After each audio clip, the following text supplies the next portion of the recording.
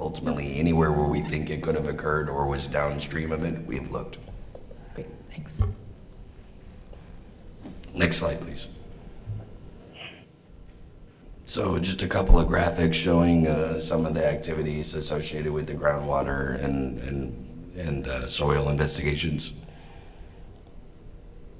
Next slide. So some of the milestones associated with the non-radiological investigation. A reminder that North Star assumed ownership of the site on January 11th. We had a 6-month deadline, which was fairly aggressive, to develop the initial investigation report, which was met with significant assistance from our state counterparts.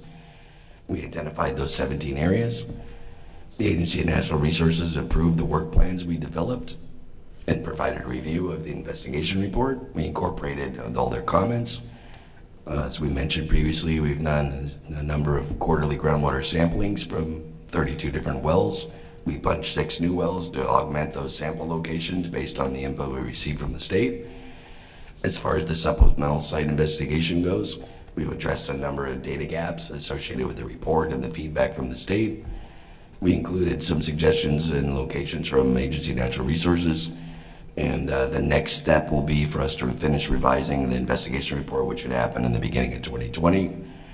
And as we talked about before, there are a couple locations where we're expecting to perform some remediation. And when I say that, that basically means digging up some of the dirt and sending it to Texas.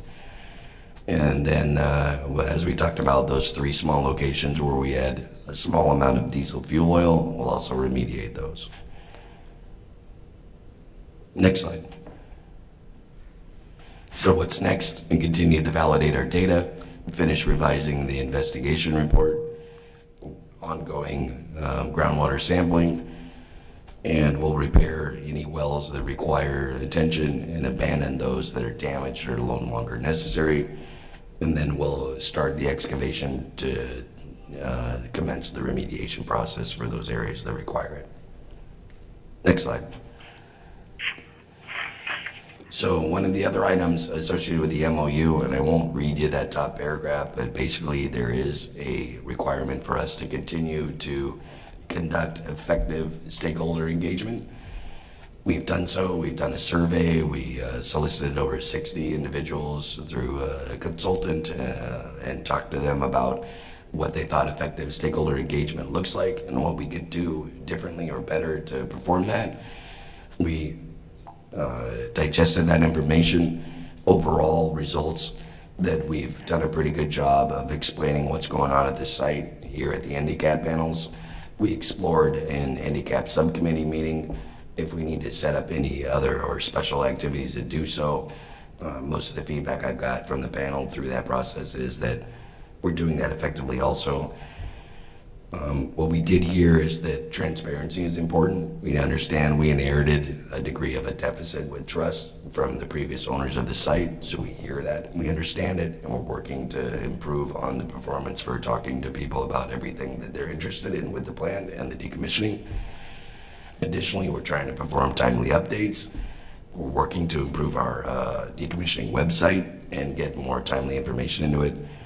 And as well, we got a little bit of feedback that there is a human element to this entire process and the impacts to the surrounding stakeholders and ourselves as well as the workers there at the site. And telling some of that part of the story might be valuable in sharing the information. So we're going to work on that going forward. A question about that. When you folks did the engagement survey, have you generated a report from that? We have an internal document that we derive this information from, but the way the survey was conducted, a lot of it was relatively confidential, and I'll say some of the folks' information they provided, they requested remain somewhat private, so a report Is there a way to do an extract or a descriptive report that doesn't require breaching somebody's confidentiality, so that a report can be made public for folks to see? That was pretty much the intent of this slide directly, June. I think a little more would be warranted, because there's some interest in the public at large as to what the company's concrete steps have been in fulfilling this obligation. If you can give me a discrete list of items that the public at large is No, interested I in, can't we do can that. address those. I cannot do that. I'm saying I would strongly urge you to do a report. We'll add that to our list of recommendations in June, and we'll consider that. But it's harder to meet that particular go-do without a little more discrete direction. But I do understand the It's not. recommendation. It's not a big deal. I don't want to hijack your process here, Josh. I apologize. I'm just saying that it's not that hard to write a report that says how many people did you contact, when did you do it, what was the survey, attach it to it, say what the top 10 findings are, etc.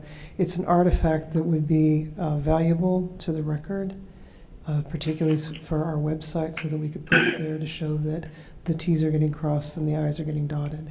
You just gave me all the information I needed, and we will definitely In put that something case, together. we communicated and had a success, so thank you. Thanks, Jude. And some more of these slides might help embellish this information a little, but we will definitely put something together. Next slide, please, Tony. So we have reached out to our cultural representatives locally from the Abenaki tribes. We've conducted a significant amount of cultural sensitivity training with all the folks who will be involved in any of the excavation work.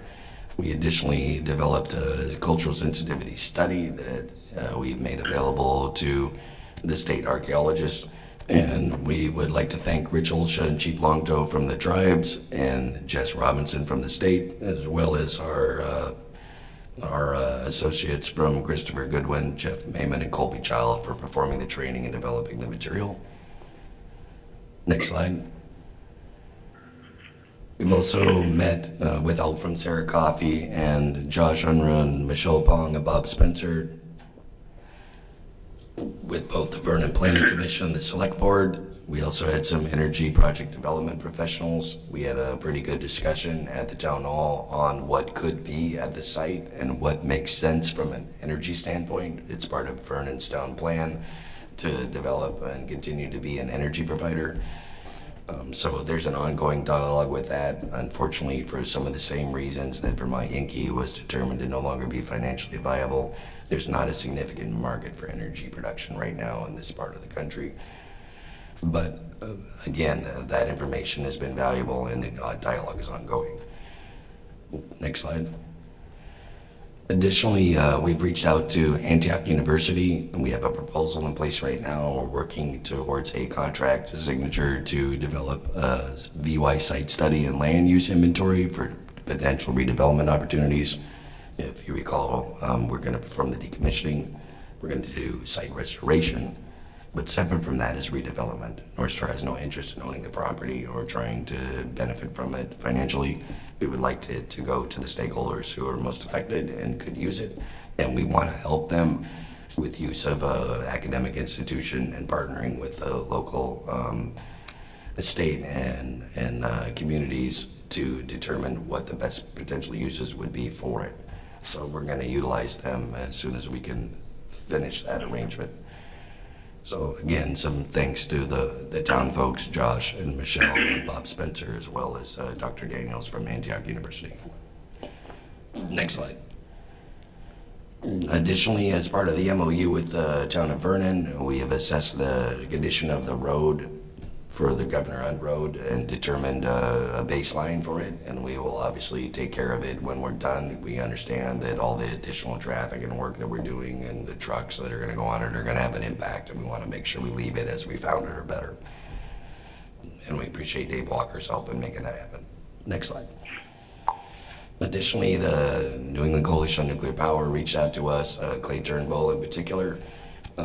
We met with Clay, as Clay's been out to this site. We did a full walk down.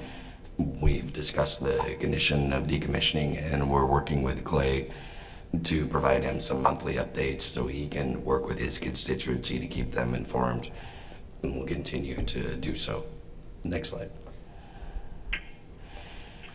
Also, another couple of touch points for stakeholder engagement. We did our annual E-Plan exercise with the states. Appreciate Tony Lachinsky's input and efforts for the state of Vermont. We also did an annual contaminated engine injured patient drill exercise. And while we don't anticipate and have not had to perform any such activity in the past, it's an important skill set that we develop with the folks at the Bratt Memorial Hospital and Rescue Inc. So we would know how to handle that collaboratively if there was an event at the site with one of the workers. Overall, both those exercises went very well. We had a couple of learnings, and we got good feedback from Tony and the state, and we've incorporated those to improve our processes. Appreciate Taylor Wellington for BMH. She's the new program lead, and obviously Drew Hazelton and his staff at Rescue Inc. have been great supporters to the community and Vermont Yankee for many years. So that's the end of our presentation. If there are any more questions, I'd be happy to answer them.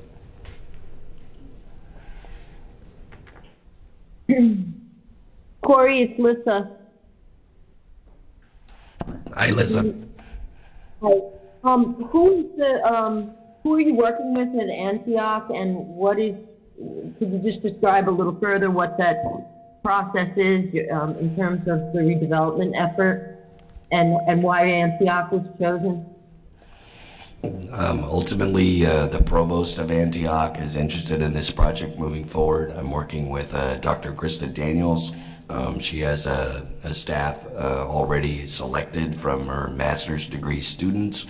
And as I mentioned, they would be doing a GIS inventory, a soils inventory, and ultimately canvassing the local area's desires and helping develop what the potential best redevelopment opportunities would be for a property such as Vermont Yankee post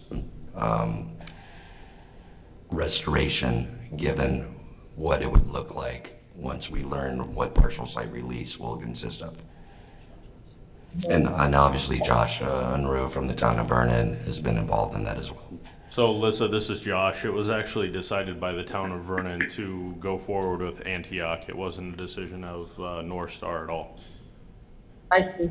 And is there a budget for that development project? Contract is currently being worked out, yes. So who pays for that?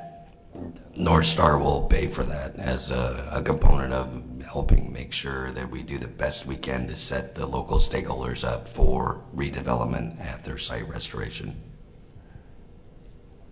Okay, yeah, I'd be interested in learning more about that as it continues to develop.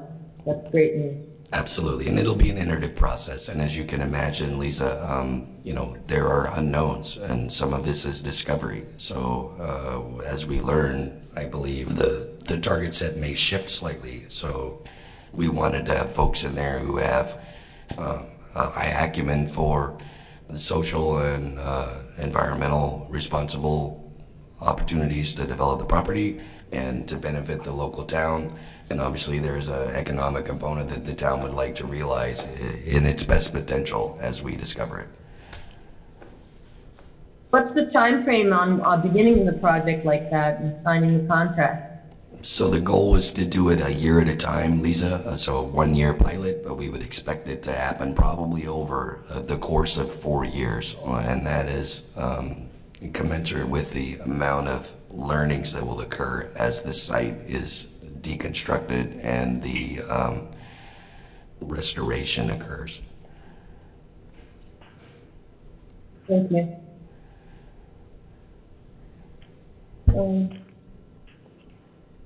If we don't have any other questions, let's move on to the agenda to the I state have- agency's updates. No, I have just a couple brief. Go ahead.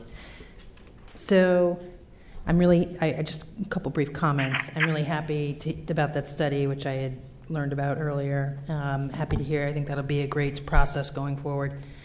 I don't want to harp or seem ungrateful to anyone working on preparing materials for the committee. I know that there was concern about sending us really large files, and I don't even need things to be printed. I'm happy to save the trees. But if it's possible, not if it's possible, Mr. Chair, it would be really helpful if these could be uploaded, if they're not going to be printed or distributed, if they could be uploaded to the site so that we are able to get a closer view. That would be really helpful going forward. Is there any problem with doing that, folks? No, I can work with Tony and we can kick those to you as soon as they're developed and approved for dissemination. Okay.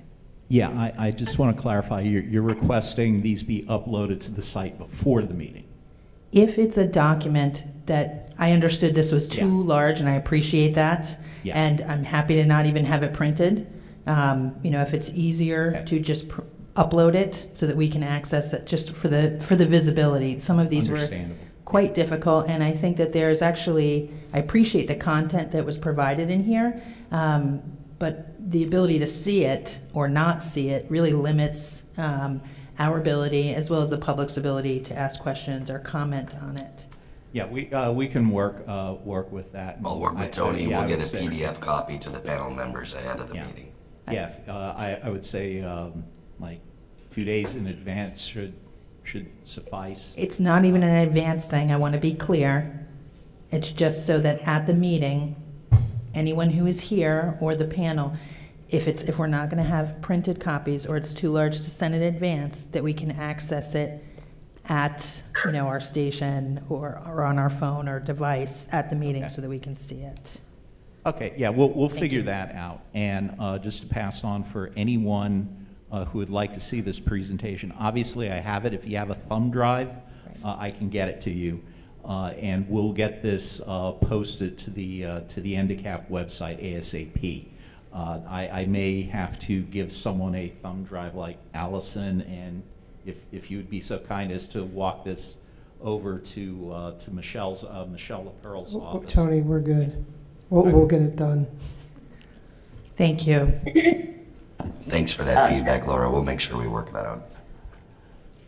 Just as someone who is participating for the first time on the phone, having those documents available for people that are unable to be there tonight would also be very helpful.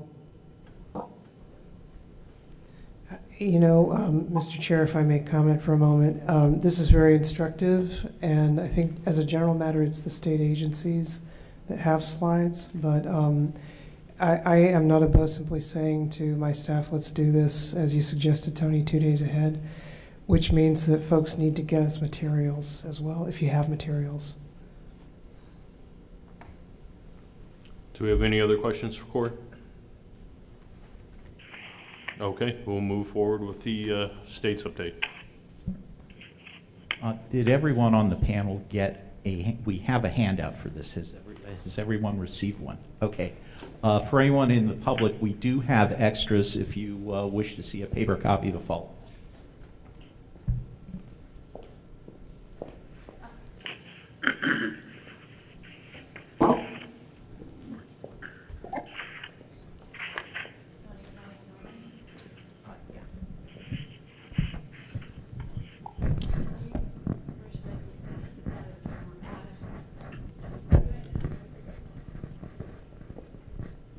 Hello. Hi. Everyone can hear me okay? My name is Allison Bates-Wanup. I am an attorney with the Department of Public Service, and I'm here to go through some slides regarding our oversight role. Tony, you can go to next slide. So for those of you who were here last time, this slide will look familiar, but for those who are new, this is a description of the department's ongoing role in the decommissioning oversight. We are charged through the MOU and our statutory responsibilities to do the financial and technical review of the decommissioning and site restoration work. So what that means is that on the financial side, we review the financial performance of the project, including the cash flows. And we have hired a consultant, the 4 Points Group, to assist us in both of these two work streams. We analyze the financial health of North Star and its corporate affiliates. We assess the viability of the MOU assurances, which I can discuss for those who may not be familiar, and when applicable, we'll monitor the use of those assurances. The technical piece is we confirm that the work performed is reasonable and consistent with the withdrawals from the Nuclear Decommissioning Trust, or NDT. And we evaluate the project to identify risks or concerns that could challenge the successful completion. So examples are delays, additional scope, flawed assumptions, or site management issues. And the employee of our consulting group that is doing this, his name is Greg Merritt. He was one of the main people on the Yankee Road decommissioning in Massachusetts. Next slide. So for our updates since the last meeting, our technical consultant, whom I just spoke about, visited the site on the 11th and the 12th. Obviously, Tony is also on the site almost every day. We are in regular contact with North Star, both as well as through calls with A&R. We reviewed North Star's monthly reporting. Under the MOU, they are obligated to give us a monthly summary of expenditures every month. And they are also obligated to give us 30-day notice for any disbursements, which means a withdrawal from the Site Restoration Trust. And so we worked with them to synchronize that reporting structure, and then we have a teleconference with them to discuss those. So we discussed that with them on November 12th. And then the department's website has now been updated to include the financial information regarding the decommissioning project. And I will show you some examples of those, of the new website on the next slide. So I realize this isn't that viewable right now, but you can see the website at the top. It's the publicservice.vermont.gov/content/Vermont-Yankee-decommissioning. And you can see the various tabs, which includes now the NDCAP tab. Next slide. Here we have the trust balances, which are, as you can see, promptly updated at the end of the month. So those are the balances for the Nuclear Decommissioning Trust and Site Restoration Trust as of November 30th, 2019. I will show these actual values on a bigger slide in a moment. Next slide.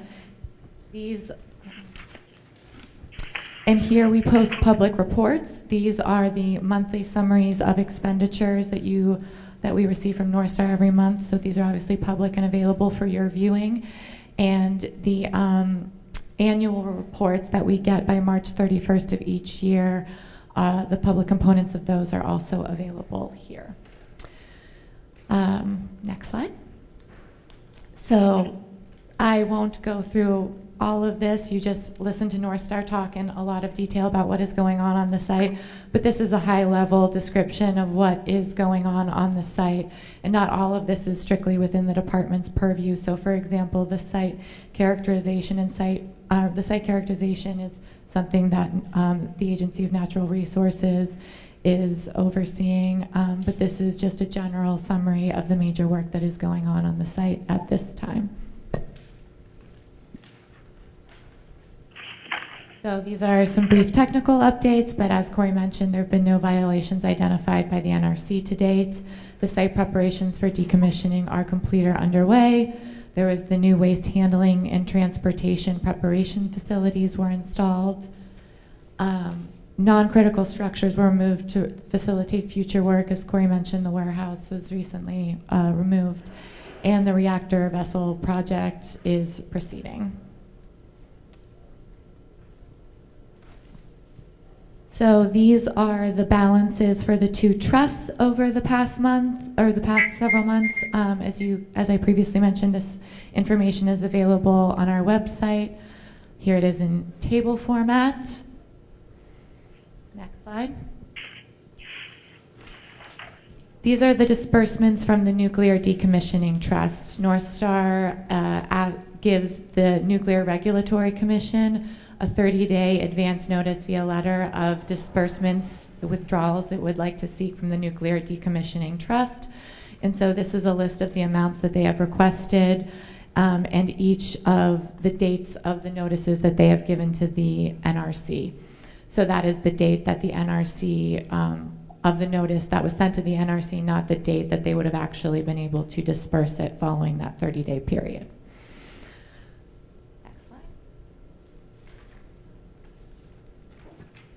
So these are disbursements from the Site Restoration Trust. Now, North Star submits to the Department of Public Service requests for disbursements from the Site Restoration Trust, and we have 30 days to submit a written objection. So you can see the amounts of those amounts requested here, and neither the NDT nor the department has objected to a requested disbursement yet. So I was told that at the last meeting there was a request for clarification regarding the difference between a nuclear decommissioning trust expenditure, NDT expenditure, and a site restoration trust or SRT expenditure. So this slide is meant to be responsive to that request. And while there's a lot of words up there, the general difference is that the NDT relates to radiological material and cleanup and decontamination, while the Site Restoration Trust relates to non-radiological decontamination and site cleanup to bring the site into standards set by both the state and the EPA, whereas the Nuclear Decommissioning Trust is the radiological work to the standards set by the NRC, the Nuclear Regulatory Commission. So examples of costs that are coming out of the NDT, as you might recall from previous slides, the NDT is about 9 to 10 times larger than the SRT. All of the reactor vessel payment, all of the rail shipments that are going out, those are all NDT expenses. In contrast, SRT is the site restoration work, which is going to be the site characterization that has been done and the sampling that has been done for non-radiological contamination. So that's the work that Haley and Aldridge is doing with this Agency of Natural Resources and its subcontractor. And here's just a preview of the events that are coming up in the next few months. Obviously, North Star has spoken about what they're doing on their end. So after one of the obligations under the MOU Section 2C is that after North Star withdraws the first $100 million from the Nuclear Decommissioning Trust, which we would anticipate would be in about the next 2 to 3 months, the total disbursements so far requested have been $8.41 million. They will make additional contributions to the escrow account of up to an additional $25 million by depositing 10% of each invoice paid into the NDT. So we will obviously be looking at that and monitoring that that is occurring. And then on or before March 31st, annual reports are due to the NRC pursuant to federal regulation, as well as reports being due to the Department of Public Service, as well as a separate report that is due to the department, as well as the Vermont Department of Health, the Agency of Natural Resources, and the Attorney General's Office under MOU Sections 2H and 2I. For a general summary of what those are under both federal and state regulation, they're kind of in general terms, the work that has been done, the work that remains to be done, the amount of money that has been spent, how much money you think you need for the amount of work that needs to be done, and how much money you still have.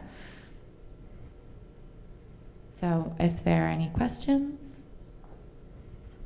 I have several questions. So, and actually I had forwarded these to the department. What happens if there are surplus funds in these accounts when this project is complete? Before we go to that, we owe you answers to those questions. Mm-hmm. And we have that letter. There's a final editorial stage that we're in. Yeah. The answers are somewhat complicated, and our purpose is to send that letter to you and to copy the folks on the panel as well. It's not mind-blowing stuff, but it's information you've asked for and you're entitled to. I just would note the time tonight, Mr. Unruh, and I'm hoping that we won't spend a lot of time on this because Ms. Wanop doesn't have the benefit of the final letter to answer those questions. So I just wanted to put that out there. So I appreciate that, and that you may not be.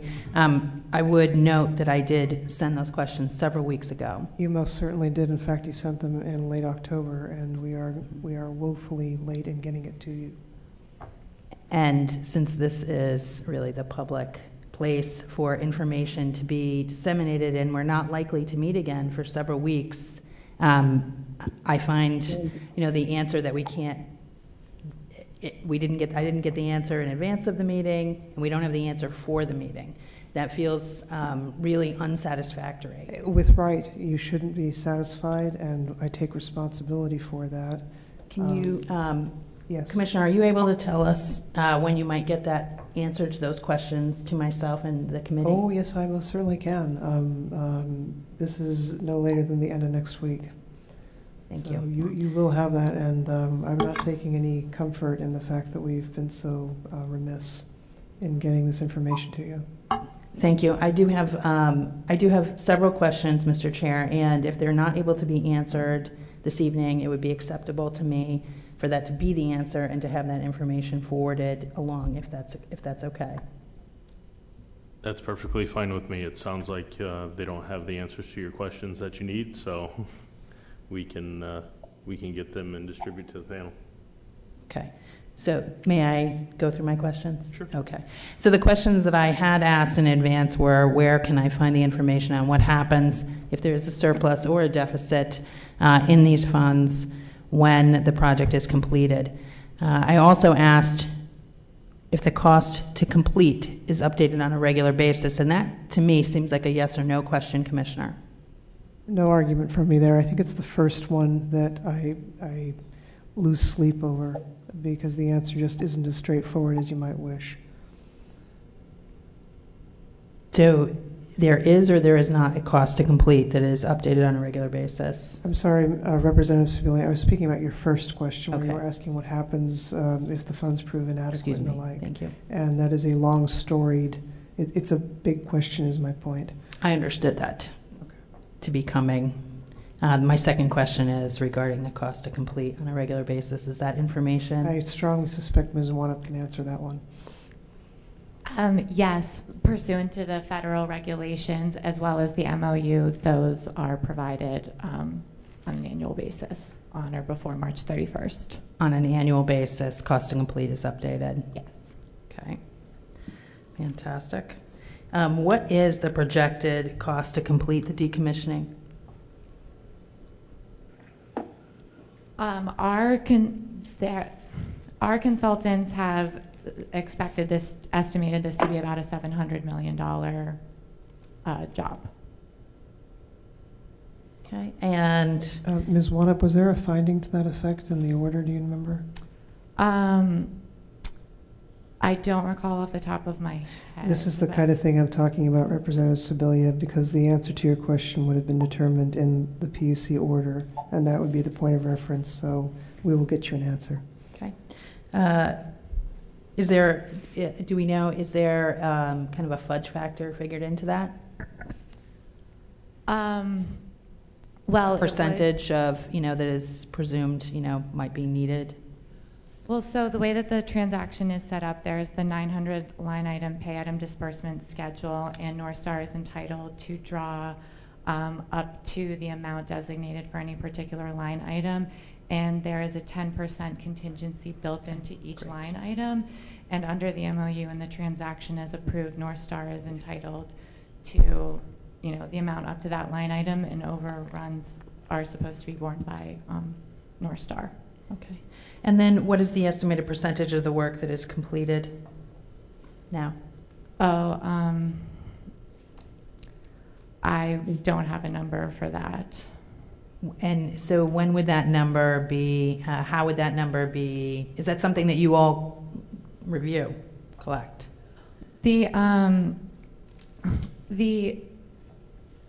If you look at the monthly summaries of expenditures that are available on the website, there are kind of estimated completions for each line item, and North Star reports information on percent complete.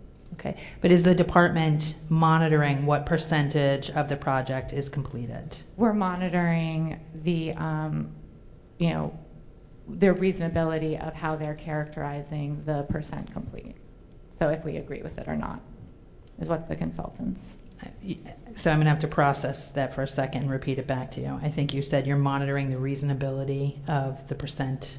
Right, if we agree with the percent complete that they are stating. Okay, and so We're monitoring, and we are monitoring the percentage, and we are checking to see whether we agree with North Star's math. So is there a way in which the department could answer the question, what percentage of the decommissioning is completed? If we can't, we'll let you know. If we can, we'll tell you what it is. I think what we need to do is go back to our experts and ask them to give us that information. Okay, great. And I think it would also just have to be characterized by work stream. So for example, the license termination work, which is the work funded from the NDT, and the subcomponents of that, you would look at each distinct work stream to see how that has progressed, because much of the site restoration work can't take place until the a lot of the license termination work is done. Okay. The final is, and it sounds like this may take up more time than is necessary. I'm really interested in kind of the financial review process that is going on at the department. I would like to hear just a high-level overview of that process, just so we can understand it. These do seem like questions that should be answerable at this meeting. This is the place where the public is able to get a kind of peek into how this process is going. So with that, thank you, Mr. Chair, for the time on these. We can't leave the public record that way. The Commissioner of the Department of Public Service will go on record as saying that she fundamentally agrees with you. There's absolutely no reason why we can't do that, and I think the panel would benefit from it. So we'll be happy to do that. Thank you. I believe your neighbor next to you has been trying to get recognized. Chris? Hey, and Allison, I think the board order also, the PUC order also requires that if North Star discovers anything that is going to either delay the decommissioning or site restoration or change the cost estimation, they're supposed to notify the state within 7 days, right? Yes, there's several provisions in the MOU that obligate North Star to notify the department, including overruns and those kind of things, yes. Okay.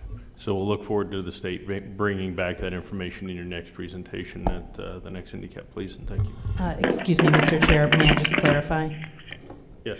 It was my understanding that we would receive that information from the department prior to the next IndyCap meeting. Correct. We will as a panel, but I want the opportunity for the public to have that same information at the next meeting as well. Thank you. May I just offer my own clarification? You will be getting an answer to the questions that you posed. That will be in letter form no later than the end of next week. A copy of that letter will go to all members of the IndyCap panel, and it will be posted on the department's website. In addition to that, as Chair Unruh just indicated, at the next meeting, I would expect an agenda item will be that the department will be giving this panel in public the overview that you asked for, Representative Sibilia, on how we are monitoring the drawdowns and the like. We will check the notes from the meeting to make sure that we are responsive to your request. And I'm sure Ms. Wanup has made note of everything I just said and will be dreaming about that tonight. Oh, I've already conferred with our consultants about when they could be available for the next IndyCap meeting. So. Excellent work. Thank you. Corey has a question. Just a point of clarification to make sure the information you provided was accurate. Earlier when you described some of the activities that are occurring at this site, you mentioned that the warehouse has already been removed. The warehouse is to be removed over the course of this winter weather event, and I just wanted to make sure that that was clarified. So right, it is the prep for the work, and correct. I thought you said before that the warehouse had since been removed. So I was in a public meeting once when someone made a comment and the information wasn't perfectly accurate, and they regretted that for a long time. So and it had to do with underground piping, and I did not want Ms. Wanup to not have that benefit of accuracy. Thank you. Okay, now we are going to open it up for public questions regarding both the North Star and the state reports. Okay, I have a question. Oh, sorry. Sorry, Mr. Chair. This is a question about process. In previous reports, we've had the Agency of Natural Resources here reporting on some of the same information that we get from North Star, which, Corey, I appreciate your level of detail, but I feel like we need to continually have the state's perspective on that. So does that fall, June, within your department, or should A&R be here and incorporated as a regular reporter at these meetings? It does not. I do not direct the A&R. However, I Had a agree with you feeling. completely, and I'm quite sure the A&R will hear about tonight's events and will take it under consideration as they ought to. Mr. Unruh, I believe you've been setting the agenda and soliciting requests from the panel members. So if nothing else, Representative Coffey, at that time, you might simply say, I'd like to hear from A&R, but I agree with you. I was surprised that we did not get something this time. So if we, Yeah. I don't know the details and the wherefore and the why, because I don't work for them, they don't work for me, but in the spirit of making sure that the public gets what it needs, I'll certainly pass the word that's where I'm on. coming from, because I feel like ma'am. that's a really important part of this process. I've Thanks. also noticed that ACCD isn't here tonight either. Can I ask a question? This is Lisa on the phone, Go ahead. directed to DPS. In your opinion, is it a problem, is part of the problem of not being able to potentially address some of these questions in maybe a more timely fashion have to do with the fact that the work is not, you don't have a budget to work from? Oh, We talked yeah. about the need for financial compensation and Thank you for that question, and I really appreciate it coming from you, because I know we've been at pains over the last couple of years to draw a bead on what exactly the available resources are for this panel, but that is not the case here. I have copped to this already, and I will do so again, and I will do it however long I have to in order to give the panel and the public satisfaction that the Department of Public Service does not feel it has distinguished itself in its timeliness in responding to Representative Sebella's queries. It is simply something that fell through the cracks. I am very sorry for that. It is not a reflection of inadequate funding. Okay, thank you. Anyone else on the panel have any questions? Seeing none, we will open up questions for the public on both the North Star and the state reports. And seeing none, we will open up. Oh, come on up to the microphone, please. And please give your name. Good evening. John Tuthill from Ackworth, New Hampshire. My question relates to the volumes and the disposition of construction and demolition debris from the removal of the cooling towers, also volumes and disposition of the asbestos that was mentioned this evening in North Star's presentation. I'd like to know whether the state is tracking that and whether that information is publicly available. Thank you.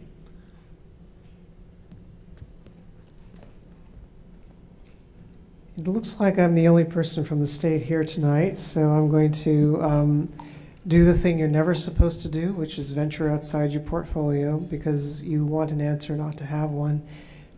The meetings here are recorded, and what I will do is take your question back and make sure that the Agency of Natural Resources hears the question, and they'll be able to get you an answer. And if you will leave us contact information, we will get you that answer. June, additionally to augment that, we do track that information, and while we did not present or prepare that in the detail we provided tonight, it is something that we can help develop.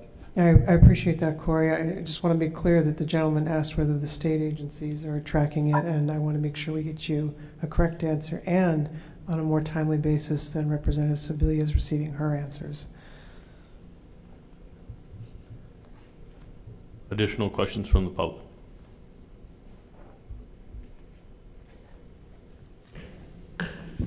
Hi, thank you. I'm Skylar Gould from Brattleboro. Corey, you talked about this machine that goes over every square foot of the site and measuring the possibilities of radiological contamination. In the course of excavating the site, is this machine constantly busy, going back over areas that are um, you know, being excavated to possibly revealing more radiation. If I understand your question, you're asking if that is a constant process and that machine is operating all the time and it will Well- reassess the locations on the site that are excavated.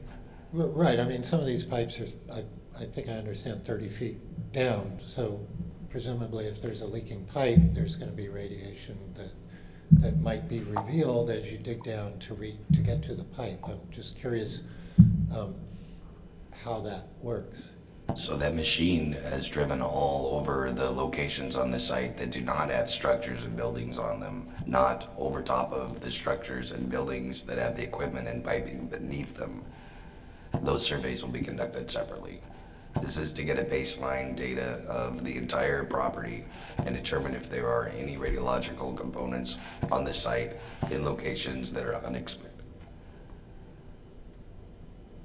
So the parking lot areas, the fields, the grass, all the locations on the site that we could drive the equipment, which is highly versatile, has been covered by that machine. But all the locations that have equipment below grade, not every single location has been surveyed to the extent you're describing. Is this information available to the public? The data that's produced by these surveys? Just with the information that we provided tonight, that's not, I mean, we're not going to make 1,300,000 data points of reference available to the public. That would not be feasible. It's available to the state, presumably.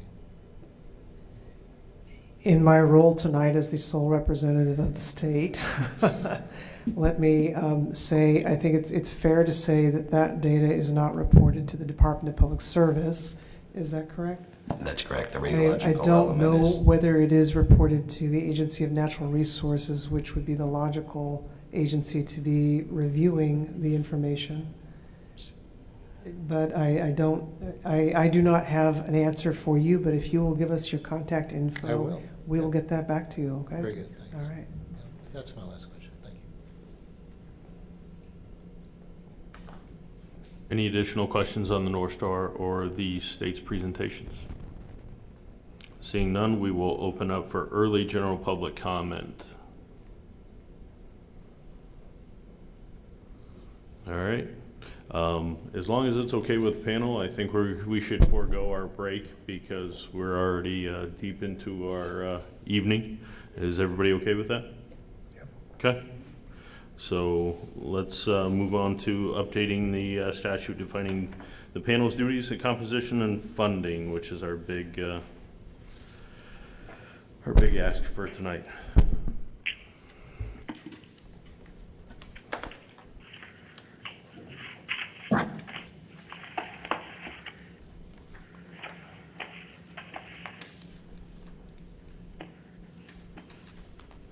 So we have a copy, you should have received a copy when you sat down that has some revisions made to it. A possibility of what we can change, what we can do. This panel asked that the Issues Committee take up some of the questions that were had at the last meeting, specifically the composition of the panel, adding additional Vernon representation, the funding of the panel, and I believe that was it. Was there one other item, Tony? I think that those are...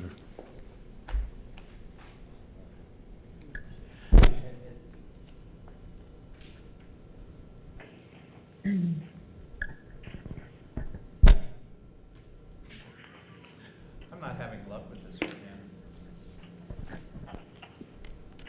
So I guess the only other thing was general panel duties that we Yes. discussed as well. Yes. Oh, there you go.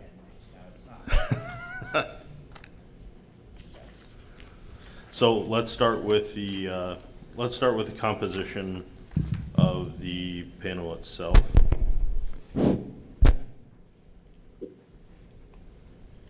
And the Issues Committee brought forth those questions as far as adding an additional Vernon representative to the panel. Essentially removing an IBAW current panel member, as the IBAW is no longer in existence on the site. So it doesn't really make sense to have those folks there. We also considered removing a state position. The Issues Committee had decided to leave that. They felt, as the panel felt, that that was an important position to stay on. So I guess for this particular question, is the panel looking to utilize the current IBAW spot for an additional Vernon representative? Mr. Chair, can you orient us to are you operating off of this? I am not. I'm operating off of the Issues Committee meeting that I attended. Should we review those minutes? Yep. Okay. They are in your packet. Yep.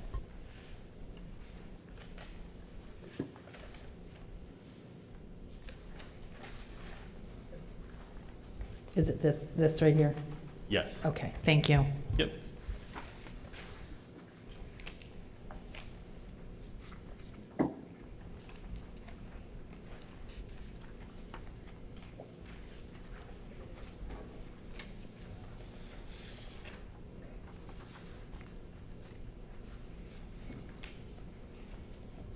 I'm sorry, can I just make sure that I'm clear? It's labeled potential Vermont handicap changes identified at July 2019 Issues Committee meeting? Correct. Thank you.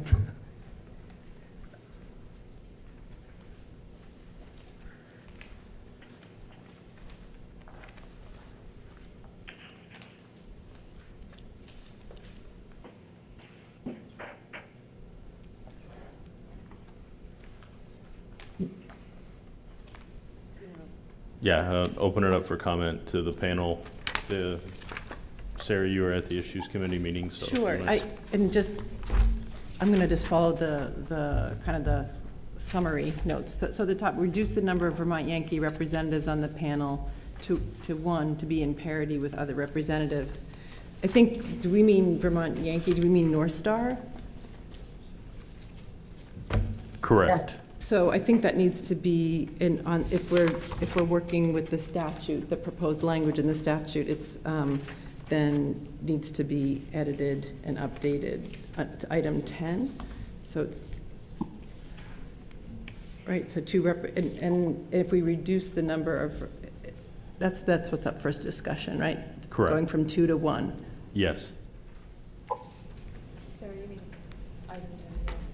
Yeah, so if we're working in the statute, so it's under the composition, and then it's where the Vermont Yankee representation, we're in agreement that Vermont Yankee is to be changed to North Star? Yes. Great, because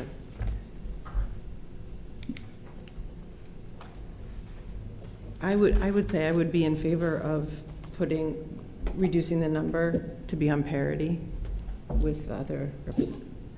Do we need some discussion about that? Sure, we can open it up for discussion. Can we just clarify that parity is 1? Yes.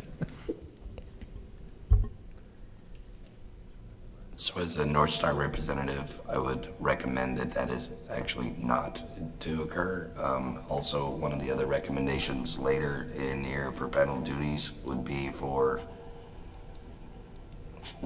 North Star to be one of the members that the panel provides recommendation or direction to, and to reduce the number to improve parity, and then change the panel charter to provide direction to North Star as the entity performing the decommissioning.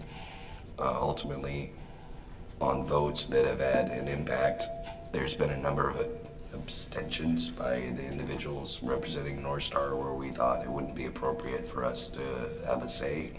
I don't believe that parity, dropping us down to 1, would improve any aspect of the representation that we provide. Does anyone from the Issues Committee want to speak to this, why this is put forward, or discuss? Go ahead. Okay. It was just brought up by the panel, so it was asked that, we discuss it at the issues committee meeting. All of these specific bullet points were, talking points that the panel gave us to bring to the issues committee. If I'm recalling, and Sarah, please correct me if I'm wrong, the only change that the issues committee wanted to bring forth to this panel was to eliminate the IBAW position and make that a Vernon representative. That was the only composition change that the issues committee came forward with. And remember, I was 10 minutes late. I think you guys had covered this a little bit before I got there. So, Tony, that's your recollection? yeah. I guess, can I just comment though, because this was brought up in July as well with, so it wasn't just, and I think Chris might have been involved with that. So do you want to comment on it, Chris? Yeah, back at the July Issues Committee, I mean, it was an idea that I had brought up to the Issues Committee. I never understood exactly why there were, from the inception of Indicap, why there were 2 reps from the plant. It just seemed like parity with everyone, with all the other institutions represented, that 1 would be okay. I get what Corey's saying, that having two doesn't seem to have changed the dynamic, but similarly, I'm not sure that just having 1 won't change the dynamic either.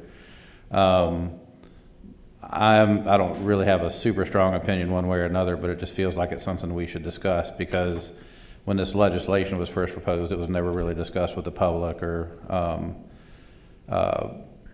it was that legislation was jammed, was run through pretty quick. So I just felt like it would be worth bringing that issue up to the current composition of the panel, and to the public, and just also reflecting where we are now in the process. So to me, it's more important as a discussion item and for us all to have agreement, now that we've actually have a chance to kind of revisit the rationale behind all the appointments. If I may, I would additionally add to the conversation to help round out the discussion that having 2 members from North Star, one who's a site representative, regularly embedded in the operations and the activities at the site, and additionally an executive level leadership member from North Star, provides a balance and opportunity for us to have both decision making and real-time information on the panel. So direction from North Star is commensurate from both levels of those areas.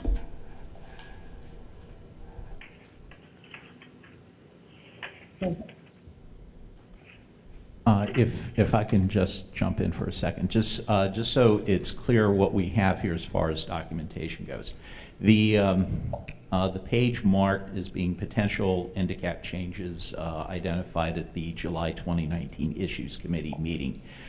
This is an extract that I made from the meeting notes from that meeting. These were all the ideas that were simply brainstormed.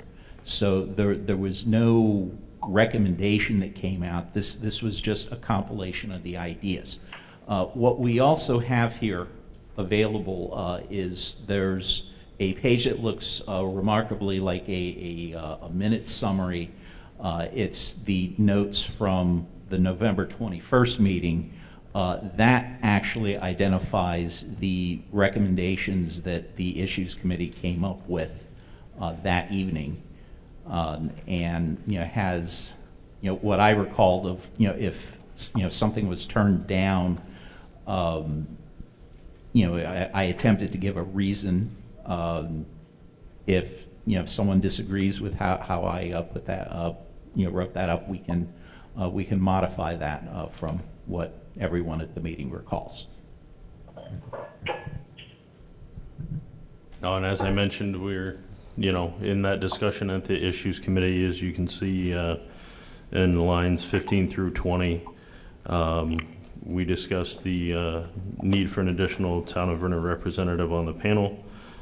Panel members present agreed, and it was reasonable to recommend adding 1 additional panel. The representatives from IBEW can be eliminated to make room for this. Then Alyssa expressed some concern about eliminating the IBEW. You guys can read this stuff for yourself.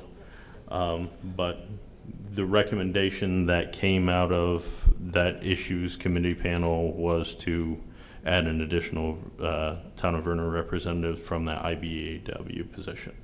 So I leave you with that. This is just from, I don't really see any reason to eliminate. I think if Corey feels that it's useful to have two perspectives from North Star on the panel, I would tend to agree with his perspective. I don't really see any reason to eliminate. I don't think it does anything to change the dynamic in any way in favor of North Star having two representatives. And I, for one, would rather have more representation from the people who are in charge of dismantling the plant than less. I would agree with that, actually, because, so can we maybe move on to the Vernon representation question? Because one of the things that we didn't, Mr. Chair, talk about was how the process of that. In the statute, it indicates who nominates that or who determines that. And many of if it's an agency representative. And then there are appointees from the state. So I think that's worth discussing. I'm still on the past one. Oh, okay. Sorry, Laura. Is that okay? Yes, go ahead.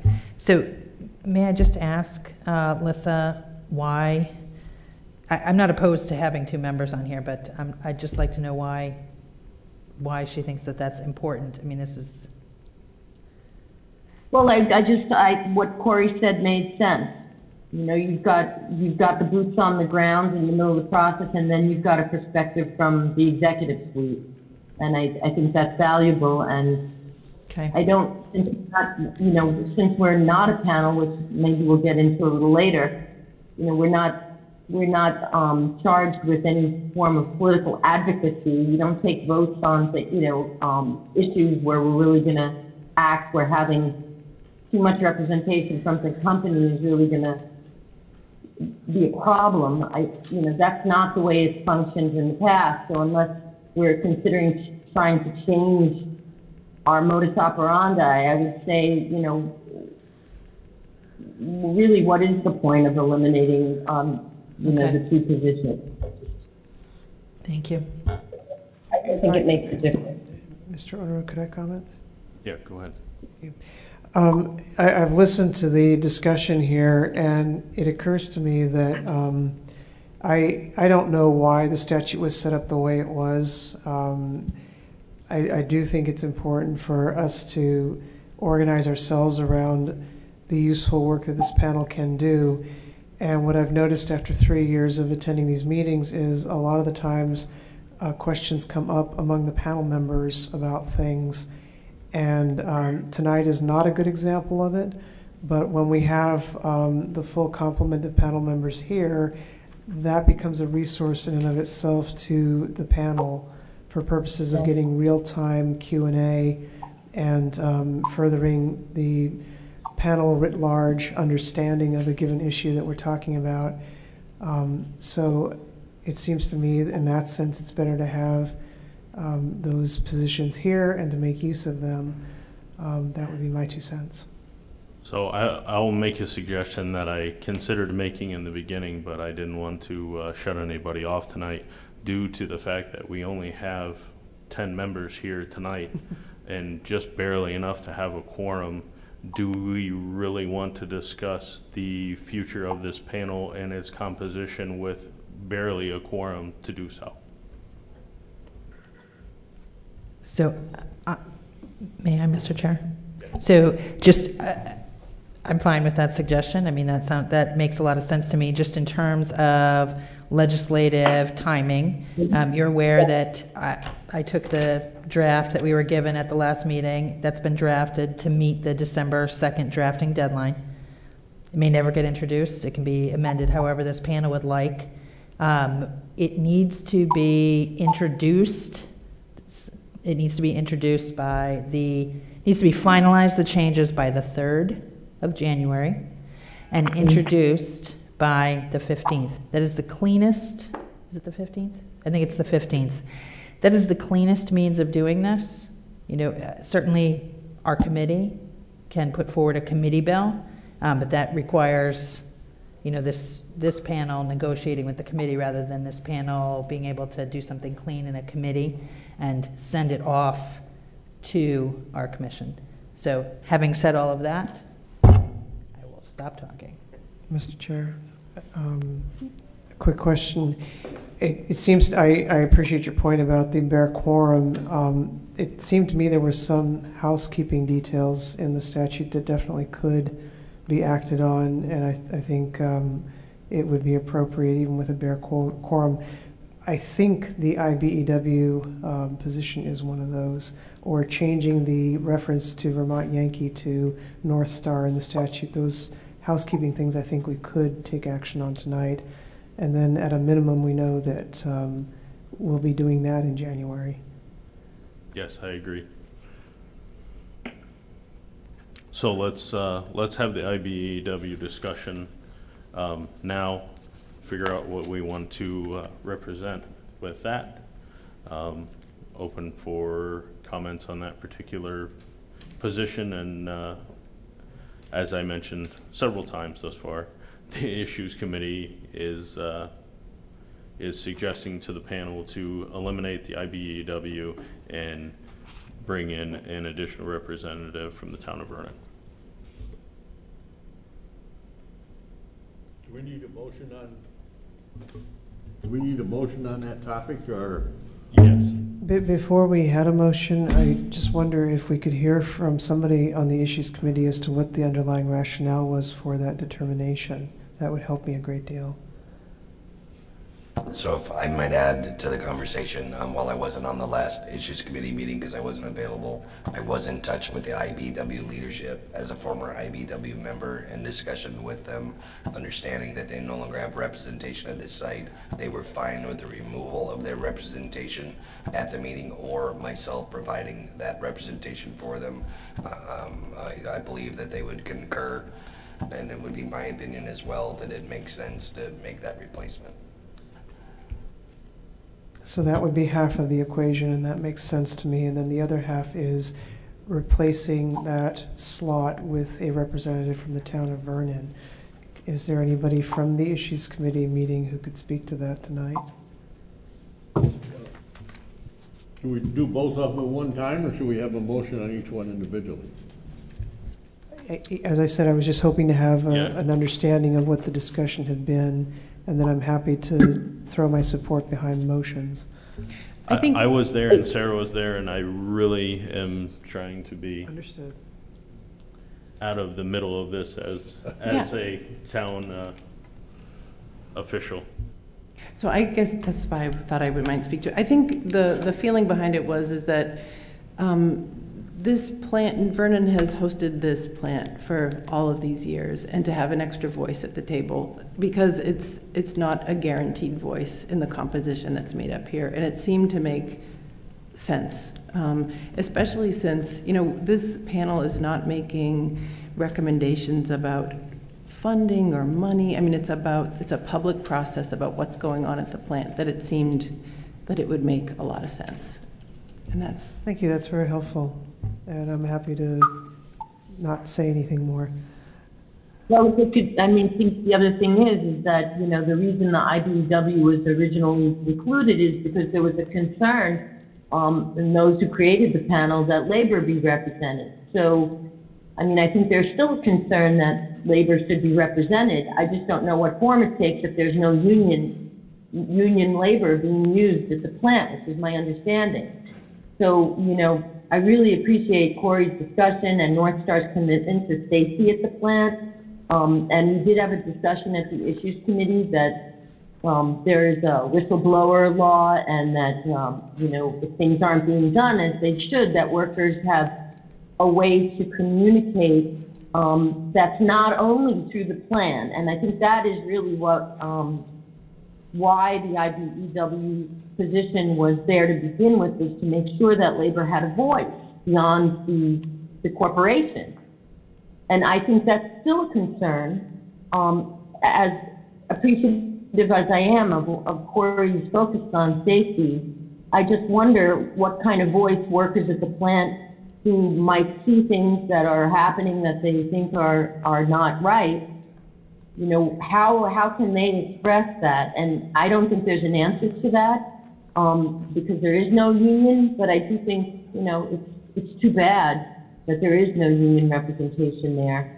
And it's not really that the IBEW position be eliminated and Vernon get an extra seat. It could also be the North Star gets one seat and that other seat goes to a Vernon representative. But the way it looks right now, there is no voice of labor to be present. So I have no objection, therefore, to the IBEW position going to a Town of Vernon member.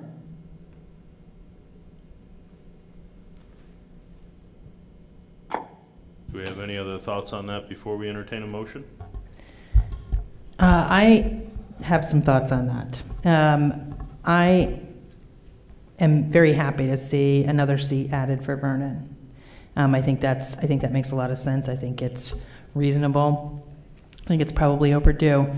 I am concerned about the possibility, though, of having kind of a Vernon block constructed on this board at this point, because I think that there are other, Vernon is the host of all that remains there, but there are other issues at play with regard to, and I'm kind of talking this through myself here. You know, we have the decommissioning fund, we have other communities that are going past us or behind us, and so I just, you know, that is my, I'm cognizant of that and thinking about what would happen in that case, and if we did have that occur, would that still be in the best interest of the overall decommissioning for both the town and the state? We have a number of state agencies, but they are not able to vote, and federal policy. So, May I speak to something, Mr. ex officios. No, right now, ex officio would mean that we're here because we're in office. Yeah. But we do have votes on the panel. Okay. I appreciate what you're saying, though, and here are the thoughts I would offer. I am prepared to say that it's overdue for Vernon to have that seat. Absolutely. And while how a block takes shape may be of concern to some folks, I'm content to leave that for a time and place if that were to develop. To your point about other issues, you're absolutely right. And I think that the composition of the panel as it presently exists accounts for that. As you're aware, my agency, for instance, has a heightened obligation when it comes to the decommissioning trusts and monitoring its expenditures, and more importantly, making sure that the decommissioning process for the plant, that the burden of that be borne as directed by statute, which is that the ratepayers be the ones who bear that cost, not the taxpayer at large. So in that sense, it's a statewide interest and not one that's specific to Vernon. That's just one example of how other issues, as you put it, are in play as well. And I do think those are adequately represented and have been over the past several years on NDCAF. What perhaps has been not front and center, and by front and center I don't mean controlling, just prominent, is the town of Vernon, the host. And so I think we can at least make a pitch to the legislature with your help and Representative Coffey and Senator McDonald to persuade the legislature to that effect. At least I'm hopeful of that, and so I would support giving that seat to Vernon. Go ahead, Chris. I don't, just from my perspective, I think ideally, if I'm going to address three different things. Ideally, I think, if there was some kind of actual kind of organized labor representation, it'd be good to still have that, but we don't have that. And in fact, you've got contractors working for North Star. And so even when we talk about labor, who's labor, and like what are the contract provisions between the contractors and North Star? You have to get into those disclosure agreements and everything else. So I don't think the IBEW representation, it's not, as a matter of principle, I would like to see labor represented, but I'm just not sure how that happens.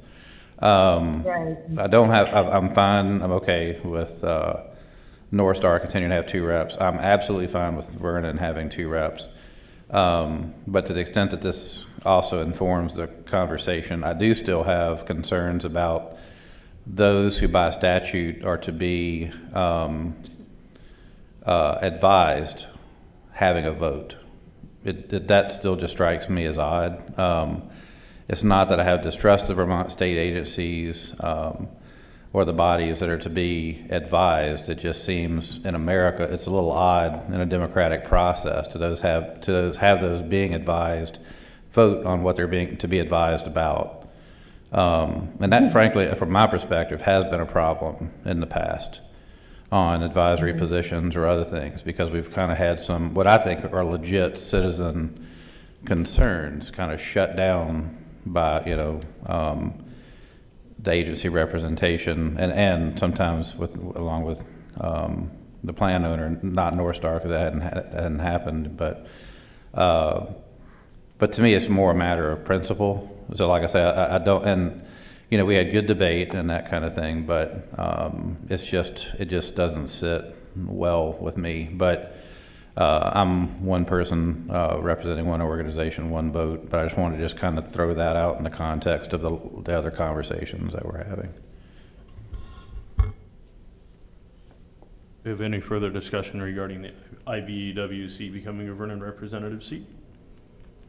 Can I ask one question? Sure. So there is no specific citizen representative from Vernon on the panel right now, is that correct?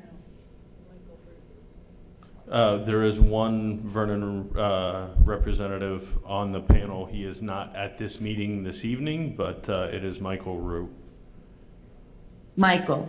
Correct. So, but in fact, there are several people on the panel that are from Vernon, right? There's 2.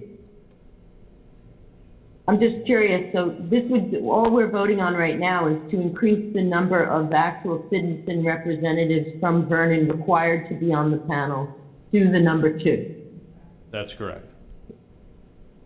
I would like to make a motion to increase Vernon's representation on the panel to 2 citizen representatives then. I would second that motion.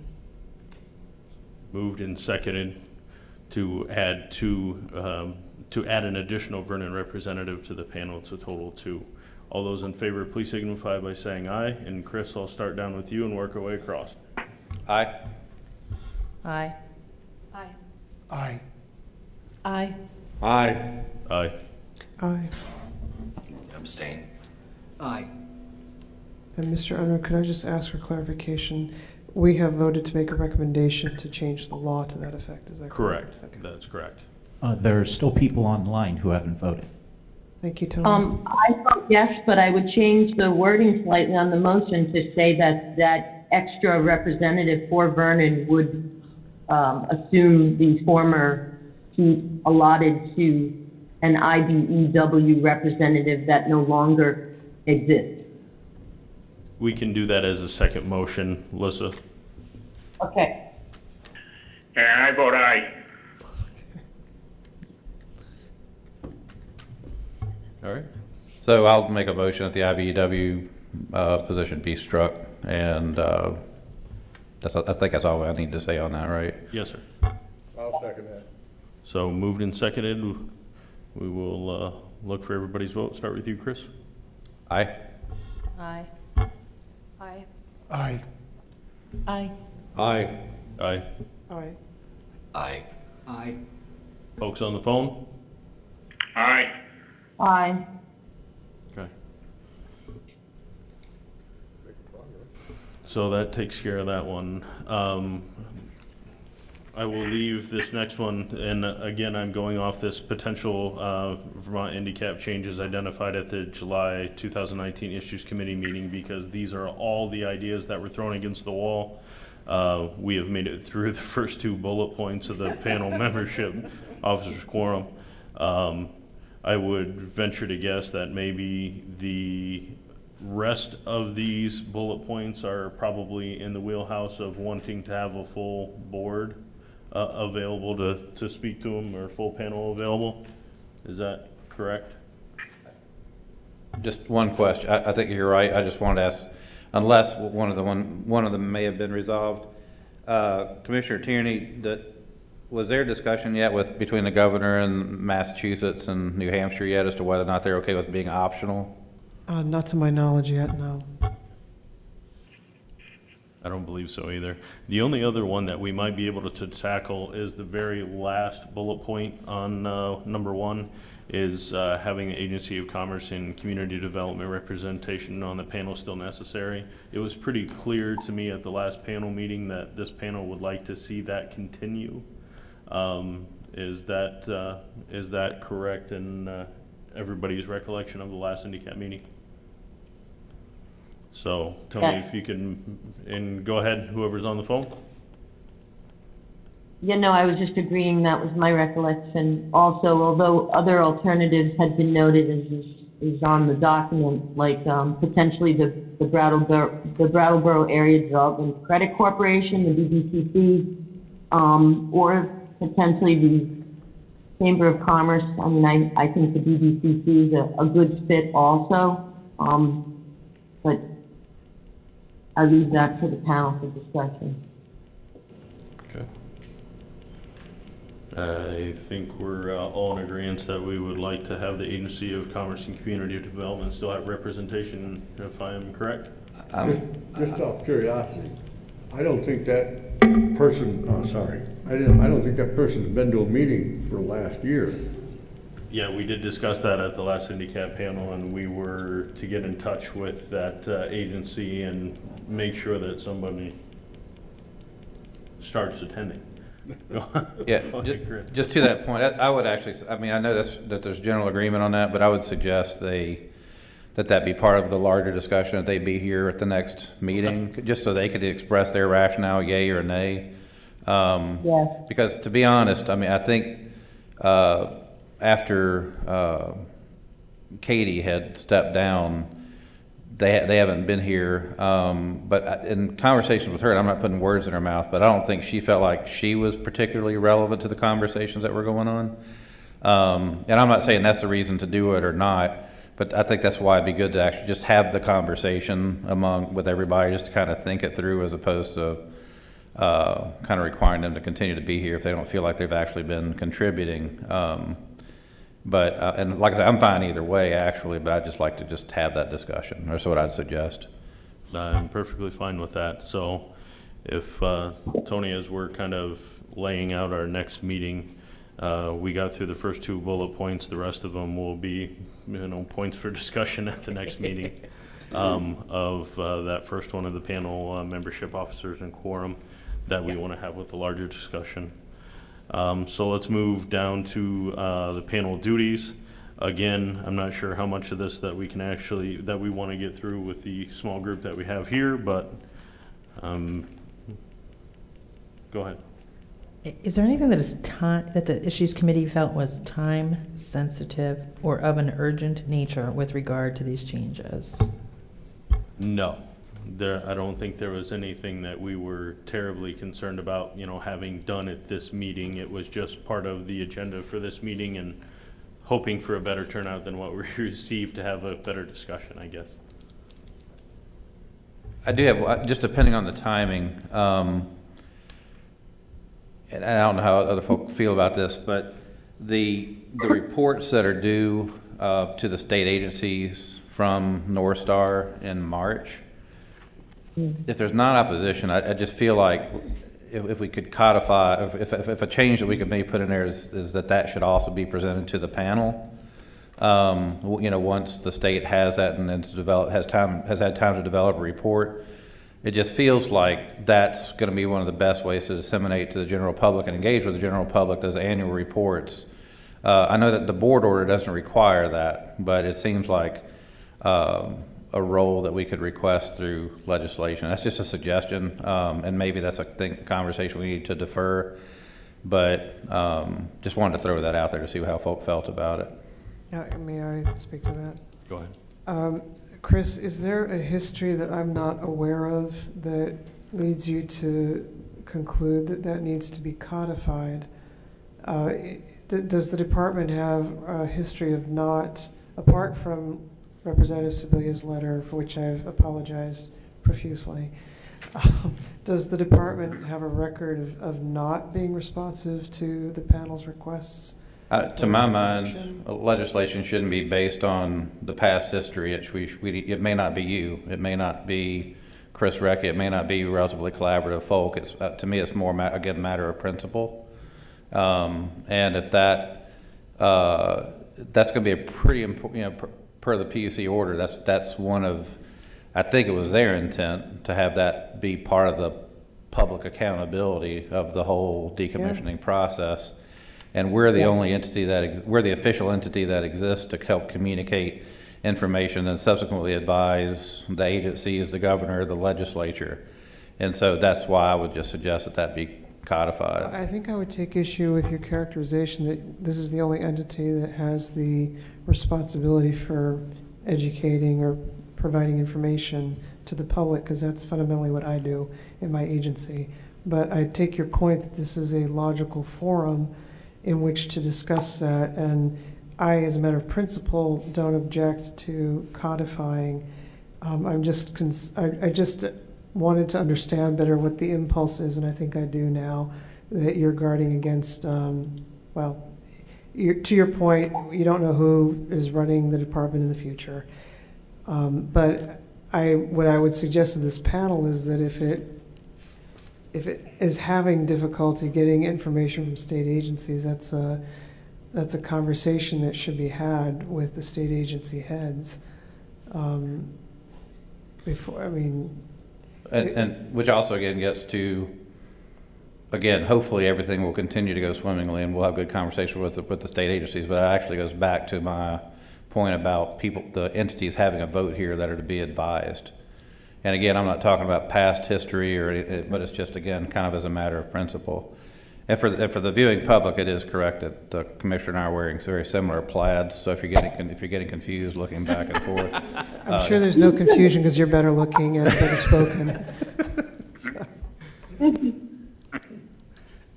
I second Chris's concern and recommendation that the annual report that it be codified, that's something that the panel does consider on an annual basis. I fully and firmly agree with his assessment that you can't just take for granted that it's going to come because everyone's friendly now.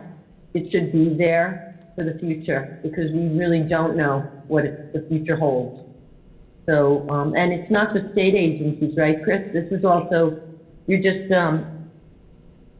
also the North Star and the March 31st report that's due each year. And well, so Alyssa, sorry, Mr. Chair, if I can respond to that. And Commissioner or Allison, correct me if I'm wrong, but if North Star doesn't abide by that deadline, then that's a matter for the Public Utility Commission to take up. Well, to be honest with you, I think that's some of where my questions are coming from, because sometimes the impression I have in working with this panel is that there's not a very high awareness of the degree to which the state agencies are involved in executing on the MOU and in that whole regulatory overlay with the PUC.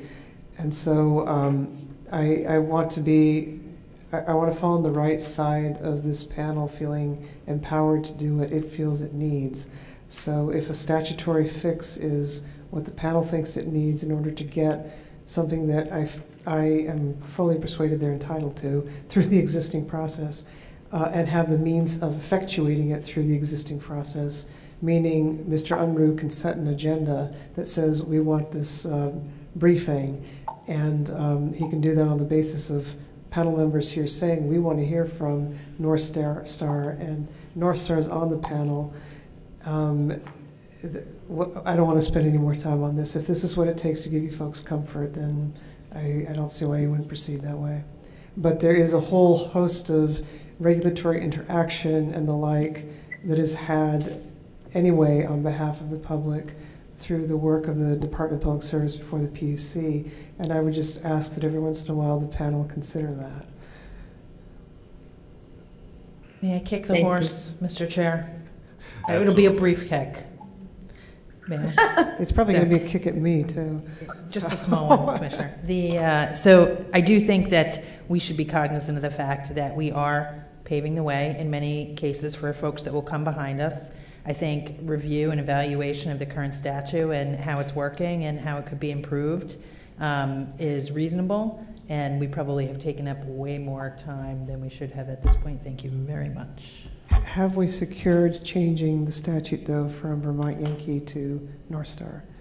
I'm actually getting there. So Okay. what I want to do at this point is the things that we can easily do tonight without having, you know, a full panel here, is if you flip to the back of that sheet, the potential Vermont handicap changes identified at the Issues Committee meeting is the miscellaneous additional ideas, such as, you know, no longer using Vermont Yankee Nuclear Power Station or VYNPS, since it's no longer, you know, that, and changing that name to North Star. I believe that's something that we can proceed with tonight, so I will entertain a motion to that effect, please.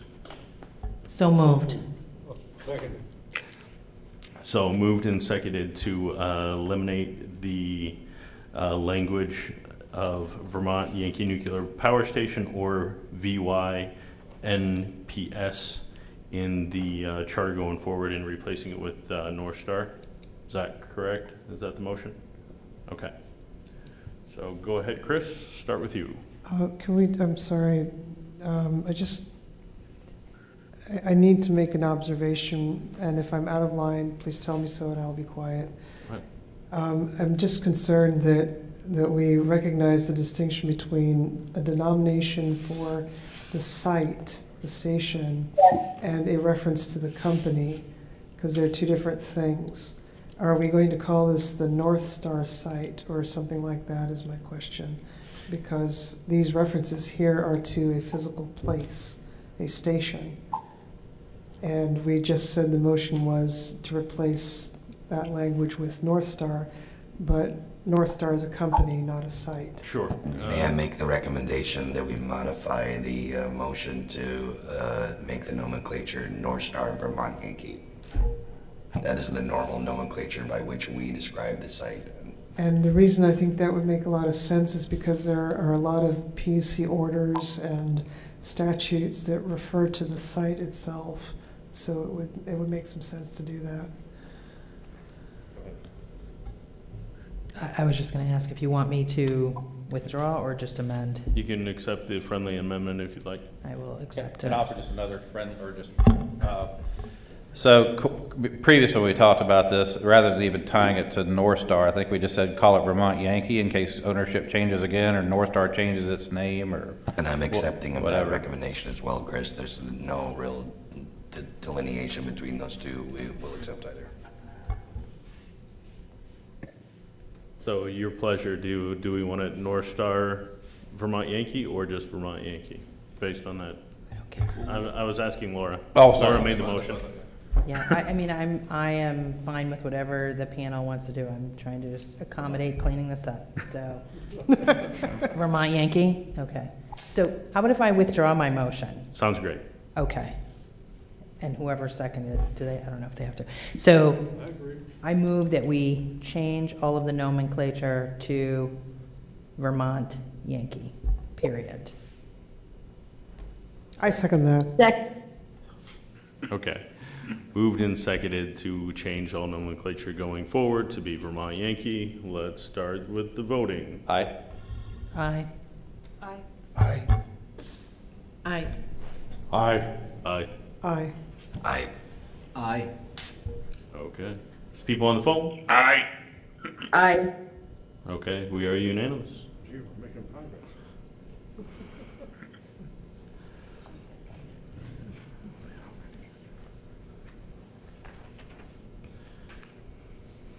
So the next piece of the miscellaneous is panel meeting agenda should include multiple times throughout the meeting for general public comments to accommodate attendees who are unable to stay to the end of the 3-hour meeting. We're doing that currently, so I don't think we really need a motion or a change to the legislation in that, because it's our agenda to do with what we want, and we are trying to accommodate in that respect. So if everybody's happy with that. Is there anything else on this list that the panel would like to address or think that we can address tonight? I don't think there is, but tell me if I'm wrong. Just one, it's not on the list, excuse me, it's not on the list, but it is in this markup to change the frequency of the meetings of where, Yep, from 4 to 3. from 4 to 3. I'd like to change it to 1. Meet a minimum of once a year, and we can schedule more meetings as we feel are necessary. Okay, we'll open it up for discussion. I am not comfortable with that. I would like to see at least 2 and preferably 3. Yeah, it's probably a conversation for the larger panel, just my opinion, for what it's worth. Yeah, I believe that is the case as well. Just a thought. Yep. Go ahead, sir. Was the other issue about funding? That was the thing, one of the, That, I would think that would be a larger committee panel meeting as well as the funding. that's fine, that side. was just one of the So, top issues. Yes, that was one of the issues as well from the issues committee.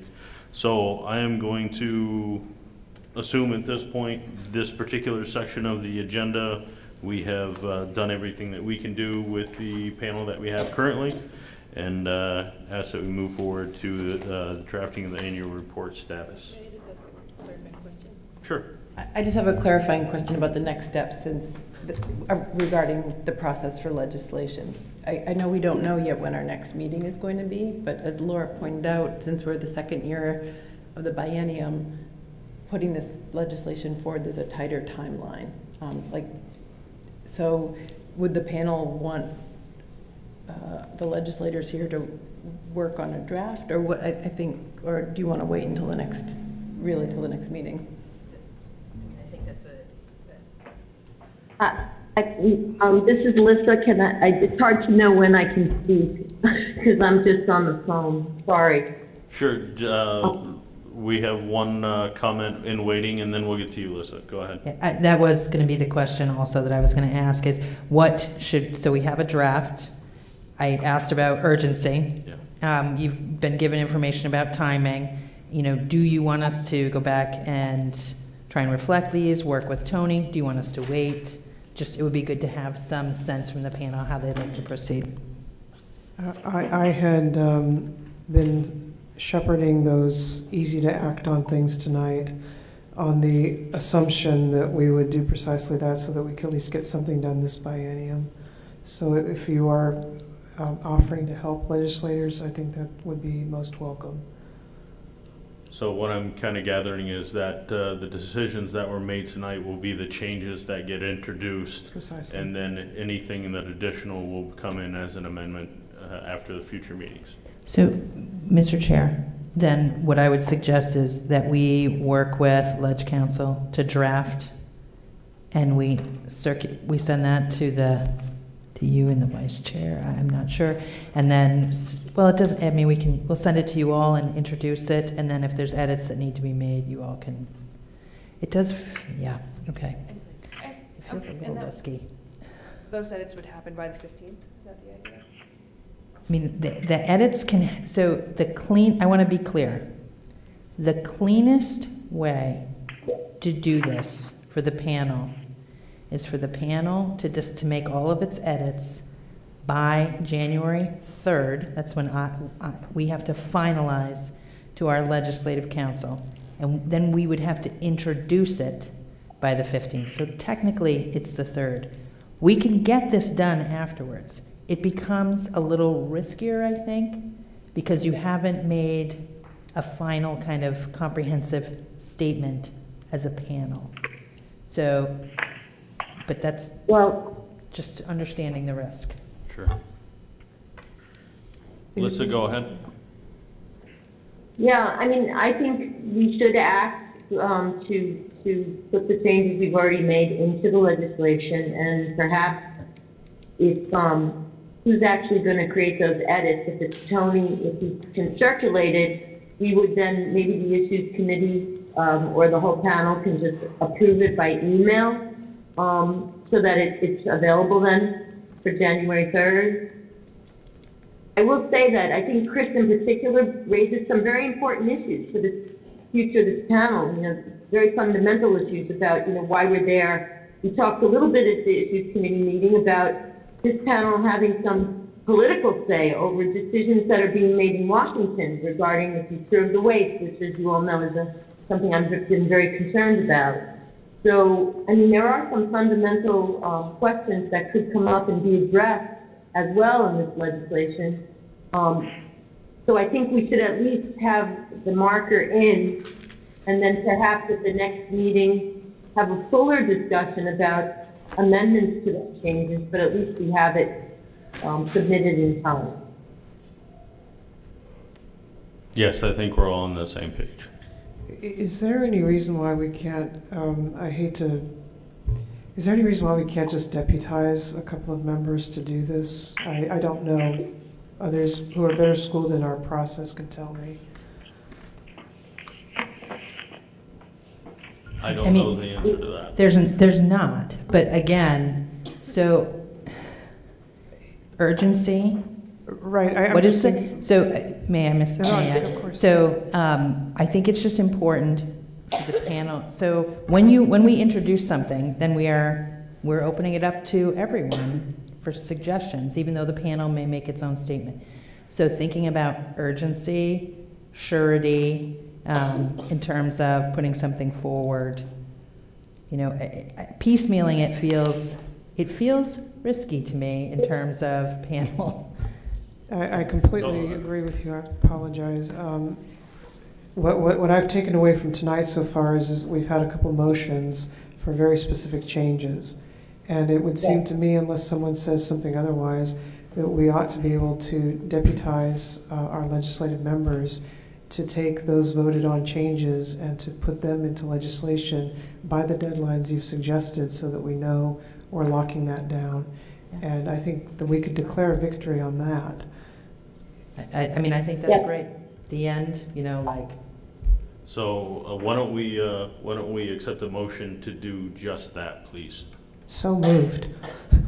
Second? So moved and seconded to deputize our legislative members to. That would be specifically Representative Civilian, Representative Coffee. Yes. Yep. Representative Civilian, Representative Coffee to the changes that were made tonight to the legislation to bring those forth by deadline. All those in favor, let's start with Chris. Aye. Aye. I guess I should vote. Abstain. Aye. Aye. Aye. Aye.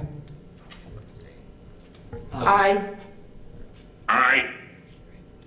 You got two ayes on the phone. I missed, I know Corey abstained. David, I did not hear what you said. You said aye. Okay. So we have, I just want to verify, we have 2 abstentions. Is that correct? Laura, I believe you abstained? No. Oh, it was Emily. Emily and Corey abstain. Thank you. Okay, so I think that we have a direction for our annual report. Scheduling the 2020 panel meetings. Mr. Chair? Yes, Chris. I was going to make a motion to accept the proposed outline, and then if it's seconded, to go into discussion, but I thought that might help streamline the process. Sure.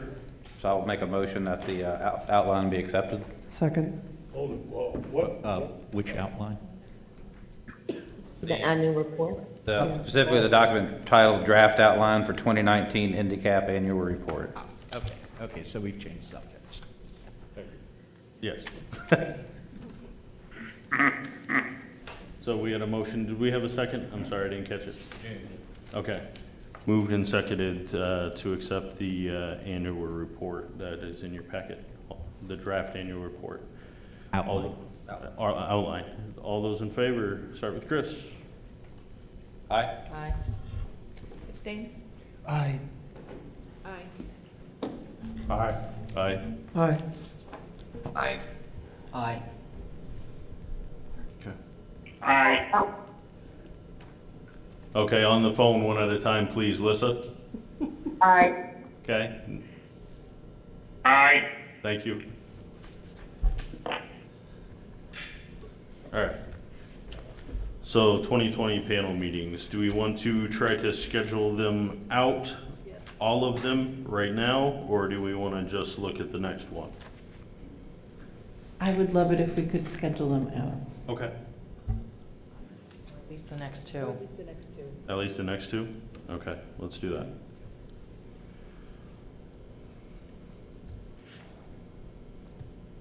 I wanted to just throw out a suggestion, and maybe the second one first, which would be, part of this is asking a question. So again, what had been kicked around last year and what I kicked around again tonight was the notion of when the report comes to the state, that to get processed and then be brought here. What kind of timing makes sense as far as bringing that to the panel?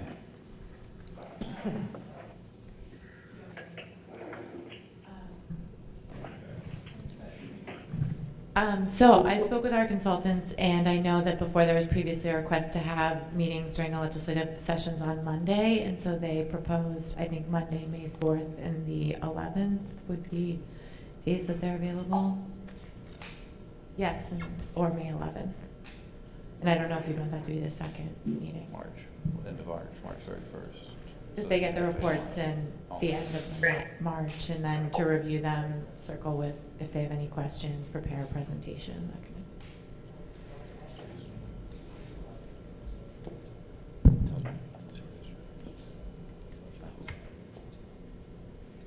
So we're looking at May calendar, if I'm That's the second. understanding what we said we're starting with the second. Well, I would just suggest that to just inform at least the first two. I was just saying, if we think about the one that we probably absolutely know we want to have on that basis.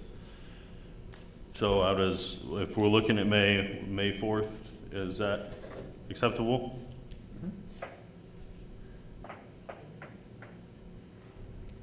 That sounds good to me. Okay. So we'll lock that one in for May 4th.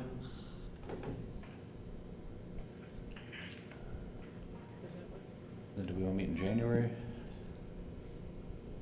When is the annual report due? March 31st. Oh, the annual report? Is it by January something?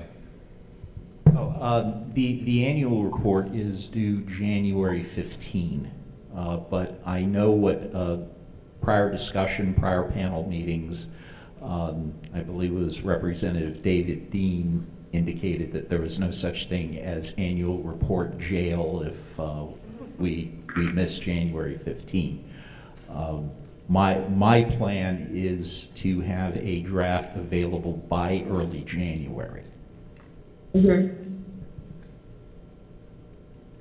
So is there any value to us meeting it before May for that purpose, or is that something that the committee can convene or deputize? I know that's your bailiwick, Tony, but in the past we've had discussions about the annual report. I'm not saying that I think we should have a meeting, I'm just wondering out loud if that impacts us anyway.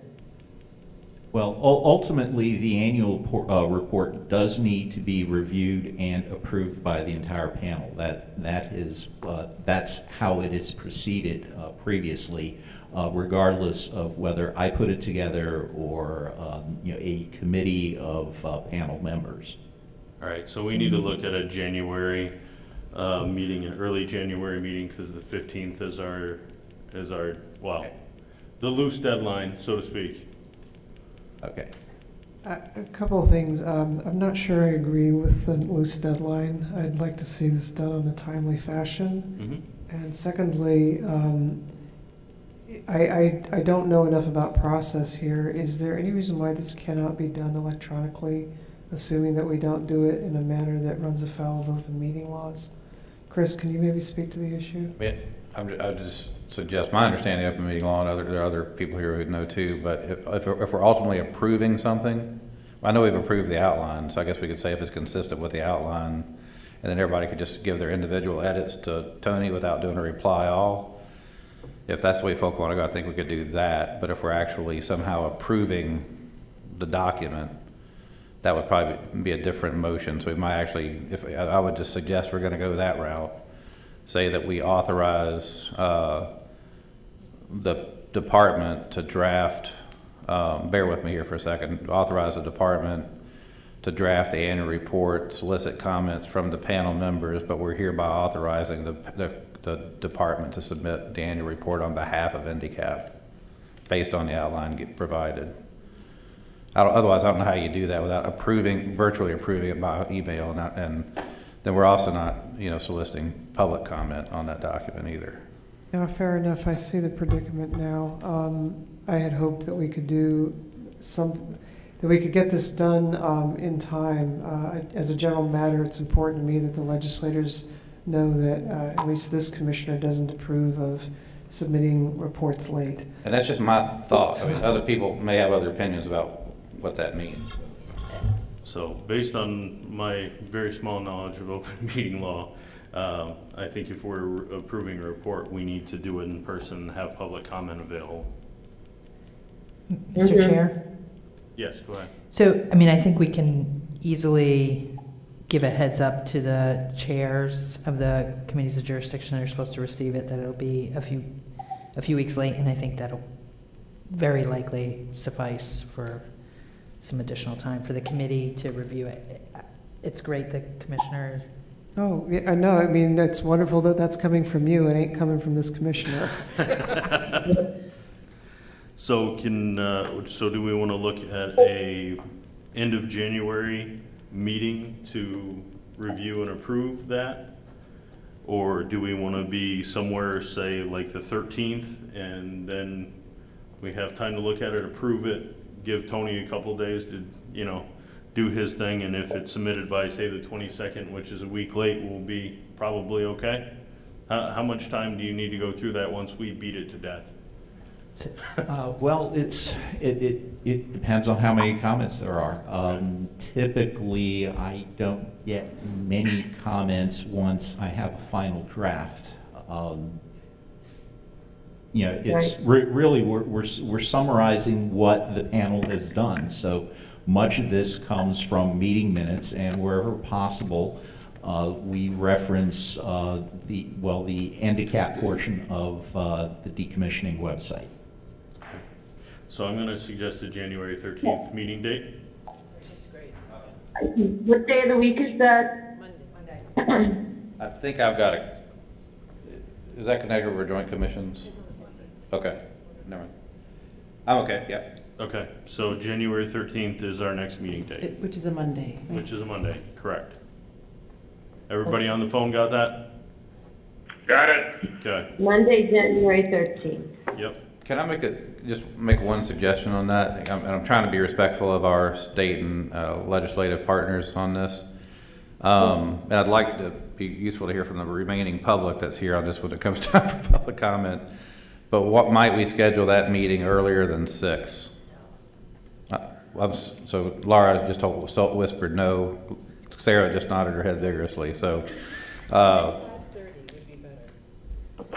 I would agree as a half. I would agree as a common practice. It will not work on the 13th to meet. I disagree. Is 6 better? 6 o'clock is too early.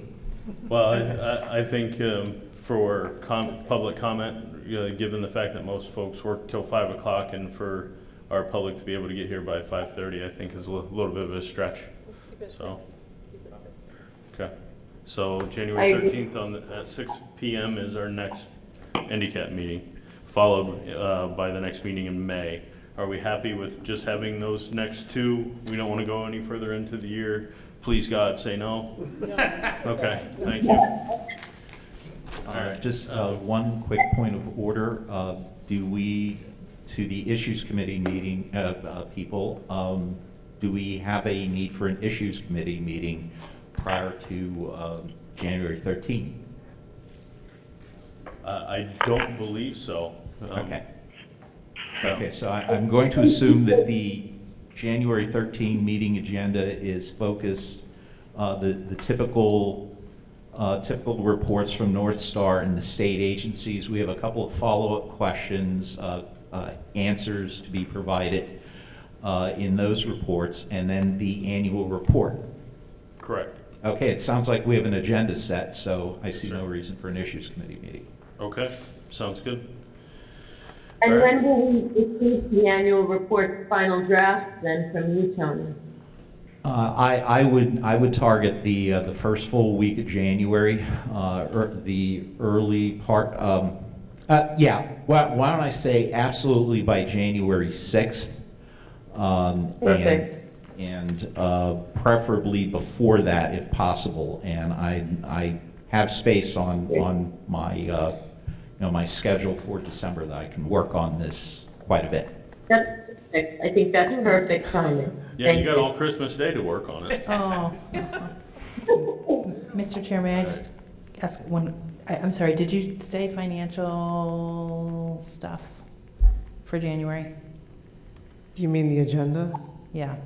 No, we didn't mention financials for January. What do you mean by financial? Well, we had my questions earlier around the process for reviewing. We had an earlier discussion where the department had agreed that it would make a presentation about the monitoring. putting that That's on? correct. Yes, that is part of the agenda. Tony did Yes. mention that in the beginning of his. I apologize. Beginning of his statement. All right. I want you to apologize a little more. I mean, I apologized abjectly. Do not hold your breath, Commissioner. You've gotten really good at it tonight. Yeah, I just, and I'm getting no love from that end of the table either. It's just, it's, Santa's watching you. Representative Sedalia. All right, so. That's a good one, Alyssa. All right, let's move on. General public comments to the panel, please. Seeing none.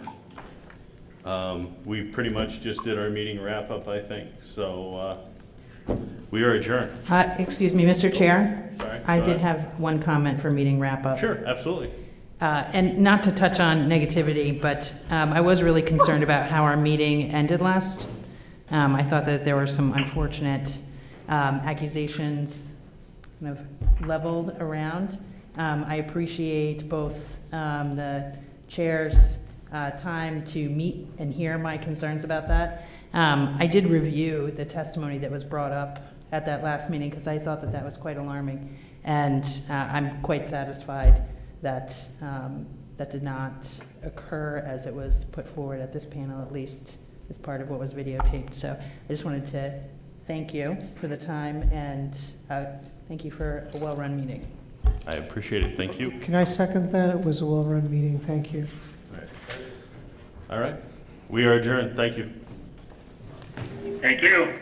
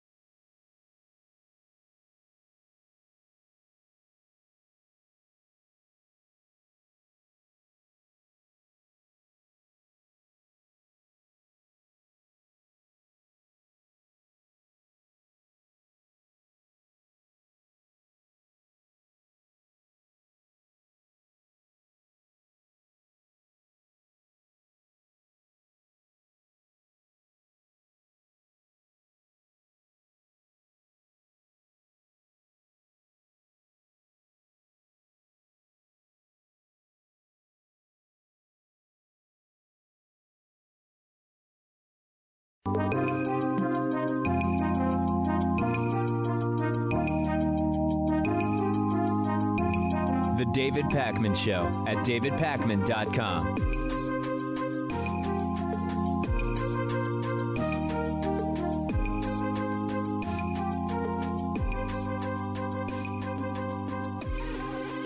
So last week I was interviewed for an upcoming publication, and one of the questions I was asked was, what do you think is really important right now that is not getting the attention that it deserves? And my mind went immediately to the courts, and I hope that this part of the interview makes it into the article that should be published later this week. I'll make sure to share it with you when it is, because while impeachment continues to get attention, which it should, as Trump's foibles overseas with our allies continue to be discussed, which they should, the courts are increasingly under the oversight of Trump-appointed judges, and they are going to ruin this country for decades to come. Now, Donald Trump, in conjunction with the truly sickening, disgusting, hyper-partisan clown Kentucky Senator Mitch McConnell, have been working together to confirm what they have a goal of being 182 judges by the end of this year.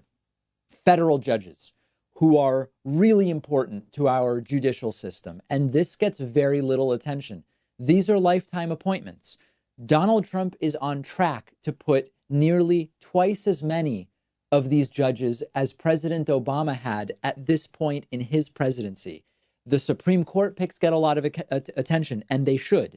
But most cases don't get to the Supreme Court. The number of cases that in the aggregate these federal court judges are going to decide on dwarfs by orders of magnitude the number of cases that the Supreme Court is going to decide on. Lots of the judges that are being nominated and actually confirmed are getting the rating of straight up not qualified from the American Bar Association. One example is 46-year-old Lawrence Van Dyke, who was just confirmed by the Mitch McConnell-run Senate.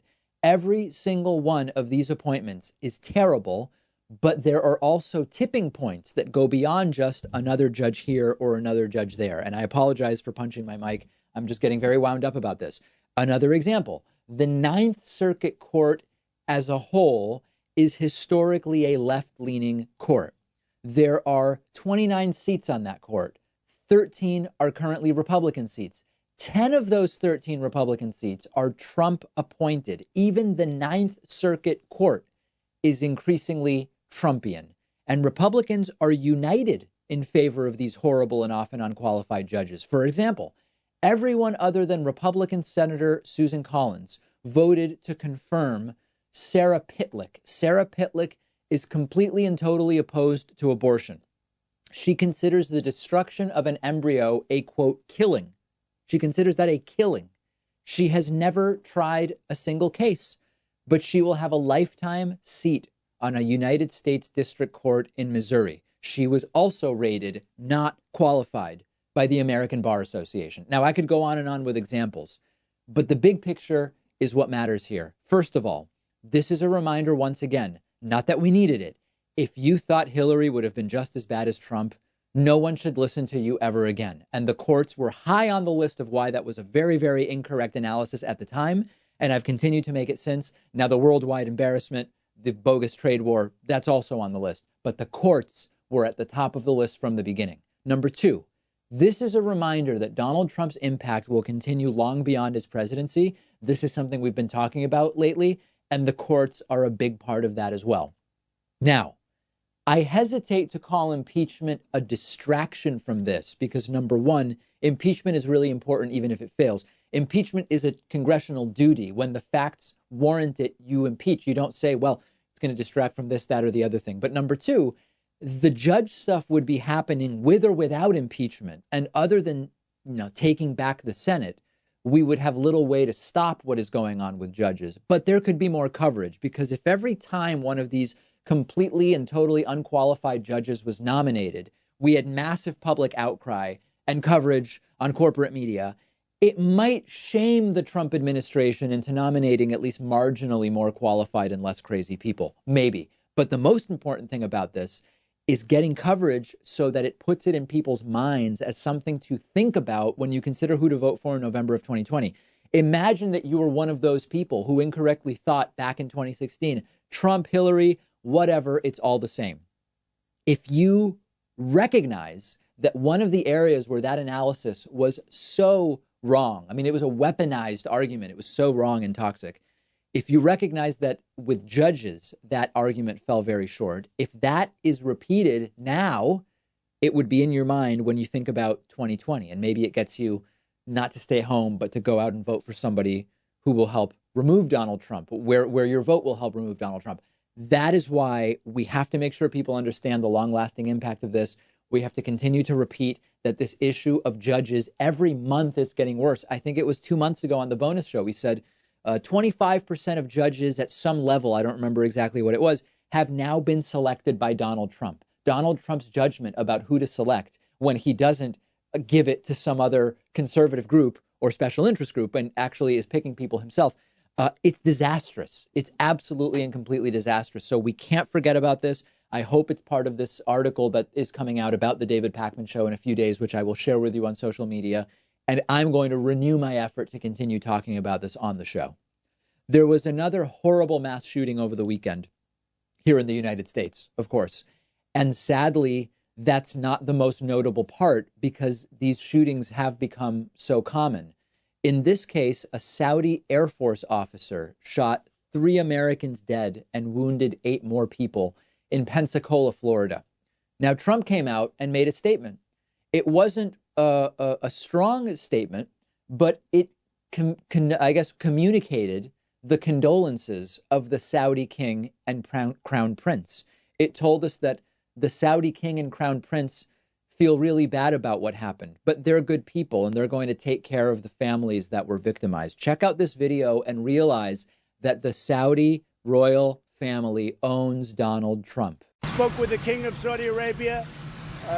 They are devastated in Saudi Arabia. We're finding out what took place, whether it's one person or a number of people. And the King will be involved in taking care of families and loved ones. He feels very strongly. He's very, very devastated by what happened and what took place. Likewise, the Crown Prince. They are devastated by what took place in Pensacola. And I think they're going to help out the families very greatly. But right now, they send their condolences. And as you know, I've sent my condolences. It's a very shocking thing. And we'll find out. We'll get to the bottom of it very quickly. The king and crown prince will be involved. They feel strongly. They are devastated. They will be taking care of people. What about the families who lost loved ones? What about, all of my friends in Pensacola, and I have a lot of friends there, who were shocked and traumatized by what has taken place in their community? What about the victims? Well, rest assured, multi-billionaire oligarchs in Saudi Arabia feel really bad that this happened, and they might throw some cash at the families. There is a double standard that exists on these mass shootings that has existed for a long time. So we now have a triple standard. Let me first tell you the double standard. The double standard has been, if the shooter is American or white, typically the shooters are American white dudes. It's immediately not about white supremacy, even if they have a manifesto that must have been satirical or they're falsely claiming that it was white supremacy. Themselves, the shooters themselves didn't even realize that it's not really about white supremacy. It's about video games. It's about parenting. It's about SSRI medications or the internet, Facebook, social media. It's about anything, right, other than the demographic realities of the person who is the perpetrator. If the shooter is Muslim, this is about Islam. We've got to stop Muslim immigration, usually to the wrong countries if you look at Trump's list from that Muslim ban. The problem is Islam. The problem is immigrants from the Middle East. Except, and here's the triple standard, except if they're Saudis, in which case it's definitely not about Islam. It's not about the country of Saudi Arabia. The Saudis definitely aren't the problem. It's got to be something else. By the way, understand what Donald Trump is implying when he says that the Saudi crown prince and king are going to take care of the families. This is going to be Saudi blood money, which Saudi royalty will send to American families in order to get them to quiet down, in order to placate them. If Trump is to be believed, he may be lying. Trump lies all the time. We don't know. This is what they do in the Middle East to the families of terrorists. When you understand what's going on here. Your son, he went on a very important mission for us. He's a hero. He's a martyr. We are going to make sure you are taken care of. Every element of this is sick. It's basically another version of that, except in this case, they're talking about compensating the families of victims rather than the families of perpetrators, which sometimes die in suicide attacks. The Saudi king and prince are the devastated ones. Can you imagine? Now, to be clear, I was against that insane policy from Trump of shutting down Muslim immigration and all that stuff. If you were going to do such a policy, Trump also did it with the wrong countries. He didn't include the countries on the list that have actually been sources of individuals who commit acts of terror. None of it made sense. But what happened to the Donald Trump who, when foreigners from the Middle East commit an act of terror, the old Trump used to say we need to stop them from coming to the United States. They are the problem. Islam is the problem. We need a Muslim ban. All of a sudden here, it's a Saudi, and Trump comes out and is actually functioning as the press secretary of the Saudi royal family. Democrats need to pound home from now until the election that Donald Trump isn't standing up for them, the mostly red state voters in the Florida Panhandle in this particular case. He's standing up for the Saudis. He's parroting the Saudis just like he did in the Khashoggi fiasco. This is unconscionable, but he has to be punished for it, because otherwise nothing will happen. Nothing will happen unless we actually make sure that this is a story that remains in the public eye. Leave me a reply if you're watching on YouTube, or send me a tweet at dpacman, where you should, of course, be following me as well.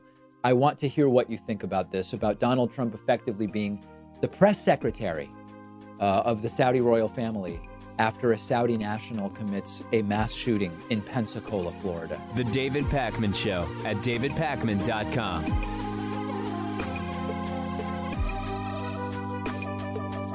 The David Pakman Show isn't some corporate media show with huge advertisers and a media conglomerate supporting us. We actually depend on support from our viewers and listeners. The easiest way, the most rewarding way, the most exciting way to support the show is to get a membership at www.joinpakman.com. You'll receive the world-famous daily bonus show for supporters only, the commercial-free audio and video streams of the show every day, and you'll be part of the solution. Because of membership, we are independent and we're able to cover whatever stories we want, whatever stories our audience is interested in, without executives looking over our shoulder. And it's why we've grown from a weekly show to a daily show.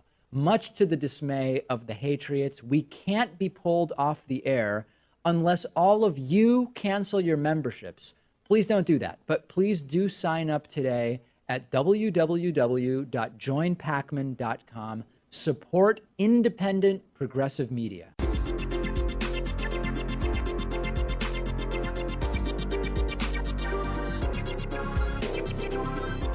The David Pakman Show at davidpakman.com.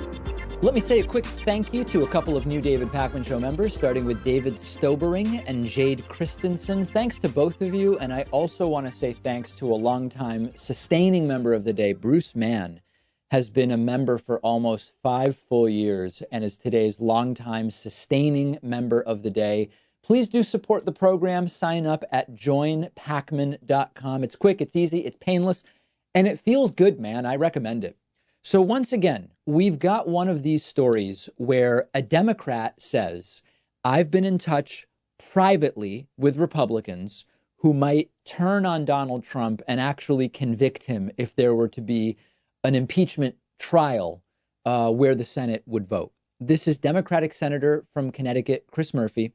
He called it a number of Republicans that he could count on one hand, so presumably not more than 5 Republicans, who he says have told him privately they would consider voting to convict Donald Trump in an impeachment trial and remove him from office. So let's be responsible. Let's evaluate this carefully. I must have gotten a dozen emails about this over the weekend, because remember that there were claims similar to this that ended up not coming true between Donald Trump's election and inauguration. At the time, there were assertions made that there were electors who were going to defect and deny Donald Trump the presidency altogether.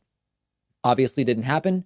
Many of us have forgotten about that already. So the question is, are there really 5 Republican senators that might consider doing this? One possibility is there's no way to know because they probably are considering this so secretly that they've never gone public about their concerns about Donald Trump, or they're complete and total sleepers. We couldn't possibly know who they are. If that's the case, it could be any of the Republican members of the Senate. What's the point of even speculating? But let's imagine for a moment that the most likely candidates to defect are people who have shown some public departure from supporting Donald Trump, so that then we can assemble a list of possibilities. And then the list is pretty obvious, at least at the beginning. One is Susan Collins from Maine. On the one hand, Susan Collins has spoken out against Donald Trump in some cases. She's been one of the Senate's biggest Republican critics of Donald Trump. But remember, at the same time, in the end, she often sides with Trump. A great example is with the Brett Kavanaugh nomination, where there were people on the left saying Susan Collins is going to prevent this guy from being confirmed to the Supreme Court. And in the end, she went along with it. But Susan Collins is one possibility. Another possibility, a Republican senator who might turn on Trump, it's Mitt Romney. Romney has been one of the biggest public Republican critics of Trump. They've gone back and forth publicly about their friends. They're not friends. They like each other. They don't like each other.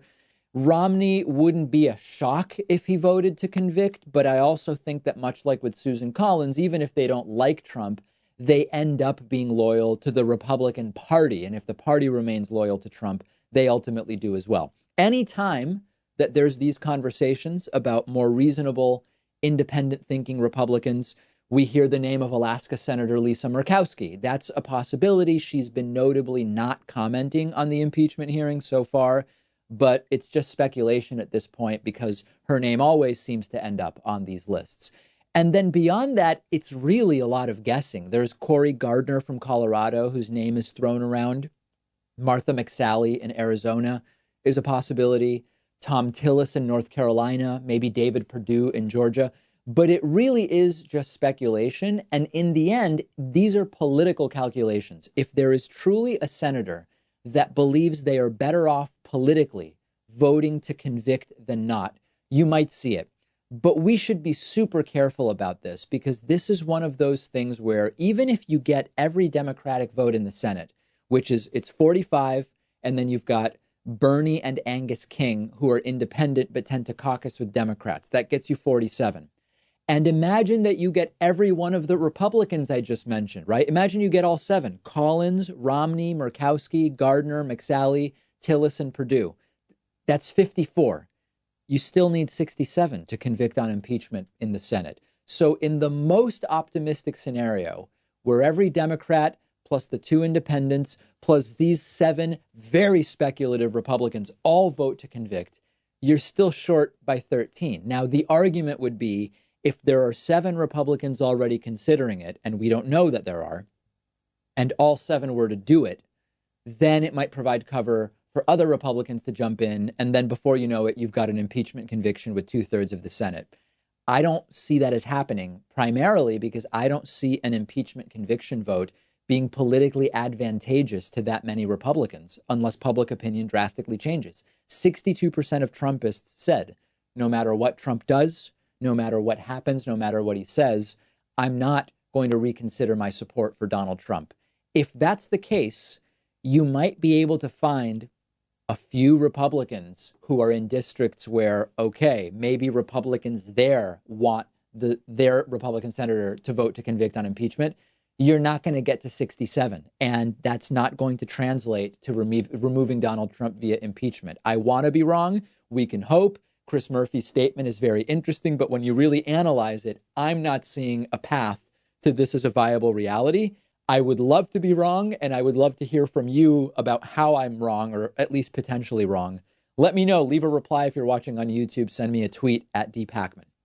I have for you today some of the absolutely strangest videos so far of Donald Trump's presidency, and that is a really high bar, given that almost all the video we have of Donald Trump has been extraordinarily strange and bizarre. Donald Trump complained about the flushing of toilets 10 to 15 times, and about certain light bulbs that he doesn't like. He talked about toilets, or maybe it's sinks and showers, quote, not getting any water. None of it made any sense. It sort of seemed like it was maybe an attempt at humor, but Trump really has no sense of humor. Some of it seemed like thinly veiled complaints, about energy efficiency standards that exist, including around light bulbs. It was a word salad to end all word salads. It was a 3-star Michelin rated word salad from Donald Trump. Let's take a look at the video, see if we can figure anything out. Let's listen to this first one. But together we're defending the American workers. We're using common sense. We have a situation where we're looking very strongly at sinks and showers and other elements of bathrooms where you turn the faucet on in areas where there's tremendous amounts of water, where the water rushes out to sea because you could never handle it, and you don't get any water. You turn on the faucet, you don't get any water. They take a shower and water comes dripping out, just dripping out, very quietly dripping out. People are flushing toilets 10 times, 15 times, as opposed to once. They end up using more water. So EPA is looking at that very strongly, at my suggestion. You go into a new building or a new house or a new home, and they have standards on where you don't get water. You can't wash your hands practically. There's so little water comes out of the faucet. And the end result is you leave the faucet on, and it takes you much longer to wash your hands. You end up using the same amount of water. So we're looking at very seriously at opening up the standard.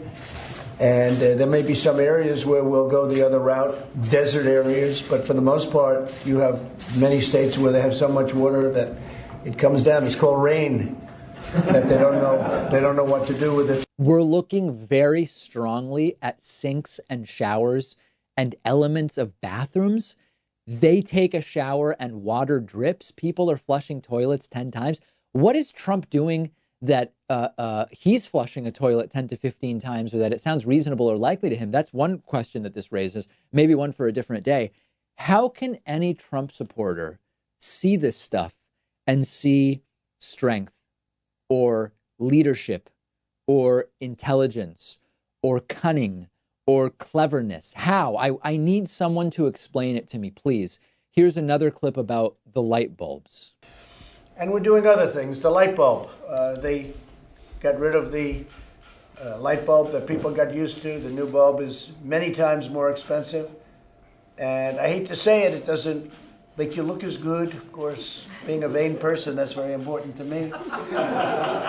It's like, it gives you an orange look. I don't want an orange look.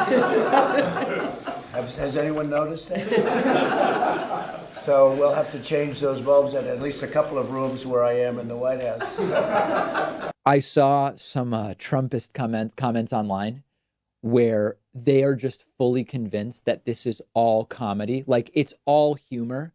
Beyond just Trump doesn't want to look orange, that's true. But the toilets, the showers, it's all humor, according to some online Trumpist enclaves. If that's the case, what's the joke? Like, what is the joke about flushing a toilet 10 to 15 times? It's like when Trump said wind farms cause cancer, and some supporters said, oh, that was a joke, that was comedy. Well, like, what's the joke? What's the punchline? I don't understand how that even qualifies as a joke. This was the line during the campaign, you might recall. Every outrageous thing that Donald Trump said was defended either as, listen, Trump's just telling it like it is. He's not being politically correct. You won't hear this from a lot of other politicians, but Trump is just telling it like it is. Or the other explanation for equally crazy comments was, he doesn't literally mean everything he says. These are jokes. This is humor. You've got to stop taking it all so seriously because Donald Trump isn't actually speaking seriously. Well, is it? Which is it? Is it that everything is a joke, or that everything is serious and it's a truth that nobody else is willing to tell you? But in all seriousness, assuming that this does all relate to building codes, if we want to try to assess what policy might this actually be related to, it's Trump saying he doesn't like all the building codes and he wants to look at getting rid of them. This is another attack on sustainability. This is yet another attempt to undo environmental regulations at every opportunity, even because of this vague, ridiculous, people are flushing toilets 10 to 15 times confusion. And that's the policy concern that underlies this that we shouldn't forget. At every opportunity that there is an opportunity to either undo an environmental regulation or just undo something that Barack Obama did, because that's also another priority. It doesn't apply in all of these cases. They are doing it. And the list of things that the next president will hopefully have to undo or redo, as the case may more accurately be stated, is a growing list. And this stuff matters. I mean, I know that, we've talked before. Elizabeth Warren, she was asked during a recent debate, should the government get to tell you what kind of light bulbs you use? And Elizabeth Warren astutely said, that's the wrong question. 100 companies are responsible for 70-something% of all emissions in this country, the pollution. The question of straw, or I think it was actually not about light bulbs, but maybe it was about straws. The issue of straws is not really the big issue.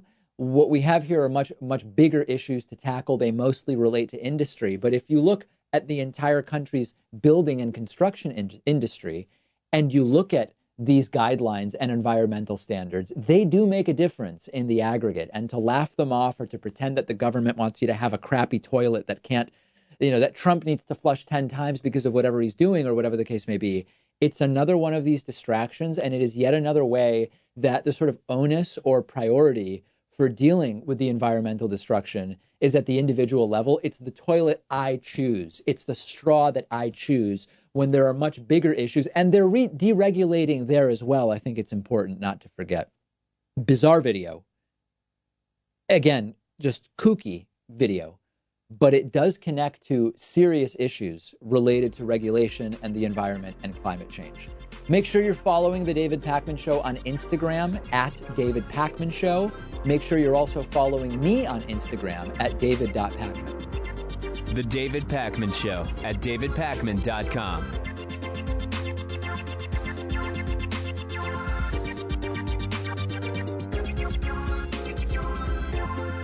The David Pakman Show is audience-supported media. I really mean that, not just a catchphrase. And much of that support is small contributions on Patreon, contributions as small as $1 per month, meaning just cents for each hour-long episode of the show. Plus, patrons can also get the daily bonus show and the daily commercial-free TV show by pledging at patreon.com/David Pakman Show. We've rolled out great new perks on Patreon, including free bumper stickers, t-shirts, coffee mugs, and more at different giving levels, as well as exclusive content. And it all comes with the pleasure of knowing you're supporting independent progressive media, an alternative to the corporate stuff that is as much a part of the problem as our political system. If you value the show and have as little as $1 to put towards independent media, check out patreon.com/David Pakman Show and make a pledge today. It'll feel good, and I'd really appreciate it. Patreon.com/David Pakman Show.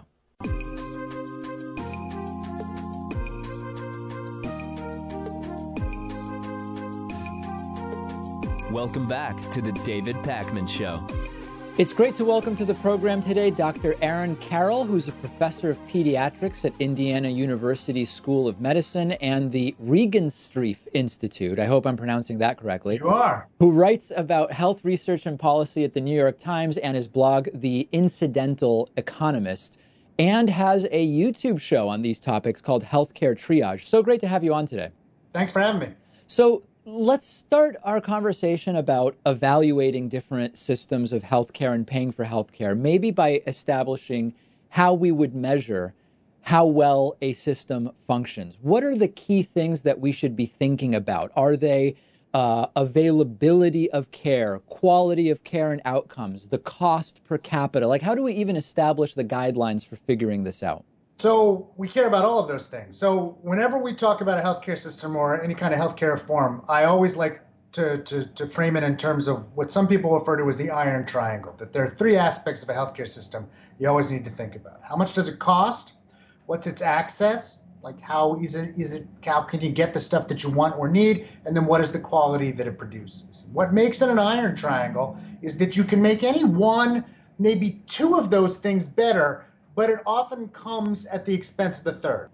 I can make a system that's cheaper tomorrow, but then probably it's either going to be less quality or there won't be as much of it. I can make a system universal tomorrow, meaning everybody can have everything they want. Again, that's going to cost more, or probably quality will suffer. And I can give you the best system in the world, but then again, that's going to cost money, or access is going to suffer in some way. So the problem is that we are always looking for a silver bullet that does all three of those things at the same time.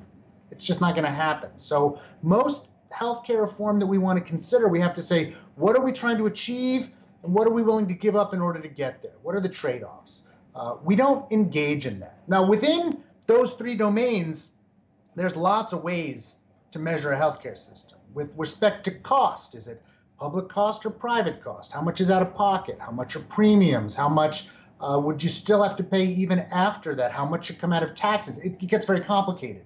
But the United States is an incredibly expensive system, no matter how you break it down. Yeah, I want to get to that in a second. I mean, one of the things that I recently read Yui Reinhardt's latest book, where when he talks about the cost, he says something which makes sense, but I think is often not in the conversation that happens, at least in the media, about healthcare, which is that, as you point out, there is some total cost, and that can go up or down. What is the total cost to treat the average person in a year? And then oftentimes what we're really debating is actually how should that total cost be divided from the population? In other words, should we tax richer people more in order to pay, or so on and so forth? Is that a part of the discussion that is maybe not spoken about in those clear terms sometimes? I think it's part of, but it's not even all of it.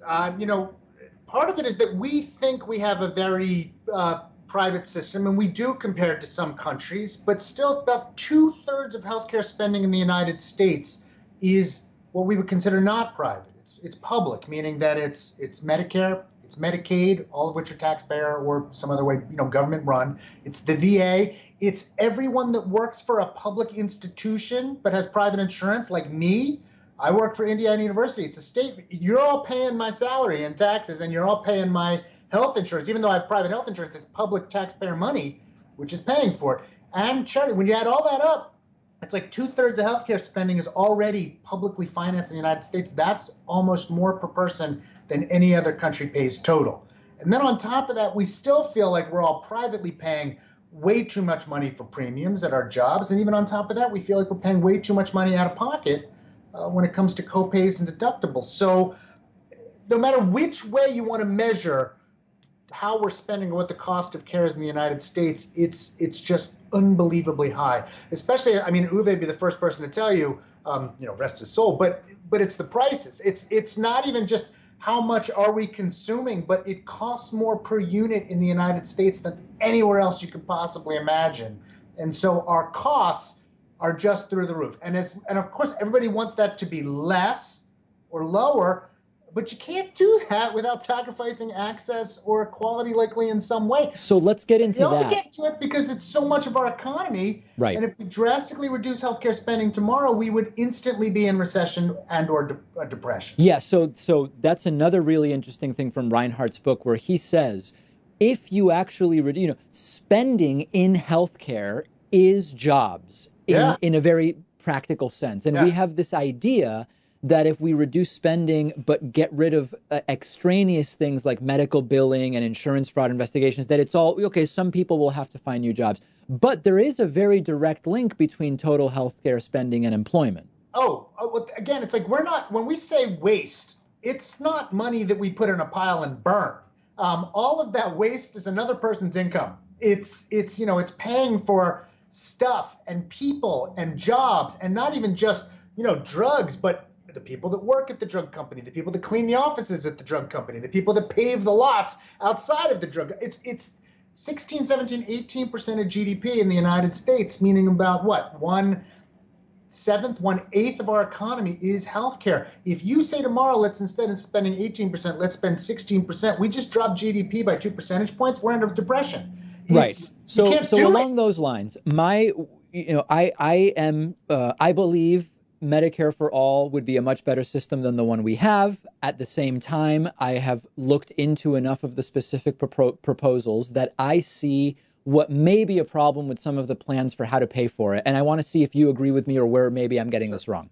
It seems to me that most of these plans assume, in order to make the numbers work, a drastic reduction in healthcare spending per capita in the United States that would put us, depending on the plan that you look at, in line with maybe Canada or Australia. And I have not seen a good defense of how that's going to happen. Aside from whether it would be good or bad, we can debate that part. I understand that if you eliminate some of the, quote, waste from the multi-insurance billing system and different things, you'll reduce cost a little bit. but I don't see how it gets reduced so much. Is that a fair critique of some of the plans for how to pay for it, or am I maybe missing something? Of some of it, yes, but I would say it's even a little more complicated than that, because again, I would talk of it in terms of trade-offs like we were at the beginning. Sure. So single-payer healthcare, which is what Medicare for All, is a perfectly viable way to improve access. That's what it would do. It would get us to universal health. So at that point, you'd say, well, what's the trade-off? Are we going to sacrifice quality, or are we going to we're going to spend more money? And we could absolutely spend more money, and then everything would be fine. But if we're not, then we have to say, well, then what will the trade-off be? If we're going to significantly reduce spending at the same time that we're massively increasing access, you imagine that quality has to suffer in some way. But the broader picture is exactly what you said. Like, there's no magic to this.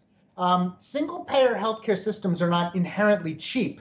They're cheap because they can use their single-payer market power to force every provider and purveyor of healthcare to accept lower reimbursement.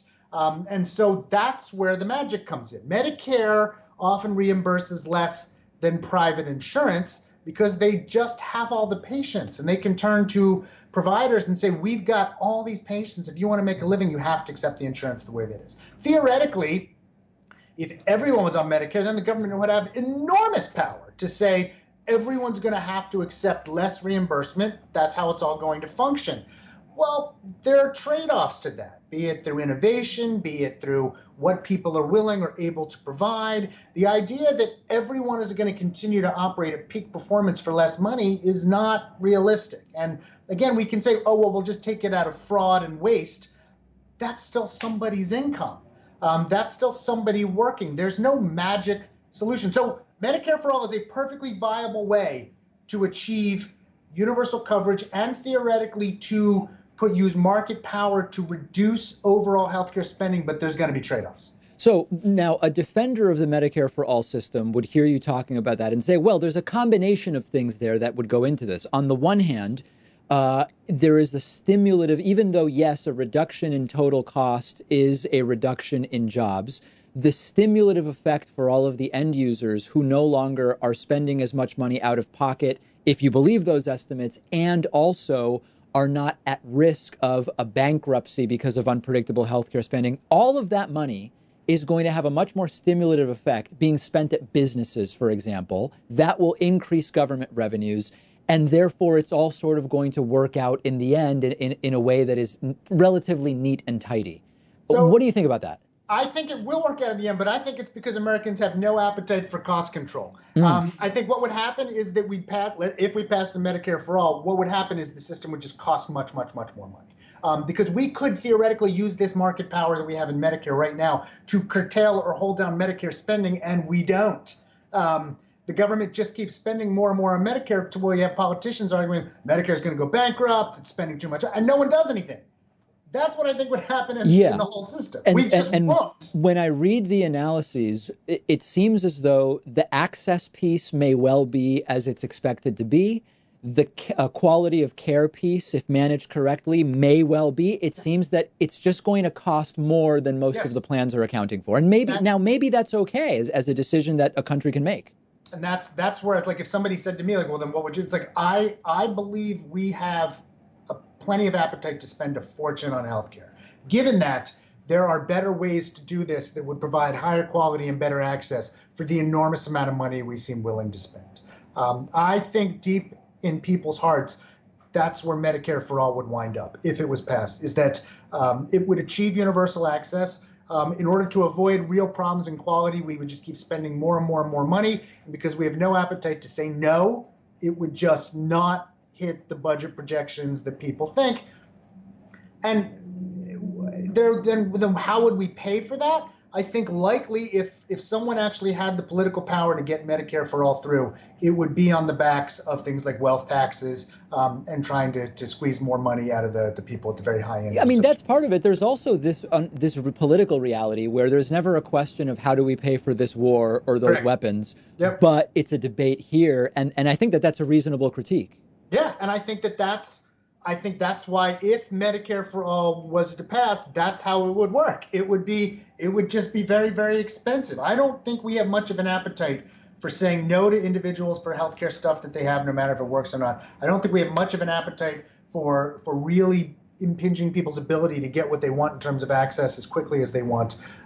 Nor are we going to suffer much in terms of quality decline. So we'll just spend a lot. And we've been doing it for a long time, and that's what we would do. And I think the arguments would be, if it were to pass, exactly what you said, that we don't seem to worry about how much the war cost or how much the tax cut costs. Why are you all screaming about how much the healthcare costs? Everyone's getting it. They're feeling better about it. Let's just spend a ton of money. Now, if it were just up to you, because you've looked at so many systems, you've looked at European systems, there's the system in Singapore, which we've talked about before, which is very interesting. Do you find that there is some other system that might be better suited for the United States specifically? So this is what about 2.5 years ago, we did this thing at the New York Times where we actually, we picked 8 countries' healthcare systems, and we held a tournament, like did a bracket, and let both experts and the public vote. And in the end, it came down to a battle between France and Switzerland won. And I think that's a reasonable call. Switzerland has a healthcare system which is universal, and it is entirely private. There is no Medicare or Medicaid-ish kind of thing. It's entirely private, well-regulated, mostly nonprofit health insurance, not coupled to jobs from birth to death, with a sliding scale subsidy for those at the low end of the socioeconomic spectrum, so subsidies to help people buy it. They achieve remarkable outcomes. They have pretty high levels of cost sharing, which we seem to believe in. And their costs are high compared to most of the world, but not to us. And it's great. And it's entirely private. There was a plan not that long ago, perhaps a little more than a decade ago. It was called Wyden Bennett. It was Ron Wyden, who's a Democrat from Oregon, and it was Bill Bennett, who was a Republican from Utah. So it was a totally bipartisan plan. And they had co-signers from both sides of the aisle. And it was this. It was birth to death, exchange-like insurance, totally private with subsidies or tax credits, uncouple it from jobs. Very Switzerland-like. There was a time in the United States when that would have been the good compromise solution. But in the heat of the ACA and all the political ramifications and partisanship, it got crushed. Bennett got run out of office. No one will touch that. But I personally think that there's probably more of an appetite for that kind of tightly regulated private insurance that could be marketed as a compromise-ish type solution for America that would still allow for, still not government running it as much as, say, a Medicare for all would be, and a perfectly viable way to achieve universal coverage. That's actually both the French and Swiss systems are ones that we've talked about extensively. Right. Interesting to hear that. We've been speaking with Dr. Aaron Carroll, who's a professor of pediatrics at Indiana University School of Medicine. Make sure to check out his YouTube program on these topics called Healthcare Triage. Thank you so much for your time. I really appreciate it. Anytime. The David Pakman Show at davidpakman.com.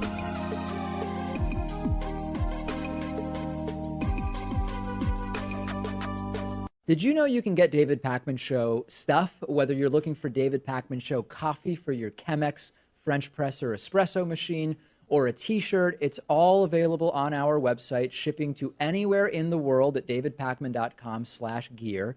The Very Stable Genius t-shirt is popular. The If Ivanka Weren't My Daughter t-shirt is actually popular with kids of all ages. We've got sweatshirts and hoodies with Hatriot Mail designs, more than a dozen available colors.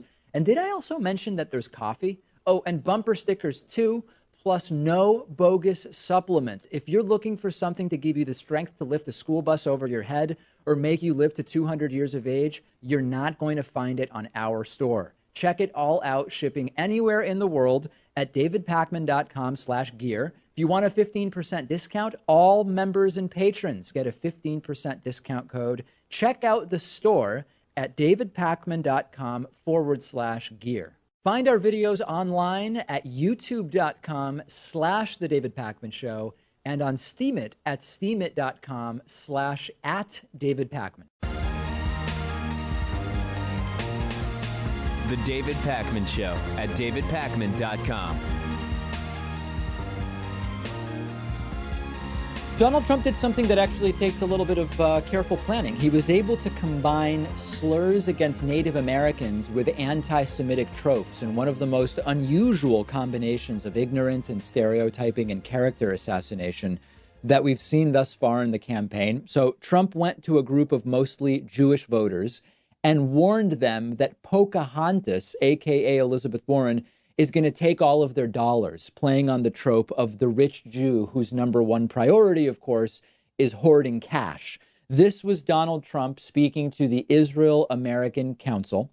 Trump shows up and starts talking to them like everybody just loves Trump. Of course, most are very liberal and don't like Trump, although maybe this crowd was a little bit different. And at the big picture level, Donald Trump seems to maybe recognize that, because he actually says, even though some of you don't like me, you're not going to vote for Pocahontas because she'll take all your money.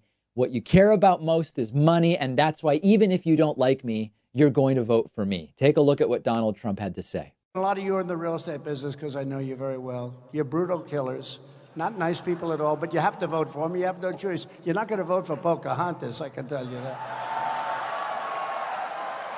You're not going to vote for the wealth tax. Yeah, let's take 100% of your wealth away. No, even if you don't like me. Some of you don't. Some of you I don't like at all, actually.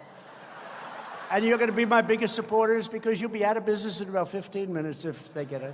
What Trump is saying here is actually double playing on an anti-Semitic trope. Trump is playing on the idea of the rich Jew, but he's also playing on the idea of the rich Jew who doesn't like Donald Trump, but values their money over making the right political choice that's best for the country.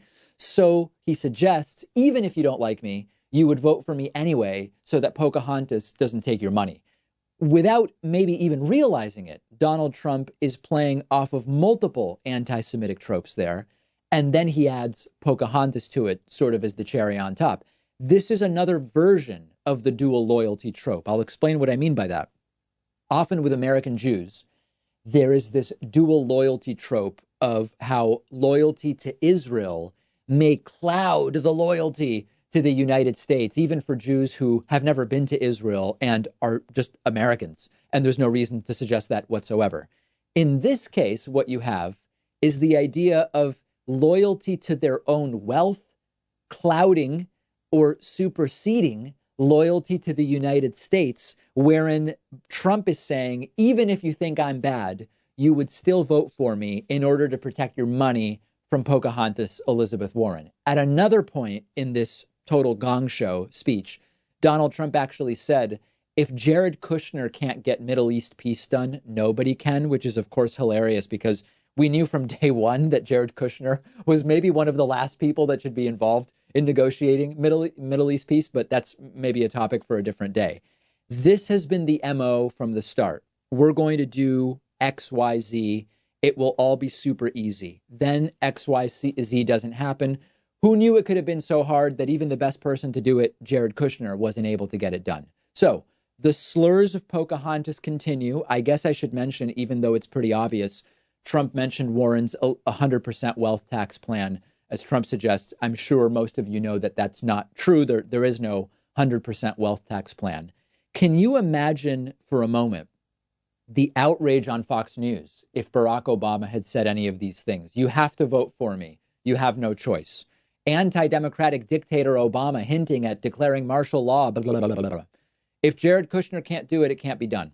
Can you imagine Barack Obama saying something like, if Hillary Clinton as Secretary of State can't do it, it simply can't be done? Arrogant, pompous Obama thinks law school professors are the only... Blah, blah, blah, blah. Same thing. Some of you don't like it at all, but you are going to be my biggest supporters because you'll be out of business in 15 minutes if they get it. What? 24-hour news cycle for days if Barack Obama were to have said something like that. It's almost like Trump is saying out loud what some anti-Semitic advisor told him. I imagine behind the scenes, before Trump goes on stage, someone comes up to Trump and they say, listen, Donald, these rich Jews are going to love you because they're not going to want to be wealth taxed by Pocahontas. Okay, so just bear that in mind when you're speaking to them. Got it. Most politicians then when they go out, they don't repeat that stuff verbatim. Trump, of course, is not most politicians, and he repeats it all verbatim in, again, just a gong show, strange interview that on lots of Trumpists, even the inappropriate nature of that speech would be completely lost on them. They would again say some of it was jokes, and then most of it is just Trump not kowtowing to the politically correct crowd and simply telling it like it is. They are beyond reach, but hopefully folks in our audience understand what's going on here.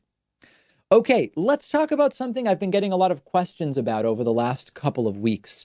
And the gist of the questions has been, hey, David, why are you listed on Jordan Peterson's new website, ThinkSpot? Why are you involved with Jordan Peterson? Are you part of it? Are you not part of it? I've not heard you mention it, but they list you. So let's talk about it. I haven't been saying anything publicly because there's been a lot going on behind the scenes, but I am ready to talk to you today about it. And I can report to you that I am no longer in any way part of Jordan Peterson's website, ThinkSpot, but I do believe I owe you a full explanation about everything that's gone down, and I'll tell you about it today. So months and months ago, in fact, it was on July 2nd, Jordan Peterson emailed me and said, hey, David, I'm starting this thing, ThinkSpot, with some other people. We're bringing in a bunch of high-profile contributors. I thought of you. Here's an introduction to the people running it. Talk to them. And I had no further contact with Jordan Peterson. I was put in touch with the folks at ThinkSpot, all nice people. The idea was, hey, we're bringing in a bunch of big name contributors to our website, ThinkSpot. We want you to be on there. You can do whatever you want, of course, whatever content you already do or want to start doing or whatever, you can do. So I, of course, have done a ton of criticisms and takedowns of Jordan Peterson. And so when I was approached, I thought either he and they have no idea about that when they invited me, or they have an idea and they don't care. Either way, it's not my problem. So I thought, what is my philosophy on the show about appearing on different platforms? My philosophy on this show has been, when I am invited to a new platform, if it's not a lot more work for our team because we are stretched pretty thin, I do it. And we've launched on a ton of different platforms over the last few years. We launched on a platform called Steam It. We launched our podcast on Pandora and Spotify and radio.com. We started putting our clips on DTube and another one called Library, LBRY, and 3Speak. And for lots of these things, there are people involved or founders or corporations whose politics are not in line with mine. But my view is my content in more places without requiring a lot more work for our team is good. I can increase my reach. I can get my content in front of people. That's a good thing. That was my thought with the ThinkSpot partnership. Now, the launch of ThinkSpot got delayed multiple times. I think at first it was going to be early August, then late August, then I don't even know when it launched. I think it was maybe in October, but eventually it launched. And when ThinkSpot launched, it launched with really no other contributors that I think were well aligned with the David Pakman Show. Engagement was very low. And I'll be honest, my ability to engage with the platform is also low because we're very busy at the end of the day.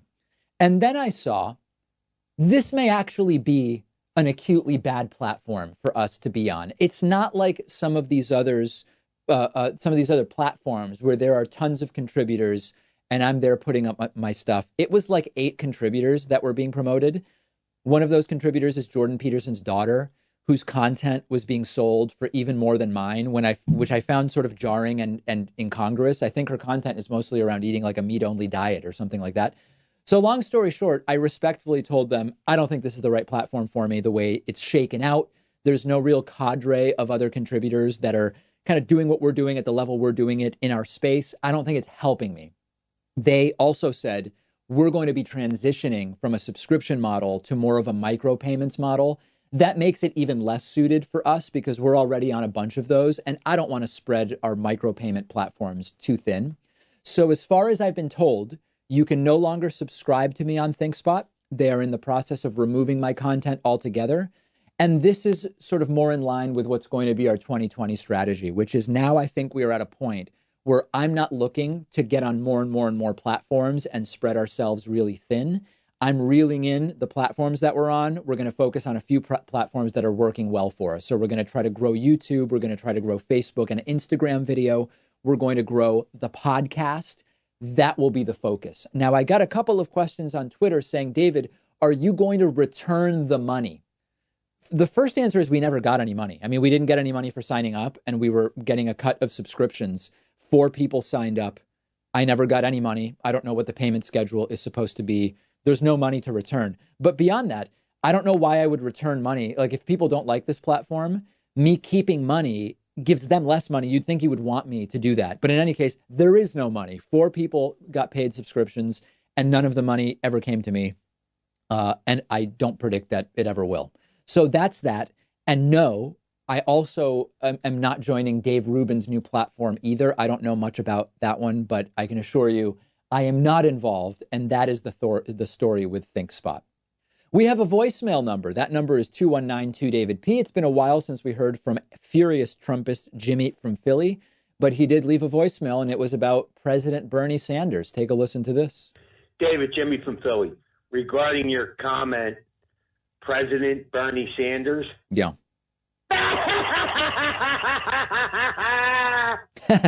Okay. Something about that laugh feels a little too really maniacal. I somehow don't think that that's a joke. But in any case, I don't know what Jimmy is referring to specifically. I did say I am a Bernie Warren guy. But beyond that, I think that there is going to be plenty of time for laughing after the election. There will be plenty of time for crying after the election. All emotions are going to be on the table and visible after the election. But for the time being, I don't know that I have much more of a response to Jimmy from Philly. We will talk on the bonus show today about Hillary Clinton's very interesting interview with Howard Stern. We will talk about that Art Basel Miami $120,000 banana thing. There are some interesting things to talk about. If you haven't heard about it, I'll tell you all about it. And a new report found that the United States lost more tax revenue than any other developed country in 2018 due to the Donald Trump tax cuts. All of those stories and more on the bonus show at joinpacman.com or become a patron at patreon.com/David Pakman Show. I'll speak to you then.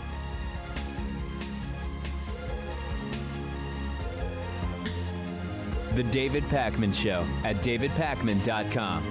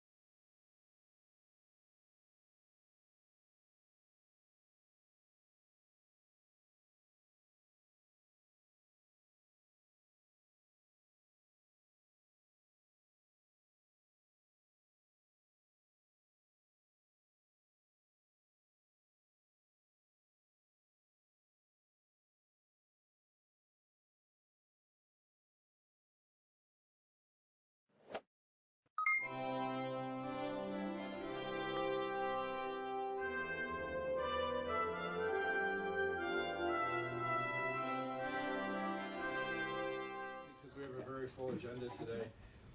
We're going to start with Mr. Carroll, Chair of the State Board of Education. I understand, Mr. Phelps, you also want to testify? I would just. Okay, why don't you both come up at the same time? And just, introduce yourself for the record. Yes. My name is John Carroll. I'm Peter Peltz. We're both members of the State Board of Education. Thank you for having us here. I'm the chair of the board, sort of recently thrust into that situation for various reasons, and I'm the person who is behind the 7-page answer to your questions. I hope they weren't too long, but the answers to your questions are the proper answers are somewhat nuanced. The general texture of your inquiry is the board's doing useful things, and is it still necessary? And I think my answer to that question is sorta, but it ought to be doing a lot more. That is to say, much of the way the board has been conducting its affairs in the last many years is a sort of an adjunct of the agency of education. As you know, Act 98 of 2012 turned things upside down, and until that time, the board had been effectively the board of directors of the Department of Education. It hired and fired the CEO of the department. And Act 98, of course, turned that around and gave that authority to the governor. And it would seem to me, as a comparative newcomer on the board, that the board never, and for that matter the agency, never fully got that memo.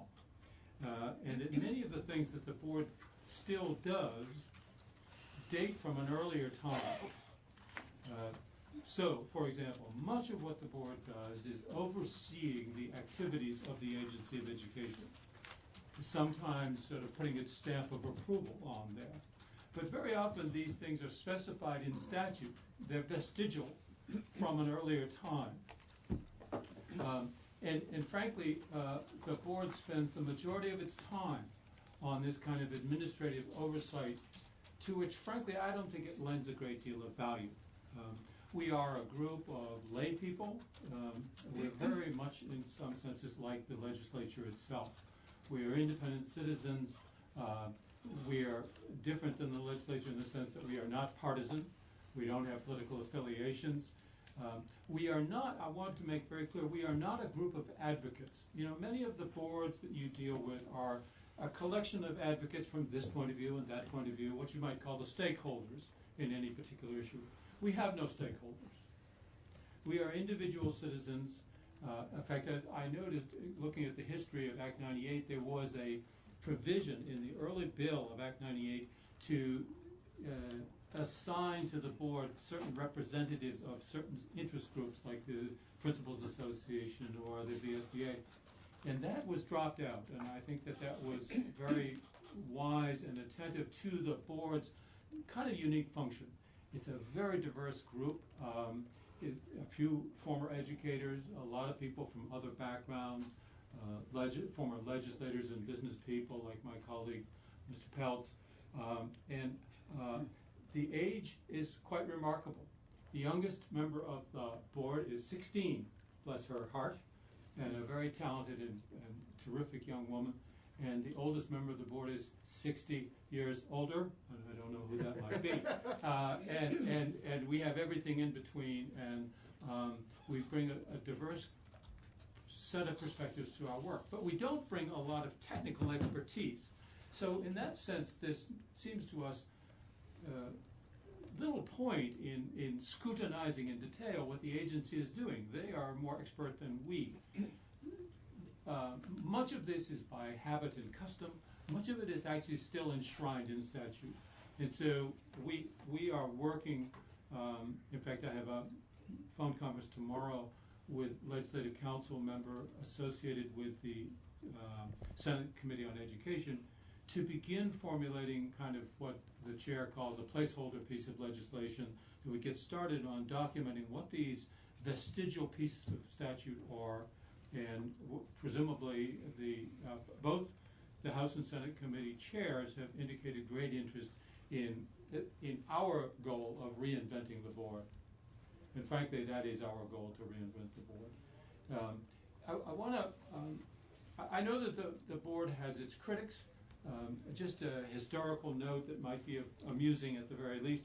You know, the State Board of Education has existed for well over 100 years. It had its early formative shape in Civil War times. And it has existed and been terminated probably 3 or 4 times over the course of that 120 years. It's interesting to notice sort of when does the State Board get executed, exterminated, and it's usually at a time when there's a burst historically of localism. Local control becomes a fervent issue. It's always an issue in Vermont, as you know, but it has these sort of peaks and valleys, and of course Act 46 kind of really nudged that bear. And you all knew that when you adopted Act 46, and you all knew that when you handed to the State Board the dirty work to actually implement it. And sure enough, we offended many communities, and some of us, I think, felt a great deal, many of us, whether we voted for or against the state plan, felt a lot of regret about how we were changing the landscape for these communities. But we felt that we were directed by you to do so. Of course, as a consequence, we've taken a fair amount of heat for that. So historically, the board has gone in and out of business, usually going out of business at a time quite like this, when there is this stirred up fervor. Our goal, I think I would characterize what the board does now is most of its time is on this administrative stuff. But another important part of what the board does is your work. The General Assembly has, I would say, the work we do for the General Assembly, or at the direction of the General Assembly, would take over the years maybe 40% of our time. For example, Act 46, we were in that up to our eyeballs for 8 solid months. I mean, there was nothing else going on the board except Act 46 hearings. Similarly, when it came to the small schools grants, the legislature in its wisdom decided that the metrics for awarding small school grants should be changed. It's a very controversial matter. And guess what? The State Board was assigned the duty to change the metrics. I just want to make a point. A couple of times you've referred to the committee as your or you. Pardon me. First of all, they're not the legislature, they're the members, and there are 2 members appointed by the governor. So thank you. We have a different clarification. Thank you. Didn't mean to tar you with such a broad It was an honor, wasn't it? accolades. Okay. Moving on. Appointees of the governor and a former legislator. Right. Yes. Yeah. Thank you for the clarification. Yeah, well, that's your fault. So in the General Assembly has then chosen to assign to the State Board some pretty delicate issues. Act 46, small school grants, which again annoyed some people, but you knew that when you gave it to us to do. And then most recently, Act 173, which we are right now starting to get involved up to our eyeballs in, wherein by statute, the General Assembly directed that it would be the State Board, not the Agency of Education, that would adopt rules for the reform of special education. And of course, the hard work of drafting the rules comes from the Agency of Education. But in fact, there are other entities, a group created by the legislation called the Census-Based Funding Advisory Committee, which is an assemblage of special interest groups, stakeholders, and they have been kind of at loggerheads with the agency over the rules that the agency has proposed. And I think outside observers might note that the fact that the State Board ultimately has the final say on these rules has contributed to maybe a convergence of views among the competing parties. Rob has a question. I just wanted to take a quick step back while you were going through the history of the State Board. And has there ever been a point in time where you find yourself like you are now, where you have a secretary of education as opposed to, what were they, a commissioner or whatever before? I mean, has that relationship ebbed and flowed as well over time, or are we in kind of a unique area now? My sense is that this is a comparatively unique time because for the first time in the better part of 100 years, I mean, there have been some, it's a long and variegated history, but the general theme has been that the board has served as the board of directors of whatever was the state agency of education. And you know, boards of directors hire and fire, and the executive director does what they say. Those days are gone, and the secretary quite correctly and occasionally has to point that out to the board. And moreover, there's not much point in critiquing the work of the agency if we have no authority to direct that they make it better. So very frequently, things will come to us and we say, gee, this could be a lot better, but okay, we'll sign off. And sometimes we'll say that and the agency will voluntarily go back and improve it. I mean, there's a collaborative, respectful relationship between the two, but ultimately we need to move past the time of, for the last 100 years, where we were calling the shots. We are not calling the shots. I just want to also just clarify that education in Vermont is perhaps after healthcare, the single largest economic activity of the state. On any given day, any given school day, there are 90,000 Vermonters in our schools. Think about that. That's the entire population of 5 counties. Are not at home, not in their county, they're in schools. Think of the power of that. It's sort of like healthcare. It's a huge driver of the economy. In addition to the 75,000 students, there are about 15,000 adults, teachers, administrators, school bus drivers, food preparation folks, all kinds of folks associated with making schools work. There's 100,000 parents, roughly, who are not in the schools, but they're waiting at the schoolhouse door at the end of the day and they want to know what happened, and they most of them really care a whole lot about what happens in schools. So education in Vermont, K through 12, involves probably at least a quarter of all Vermonters. And it's expensive. As you know, it's a third of state spending. It's a huge enterprise. It's also an important economic driver. It creates about 15,000 jobs, some of which are very well paying. So it's kind of a big gorilla in the midst. Excuse me, Senator, would you like to? First of all, my apologies. I guess I didn't get the memos, and I've been up at National Life along with Tim Briglin looking for a parking space. Anyway, so I apologize for missing the first part of your presentation, but just from what I've heard, I guess my question is, why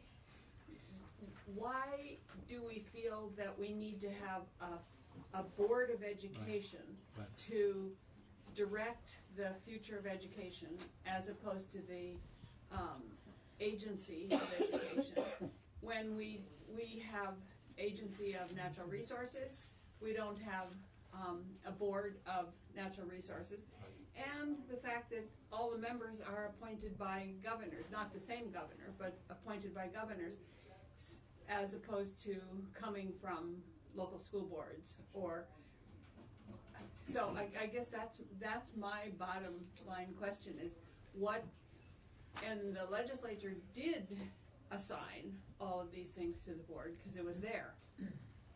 If the board hadn't been there, those things would have been assigned to the agency. Is that the way I see it? I mean, I'm not sure because I'm not in the education committee, but. If I may, I'd like to answer that, or do my best. Again, Peter Peltz, I was on the House Education Committee for 8 years, and I was on the committee when Act 98 passed. It was not, it was controversial. There was, but I can tell you why I voted for it. I really think, well, first of all, our Constitution, the state has a vital role in providing education to the youth and preparing them for their adult lives. They called it virtue in the Constitution, but they were really looking at it was in the best interest of the students and getting them ready for their adult lives. That hasn't changed. And when we did this, I thought that the role of the board should be a gatekeeper, a buffer between the administration and the legislature and the district district levels. I thought it's a very important role to play, just to make sure that there is a position for the board to act in the best interests of the districts. I asked to be appointed onto the board when I resigned from office in 14, and I feel very strongly about that. And just to sort of demonstrate, I mean, I think the governor has appointed some really good members. We coalesced. It's nonpartisan. 46 was a hard nut to crack and to work together. We did it collaboratively, and I think we did it well. And I think that stands well for our position in regards to why we should be there and why we should continue. I really feel very strongly that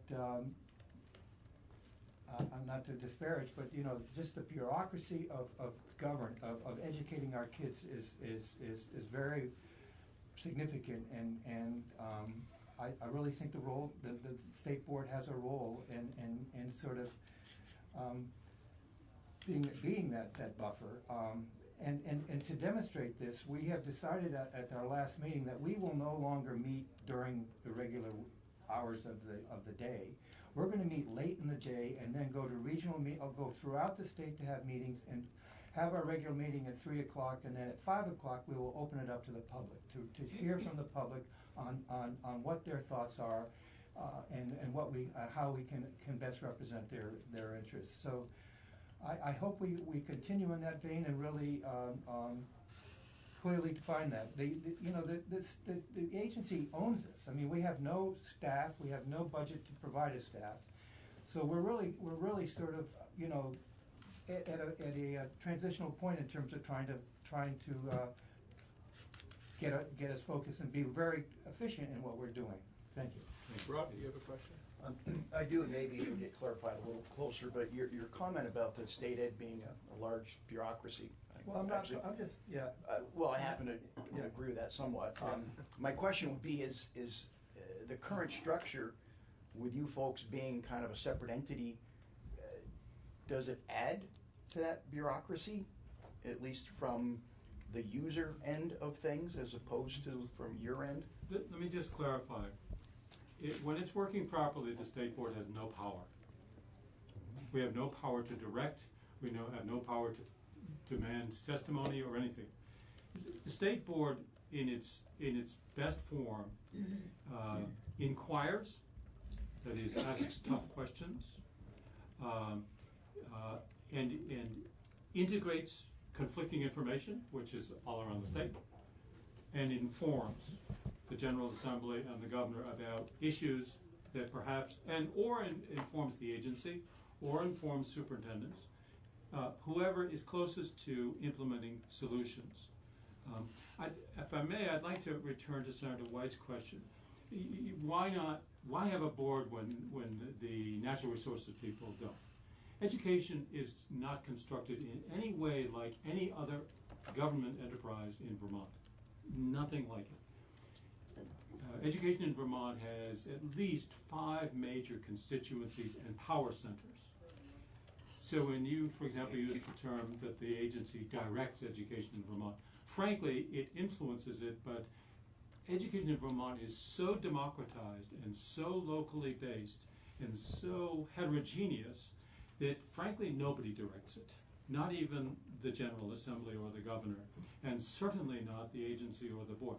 Yes, the agency can adopt rules and regulations which require certain behaviors, but frankly, what happens in the classroom is far beyond the influence and control of anybody, except perhaps the principal and the teacher involved. It's an extremely decentralized democratic institution. There's the federal government, there's the state agency of education, there are regional superintendencies, there are multi-town school districts, single-town school districts, there are schools, hundreds and hundreds of them, there are classrooms, thousands of them, and by the way, 100,000 parents who also think they know something about education. All of these are players in this process of education which is not directed from the top at all. It's nothing like a corporate organizational structure. It's heterogeneous. And so the question gets to be, who sees the whole thing? Who has no stake in any of it and sees the whole thing? And that, I think, is the unique role of the board. We're not players. We don't have power. We shouldn't have power to direct or force. We're not a legislative entity. There were times when the board got over its skis, as they say, and did do that, and should, at least in this leadership, that will never happen again. Our role is to number one, we need to be available to the legislature to do what it has asked us to do, things like Act 173, like Act 46. If you don't have the state board, you won't have anybody in the field with a broad, non-political base to implement some of your directives. And moreover, without a state board, you basically will have no entity in the state that has a nonpartisan, nonpartisan, independent overview of education, and has the license to attempt to bring about consensus and shape the future of education. Can I ask a couple of quick questions, John and Peter? And these are very, because of time constraints, I'd ask you to consider just very briefly. I'm sure you understand that we sunset organizations. An administrative branch comes to us, or like an agency, and says, here are the organizations you want us to review. We think these three should no longer exist and should be sunsetted. So my first question to you folks, very briefly, is it your expectation the State Board of Education does not want us to sunset them? Yes. Do not. Do not. The state board does not. You don't? Okay, that's first. Second of all, is it your intention to continue to work with the Agency of Education and the administration to clarify whatever that new relationship is with your new role and your relationship with the Agency of Education? Of course, but also the legislature. And that's been evolving since '98 was enacted. Okay, all right. The third one, as you just answered, well, let me phrase the other question first. You do realize what a precarious position the State Board of Education is in at the moment. Perhaps you could help us understand what makes it so precarious. So I'll give you the example. I come from Stowe. Now, I'm not involved in any of the local school boards in Stowe, and I'm not involved in any of the, I don't have any decision-making authority with Stowe. You can't go down and get a cup of coffee without hearing about the State Board of Education, et cetera. I realize that the sort of base closing duties were given to you folks, and you had to carry them out. Nobody likes that kind of function, but you are in a somewhat precarious position. Yes. So I want that acknowledged. And then I do want you to ask or answer if you're willing to work with the committees of jurisdiction in the legislature after you've sorted that out to explain yourself better with all the stakeholders involved, and not so much as a small group like the 6 members here in this commission. It's my expectation that you'll do that. You'll House and Senate committees of jurisdiction. Oh, absolutely. I mean, I met last week with both the chairs of the 2 committees. I should think government operations also has an interest in this. And it's our hope to introduce legislation, or the committees will introduce legislation to restructure the relationship between the agency and the board. Probably move toward independence of one another. I think we're a pain in their butt sometimes, and frankly, that's what statute requires us to do, and we have no desire to do that. It's not a very good use of our time. So those legislative changes will have to be around here a lot to explain why they're worth doing. And our hope is that your committee will say, this board needs to change, they want to change, and let's give them some headroom to work that out with the General Assembly. Okay. And then one last question I have. Would you be willing at some point or to return to this commission, and say, well, here are the changes that we've made, here's how we think we're making progress, here's the groups that we've brought into the process, here's what we've been doing. In fact, you do that. Yeah, and I would hope that the dialogue and the exchanges between the legislature and the board would be a healthy, and the board has not always been in favor, had strong standing with the legislature.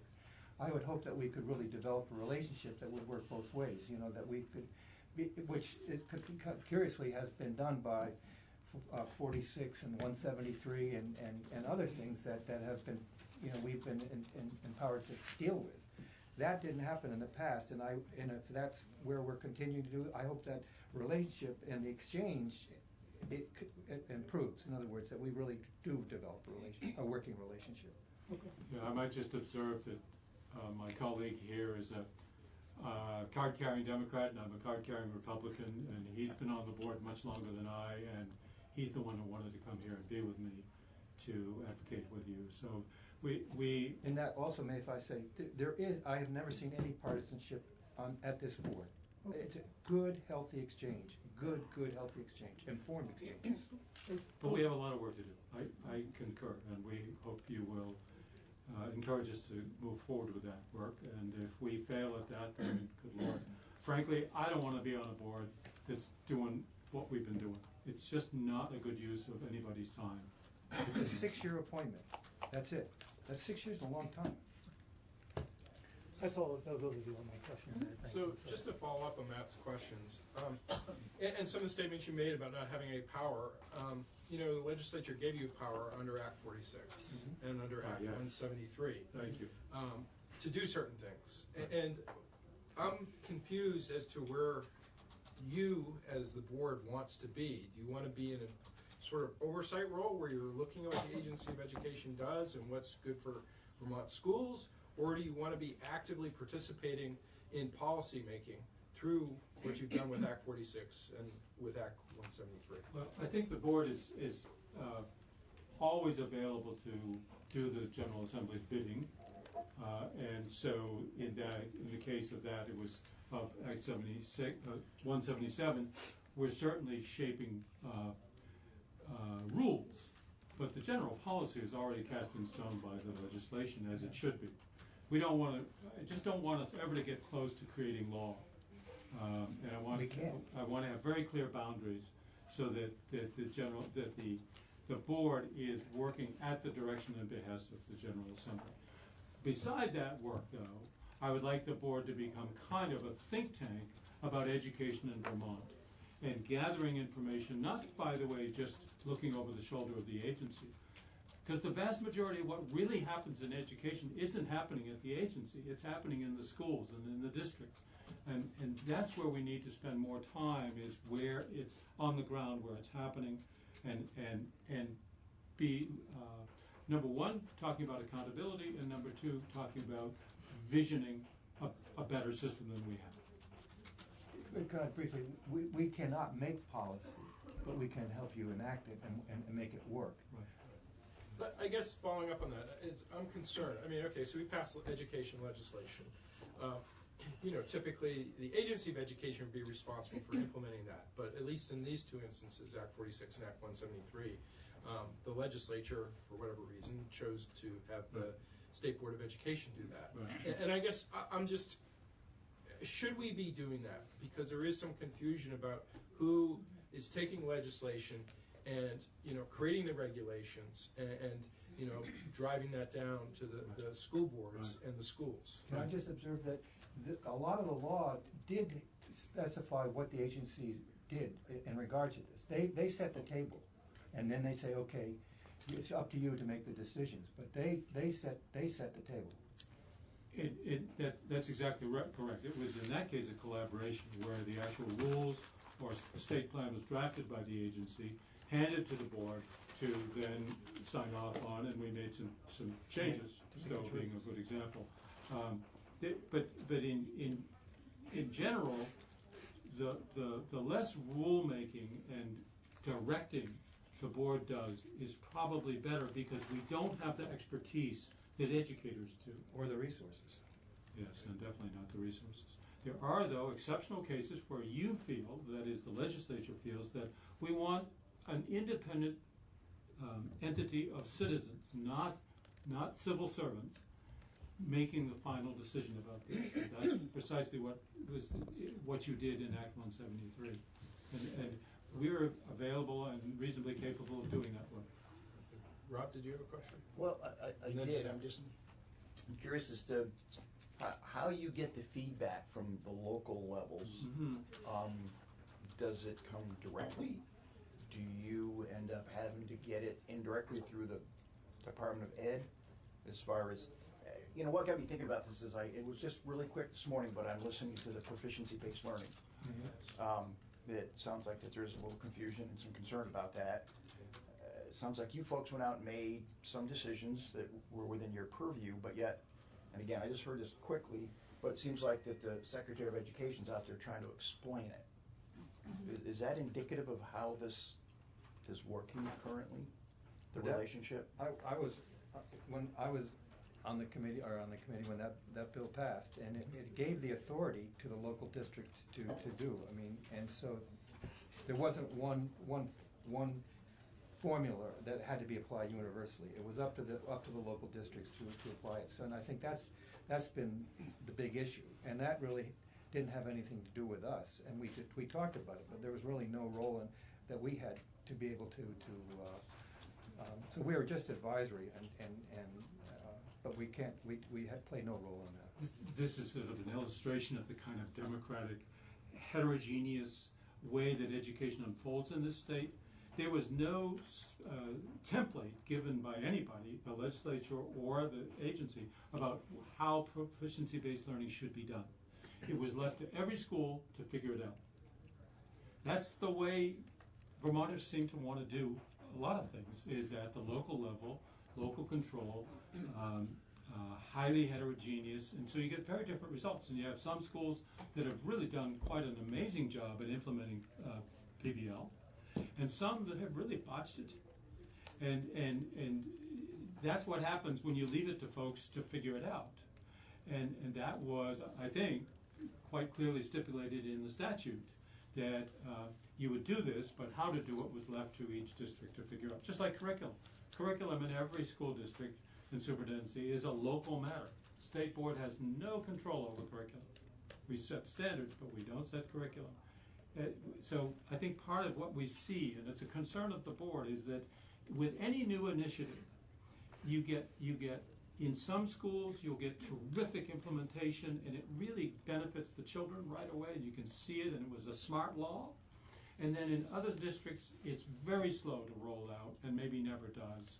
And those children are at a disadvantage as a result. So part of the challenge that we face in our state is this wide variation between sort of strong districts, well-resourced districts, and districts with different resources and, frankly, different aspirations for their children.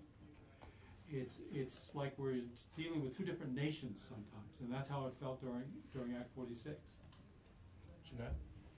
No, I am not going to ask my question, but that is true with lots of things. It isn't just education. If we look at our justice system, we have 14 different justice systems in Vermont because we have 14 separately elected state's attorneys, and we have 14 different elected sheriffs. So I just came from Waterbury with a meeting with Mike Sherling, and I mean, there are issues there too. So it isn't just education. Yeah, it's Vermont. It's the way we do things here. And it does seem to me that the legislature passes.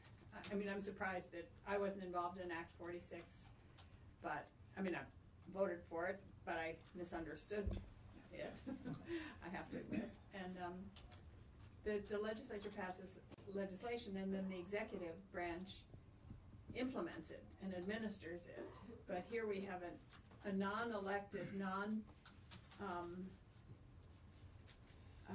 what's the word?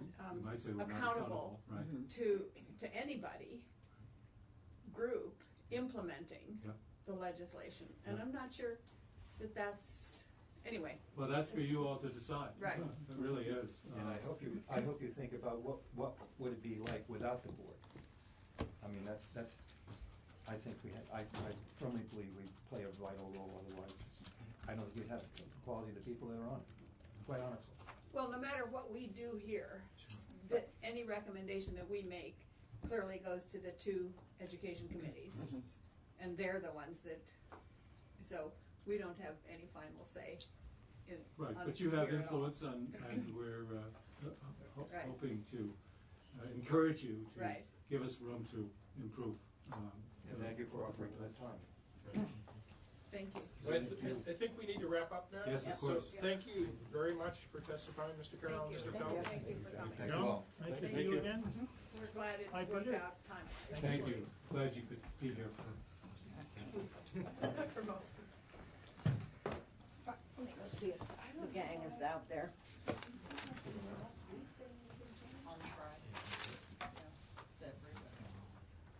Oh, on Friday? Let me just give a little background here of what happened and why you're all here. It's Laura's fault. So, we are tasked with looking at boards and commissions and which should exist and which shouldn't exist and which ones might be combined to be more effective, and because we know that a lot of boards and commissions kind of get created and then they outlive their usefulness and or something else pops up. So I was having this conversation with Laura because this is an area where I know nothing, and I really, it is not my area.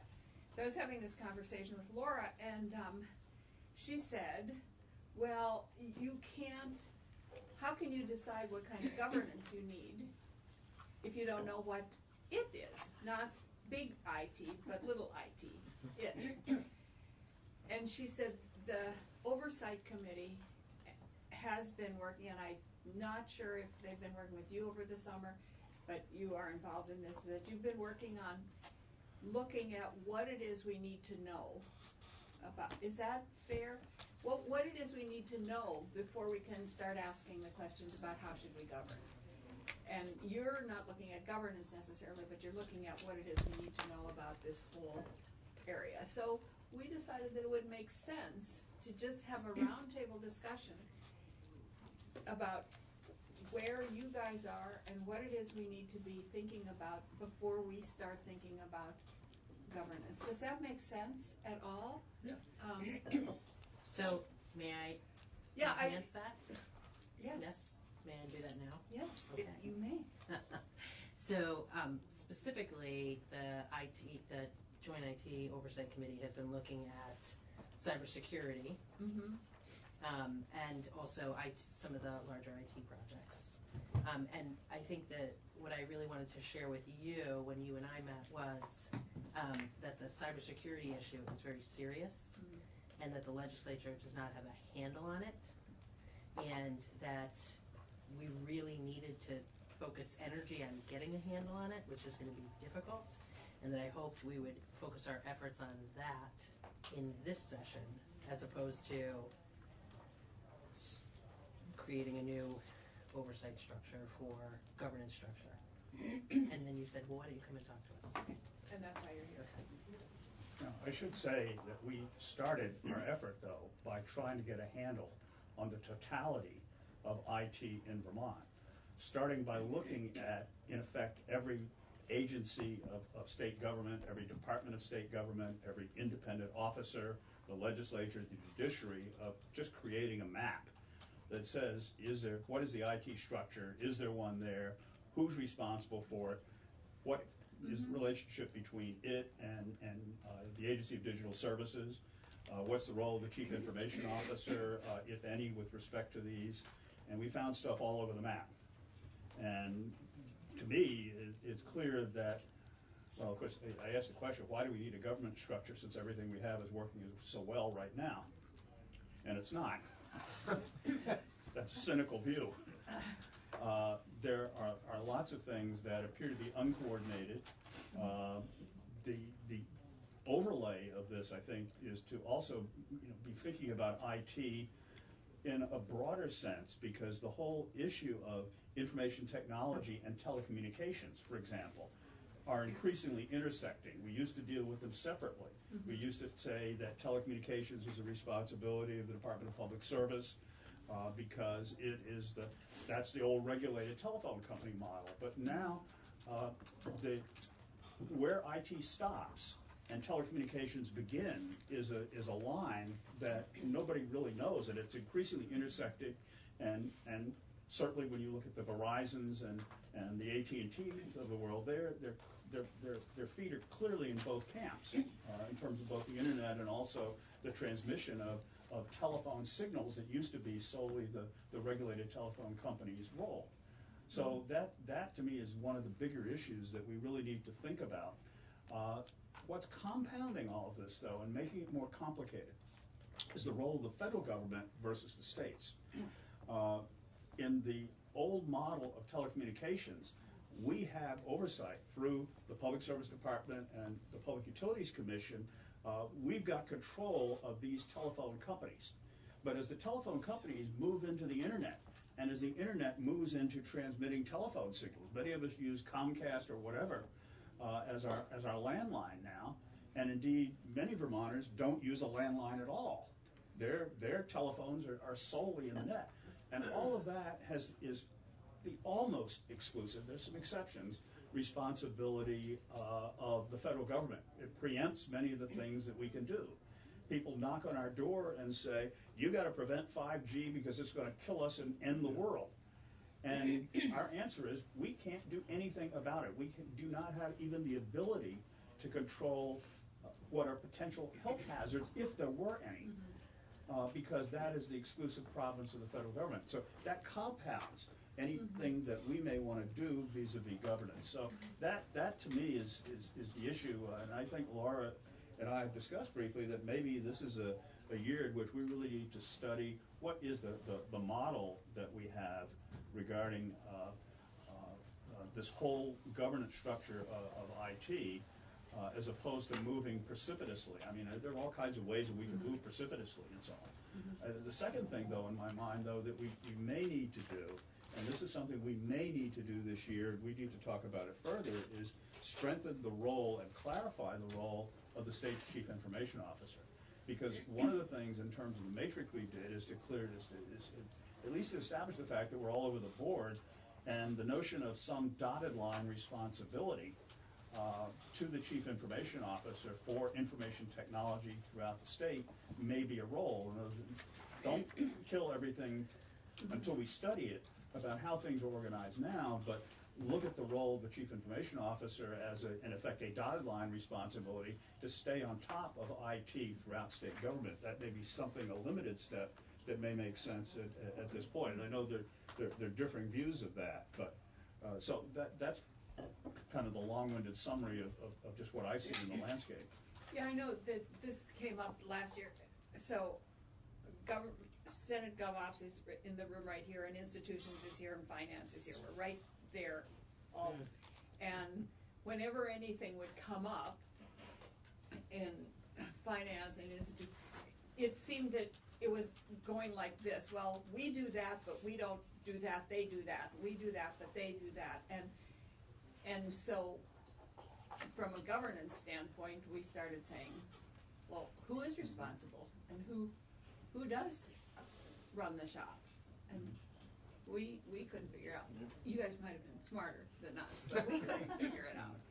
And so that's, yeah. And and the Senate is, we don't have a committee like the House does that deals with I've addressed that with the pro tem and said that we need to assign it someplace. We need to, put it in someplace. But realistically, the way we're structured, there are things that each of these entities does that are sufficiently unique that even if we had a separate committee, and I'm not necessarily advocating that, the other committees, the things that are in their jurisdiction are still going to be involved. They are, but we do need to have a central, I think, that's going to be the main committee, and then as things, I mean, if it's a utilities issue, clearly it's going to have to go to finance. But I think we need to have one place where they can look at it more comprehensively. What is it? What is it? I don't know what it is. That's. I think that's part of the problem is that I don't know what it is. So that's what you're here to tell us. Well, I think maybe it might be useful for you to hear from Secretary Quinn as to what his view is.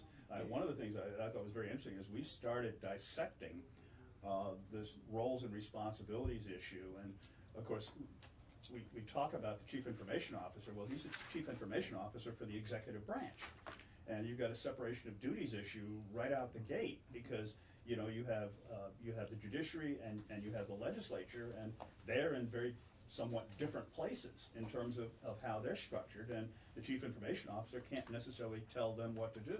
Before we started our work on joint IT oversight, they didn't even meet. And we've got them now meeting on a regular basis together and collaborating, and clearly... We believe. We believe. But clearly that's an issue. You know, you have, obviously, the legislature somewhere intersects with the executive branch in terms of the internet and some connectivity issues, but in other places, it doesn't. So, can I ask another question? You don't have to ask okay, permission. so, Just jump. So with regard to this group, we're sitting here now, and then you have a number of different boards and commissions that are coming in afterwards. Do we relate to that, to those people that are coming in? And if so, how?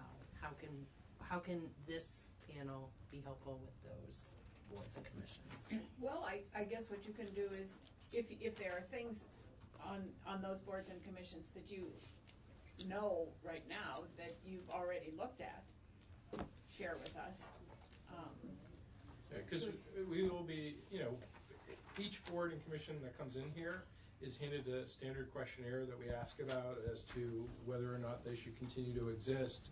If they should, what modifications, if any, should be made in legislation with respect to what their mission is. So that's basically what we'll be reviewing this afternoon with these various boards and commissions that are on our agenda today. And, you know, anything that this roundtable discussion can help us in educating us as to what that is. And I should say that, you know, their coming in today is the first step in the process. If we were to recommend the elimination of a board or commission, we would typically take testimony from other people who are interested parties. And so I know you have the Public Utility Commission. Yep. Yep. And the Department of Public Service on this list. Yes. Okay. And one of the things is that one of the questions is, I don't know if you guys saw the questions, but one of the questions is, if your mission is still relevant, whatever it is that you were doing, could it be better accomplished someplace else? This particular board needs to exist in order to carry out that mission or to oversee whatever it is. And we have heard from, in other areas, people who've come in and said, the mission is still relevant, but it could be better handled over here instead of by this board. We don't need this board. Is that good? So, before we get into some of that, can I just mention quickly a couple things very briefly? I know Senator Brock. I know Secretary Young. I don't think I know Representative Grigwin, is that how you pronounce it? That's correct. All right. I don't know Good point, Matt. Let's all introduce ourselves. Okay. Okay, Suzanne start. Suzanne Young, Secretary of Administration. John Quinn, Secretary of Digital Services and State CIO. Laura Sibilia, Chair of Joint IT Oversight and on the House Energy and Are you from Dover? Yes. Okay, all right. And there's a reason why I asked that question. Secret track? Maybe it's I know somebody. Okay. And I'm Senator Randy Brock, representing Franklin County and part of Grand Isle County, and I'm Vice Chair of the Joint IT Oversight Committee. I'm Sue Zeller. I'm the State Chief Performance Officer and one of the governor's non-legislative appointees to this commission. I'm Jeanette White, Senator from Windham County, and I chair Senate GovOps. John Gannon, State Rep for Wilmington, Whitingham, and Halifax, and I co-chair this committee, and I'm Vice Chair of GovOps. Senator Brian Collmore from the Rutland District. I'm Matt Krause. I'm one of the gubernatorial appointees. I'm Rob LeClaire. I'm a rep from Berrytown. Thank you, Matt. was an oversight. Well, you let Tim. Oh, I don't mean to ignore him twice. Sorry, Tim. I'm Tim Briglin, and I'm a state rep from Thetford, and I'm the chair of the Energy and Technology Committee. And the technology slice, very specifically, is not technology writ large. It's technology in state government, very specifically. And the committee also has oversight on the House side of the building of telecommunications as well. Okay. Is my rep on your? Who's your rep? Heidi Sherman? Yeah. Okay. All right. So then I had a couple of quick points and then I'll be quiet. So I'm a 30-year state employee, so I'm going to direct this to Mr. Quinn. It's not a question, just a comment.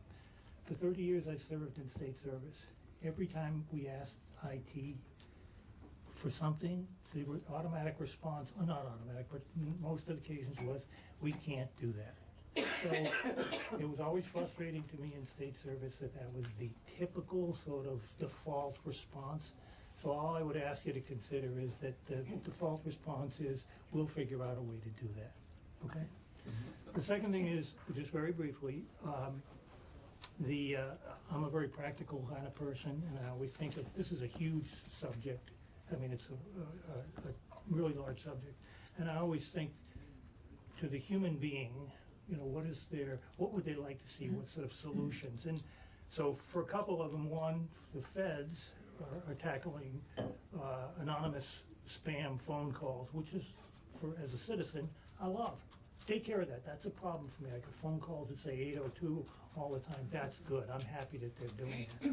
I would ask you to consider, as a group, the same kind of thing.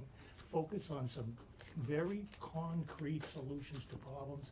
And one I'm sure you've always heard or continue to hear is coverage, cell coverage across the state.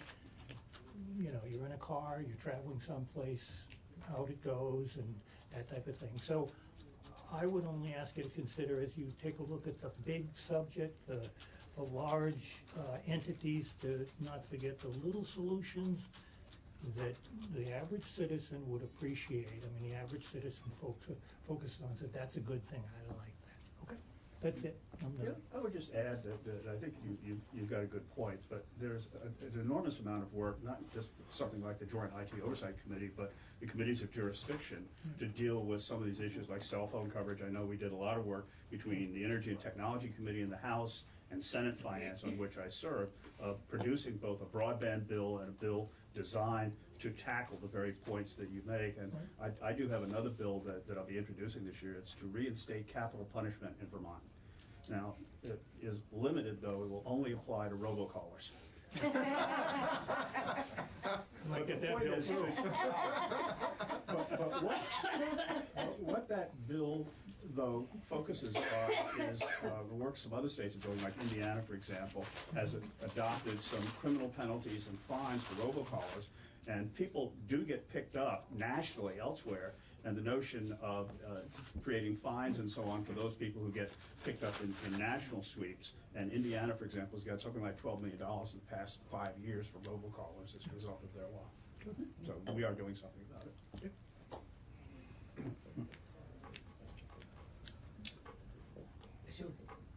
Hear from Don? Yeah. I'd like to hear from me. That would be you. Sure.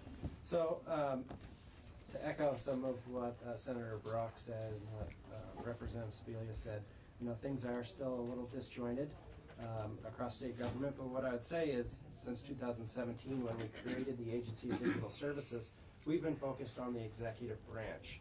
Each agency, each department had their own IT person or multiple people. And so, excuse me, over the past couple of years, we've been reorganizing them and making us more efficient and trying to spend smarter. We've documented in the first 2 years $5.5 million of cost avoidance by being able to reuse what we already have across state government, being able to use employees across agencies rather than just in one agency where they may have been before 2017. Now, if they have a specific skill set, we're able to look across the enterprise and pull those people around, which has been valuable to the enterprise overall and saves money. So I think we've done some good things from that standpoint. In regards to cybersecurity, when you look at the state's posture prior to 2017 and then now, We have visibility across the enterprise. We know what we have and where we have it. We know what our assets are. We didn't before. Our risk to a cyber threat was much greater than it is now. It's still great. It's great for all states.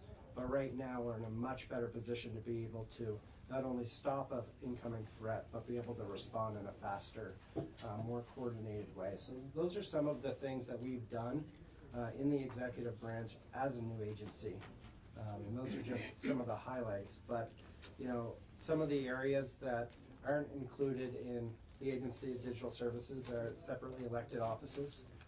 So whether it be the Attorney General's office or the Secretary of State's office, 3 branches of government, so the legislature, the judiciary, radio services and public safety. That's quasi-IT. They use a lot of technology to run their radio network, but they have the expertise there, and we coordinate with them fairly closely on what they're buying and how it's being implemented to make sure certain security standards are being followed. The telecom piece still falls under the public service department. That's more regulatory, and so we haven't, you know, that we leave that to them. We do not get in that business. And then there's E911, which I think there's going to be a report by the Secretary of Administration, Suzanne, by the end of the year, making some recommendations there. But, you know, I look at that myself, and it's going to be, you know, one of those things. Sure, they use IT, but so does every other agency out there to run their agency or their group. And then the HIT, the Health Information Technology Plan, that's run out of Human Services, but we're involved with that through statute and through just general oversight. So whether it be Vital or any other organization that connects to our network, we look at their security standards to make sure whatever they're doing doesn't increase our risk to a cyber threat. So they have to follow certain standards if they're going to connect to us. So a lot of valuable things that we've been doing, but there's still some, you know, better coordination that could happen. Rob, you had a question? Well, I got a couple. I mean, there could be some. One of the issues that seems that we've had, especially before the creation of your position, was that we never had the ability to quantify what we had, what we were spending on IT, what we had for resources in IT.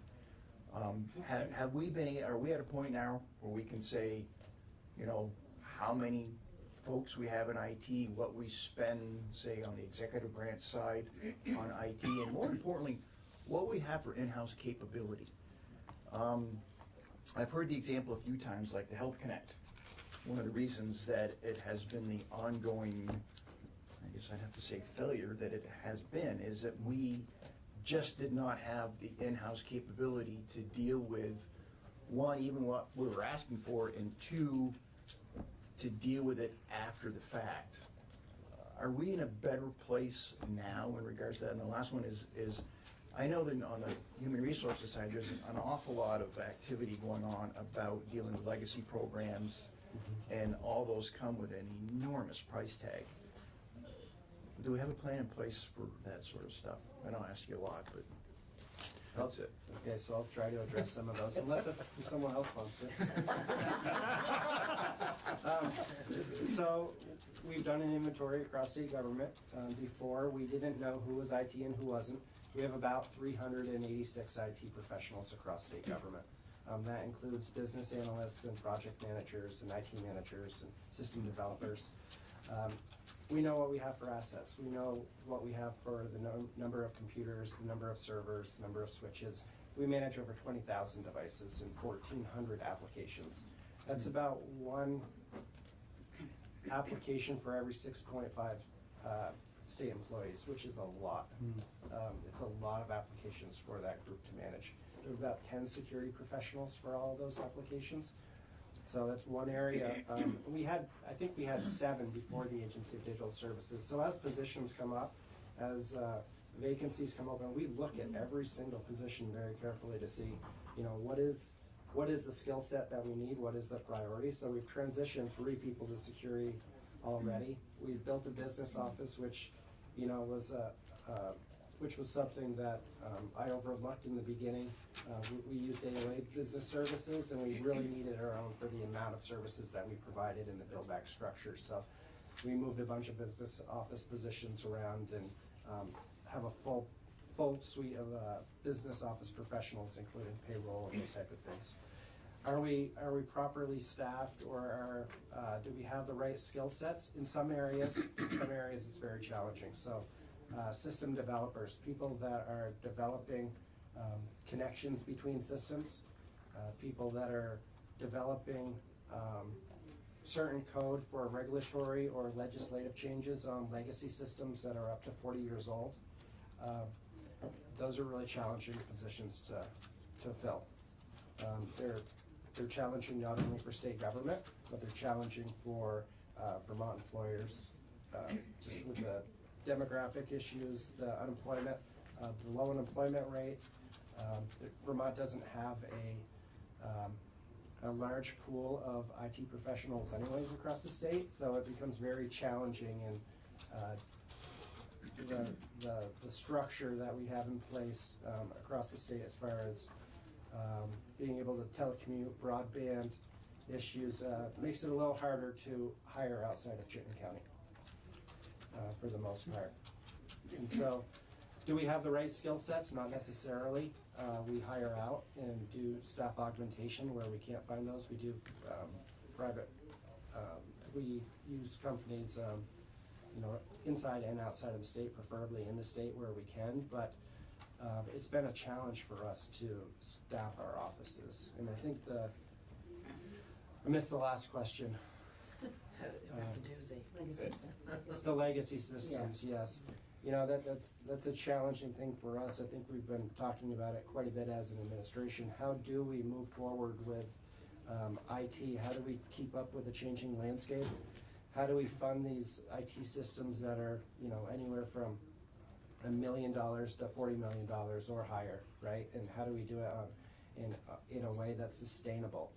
And so, one of the things my agency is looking to do is consolidate towards platforms, consolidate towards, I'm trying to think of something that everyone would know. Like, you could call Microsoft a platform, right? Something that's common to everyone, a common email type of client. Get everyone on those type of email clients, which will reduce the number of staff that we need internally, and focus our skill set in certain areas rather than focusing on 1,400 different areas and trying to keep skill sets. We're trying to narrow those down. One of the other areas is case management. We have hundreds of case management tools across the state. We're consolidating where we can to one platform, right? Everyone may still have a separate instance, but we're gonna focus on getting everyone on that platform rather than needing 40 people to manage that. We may only need 10 people in the future. So we're focused on things like that, and that's how we're trying to get off the legacy systems. Technology's changing every day, which makes it challenging. But by focusing on those cloud type of solutions where we get out of the business of having to upgrade. Every time we do an upgrade on our ERP system, for example, it's $3.5 or $4 million. We have to do one of those every 3 or 4 years. We want to get out of that model. We want to move to the cloud software as a service where the company that's hosting that has to do those updates, and we're continually up to date. So we'll level out the spending projection and be able to plan longer term, because we'll know with that company we'll see an average increase of 4% or 6%, but it'll always be up to date and always secure. I'm good, thank you. Brian? It's something I just want to follow up on, Sure. because I think it tracks with what Secretary Quinn was saying, and it's something more that the legislature has to consider. It might not be in the purview of your committee, but is thinking about how we actually go about funding IT. And I think there's a traditional mindset of it's a capital expenditure. When we're funding IT, we're buying a bunch of big boxes that we're putting on people's desks, and they're going to sit there for 10 years until we replace them 10 years later. And we've moved way beyond that as a society. And how we fund a lot of IT expenditure in our budgetary process is through the capital budget. And I know that drives that committee crazy, because a lot of this expenditure is really general fund type expenditure. It's annual operating expenses.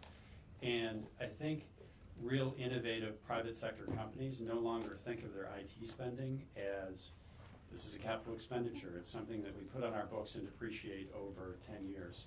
No, these are annual expenditures.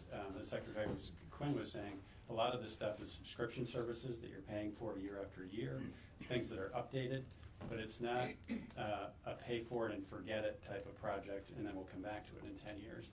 These are expenditures that go over time. And in a perfect world, and we're a long way from there, this would be more general fund focused as opposed to things that we bond for and pay for over time. I think one of the things that also we ought to be thinking about is the strategic changes in the way IT is being run. We've learned, for example, from Vermont Health Connect that this massive, large project, as opposed to what we're doing now, and I think Secretary Quinn can perhaps address it more specifically about cutting things into smaller chunks so that we can measure them and then adding oversight both from the IT Oversight Committee and from the Joint Fiscal Committee and others to look at those chunks as they're being done to measure how we're doing relative to what it is we're trying to do so that we can stay both on budget and on target. And John, you may want to expand on the strategic changes. Yeah, I think, you know, when you look at how we would go about a big monolithic system like Vermont Health Connect before, it was all one, it was all integrated, every piece connected in some way, and if one piece failed, the whole thing went down, right? We're now building the integrated eligibility platform, for example, in modular small pieces, so we can measure out each piece, monitor each piece, and if we only get through 3 of the pieces and we have to, you know, change our priorities and cut funding, we have 3 pieces that will improve the lives of Vermonters, right? They'll be able to use those pieces. We'll be able to build off from them. It won't be a failure because we'll have things that we can actually use, things that we spent money on. It's where the old approach was, well, we only got partway through the project. There's no real functionality that works yet. And so the change there in strategic direction is, you know, is definitely a lesson learned from the past, and it's not something just Vermont has learned. It's nationwide. So I want to follow up, if I could, on both Secretary Quinn's remarks and Senator Bratt. And forgive me if I'm 3 steps behind, because I feel like I am, but from the perspective of a priest from a small parish, here we go. And I don't know whether this is a legitimate perspective or not, but many of us can remember the EB5 diagram that showed, in essence, a bunch of spaghetti-looking stuff. And that's how I feel about the way we are right now. And I don't know whether it's feasible or reasonable that we at some point will have one person, Ms. or Mr. IT, that can control everything or not. And I don't know whether we should. So I guess I'm still trying to get a handle on who controls what, because we've had issues in GovOps before where something happened, and then we went back to say, well, who was in charge? Why? How did this happen? And what decision was made along the way that allowed this to happen? And we kind of like didn't get an answer. So, Can I follow up on that? Just the and I know that you're focusing on the state government system, but how do we integrate that with what's the role here with non-state government systems out there? I know the Public Utilities Commission regulates utilities, the regulated utilities, but what's our role with those that other world out there that isn't in state government, and how do we integrate that, and do we have any control in terms of? Well, I don't know, in terms of getting answers to who made, what decision was made, when, why did this fail, why did this happen? This is the spaghetti that I think that Senator Collmore is talking about, and there is spaghetti here. There's no question about that. Because we're dealing with, some things that are totally outside of our control. For example, those things that are federally preempted that are still interconnected with what we do.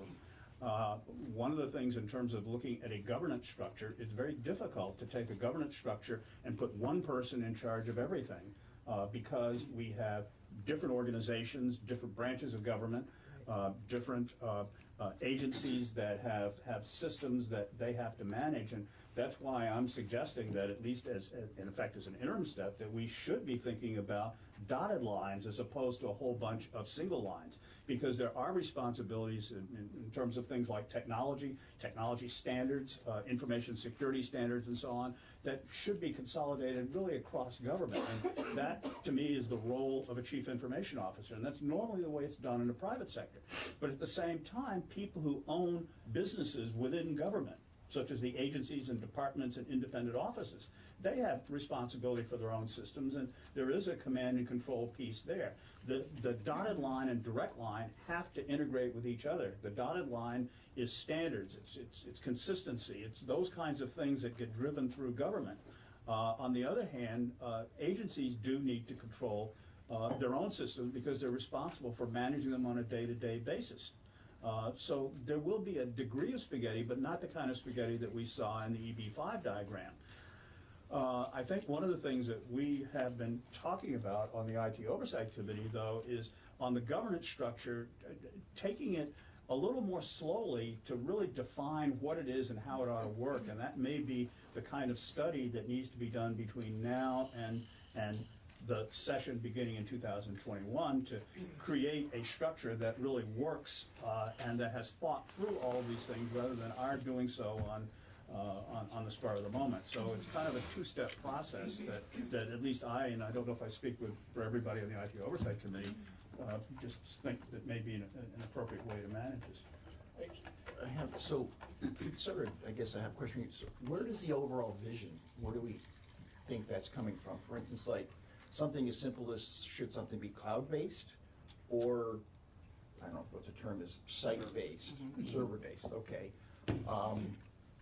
And my sense is, like when I heard you say that we've got like 1,400 different type of programs that we're trying to stay on top of, who's going to have this say as to whether how customized a program is versus you're just going to have to deal with what's out there commercially and figure it out?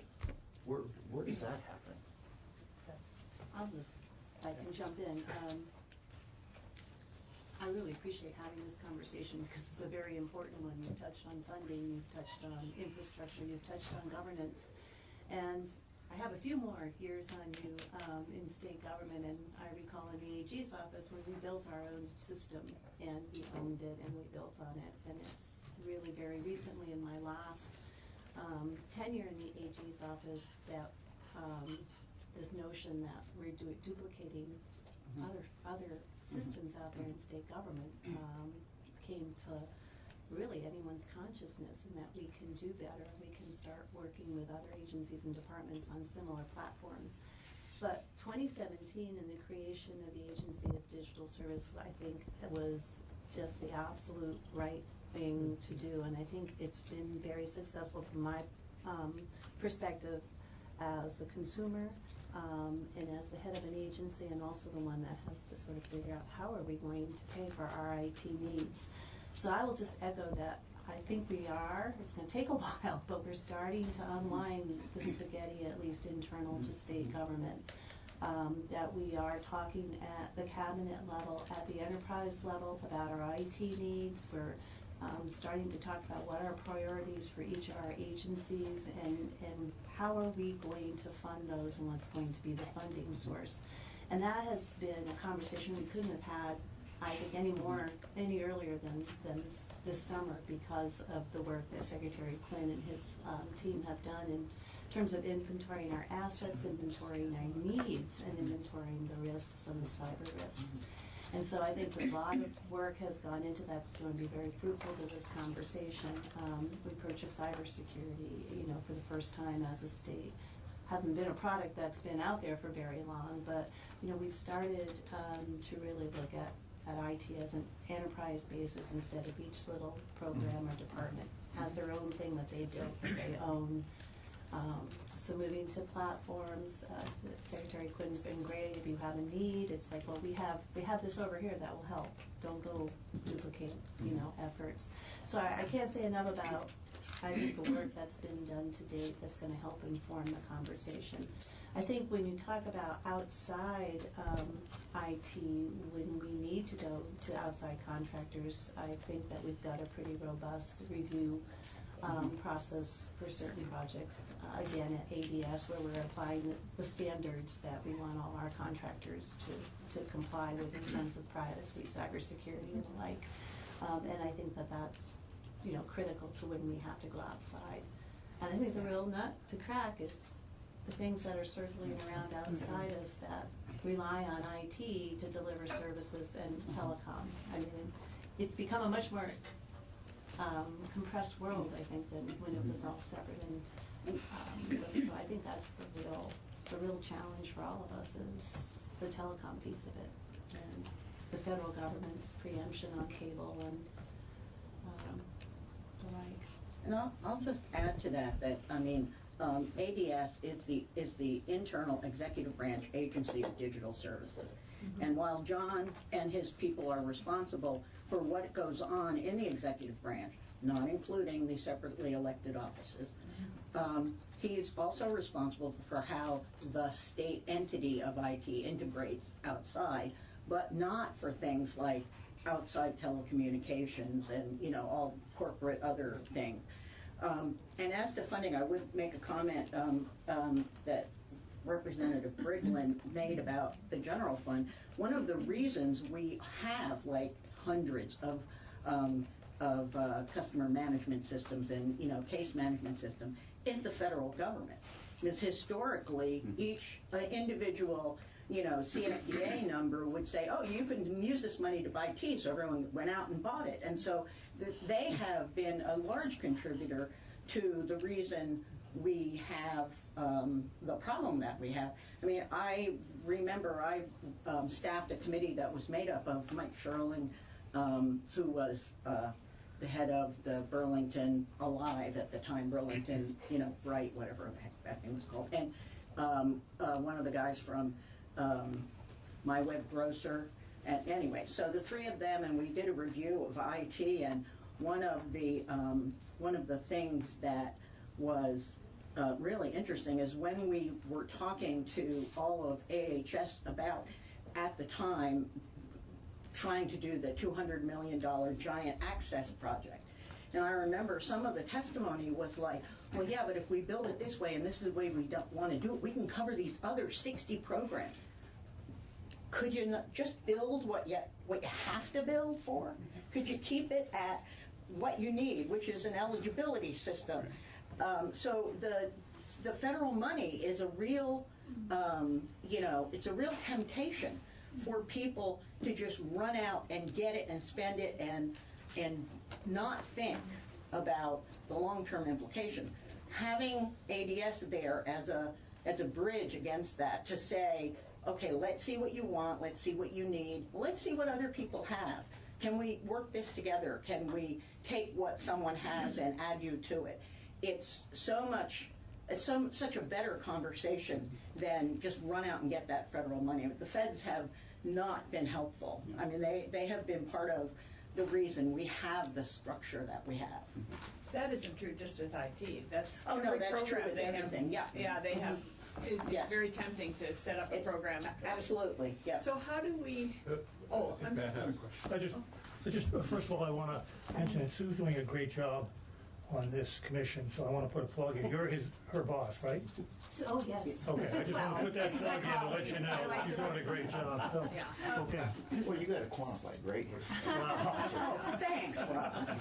I did have a couple of things that I just wanted to bring up. First of all, I'm appreciative that the state created an agency for the digital services. That's a real big promotion.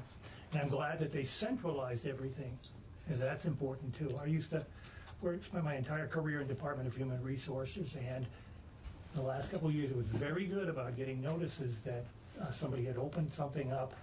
It opened up a virus, et cetera, don't do it, et cetera. So it was fast response, and I really appreciate that. But I do have a couple of things that are of concern to me. There's 7,000 state employees, and many of them have access to terminals. And with the best of intentions, sometimes people access stuff they're not supposed to. And the last I'd heard, when I left state service, that VSEA was going to work with the state on ensuring that employees weren't spied upon, but that the places that they were accessing, et cetera, were going to be controlled, if you will. Okay, so that's one thing that sort of, there were a lot of folks who, I was told, I'm not a big Facebook person, but they're on Facebook all the time, or eBay, or something of that nature. So that's kind of not a good thing for state employees to be using those services. I wanted to know if, in the cybersecurity field, you were accessing Norwich University. They have a very big program over there for cybersecurity. We are. You are, okay. So you should talk about that. Okay, and then just one other piece.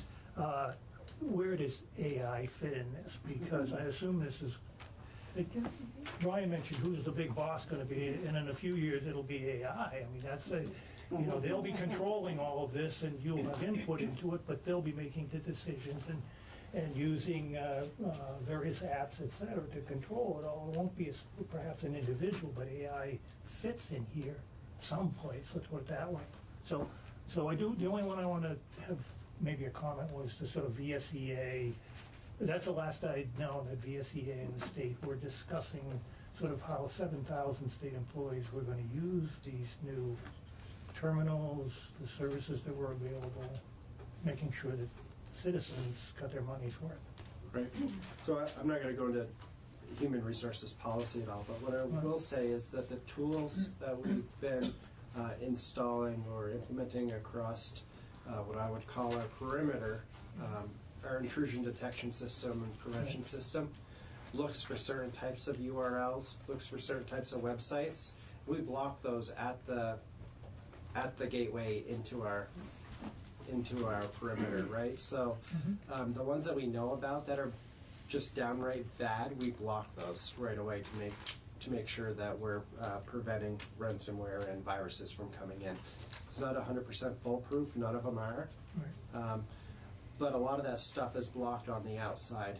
At this time, we don't monitor usage of state. You do not? No, my Okay. agency is not in charge of monitoring time usage of state employees. That would be a question for Department of Human Resources, but we haven't been instructed with implementing anything like that. But overall, the tools that we've been putting in place are really to mitigate the risk if employees do stumble onto a website that may be harmful to the state government. So, and I would add, one of the risks that we're currently trying to get our hands around at the Joint IT Oversight is what risk legislators pose to the systems. We're working to put together a class for legislators, as well as our municipalities who are tying into these systems. So I think it'd be really good to touch on the Norwich University thing for a second. 2 years ago, I believe it was 2 years ago, we created a partnership with Norwich University to bring in cyber talent into the workforce, into the state workforce, and to give students the opportunity to work in a environment that has about every type of technology you can think of here, right? We have legacy technology that's 40 years old, that's hard to secure. We have new technology, we have everything in between. So we've created this partnership that does not only internships, but a security operations center at Norwich University where students can get real-world experience watching our log data coming in from our firewalls and things like that, and detecting potential intrusions or attempts at intrusions into our network. So it's been a really good partnership, and I think it's benefited the state. I think we've hired 3 people from the program already, full-time. So it's definitely been one of the better things we've done. All the states are having a hard time hiring cyber talent, but this seems to be working out really well for us. Good. Okay. So, thank you.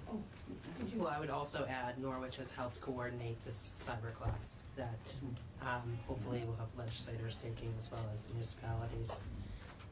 I'm an alumni of Norwich, and really you've got your pleased plug that in. they, well, I don't want to put a plug in, but I'm pleased that they, as an academic institution, they don't sort of sit in an ivory tower, that they're out there into the community, into the, where they can help out, resources or the organizations in a state.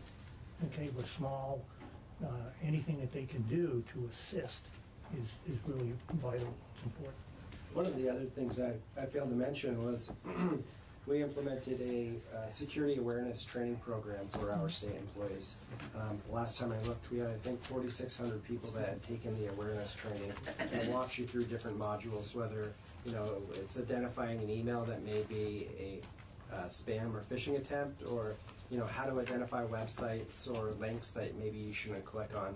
And we just bought a new software that's going to further refine that effort and be able to offer more trainings in depth over the course of the year.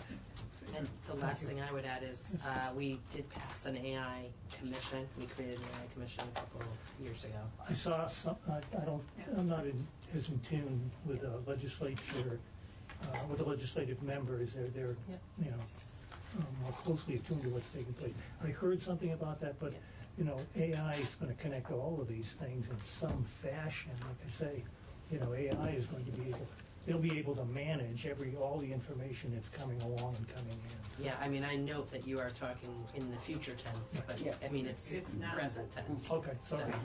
And it's growing. So two things. First of all, our IT staff at the legislature has me so nervous about clicking on anything that my family gets really annoyed at me when they send me a link to something and I say, don't trust you. I'm not opening it. But anyway. Is that why you didn't check your email?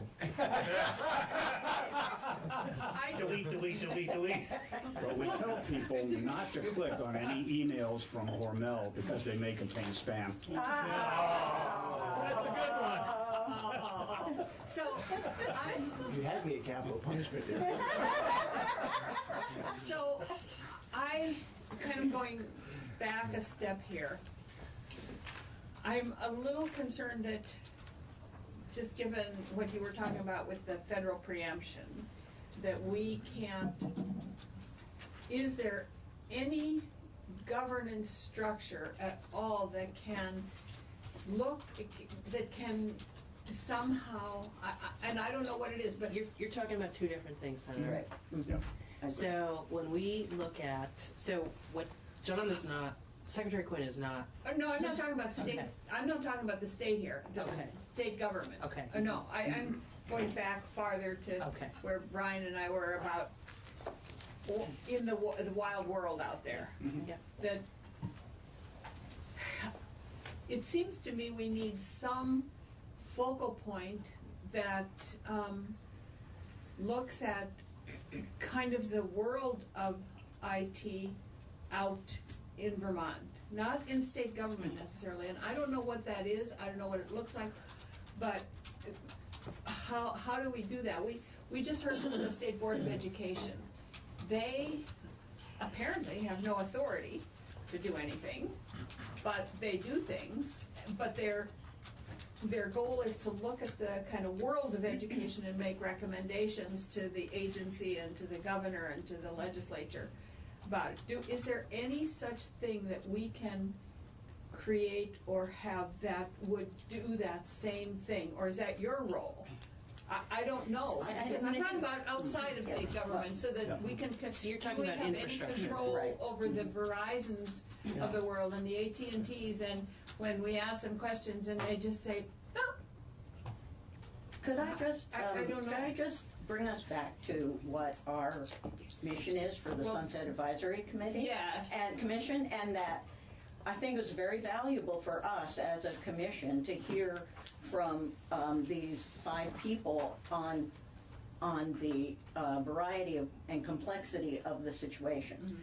But the primary goal, seems to me here, was to get testimony to help us in our deliberation about these committees, that we understand a little bit better. Okay? Right. Not that I'm not wanting to talk about the greater world, but it seems to me that that's probably something that the legislature as a whole needs to work on with, contact with the administration. But for purposes of this, I think we should, if we need any more information that will help us in our deliberations about the remaining committees and boards that we're looking at today, I think we should ask those questions. But sort of the wider discussion about governance and outside of state government, I think we should probably leave to the committees of jurisdiction. Well, that's what I was wondering, if these people in their wisdom could say, well, one of these is something that could expand into that, what I was thinking, or none of these are, or you should eliminate all of these and start all over again, or... So you have different focuses on some, so like the agency is all internal, right? Yes. And then you look at the PUC and the department, and those are really looking external. Right. At our infrastructure, right? The property parcel data is municipalities. No, what's the web portal board? Web portal board is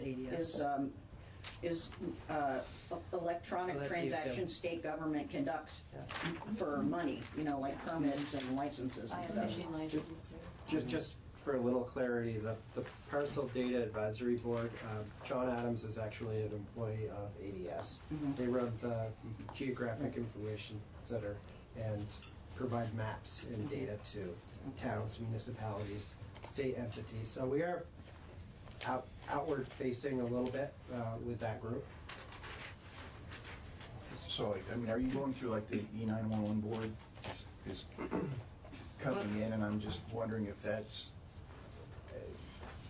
is that something that could potentially fall underneath, the purview of the Agency of Digital Services? Well, that, I think Suzanne has The legislature has tasked the Secretary of Administration with looking at that very question, which is where should the E911 board reside, if not in its current iteration as an independent board. And when you look at their functions, they have IT function, they have the telecom function, they have the public safety function. I mean, they are kind of crossing a lot of different areas that fit in different parts of state government.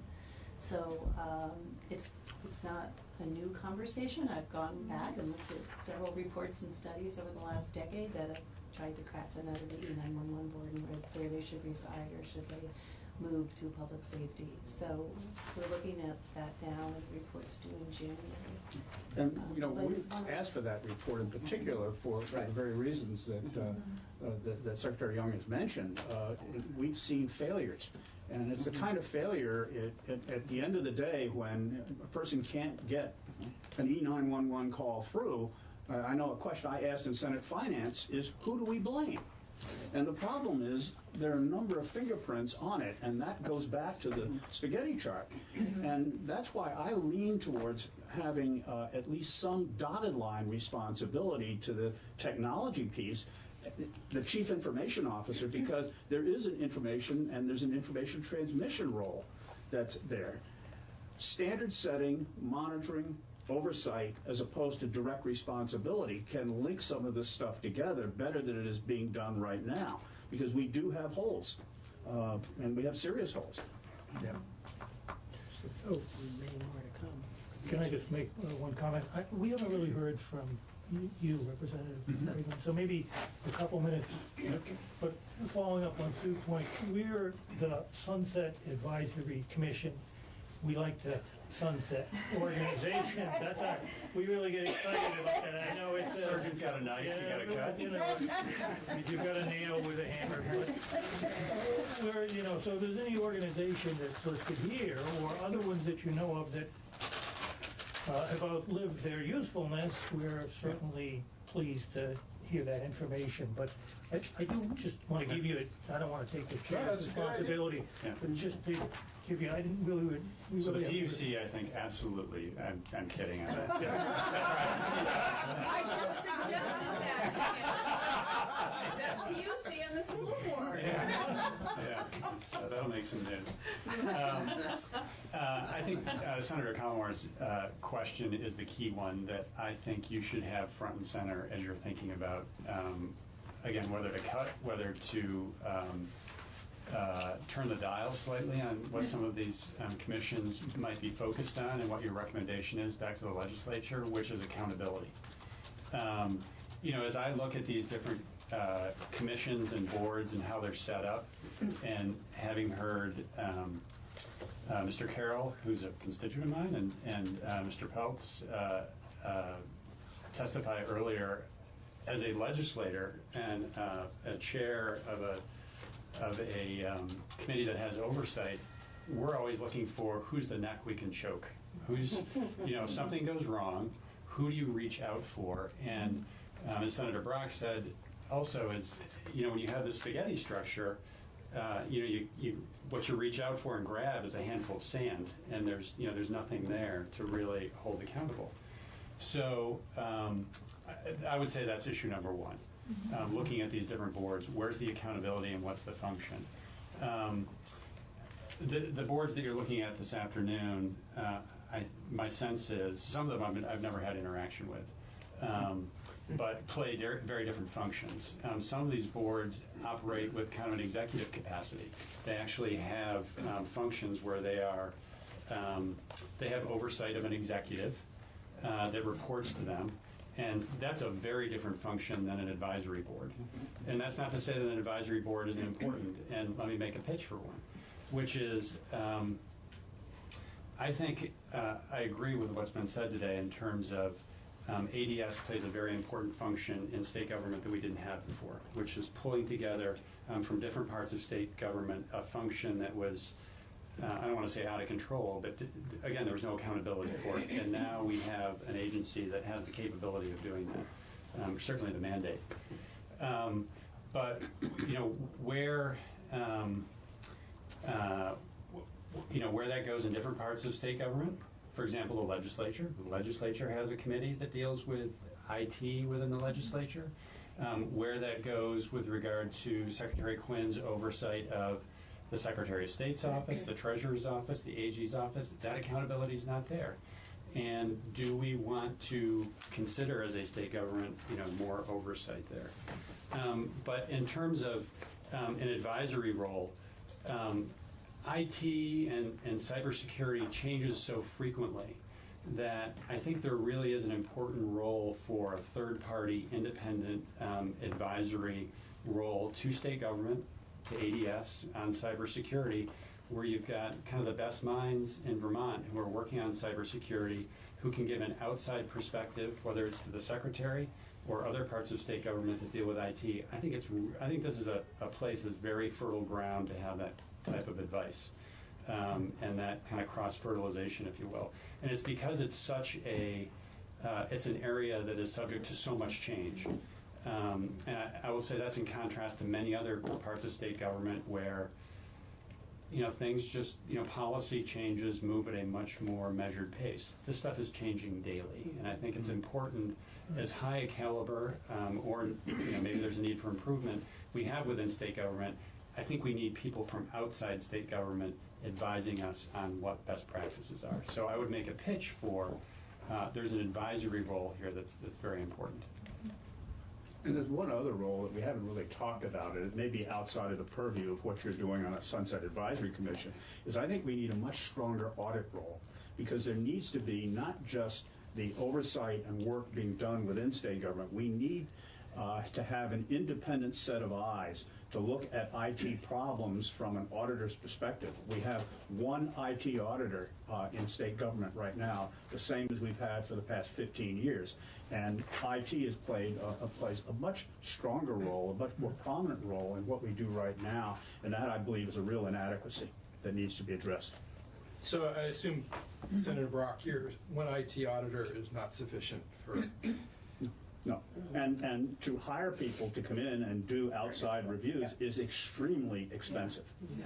Extremely expensive. And this is also a problem that we've looked at overall in our work on the Joint IT Oversight Commission is, are we able, at the salaries that we pay in state government, to hire the people that we really need at the level of expertise that we need? And so what we wind up doing, and this was a classic example we saw in Vermont Health Connect. We didn't have the horsepower to do the work, and we weren't able to hire them at state government salaries, even inflated to market factor analysis. And so as a result, we go out to a contractor, and we pay 4 times the rate that we would pay if we had the person on our staff in the first place. And that, again, is something that we've enlisted the human resources folks to look at, to perhaps give us some guidance in that regard, too. And this is someplace that I think has also moved in a different direction in the private sector in the last 10 years, which is 10, 15, 20 years ago, you went to the private sector and looked at places that used to be considered, I'll say cost centers in most private businesses, which was human resources and IT,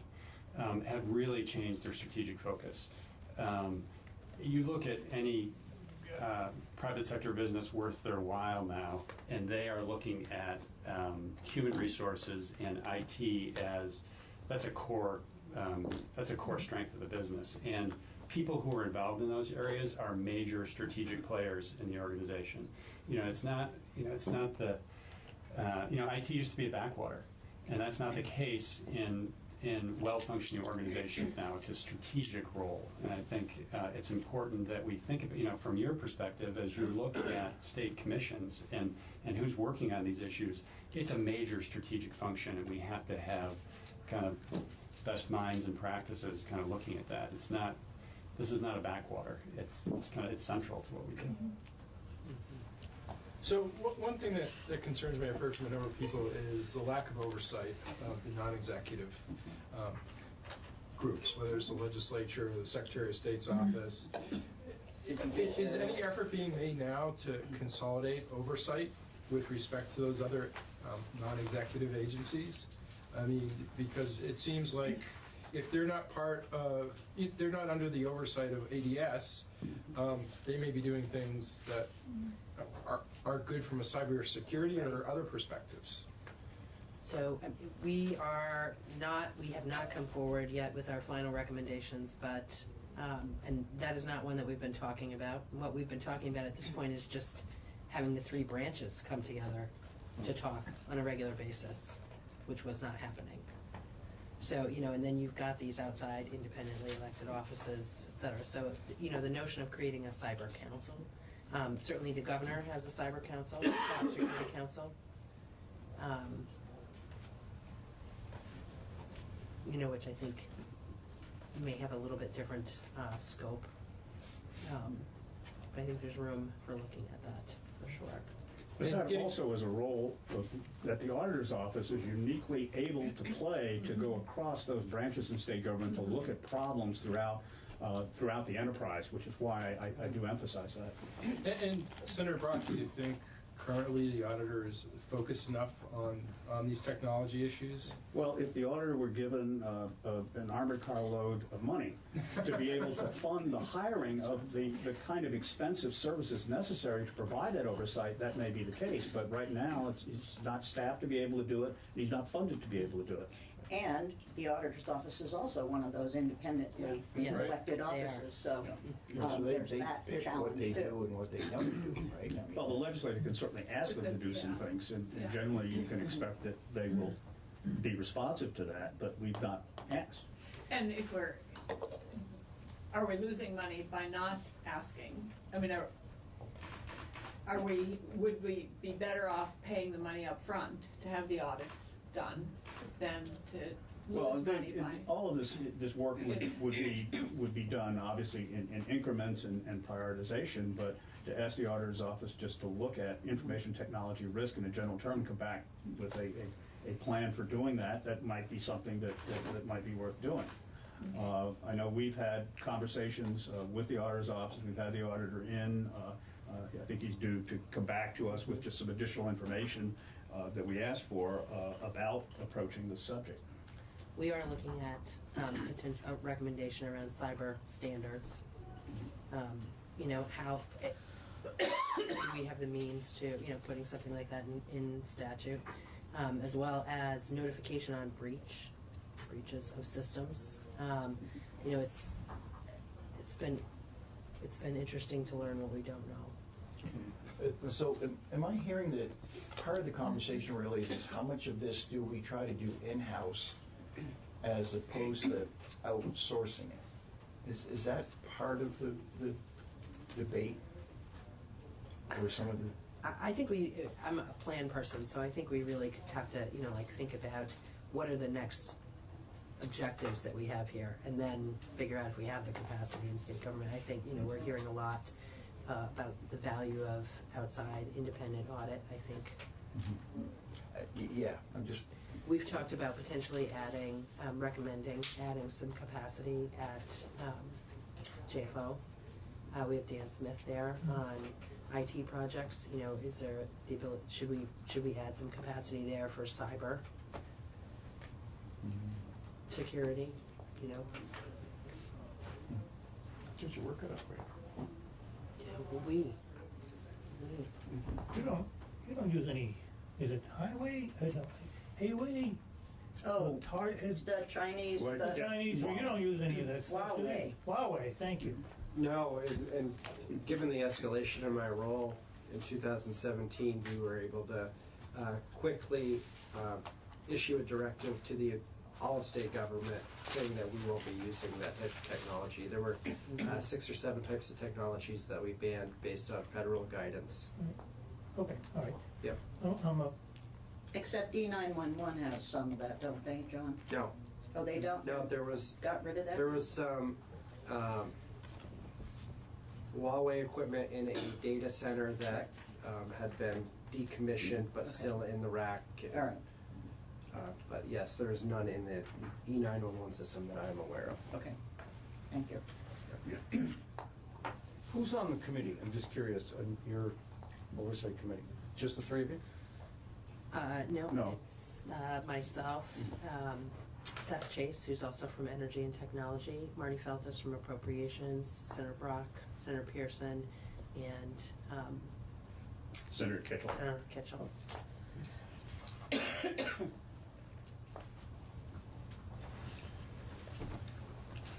Well, I'm so glad we were able to solve all the issues today. What is the issue that you would like to solve, Madam Chair?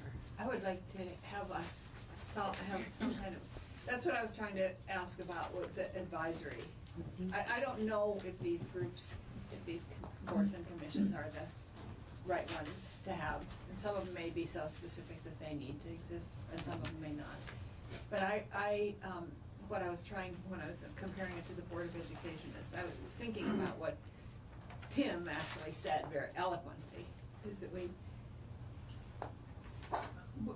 we need to have some kind of an independent body out there that is made up of those leaders in that, and I wondered if that's what we need. To advise the state on where to go, cybersecurity, what to do, what to think about,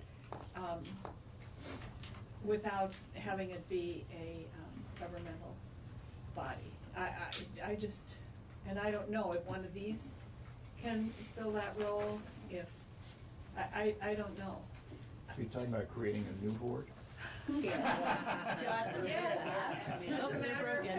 a matter of fact, yes. So, can we create as well as can we sunrise? Yeah, as well can as sunrise.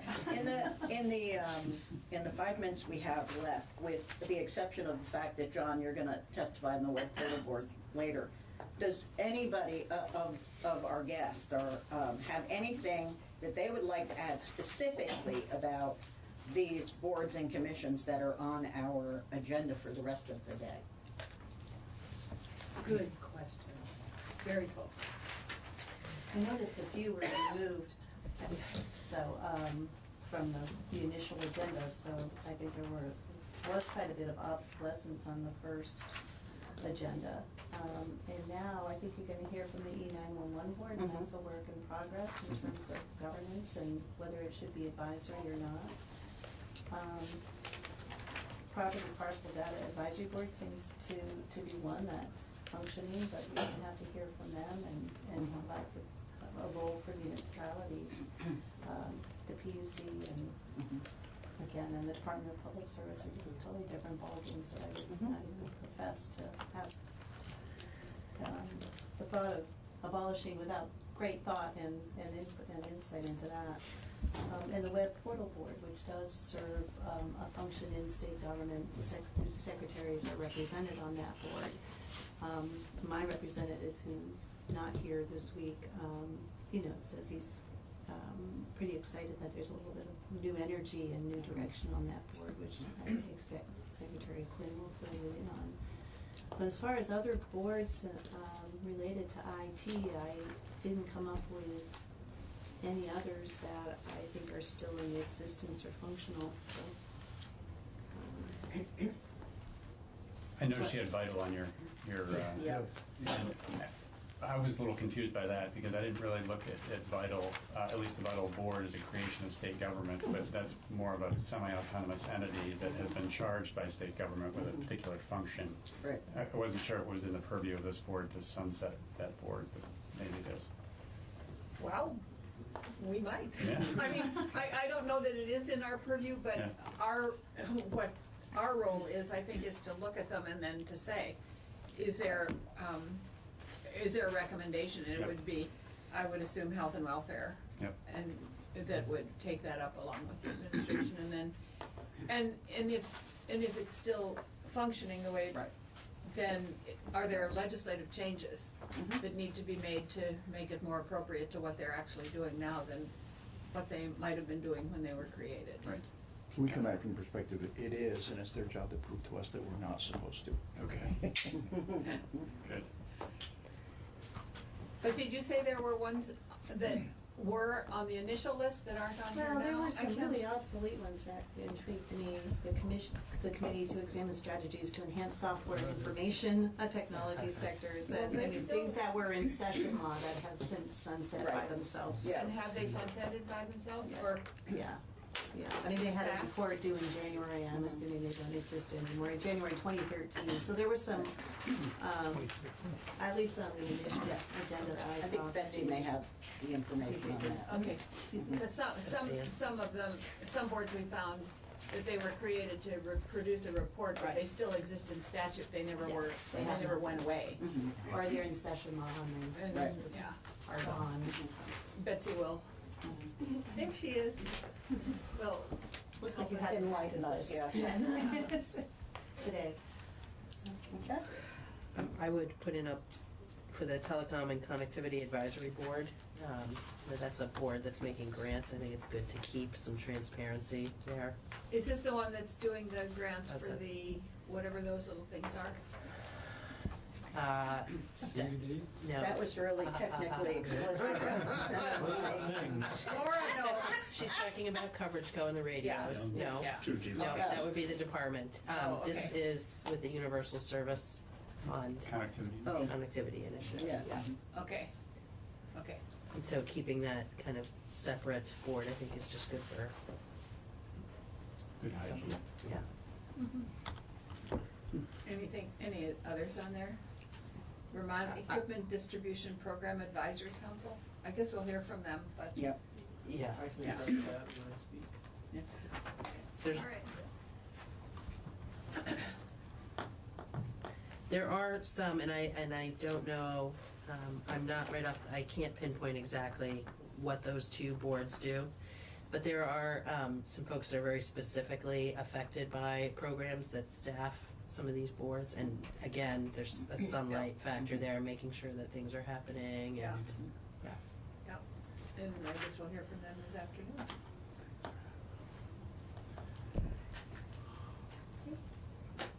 Okay. All right, well, thank you very much for joining us. Thanks for coming in, we appreciate it.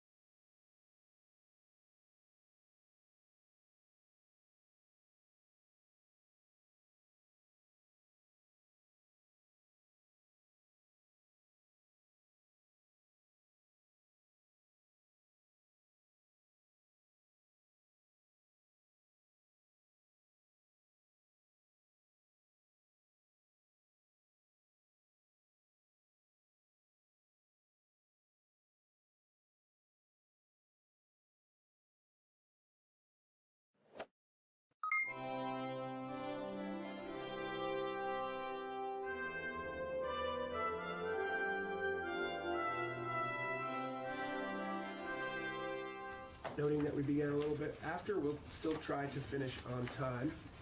Thinking this largely as taking care of a little bit of business at the start, but then we'll kind of jump into a working session on the draft report. Would be my hope, and that possibly even making kind of group edits on the screen as we roll. But I'm also proposing that we kind of discuss how to roll today, so we're all clear and on the same page. Just next up would be what offers a committee review of the agenda. Given that I, as chair, I've put together some offerings for an agenda, gave some thought to how this might work. Asked Deb to send it around, but I want to make sure everybody's good with it. You understand it first, and anybody have any additions or changes to the proposed agenda for the day? I have an update on our project that I would like to share with everybody when we do member I did updates. include the member update thing in here, so we will cover that. The general idea is the nuts and bolts, the review of minutes, the member updates, and then kind of discussing how to go about our next steps today and whatever might come next in completing our deliverable. And a few thoughts to jumpstart that, but I welcome other input on that. And then, the bulk of the meeting being kind of a working session on review and discussion of the draft. Thought it made sense to offer public comment before we made any wrap up with say a possible vote or a decision about how to move next. And then kind of a clarification, confirmation of those next steps. So that's what I put forward. Does it sound good to everybody as our agenda for the day? Okay, hearing no other comments, we'll assume that. Thanks to Ellen, we have excellent minutes, draft minutes from our 10:15 meeting, and I would ask, which you all have received, and I would ask if there's for a motion to approve. To approve. So moved. Is there a second? Second to move the minutes? For the lack of a second. Thanks, John. I moved by Robert, seconded by Representative Bartholomew. Any discussion? Yes, Steve. Just a question. On the second page, there's a sentence. Senator Hardy stated that she has heard from constituents concerns about the makeup of the group. I wonder if she could flesh that out just a little bit. For the purposes of the minutes, it's right at the top, the first paragraph of page 2.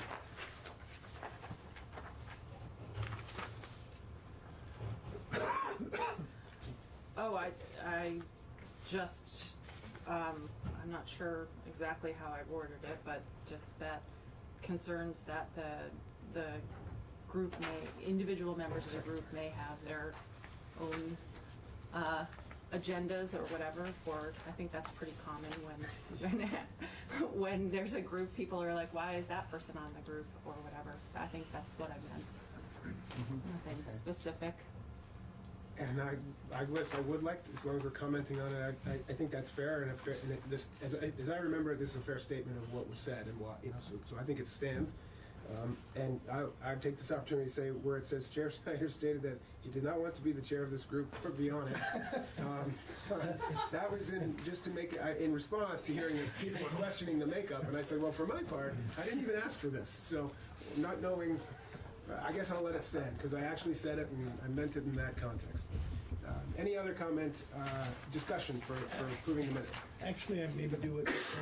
So under, when it talks about my comment about the rules, carbon accounting rules, yeah, I think you, Robert, had talked about the two groups that have created those rules. Could we include those two groups in these minutes, which one was from, I believe, the IPCC. I failed to write down. Mark, can you reference where in the minutes I'm just middle of page 2. Middle of page 2. Okay, where it thank you. Talks about the question that I had asked about the carbon accounting rules. Mr. Turner stated that there are, and they depend on which market, either compliance or voluntary, and which registry the project is part of. And I remember, I thought you had told me which two groups had created those rules. Well, so this gets into the weeds a little bit, and I don't know that it's appropriate for the minutes, but I think compliance and voluntary are really the two groups. And, it started in the voluntary market. The compliance market really picked up a lot of the rules from the voluntary market, and since then, these various registries have developed many of their own rules, so it's not an easy question to answer really, except that there are compliance rules and voluntary rules and a mishmash of everything. I mean, they're basically consistent, but they're little bits and differences each. The point, I think, to answer your question was really that there are rules, and the IPCC sort of set the stage by saying, at least in general terms, this needs to be transparent, and there needs to be, a process, and then the specifics are developed by these various agencies down the line. So, I don't know really how to answer your question except to say that, there are a variety of bodies that are. Maybe I had said that there was the region and that there was the California and there was the ANSI, and both govern. I think that was it. Both govern process. In the report, when we go over the content of the report, there's a paragraph on page 5 that lists the registries.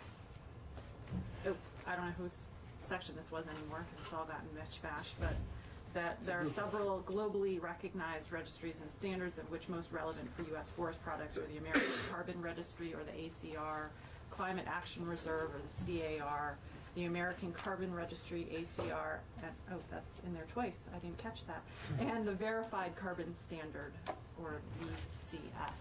Okay. So those were the ones that I believe Robert said, and they're in the report, and we can sort of, if you want, we could make that a... Will that get it done for you, Representative? That's fine. Yep. Yeah, Okay. Further discussion on the minutes. Cecilia, welcome. You're not that late. We delayed the start because several folks, had some difficulty traveling. So thanks for being here. Yeah. We're just barely through we agreed that the agenda looked fine, and we're into approving the minutes, and we're in the discussion phase. Of the minutes from last week. Yep, Got from it. last time. Any other discussion on the minutes? Hearing none, all those in favor say aye. Aye. Aye. Opposed? Minutes carry. Thank you. Thanks again, Ellen, for taking care of those.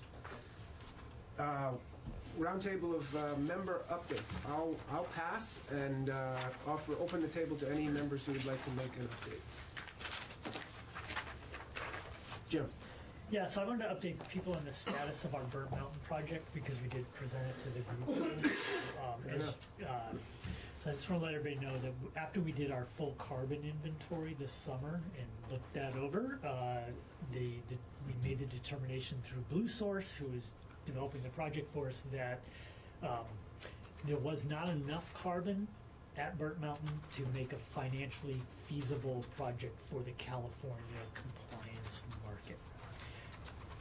Because we're still probably, at least I will admit, in the learning mode. That means be above business as usual, so the regional average? Well, yeah, so the delta between the regional average stocking and the stocking that we were projecting wasn't enough to cover all of the costs of developing the project and go forward. So therefore, but because the forest is well stocked, we were able to shift that project into the voluntary market. And I could spend a lot of time on what we had to do that, but it was a very quick turnaround.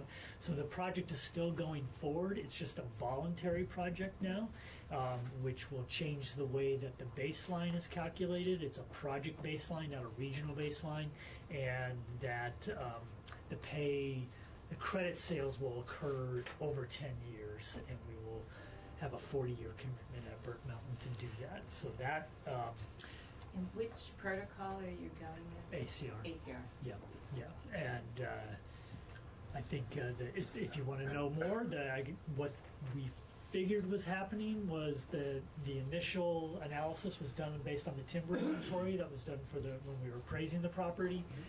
When they did the carbon inventory, it turned out our trees were not as tall as they were projecting. So still beautiful trees, just not as tall as we wanted them to be. And so that was probably the biggest difference in the delta. There were also some issues with growth rates and some regeneration issues based on soils. So it was sort of a combination of factors, but largely the best we can figure is that we have short trees at Burnt Mountain, and that's making a difference. However, there's still a very viable voluntary project, and we've moved forward with that, and we're starting to market to companies on that. So for transparency, I wanted to share that with the group because we have been sharing that as a compliance project, and we'll be reaching out to the rest of the public and sharing that information. Thanks So for the it's update, very Jim. new news. Any further questions for Jim on the update? Steve? Yeah, what's the elevation range for that project? Oh gosh, it goes to up to 3,000 feet and then all the way down to about 1,500 feet. Yeah. With a lot of it being north facing as well. Other member updates? Anybody have anything they'd like to share? Everybody's been too busy pounding on the report, I suppose, right? Okay. Then let's move to the next item, a discussion of our process and next steps to completion. I think we've had several meetings to kind of learn, and along the way we've kept an eye on the charges before us and kind of thought about how to go about them with the information we're learning about, and kind of inching our way towards an outline that then got sort of fleshed out. Thanks to Ruth, Senator Hardy offering to be the kind of lead editor and compiler, formatter. We have now a draft, in her words, that's still rough, pretty rough. We'll get to that. Yeah. And so, you know, I just try to set the stage here. We have a limit on the number of meetings, physical meetings we could have, for which, but it's only in the financial context. We're limited because we can only have 5 minutes meetings for which we pay the travel per diem, et cetera, for members who get that. So that means this is our last meeting where we would travel, but we did look into it, and our council indicates that we could continue as needed with a remote meeting where folks who would otherwise be compensated for travel would, if they're willing, be able to participate by phone, so long as there was somebody who, and I would volunteer to be that person, who hosted a physical site meeting where the public could, any members and the public could come. So we could have a teleconference, we could do it by Skype, FaceTime, whatever, video, and have another meeting, if we're going to have a virtual meeting, if we need it.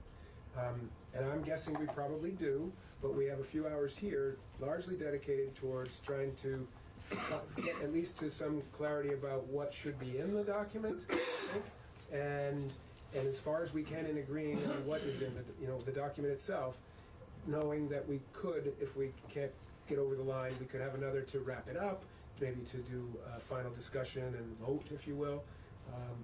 So I just wanted to put that out first, that we have that little safety net, as I would see it, as a little extra time.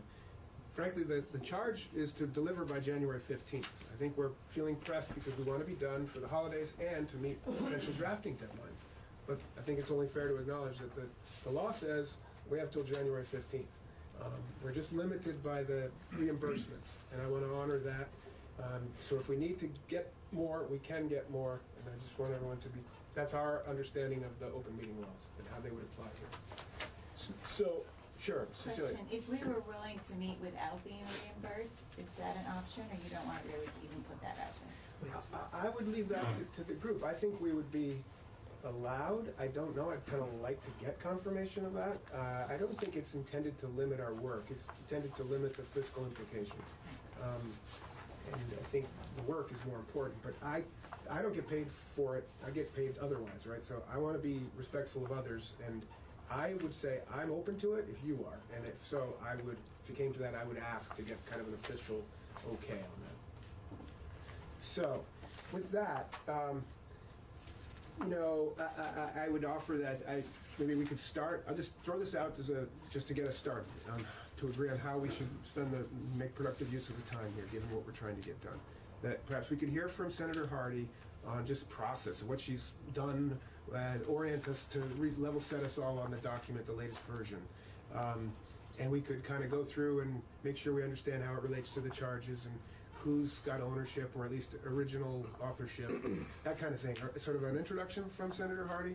And then, I'm hoping that we could have a working session. I'm hoping that that's what's next is, group editing on the screen where we go through, and is that going to work? I'd ask that right now. Can we do that? Can we at least try that? Well, change to the right there in line 2. It could be difficult. Maybe we could agree to have more of the high level of what are the pieces, and maybe save the wordsmithing for the next hour when we're all done, right? Or later. I'd offer that. So can I just confirm with you all that you're agreeable to having kind of a group editing working session after introduction from Senator Hardy? Yes? Good. And that maybe we could discuss how to do that, or just organically go do it and try to play nice in the sandbox and we'll get through it.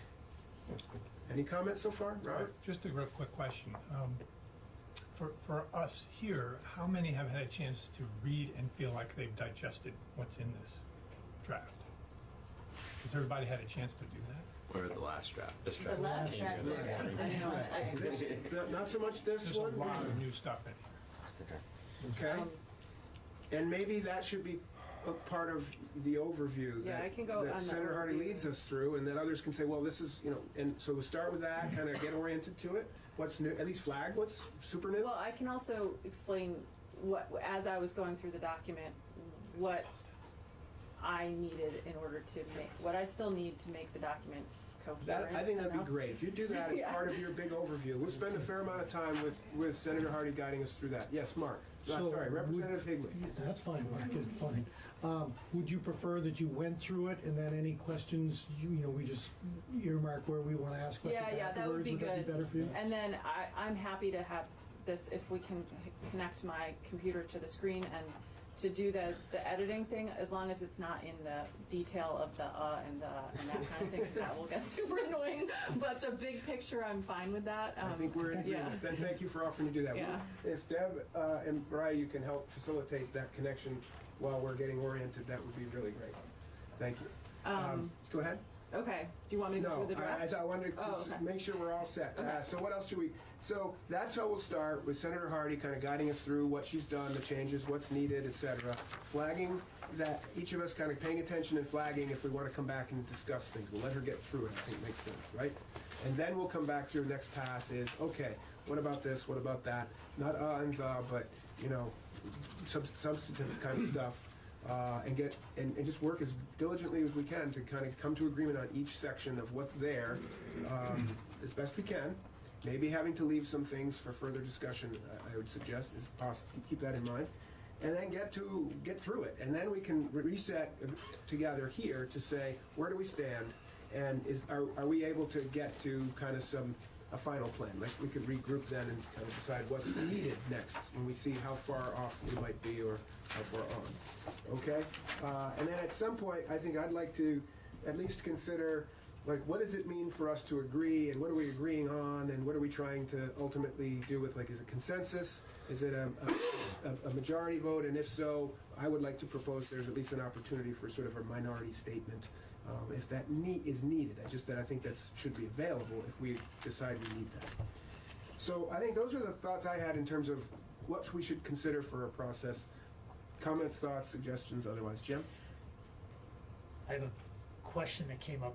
Somebody asked me yesterday was whether there would be an opportunity for people to weigh in on the draft before it's finalized. Yes, And I don't know today if and during public comment. Okay. That'll be it. And I mean, it is a legislative working group with experts added and some bureaucrat, I suppose. And then and that's our job. Okay. But we want to hear from people. But I don't think it's required or appropriate to share a draft publicly for comment. Okay. It's not in our charge. Yeah. Everybody I good? just Yep. need clarity. Any other comments on how we're going to roll from here? If not, we will move into review and discussion of working group report draft, status review questions. That's Senator Hardy. All good to go? Super. Okay. Thank you again, Senator. Take it away. Thank you. So my goal was to make it consistent across the sections, because I think I got content from 7 different people, I believe, with different writing styles and different understandings of what they were supposed to do. So it was a little challenging, and I still was getting content. I think you sent me something around 5 o'clock yesterday. So that's why I didn't send you this until this morning, and there's still a lot to do. So I just want to say up front, this is nowhere close to a complete final draft, but it's a lot better than it was. I believe it is 31 pages long. The original was 46 pages, so got it down a lot by 15 pages. But I want to be clear that I tried really hard not to change the content.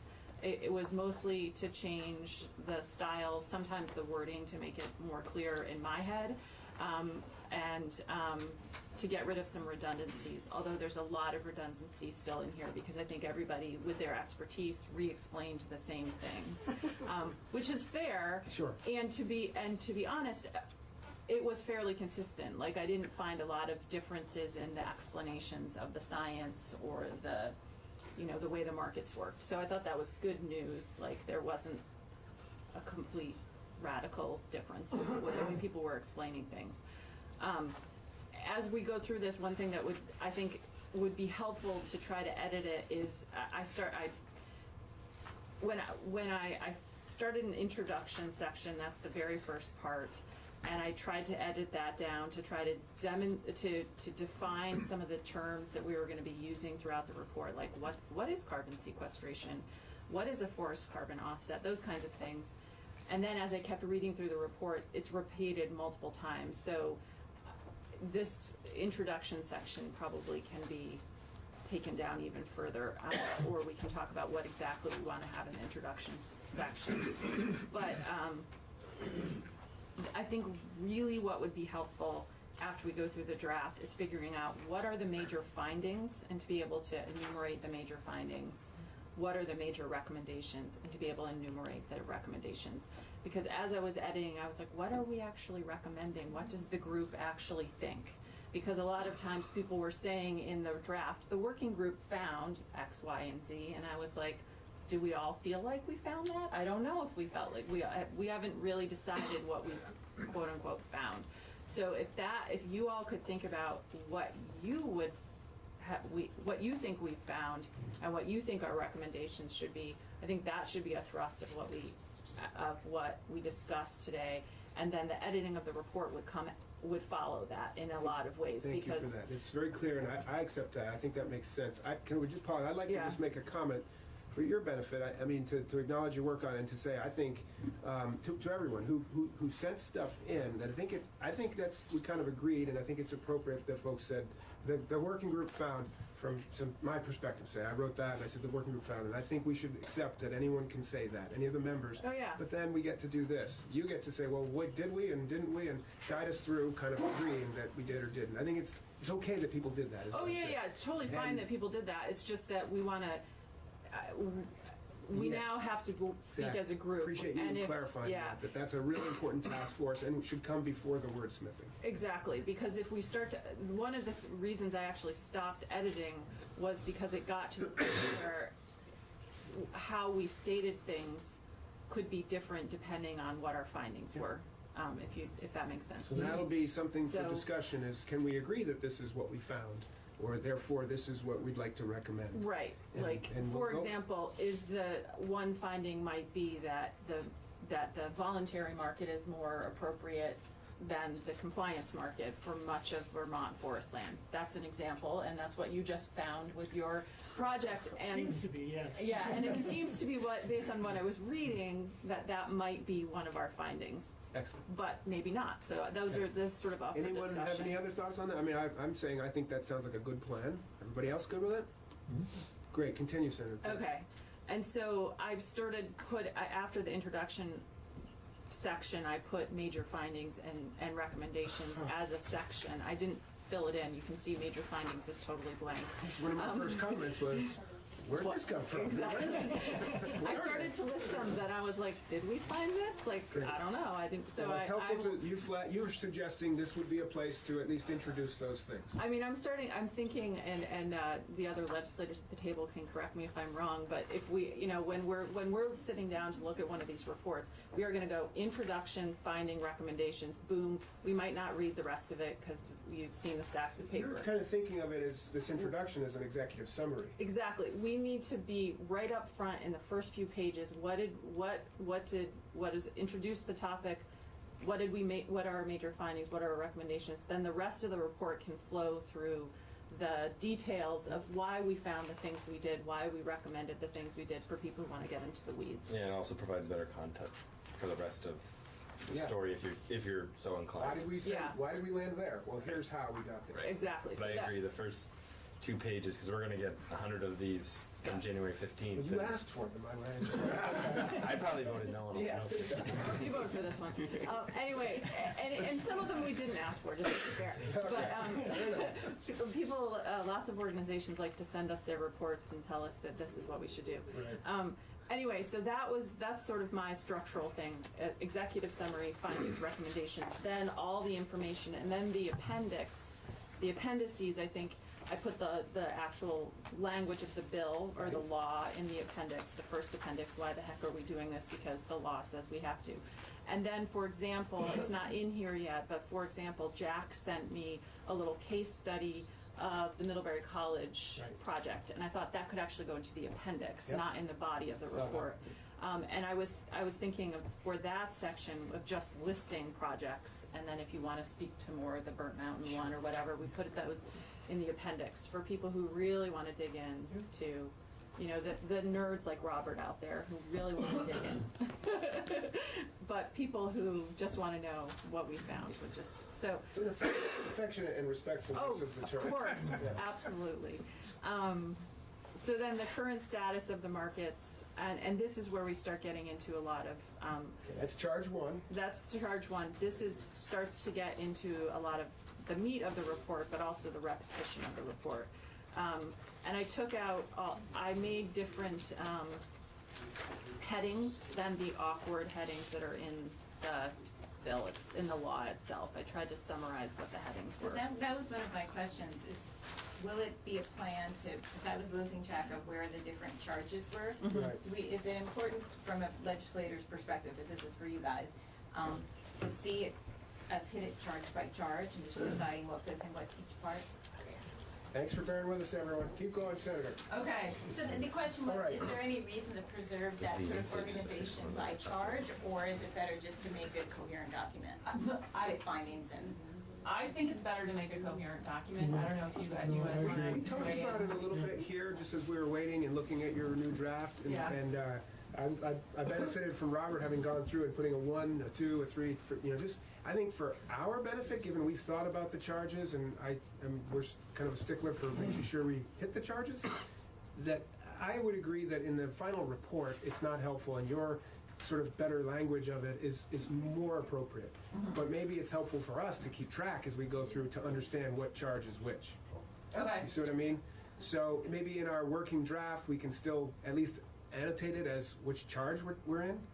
Just to make sure we cover everything that we're legally. But then we don't necessarily, maybe we can agree that we're not going to use those headings in the document. Does that work for everybody? That works for the legislators. Great. So the current status is charge one, basically. So I'll type that in just as a. And we'll keep doing so for each one as we move through this document today. So right now, we're still listening to you describing it. Would you comment on anything? Yeah, Yes. if you want to write down your. Keep track of what the things you want to say, right? Okay. Other than clarifications from what the senator's saying.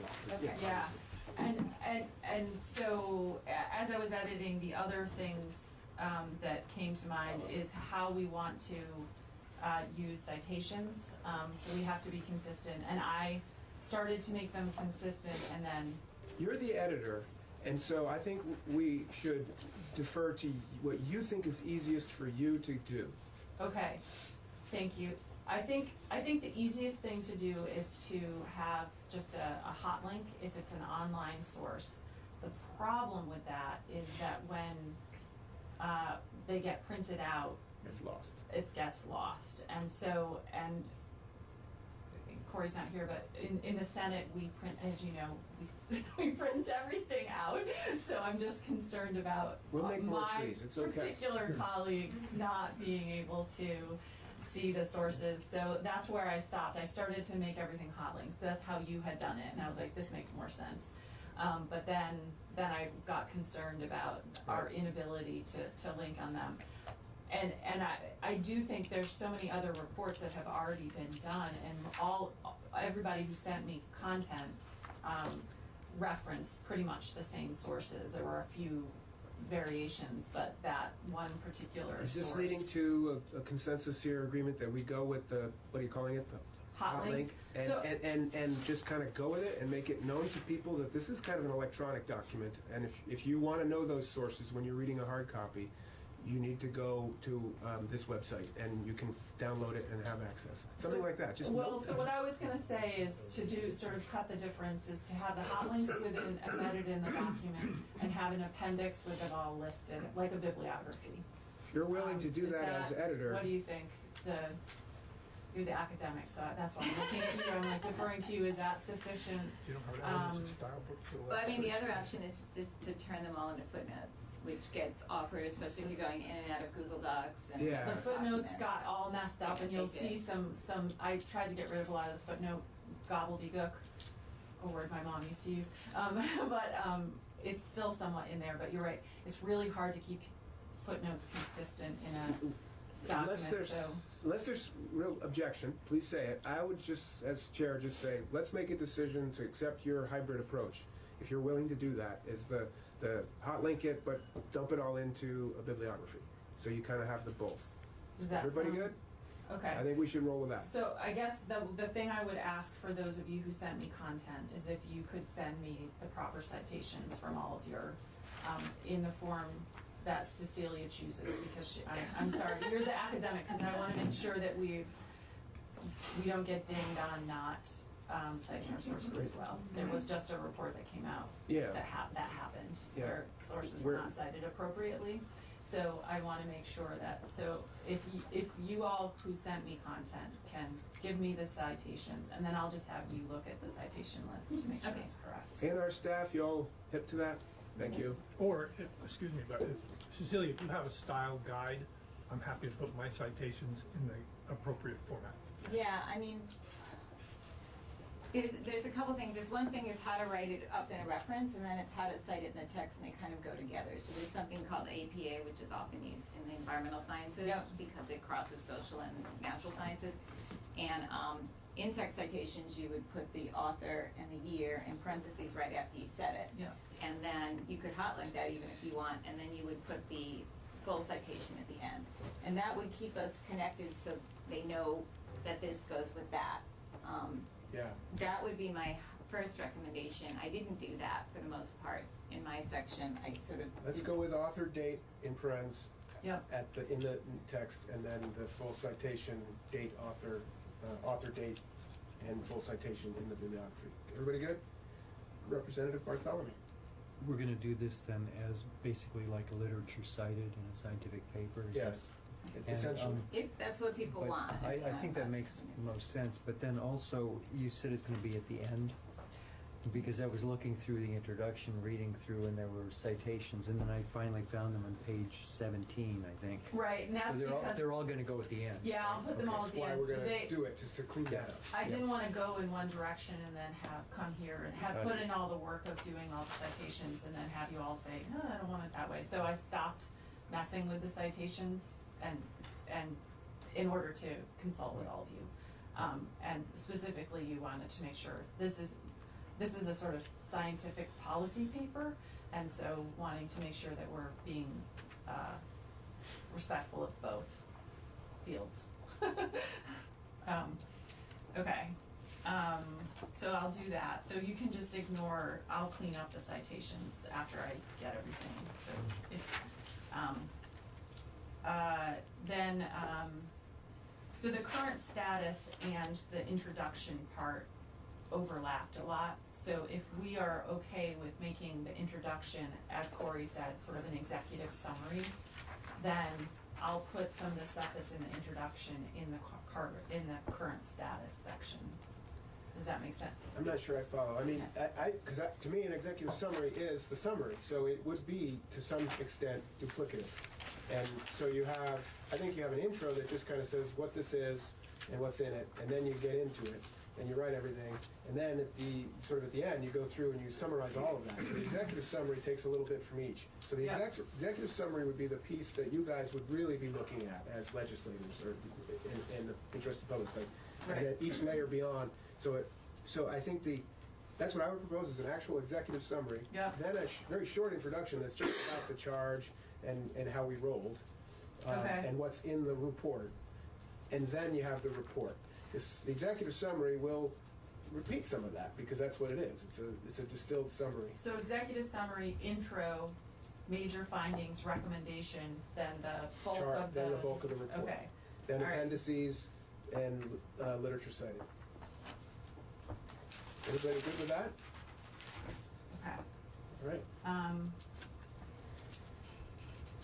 Okay, so the current status has some subsections, and I was everybody had different ways of sectioning off their things, so I was trying to make it consistent. Thank you. And I didn't fully make it consistent yet, but trying to have major headings be in bold and then subheadings be maybe in italics or numerated.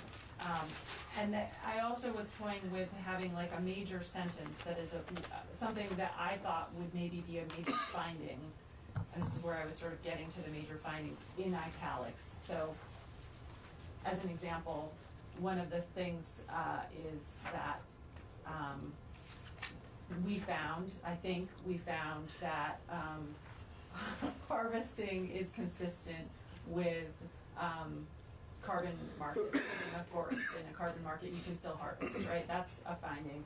I personally think that's an important finding because there is concern out there that that's not true.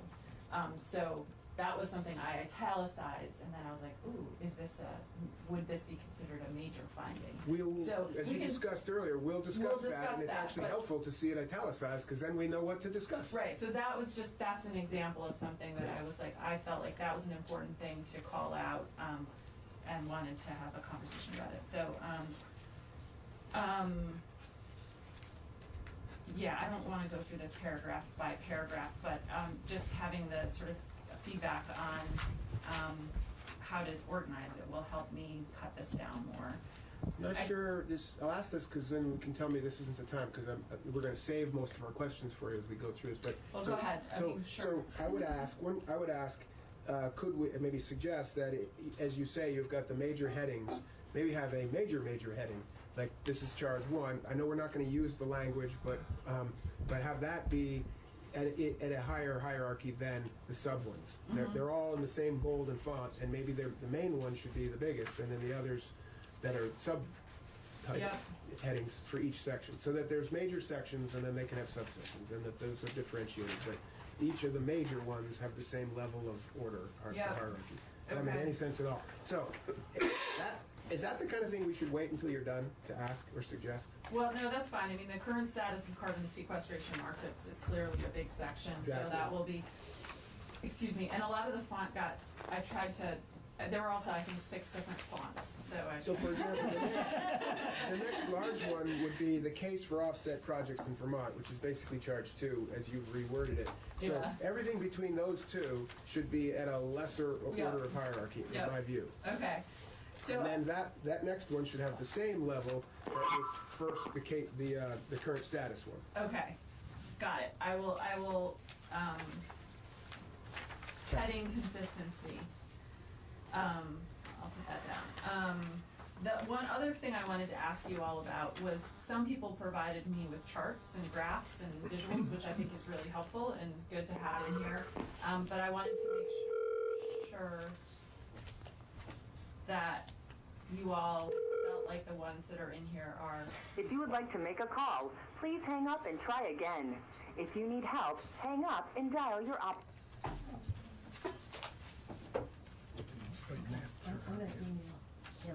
Thank you. So the first one, and there were a couple things that I felt like, so when we, that could use some visuals, for example. So I don't know whose content this was, but explaining this carbon sequestration cycle. I've seen nice visuals that explain that, and I was wondering if any of you who did a lot of this content, have one that we could put in here that's a sort of, that's in science. A graphic of the carbon cycle? Yeah, so the carbon sequestration cycle, photosynthesis, that whole thing, it seemed like it would be a nice I can find one, I think, and I'll show it. Okay, Yeah, if you I could think send there's that to plenty me. of good ones, and Robert, thanks for offering to offer one up. I was gonna Google it, but I just thought you all would probably have one that was nicer. So then on page, the first one is on the top of page 5, and this is the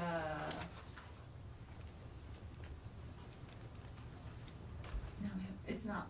So I didn't have titles on all of these because a lot of people didn't. The Right. potential variety of prices in the voluntary market.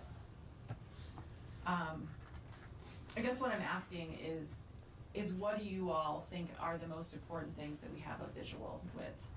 And are those that advance the narrative, or clarify and the are the narrative. ones that are in here the right ones? I did take one of them out that I didn't. If someone think has was put good. one in, I'd leave it to the original author to explain that, give them a chance to justify whatever. But I would agree, they're helpful when they're helpful, and they're not, and we want to be consistent with how we set them up and title them and explain them. So if you are looking online, some of the things I've highlighted in yellow were notes to myself that I needed to go back and make sure it was consistent. So if we had Exhibit 1, if there's a bunch of editing, maybe Exhibit 1 in the end becomes Exhibit 2, but we have to make sure we go back and change the 1 to a 2. So I highlighted just to keep track of it for myself. So this one on the top of 5, I don't remember if this came from Cecilia I or dropped that Robert. one in Okay. just because I was actually editing somebody else wrote about prices, and I'm pretty sure they got it from here, and it was similar but different. Anyway, I just wanted to show that if you take the time to read it, that there's the red numbers are actually the number of transactions, and the green bars are the volume of what is sold. So there's a lot sold really cheap, but there's in terms of volume, but there's a high number that are well over $12 a ton. And so it's supposed to show that, the charismatic carbon can get that higher price, so we shouldn't be, and it doesn't even make sense almost to average in the voluntary market, because there are all these different arrangements about how you're going to be marketing your stuff sort of individually with a story for Burnt Mountain and such. So maybe it takes too much to understand that. It says up in the text up above that the prices range from average prices range $3 to $6 a ton, but they could be anywhere from less than 10 cents a ton to over $70 a ton. And so this chart is trying to show you that there's a lot of transactions at the high end, but they may be small because, Burnt Mountain's not that big, but they may be able to sell theirs for $30 a ton to a Vermont purchaser who cares about place in the story. But that we don't really want to be targeting this commodity where most of the carbon is sold for under $1 a ton. Is this an international? This is, I'm pretty sure it is. Largely. Yes. Largely. Yeah, so Yeah. that would explain the bulk of low price. Right. I think the sentence that you just said that it doesn't make sense to average the voluntary market prices, we should say in there explicitly, because I didn't actually get that from reading it. Mhm. That I knew there was a lot of variability, and it could depend on the provenance and the story and the marketing and all that. But that I think is important to say that if you look at the average of $7 or whatever it might be, that's not necessarily helpful. Whereas in the compliance market, the average price is more helpful. Yeah, because it's sold more as a commodity at a given price. And so this was I'm a visual graph person, so this spoke volumes to me, but I could also see how other people just look at it like, what does that mean? What is this red dot doing up here in the corner? It's up to other folks to decide if it's providing useful information, or maybe that's something that goes into an appendix or something. I don't know. I think that's helpful, having your explanation about it. Okay.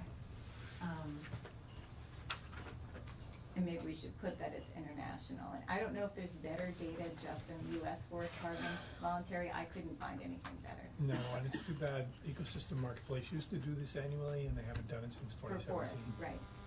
For forest. But this is, what is this? No, yeah, this is everything. I mean, we could do the 2017 one if that's the most recent data for forests, but this is 2018 for everything. I thought the 2017 was also for everything. Yes. Right. this is just early months, I think this is 2018. And it's just voluntary. And, yeah, and that's the point, it's supposed to be that voluntary. Okay, I'm gonna put something in here. But maybe I'll wait, so you're not. So that waiting for me may, to that graph may be too obtuse, I'm okay if we change it and put something else in. Well, let's leave it for now, because now I understand it better, and if there's something that's more helpful, we can drop it in there, but I think, that, yeah, okay. You said it's international, this particular chart? Yes. That'd be helpful, because I don't see that it says that, does it? I don't think so unless you Okay. go to the source. Charts the potential variety of prices internationally, I'll put that in there, thanks. Okay.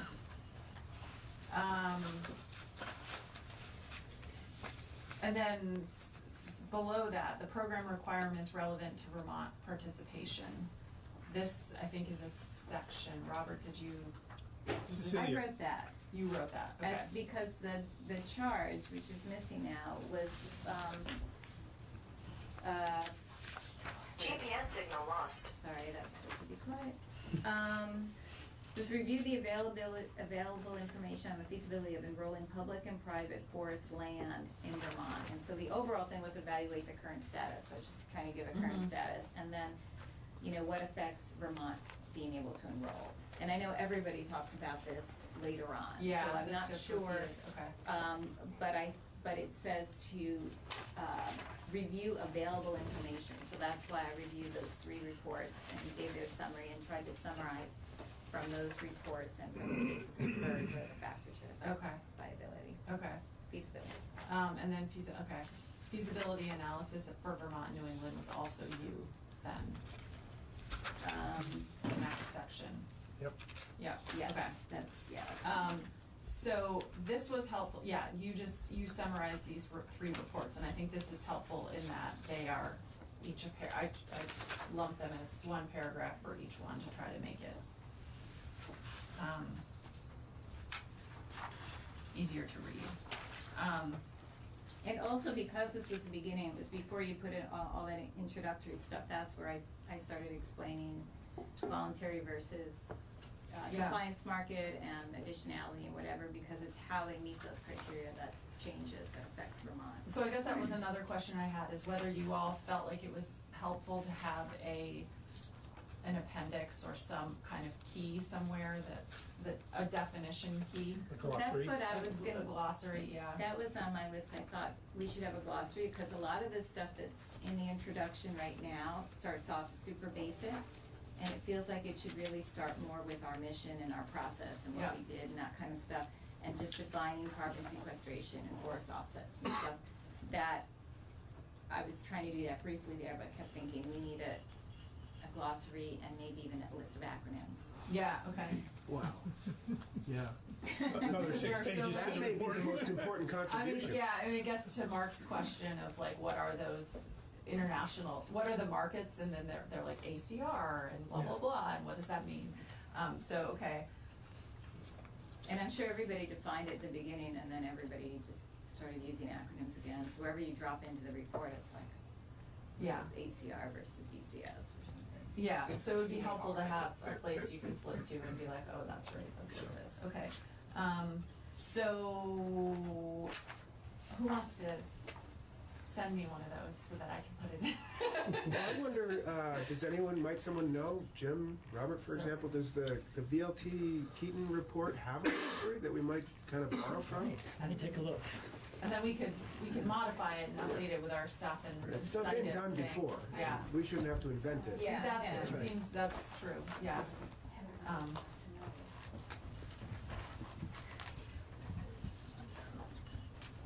Okay, and then this, on top of page 8, I created this sort of chart, and I almost put it into a table. I was trying to figure out how to make it, but this seemed really important, the factors affecting the financial viability of carbon projects in the Northeast. The size, the stocking, the specific provisions of any conservation easements, availability, all these things. This seemed really important to me to be able to explain it, so I put it in a more sectioned off table.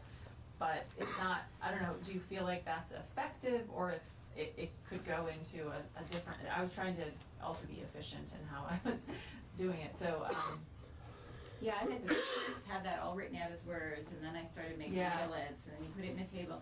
And I think if that's the closest thing to a finding in the section that I wrote, and I think that's something that we as a group should look at and say, are those really the factors that affect the viability? Because I think that is important, because that points to the policy thing. So if it's price, how can we change price? Or demand, how can we change that? Is it size? So the Should we look at idea- aggregation? So the idea of a table that sort of summarizes is good, and but we'll need to get back to confirming that those are they. Right. Yeah, I think that's something that everybody should look at and say, is that it? Great. Because I think I or think should it the be fact worded differently? that they came to Ruth as this list is important to me to recognize that at least she That's she what she- got I the got main it. pieces out of it. So I was like, this seems important, I'm gonna put a box around it. So Bill's report does include the list of all the acronyms. Yep. Okay. So we can It has cite acronyms them. right at the beginning, yeah. Okay. I could send that. That's the Keaton report. Yes. Yeah, Okay. yeah, Sorry. I have a copy of it right here. Which all of you mentioned, the Keaton report, that's clearly It's important. sort of like we could just put a new cover on that. And add some recommendations to it. Fortunately, someone did a lot of work for us. Yeah, well, that's why I think linking to it so it can be like, oh, here, and it has a nice cover, it's pretty. Okay, so we can come back to this table and whether or not this is where it should be, or it should be someplace more prominent, I don't know, but, and then below that, in addition to the publications, there have been several projects in Vermont, and I started to just list them. But then I realized some of these aren't. So I guess, Jim, this is questions for you. There's the Nature Conservancy's Working Woodlands Initiative. And then there's the Burnt Mountain and Cold Hollow to Canada aggregation. That's your thing. No, so they're No. two separate things. They're two separate Yeah, things. so Burnt Mountain was a single property project. And he was referencing in his update earlier Yes, today. that's- Okay, and do you have, so this links to something here. Somebody provided this link. The growing, it's a VPR. Yes. That was me, I just threw some stuff in there. Okay. And so again, this is, if we're under charge 1, it's review available information, including review of existing feasibility analyses. And I kind of took those cases as being a pilot. So yeah, we have documents where people sort of model, and then we have projects where people have tried to make it happen. We could decide as a group those projects belong somewhere else in the report, but I was just thinking if we're reviewing existing feasibility analyses, I think one of the reasons, Jim, you guys did that was to figure out if it's feasible That's right. and a model, not just because you wanted to do your own carbon project. Okay. And we so- can just decide whether we want to list them there or someplace else. Okay. And it also fits with this available technical assistance programs developed by other states and organizations. So TNC, I believe, was trying to help people Yes. do this. We have that whole We have a whole program doing to do that. And I did not describe it here. So that would kind of belong here unless it's somewhere else, and I don't know. Okay, so I guess clarification on what this list should be. I thought it was a list of essentially what you said, pilot programs, similar, like the Burnt Mountain one, the Middlebury College one. I wasn't sure how many there were. Cold And then Hollow there to were, and the Cold Hollow to Canada. Well, Cold Hollow. Cold Hollow. I thought I put in a link to that, but maybe I didn't. You put in a link to. Yeah, Burnt Mountain and Cold Hollow, Canada. It's to a VPR Okay. thing. So I wasn't sure, and I wasn't sure. I just threw them in as sources. And the TNC Working Lands Initiative, Working Woodlands Initiative, is that also a project, or is that? There's a program of TNC that has multiple carbon projects that have been developed around the country. Oh, so this isn't specific to Vermont? No, other than our project being linked to that program. Okay. Just to confuse things. Yeah. Okay.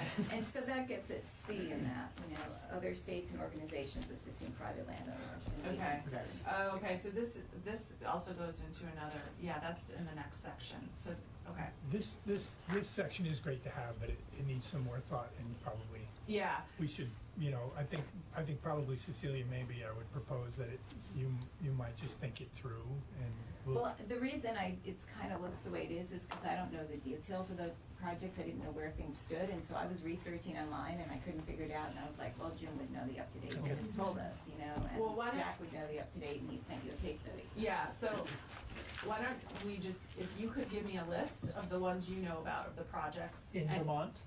In Vermont or the region, Okay. that are like pilot programs, then we can drop it into the next section, technical assistance and then if I was gonna suggest that we do the Middlebury College Bread Loaf project in the appendix, the sort of write-up that Jack provided. It's not in here yet, I didn't put it in yet. And then maybe if you wanna have the Cold Hollow, or the Burn Mountain one, sorry, Burn Cold, as an appendix too. Yes. So you wanna Yeah. give me just a 2 or 3 paragraph summary of it?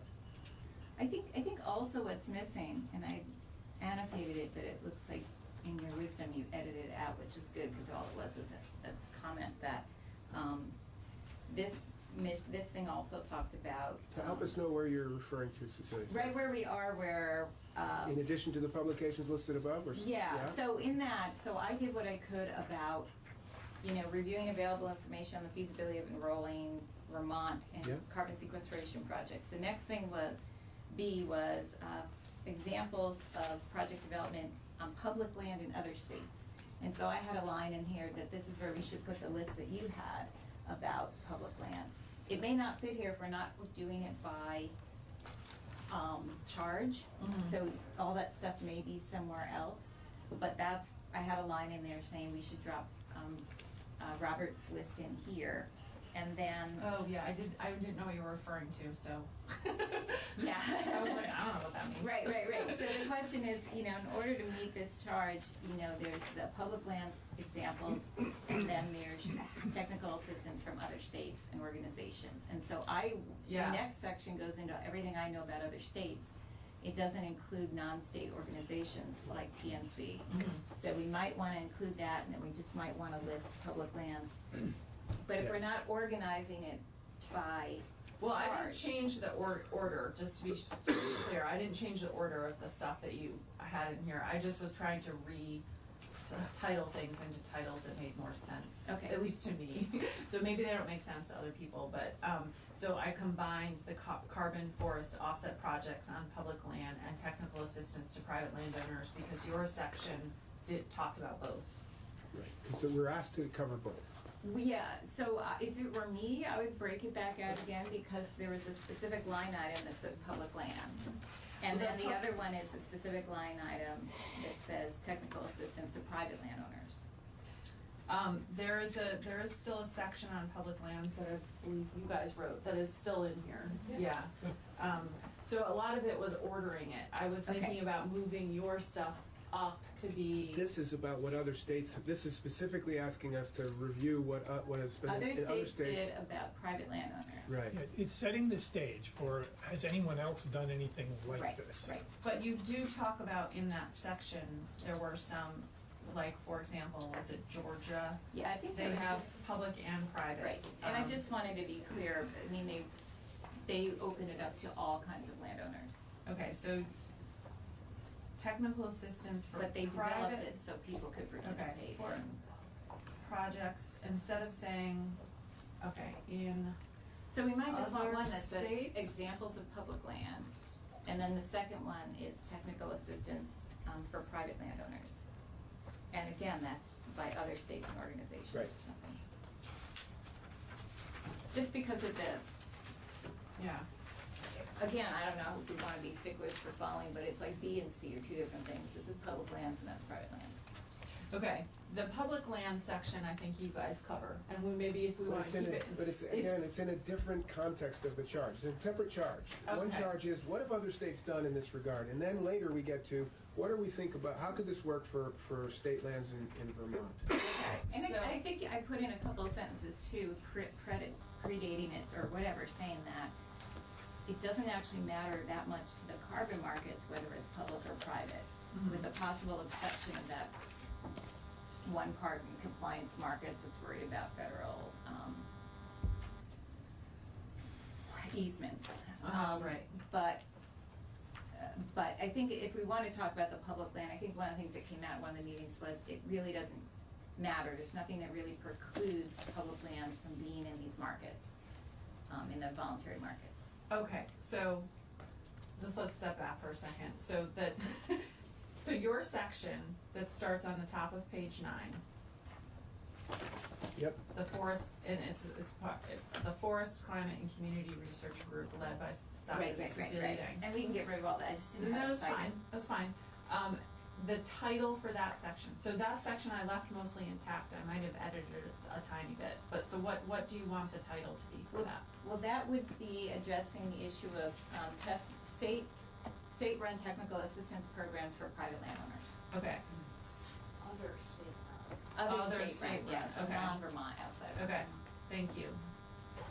And may I also suggest? Yeah, please, Becca. I took the liberty of putting together an outline because I have to think in outlines. And in looking through it, I think your suggestion, Ruth, to maybe you won't have to break it apart because the title really suggests the public and private, but the content doesn't. But if you were to move it up to that section on the other states' programs, up to follow the compliance market overview and the voluntary market overview, it serves as a really good launch into these are other programs in other states, and then move into program requirements relevant to Vermont participation, feasibility analysis for Vermont and New England, the case for offset projects in Vermont. I just feel like it might feel less disconnected and maybe land a little bit better in setting people's mind in the framework that I think you were seeking to do, Cecilia, and putting that. Can you give Senator Hardy a look at that, maybe? Yeah, if you have it written down somewhere, could you just Can you take a picture of it and send it to her? Take a picture of the outline. Yeah, or just email it to me. That or because one of the things that I was trying to get at, I know we have to do this charge that for whatever reason is the way it was written in the law, but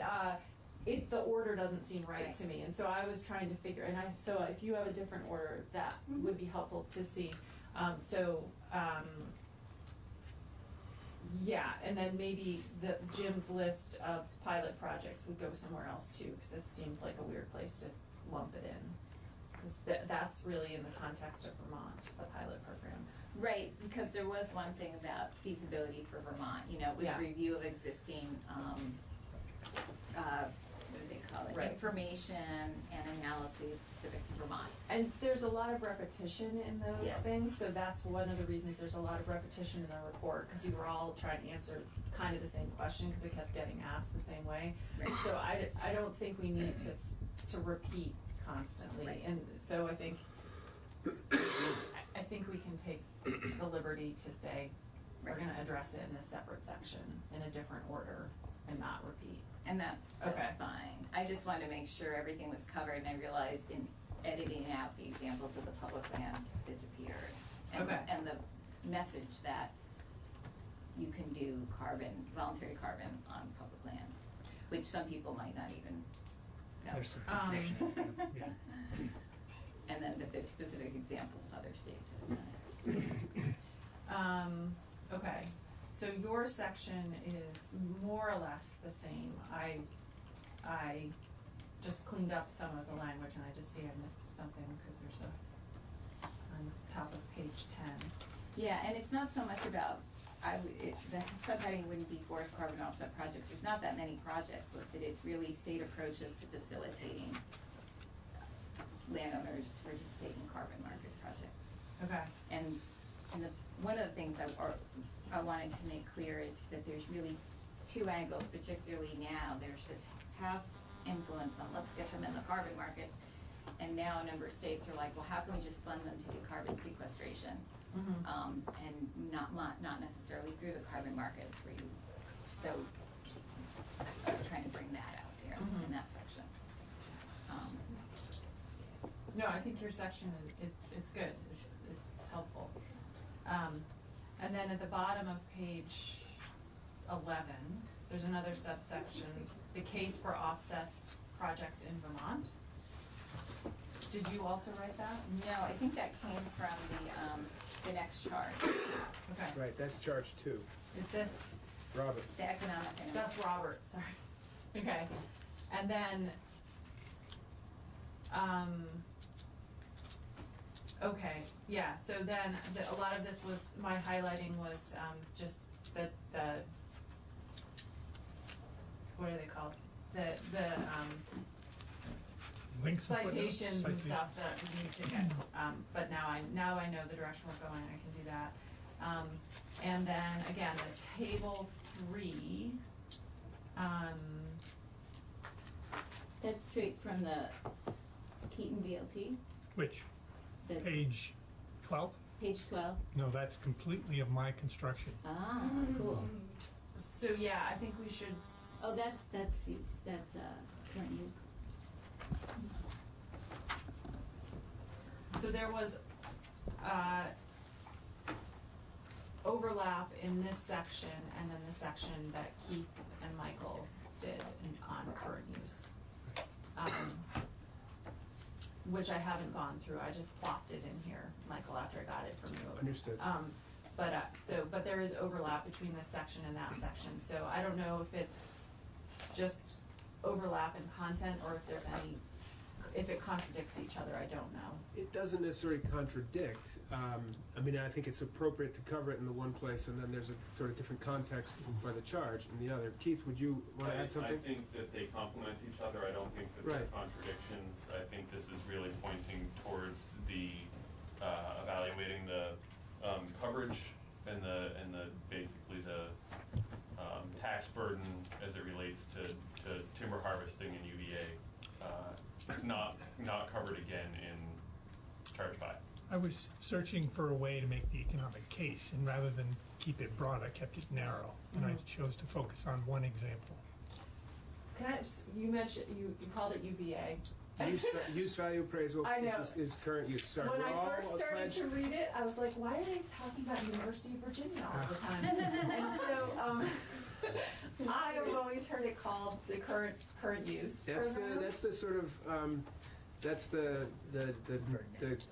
common name. Yeah. The scientific name, if you will, is the use value appraisal program. That's how it exists in statute, etc. Right. So it's UVA, but people call it current use. They call it land use. They have some other less appropriate names for it. What should we call it in here?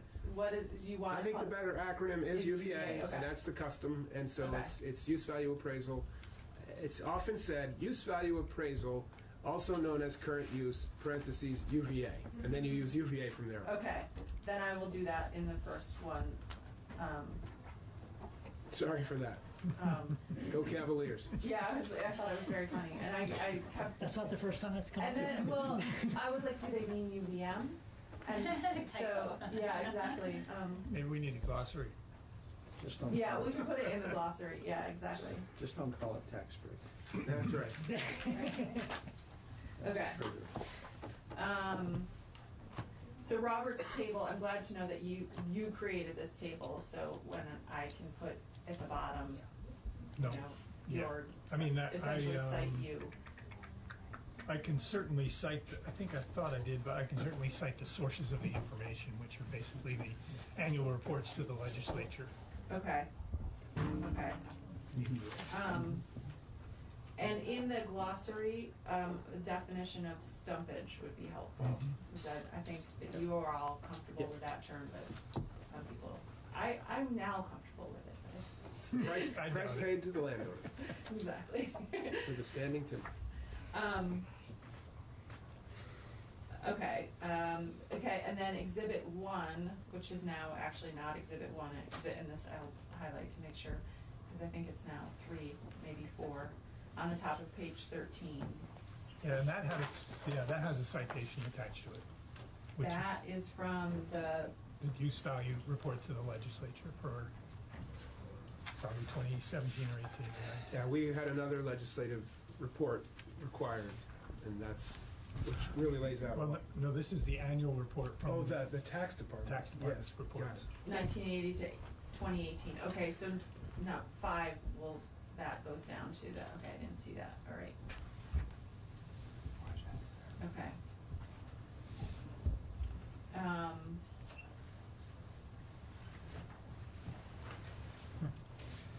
Okay, and then I also, Yeah,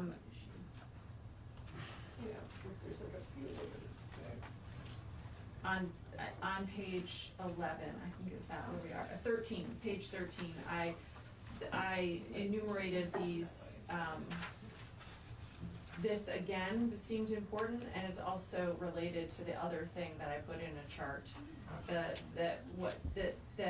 returns are dependent on acres, existing stock, contractual agreements, and market prices. This is repetitive of the other table that I had in here. And is it worth repeating again like this, or is one table that shows this?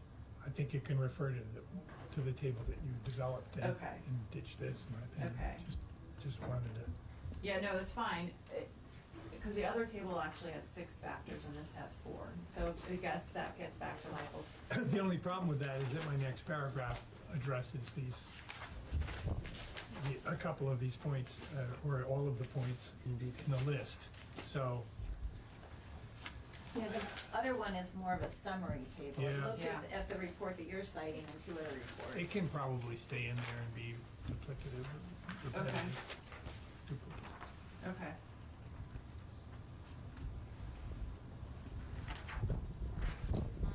So it explains it in more detail.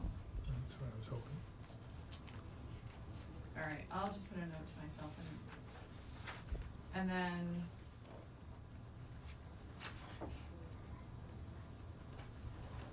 When you say our analysis supports this, number 6. Whose analysis was that?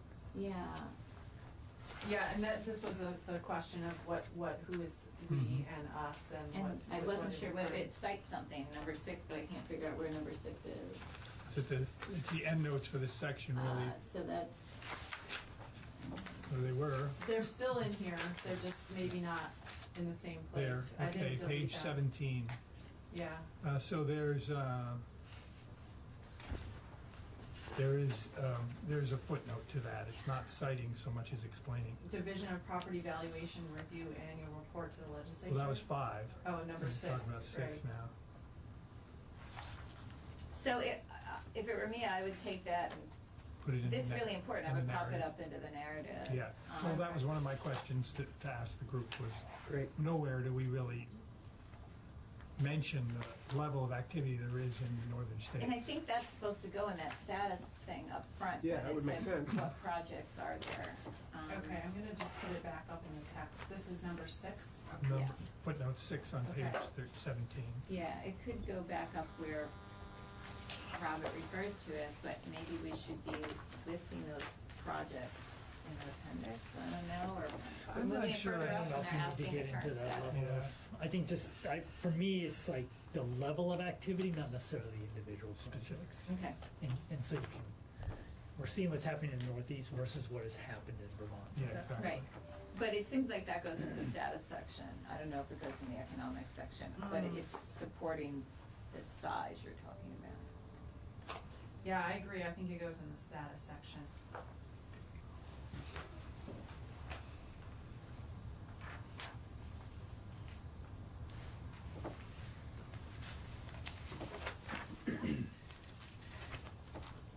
Okay. I just put it back up in the actual text, but maybe reading through it, we can figure out where it goes, but, okay. And then, again, exhibit, which not 2 probably, but the green chart at the top of 15.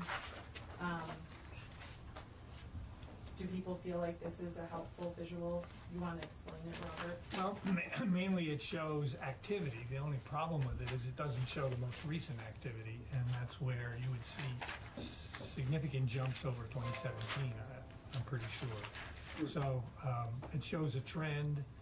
It's probably could use more description. I guess I was hoping I refer to it. Demand for, in the paragraph on page 14, I say, second, in large part because of the success of the California compliance program, the demand for voluntary offsets has grown, and the chart supports that. So it's probably not essential. It's not as clear as I'd like, but it is evidence. Yeah, what do people think? Should we keep that? Well, I would ask you, Robert, and your point that it's not as clear as you'd like, is it clear enough to be helpful? And if not, if yes, it stays, in my view. If not, it should not come up. I would pose that question to the group, because to me, it's fascinating, but to everybody else. I would vote to keep it in then. Okay. Happy to hear a strong argument why it should go, but it may be helpful. Again, I was trying to put something other than just words in here, and if I thought I had something that would help paint the picture, I think it does that. I think it shows trends that help explain what's going on. So I'm with the chair that we should leave it. Okay. I'm fine with that. I'm just wanting to go through all the visuals. I did take out the one which was titled Greta Bounce. Oh, you did? Yeah. I think it might be controversial. I don't know, maybe that's not the right word, but evoke maybe. Yeah. Yeah. Again, it was intended to be topical. Yeah. No, I think it's convincing, but I also just didn't want it. I didn't want to sort of get into that Unnecessarily mishigash. attract a bunch of distracting kind of commentary. Yeah, exactly. So that's why I took it out. Fair enough. Everybody good? Is that okay? Okay. This next section, the ecosystem marketplace, and that wasn't linked or cited. It is cited earlier. Is it? Okay. Is there a link that I could just link to it? Yeah, I think it's probably in those footnotes. Okay. I think I might have cited the same report, but I just clicked on some of these links and they don't seem live to me, but it could be my computer. They're still highlighted, but they're not clicking through. Are you online? Are you on? Oh, I didn't control click, never mind. I started clicking. So this section that's still in italics, is this just a copying part of the report from the ecosystem marketplace into here? It is a quote. Okay, so I was thinking we should just link to it and not re-type That's it fine. all. Is I mean, yeah, not only is it, I'm fine with that. Jim mentioned parts of it in his piece as well.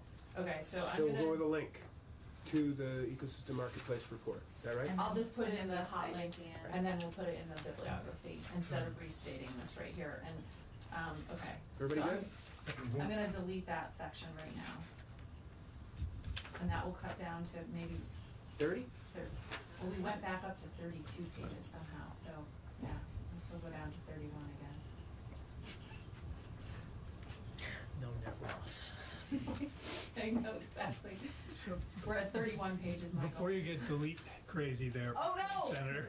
I can still undo. The Quick, inset, Robert. the buttons, the bullets where are italicized, those are the quote, but then there's a paragraph that starts with word demand at the bottom that's also italicized after the last bullet. I did not delete that. Okay, thank you. Only the indented bullet. Only indented bullets. bullets, Demand in the voluntary That's market page is expanding. 16. Prices and I think I might have italicized that because it seemed important. Fine. Oh, okay. That over the last couple of years, it's gotten even sort of hotter to buy these voluntary offsets. That seemed like maybe a finding, maybe, if we decide that. Okay. So I'm just gonna say link to this, okay.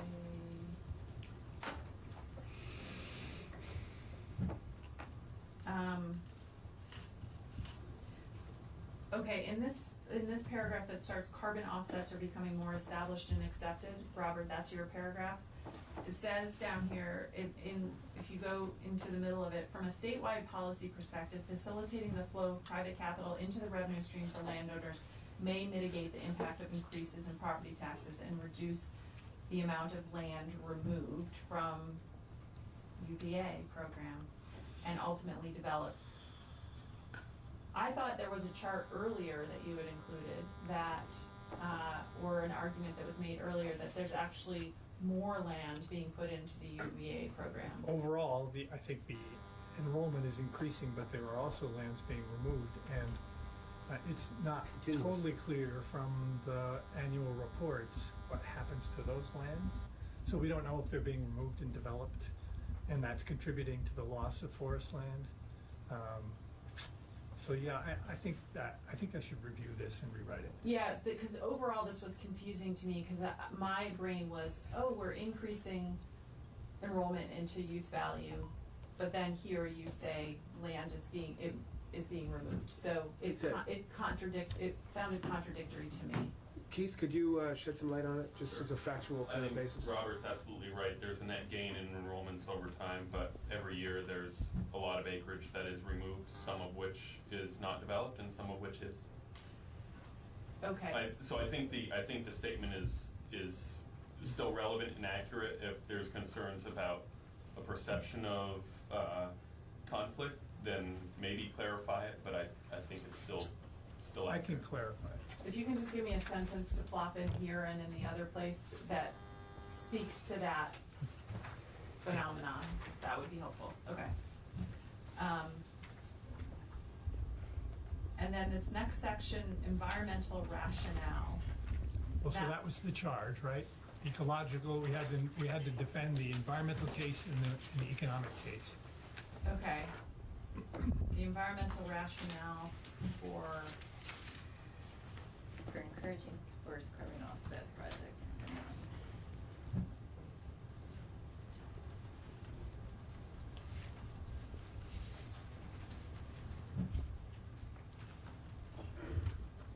Okay, I'm changing that title. Okay, so that was, you made the financial, now we're into the environmental rationale.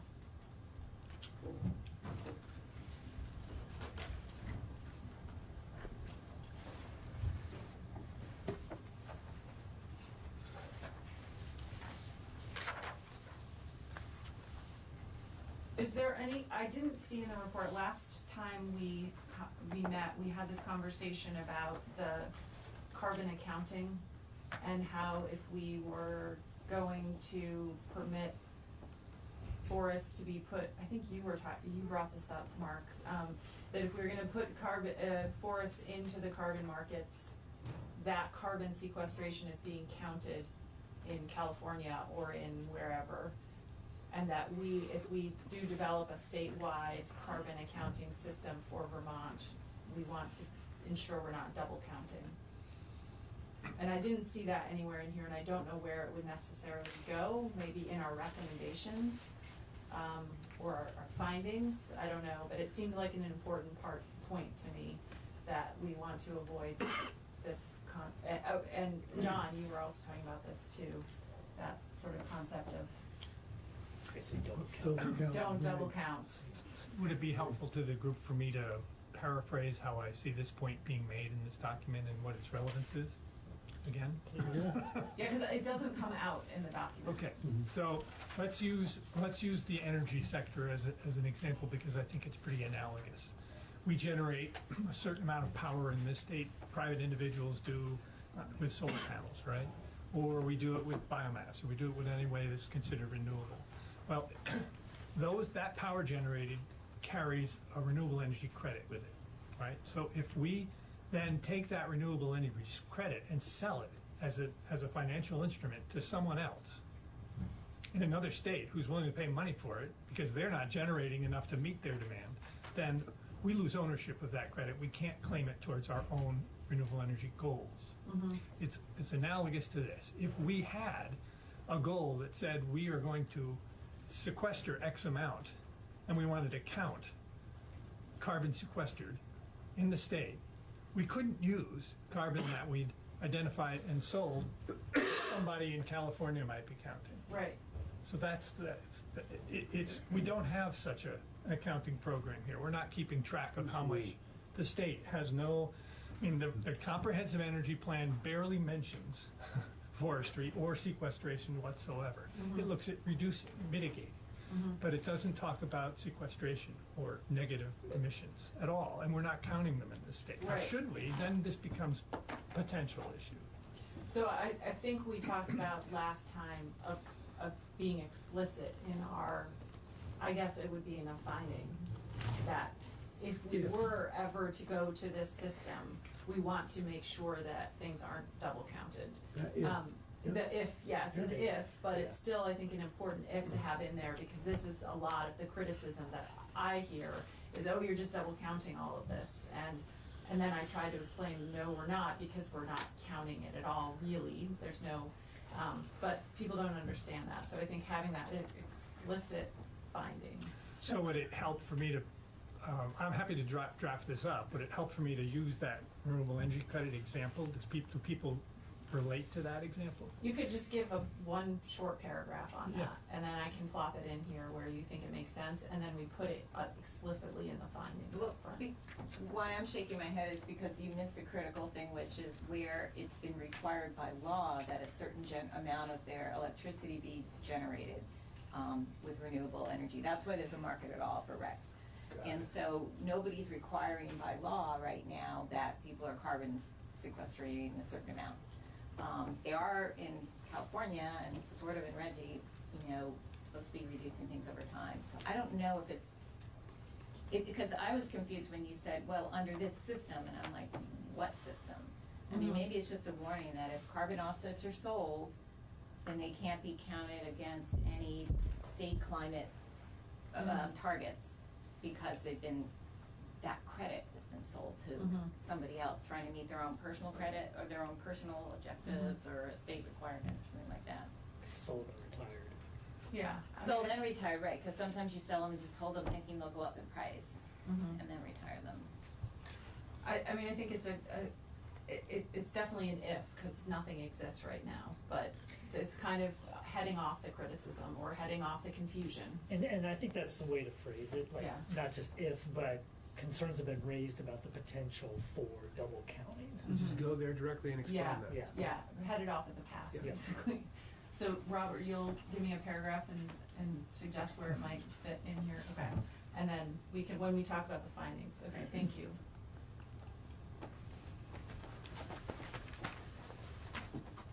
Okay. And I guess people might not understand how registries work. I don't know if we hit that any place.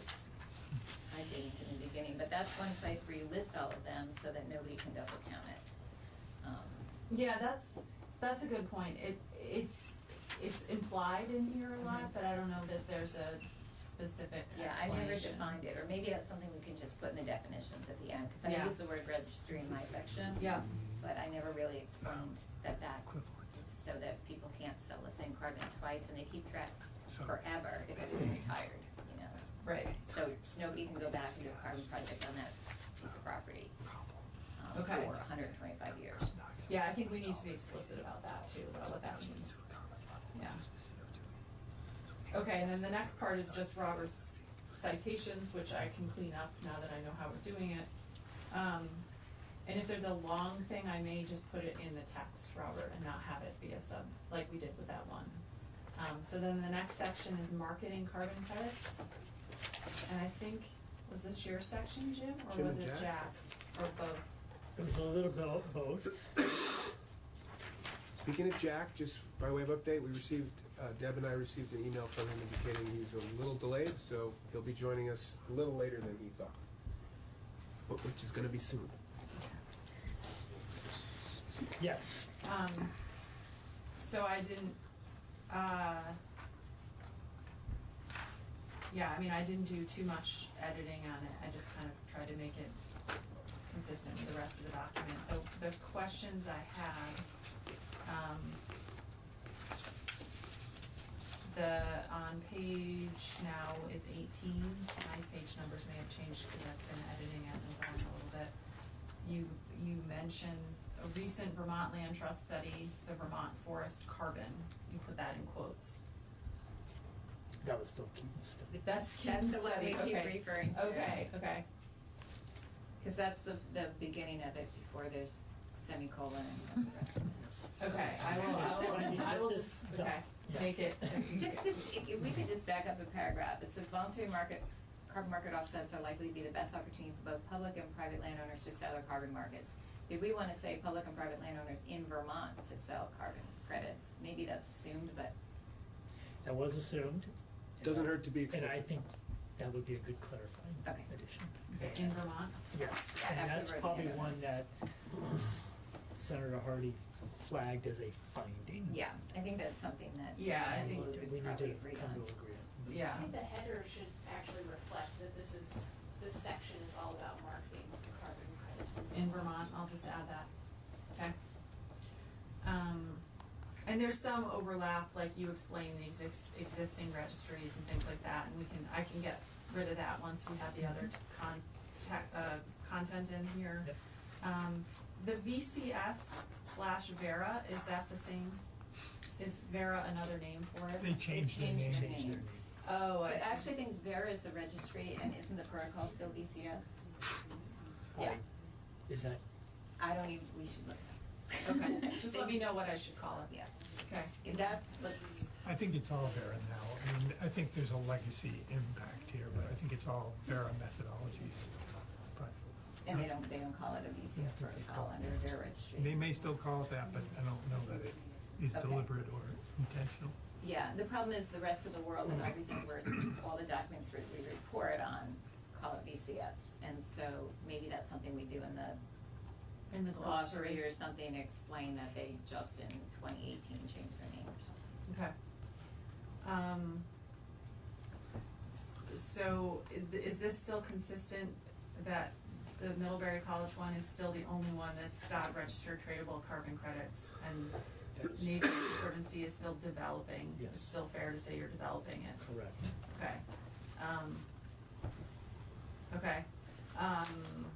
It's a registered project, but it's not, the final product is not. You don't have developed yet. actual. We don't have actual credits to buy.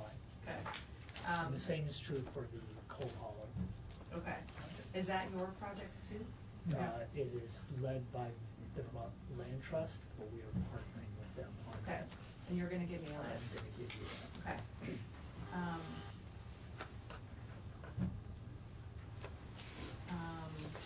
Okay. And then just, I had highlighted the citations, which I'll make consistent. And then the next, I didn't have anything else really on that unless you had something you wanted to say on your section. And then the carbon market projects on Vermont State Forest lands, this is your section, right? Yes. Okay.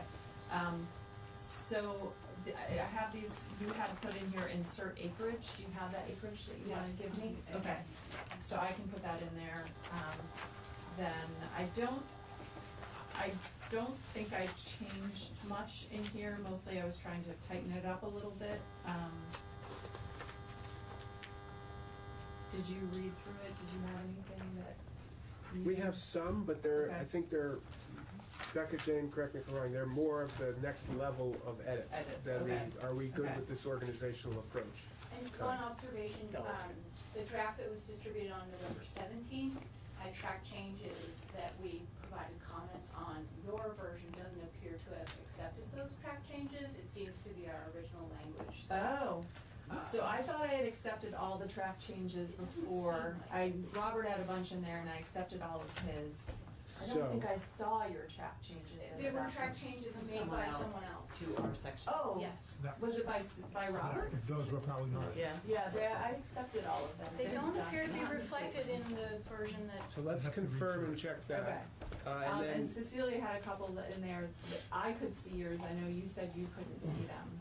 But I accepted all the track changes before I made it into a Word document. So if that didn't happen, then I don't know if there's some technical thing. we got a request, and so, Ed, the rules of engagement are, it's the working group and our staff is listed as technical assistants to this process, so we hold the public comment till later. So I'm the only one in this room that does not have a copy of this draft. Oh, we can get you that. Deb, can we get a copy? Sorry for that. We don't want to keep you out of that. You can have my copy. I can look at it. It's tiny font. Thanks for speaking up. The next section is developing economies of scale and marketing and selling carbon credits. This one is really repetitive. I'm sorry, Yeah, go ahead. Senator, I just paused just to be clear. So we have those, so you will confirm the changes that Robert had suggested to this section. And we will offer later Yeah. additional sort of line edits Do you to wanna do this that now? for consideration. Nobody came back with a thing, so. Right, because we were just trying to let you go through your Okay. overview, and we'll go back. I'm hoping we'll be able to circle back and then get into that next level of granularity in the edits. Fair enough? Okay, yep, Letting you kind of get through what you need now. Okay. As the first pass. so the next, okay. Thanks. That's fine. Sorry about the track changing thing. No worries. I thought they had. We're doing our gotten in best. there. Everyone is.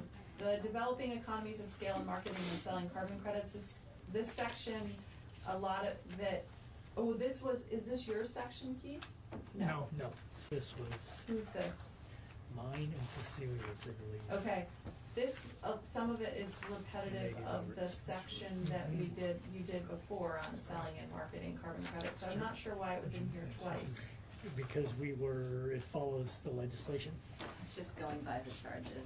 Okay, I might combine those two sections, does that sound reasonable to people? Well, this. Is there a separate? So just to highlight that this section was supposed to look at economies of scale and marketing and selling, as opposed to just aggregating and project development. Right. And so I just want to make sure we don't lose that focus when we combine them. Marketing and selling being the kind of the difference, but what makes it a little different than elsewhere, right? Right, that makes it different than just what's a financially viable carbon project for here is like, well, what is, how to develop economies of scale in marketing and selling. So maybe that is covered adequately beforehand. Maybe we do want to combine I'm them. not sure I answered that question. in the And way I that's wrote why this up. my bullets in there were really just talking points for us, because I thought that was getting us towards the recommendations of what can the state do to help with the marketing and selling. If we're talking about the bullets, I mean, to me, the legislature's gonna have enough bullets of their own. And I don't think us as a group need to interject, here's some ideas for you. Because, to me, they're gonna have enough ideas, if it comes I forward. thought that was our I thought that was mission. part of our charge. Well, it is. So to be clear, we've been asked to evaluate existing and elsewhere and sort of all builds towards and make recommendations for how to stand up a statewide program. And we could decide not to make that recommendation, but I think they are asking for recommendations included, and we get to decide what those are, Mark. And so they're appropriate to be here if we agree that they should be here, and if you don't want them there, you have the opportunity to make that known and clear, and that'll be part of our deliberations on where we land with this. Fair enough? Fair enough. And there may be others who feel similarly. Well, right, again, just to clarify, though, when you go back to your other section, you talked about some of the other states' activities, talking about Oregon with a trust fund that didn't work out. These, that's something that shows you that something like that doesn't work. So again, some of these bullets, if you ask me, are similar to that trust fund that didn't work out. Well, the key is to what went wrong with that trust fund. And so, yeah. So the way I read your bullets were that they were prompting ideas from this group. And I think I'm looking forward to that discussion, but I think it does have to come from the legislative portion of the study group. So, And I think I don't we think need to get to that. I think Yeah. at this point, we're just, so Representative Higley has flagged that he has some concerns about including this sort of thing. I think it's fair to clarify that they're appropriate in here if we collectively deem they should be in here, and which ones. And we're not there yet in our process. May I ask one question? Yeah, of course. Was it your intent to list these as bullets to be included or No, as ideas to be? these were in italics, and with a comment to the group is, here's some ideas that probably Here's some belong in ideas. section All 6, right, but that's it the way seems it to is. relate to this mission. So these weren't ever intended to be final text. They were discussion That's points, helpful. and I think I put something in about that, but. That's the way I took them. Yeah. Yeah, there was a line that said, that was some question that you had put in here, and. Yeah, and I put Yeah. it in italics, meaning I know you had 16 different kinds of fonts. So that for me was, this isn't real text, this is just ideas Yeah. for us to talk about. So I think that, to your point, we'll, as Michael's saying, have recommendations and findings, and this would probably come out of this section. Even if we agree that this is something we want to do, we would put it in the recommendation section, not in this section, I think. If and when we get to Yeah. agreeing to those. Yeah. Okay. So I'm gonna just highlight this whole thing, meaning that it's. But a lot of the stuff that Jim wrote on aggregation part, I think, is useful. Yeah, up You know, until where it belongs. this charge mentions marketing and selling. Right.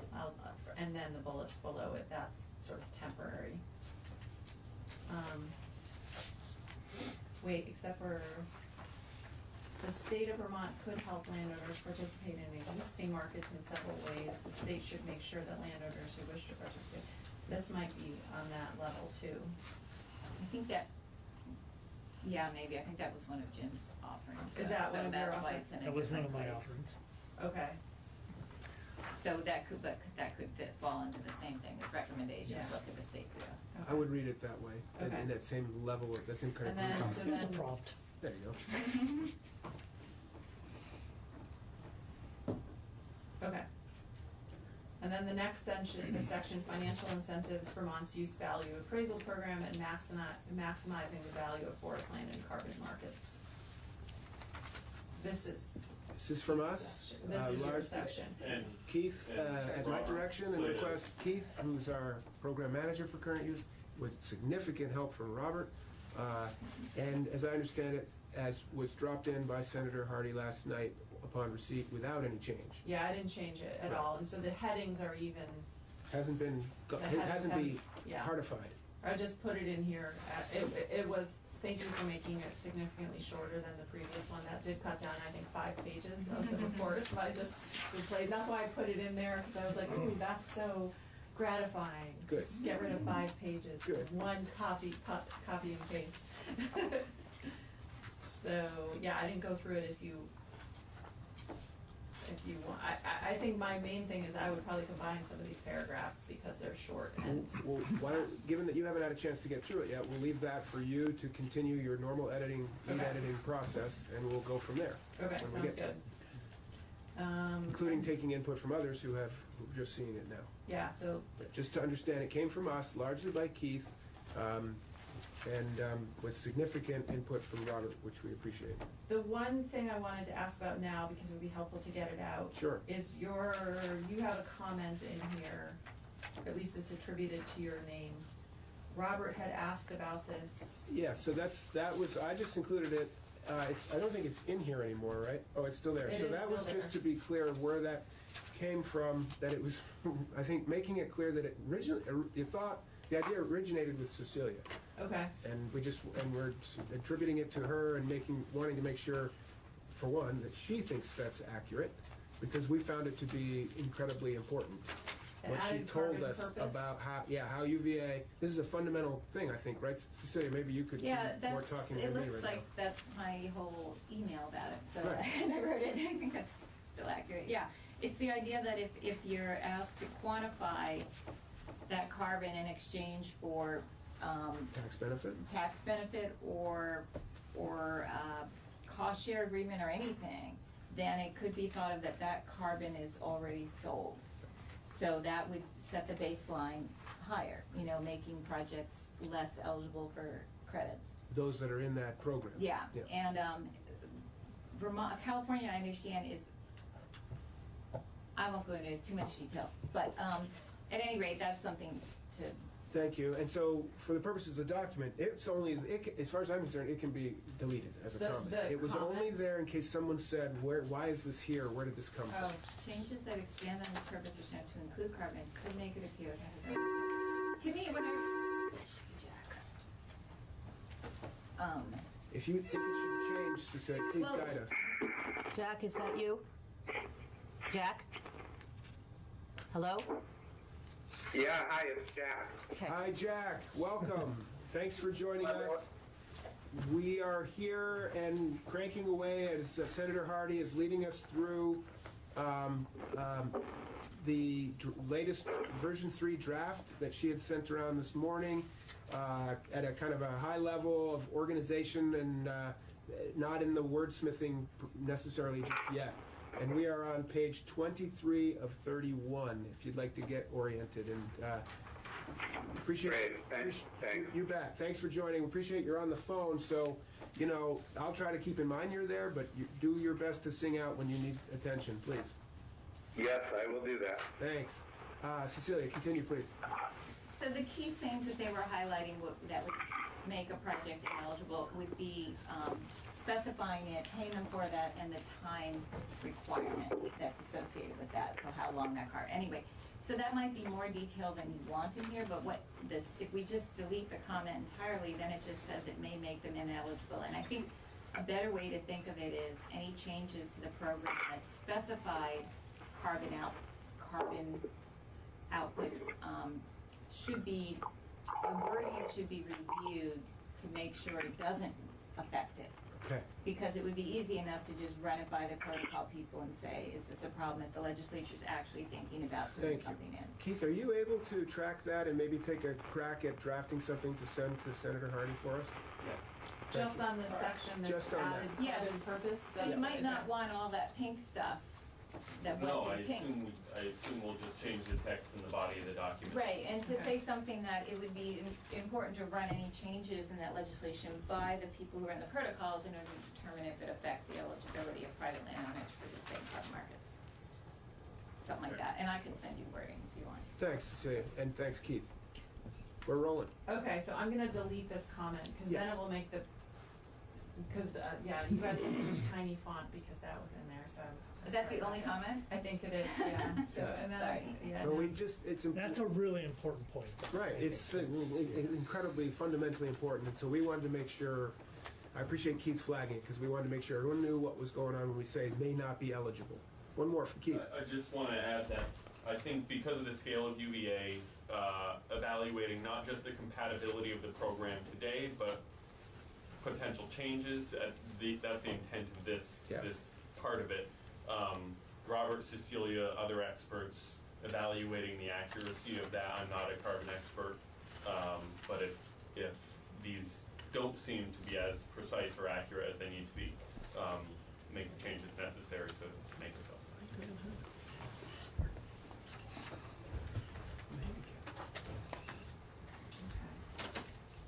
Can I just request that when you guys are sending me content, you remind me what it is?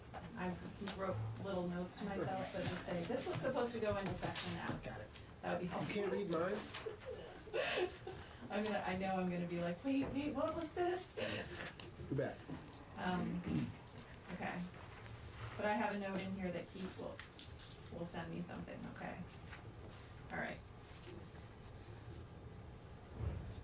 Learn more about the NRCS programs. Is that a note to self, or is that? It's a hot link. For each of those Okay. other programs, it's just a link to, you can get more information. It's Okay, I'm gonna just hot link the actual word, the NRCS. There you go. Amen. As you see okay. fit, yeah. All right.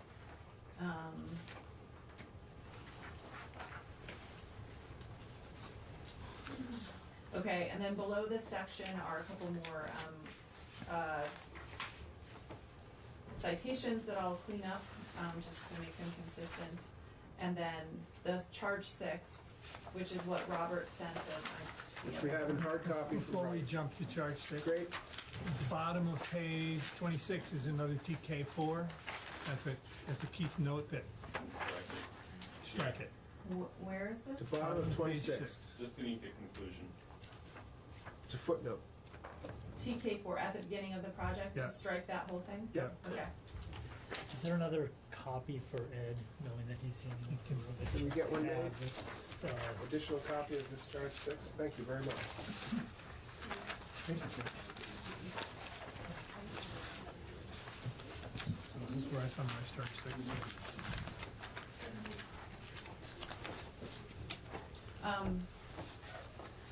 So, and also just to be clear, the reason I sent out multiple versions of it and just said this is version 1, version 2, version 3, is so you could see the changes. Doing all the editing and track changes would have made it impossible to follow and read. We're incredibly so grateful, I and just we're wanted to going make with sure what it's works. okay. As long as, from my perspective, as long as nobody's whining, and there's we don't run afoul of public, meeting laws. Yeah. We'll go with whatever works for you, because you're the one willing to do this. Thank you. Somebody had to do it, so I said I would do it. So, I mean, I'm okay with previous versions of the draft being put out onto our website too, if people want that. That was another, I didn't know if we should do that or not. or just have the final version out there? Because I know there was some My questions. sense is as long as we can make them available, say, upon request, we're good. Okay. But we don't want to confuse people either. Yeah. Mostly me. Right. Well, and that's also why I had draft across all of them to make sure it was Absolutely. clear Thanks. that it was. You're doing great. Okay. Thank you. All right. All right. Charge 6. Sure. So, so I struggled as most of us probably have with trying to pull out what were the salient pieces that we really arrived at, and also what's missing. What key points did we sort of gloss over or didn't we include? And then, how could we pull this together into something that reflected a response to Charge 6? And Charge 6 is review how to structure and regulate a statewide program and facilitate enrollment. So this charge, personally, always gave me a little bit of hesitation because it seemed like what was being asked by the drafters in the legislature was a statewide program that kind of looked a little bit like current use or UVA, and it had an enrollment process, and the state kind of handled this sort of thing. And I think that in the whole lead up to where we are now, I hope it's become pretty apparent that that's not as simple as it might have seemed to the legislature at the start. Yeah.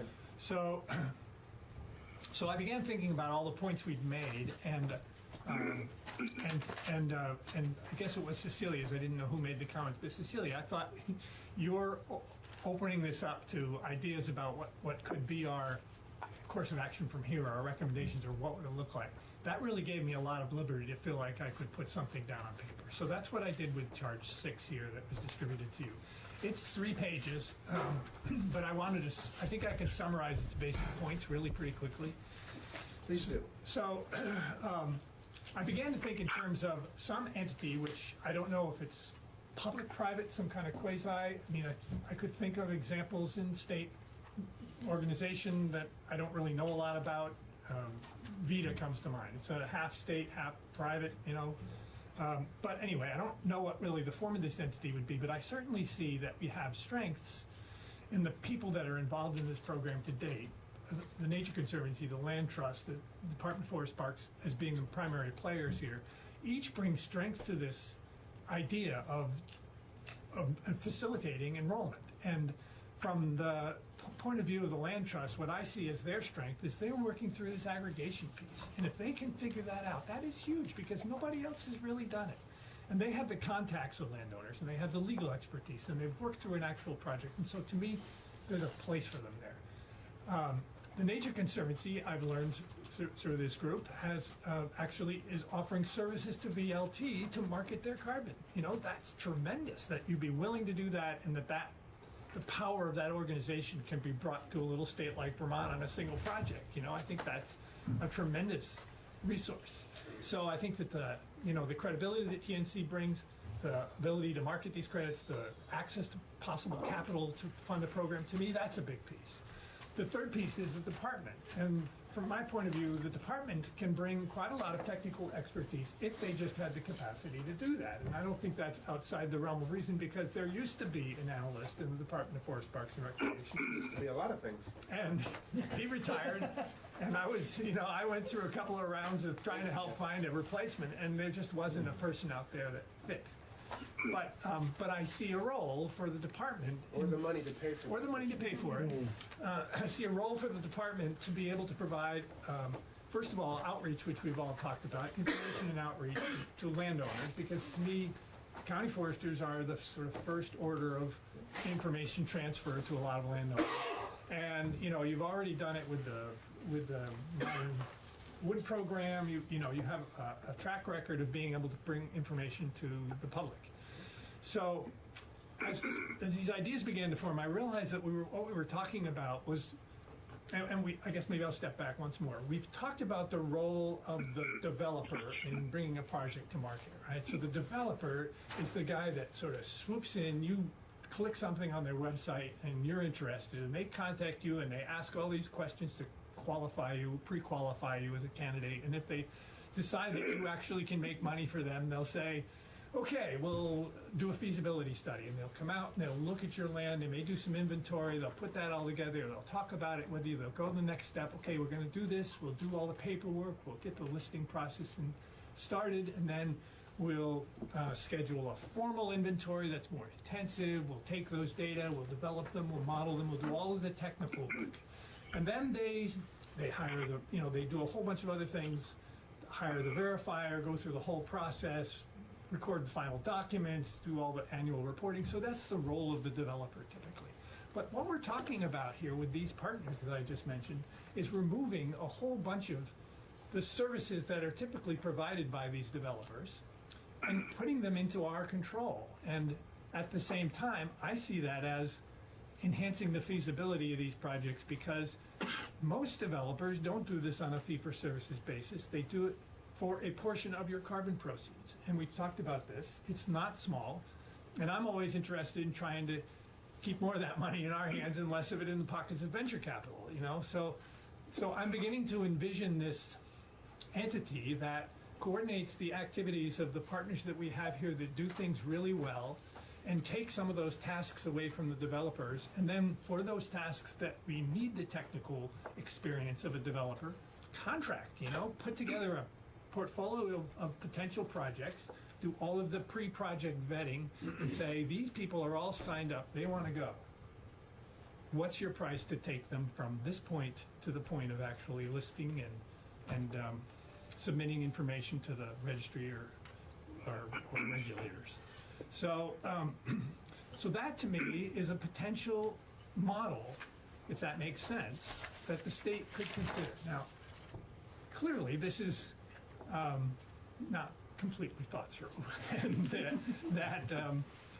any of those partners may have big objections to this big idea. But I do see this as a potential way to address this charge, at least put something out there that seems to be the logical conclusion of a lot of the pieces that we've pulled together in the last few months. Hey, Robert, yes. I would agree with that just based on our experience. I think we probably had close to a year of just trying to figure out whether we wanted to do this and how it worked in our case. And I think had those kinds of services been available in an organized fashion and reasonable or no cost, we would have moved along much further faster than we did, and I think that would be valuable to others who are wondering if they should go ahead with some kind of a project. So I really appreciated you listed all these things a project developer does, and I feel like I tried to hit that in one of my sections and didn't cover them all, and that's almost worth a table, because what we're talking about is breaking down and taking some of those pieces and figuring out where we can put this across the state. I have another concern. So that's sort of stemming from the idea of, well, the project developer takes too much of the pie, so that makes more of the projects infeasible, and people don't know how to get started. I think another constraint is the time, that people might not be willing to commit 40 years or 100 years, and so you'll have the VLTs and the Nature Conservancy and Middlebury, people with really long time horizons that are used to lawyers and are not concerned about a 40-year or 100-year commitment.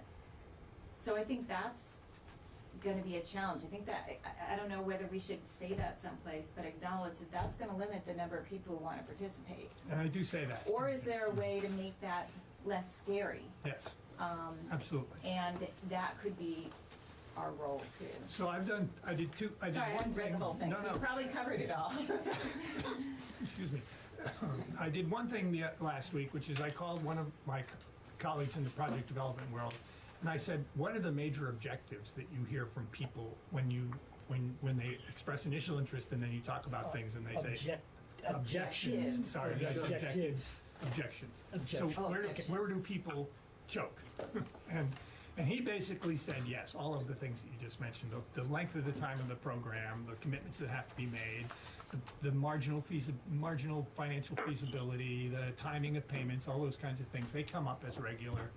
And I think that if this entity were properly capitalized, then the first initial tranche of projects would ideally repay any investors who came up with some upfront money, whether that's the taxpayers of the state or some private investor group or whatever.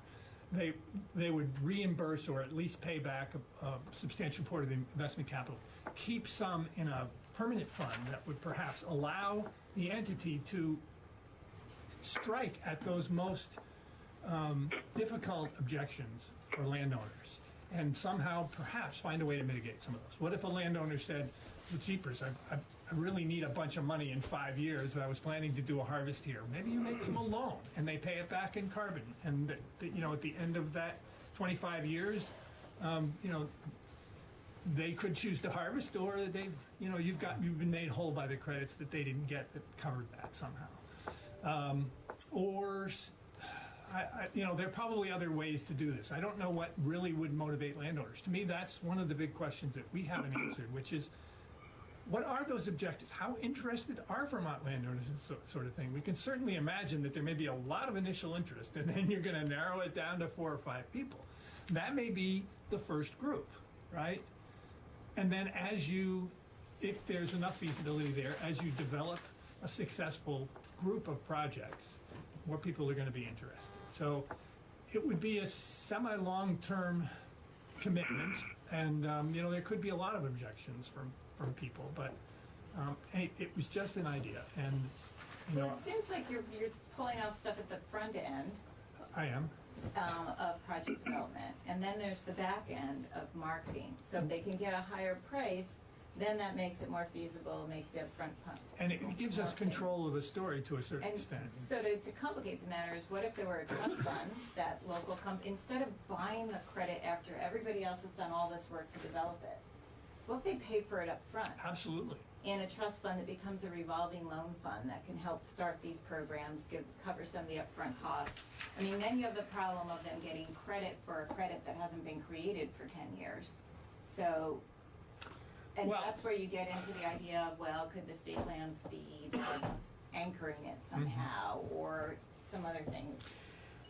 So I'm thinking... But doing it right is the big challenge. Yeah, I'm thinking this, for our purposes, in this report, that I'm thinking about trying to answer this charge. And there may be a lot of ideas that come from all of you to help flesh this out a little bit more, but I don't know that they need to be in this.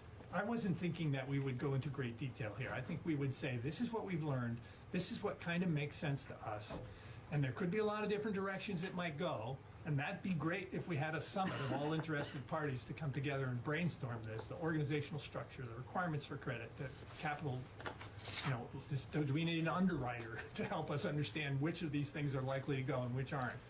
I'm not quite sure how that would all work, but I think those are details that if this idea flies, it's going to take buy-in from the partners, and if it doesn't have that, then there's not a lot of sense in going much further.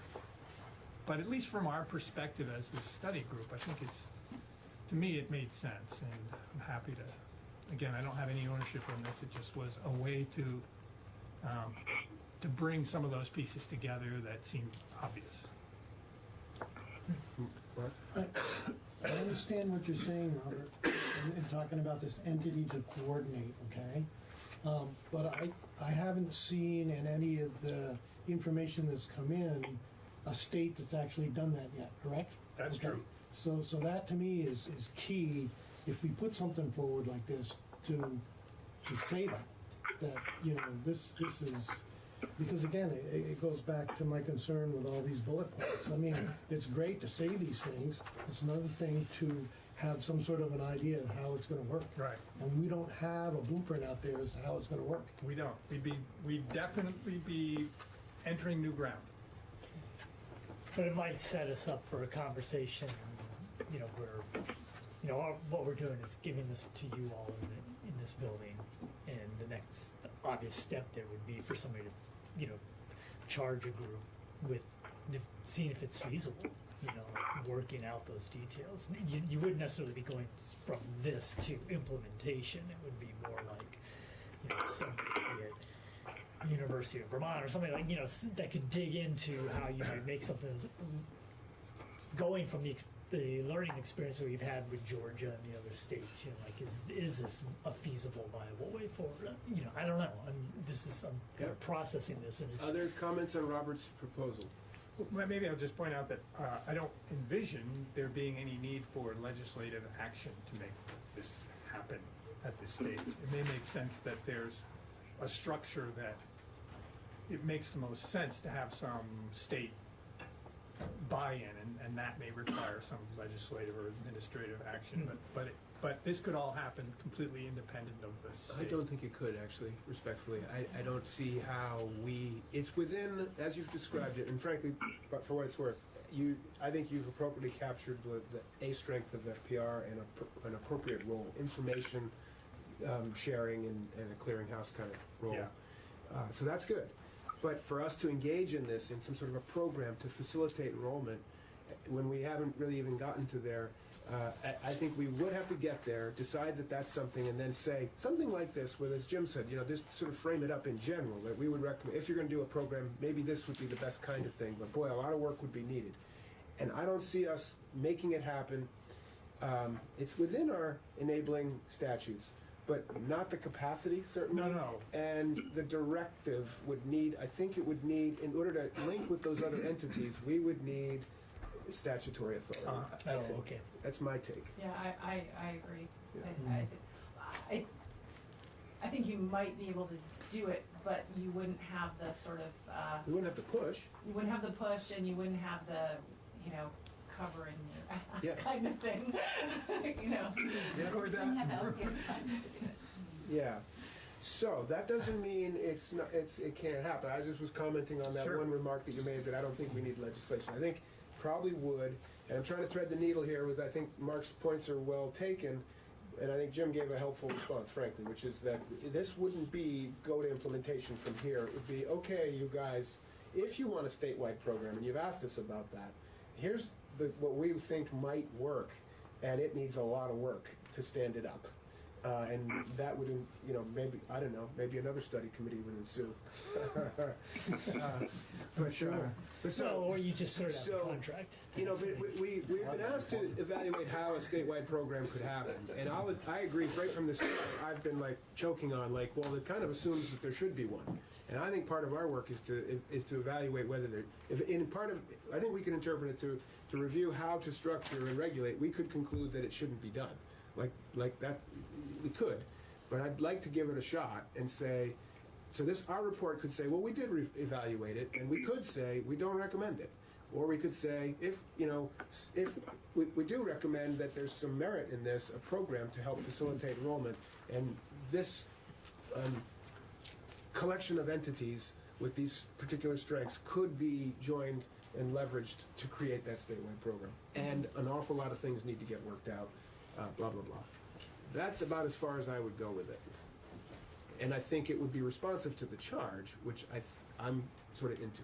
Senator? Yeah, I think you can, Mr. Steve? Webster, I'm sorry. Did you want to say something, Steve? He raised his hand. I just want to draw a contrast between UVA, which is enacted, I think, around 1980, and my family's response to that, and my personal response now, because not all the family's still alive, and I may not be alive a lot longer because I'm pushing up there. But we embraced UVA enthusiastically. First year we could get into it. Right. And we were patiently and waiting for it to be enacted. Here, the sentence I underlined here is, it seems prudent to anticipate only a small number of landowners would actually sign up. And I wouldn't be one that would sign up for a long time, because I just don't need this complication in my life. We're having enough trouble just managing the land, finding loggers that are still in business, finding mills that accept product. And this isn't the answer for us to the economic problems. So just throw that out. Senator? Yeah, so when I was envisioning what I thought maybe our recommendations might be after all these meetings and trying to edit this document, I thought that the three things that I wanted to see would be to charge the department with providing more information about this as a thing. You know, we at one point talked about having you develop a website that had a lot of information about this and who you could go to for if you're interested in signing up for this, and with and maybe it's just, you know, taking this report and making it more of a website. So, and that sort of plays into what Robert was saying, is your department has a lot of information and does a lot of outreach through county foresters and all that stuff. So that's what I was thinking, is like you just sort of beef up your information on this as a possibility for landowners. Right. And you also maybe refer people who are interested to TNC and VLT or whatever, potentially. Mm-hmm. Then the second thing is, I am really interested in seeing if we can put state land in one of these markets, because I'm interested, frankly, in both the way it sort of models it, saying like, look, we think this is a good idea, and we think it's a good idea, so we're going to actually put a parcel of state land into it. I know that there are complications with that, but I think it might be worth those complications. And it could also, it's sort of role modeling that we believe in maintaining forests, and that we believe in carbon sequestration, and that's an important thing to battle climate change. And frankly, we could get revenue, and then we could potentially support your department better with. Right. For what it's worth, that's the piece that's different and new. That everything else you said is already happening through our traditional approaches to stewardship, technical assistance, and management for keeping forests and climate resilience. It would be the new revenue source to private landowners that we would be modeling for, and maybe to the state. Right, and that doesn't exist, and that interests me too. Right, so I think the revenue piece, but I also think like this sort of entrepreneurship of this and that kind of a new forest product. Somebody in their language said that these carbon offsets are a forest product in the same way that, you know, timber is a forest product. Water, and clean water. So, you know, I think role modeling the ability to cash in on new forest products is a good thing.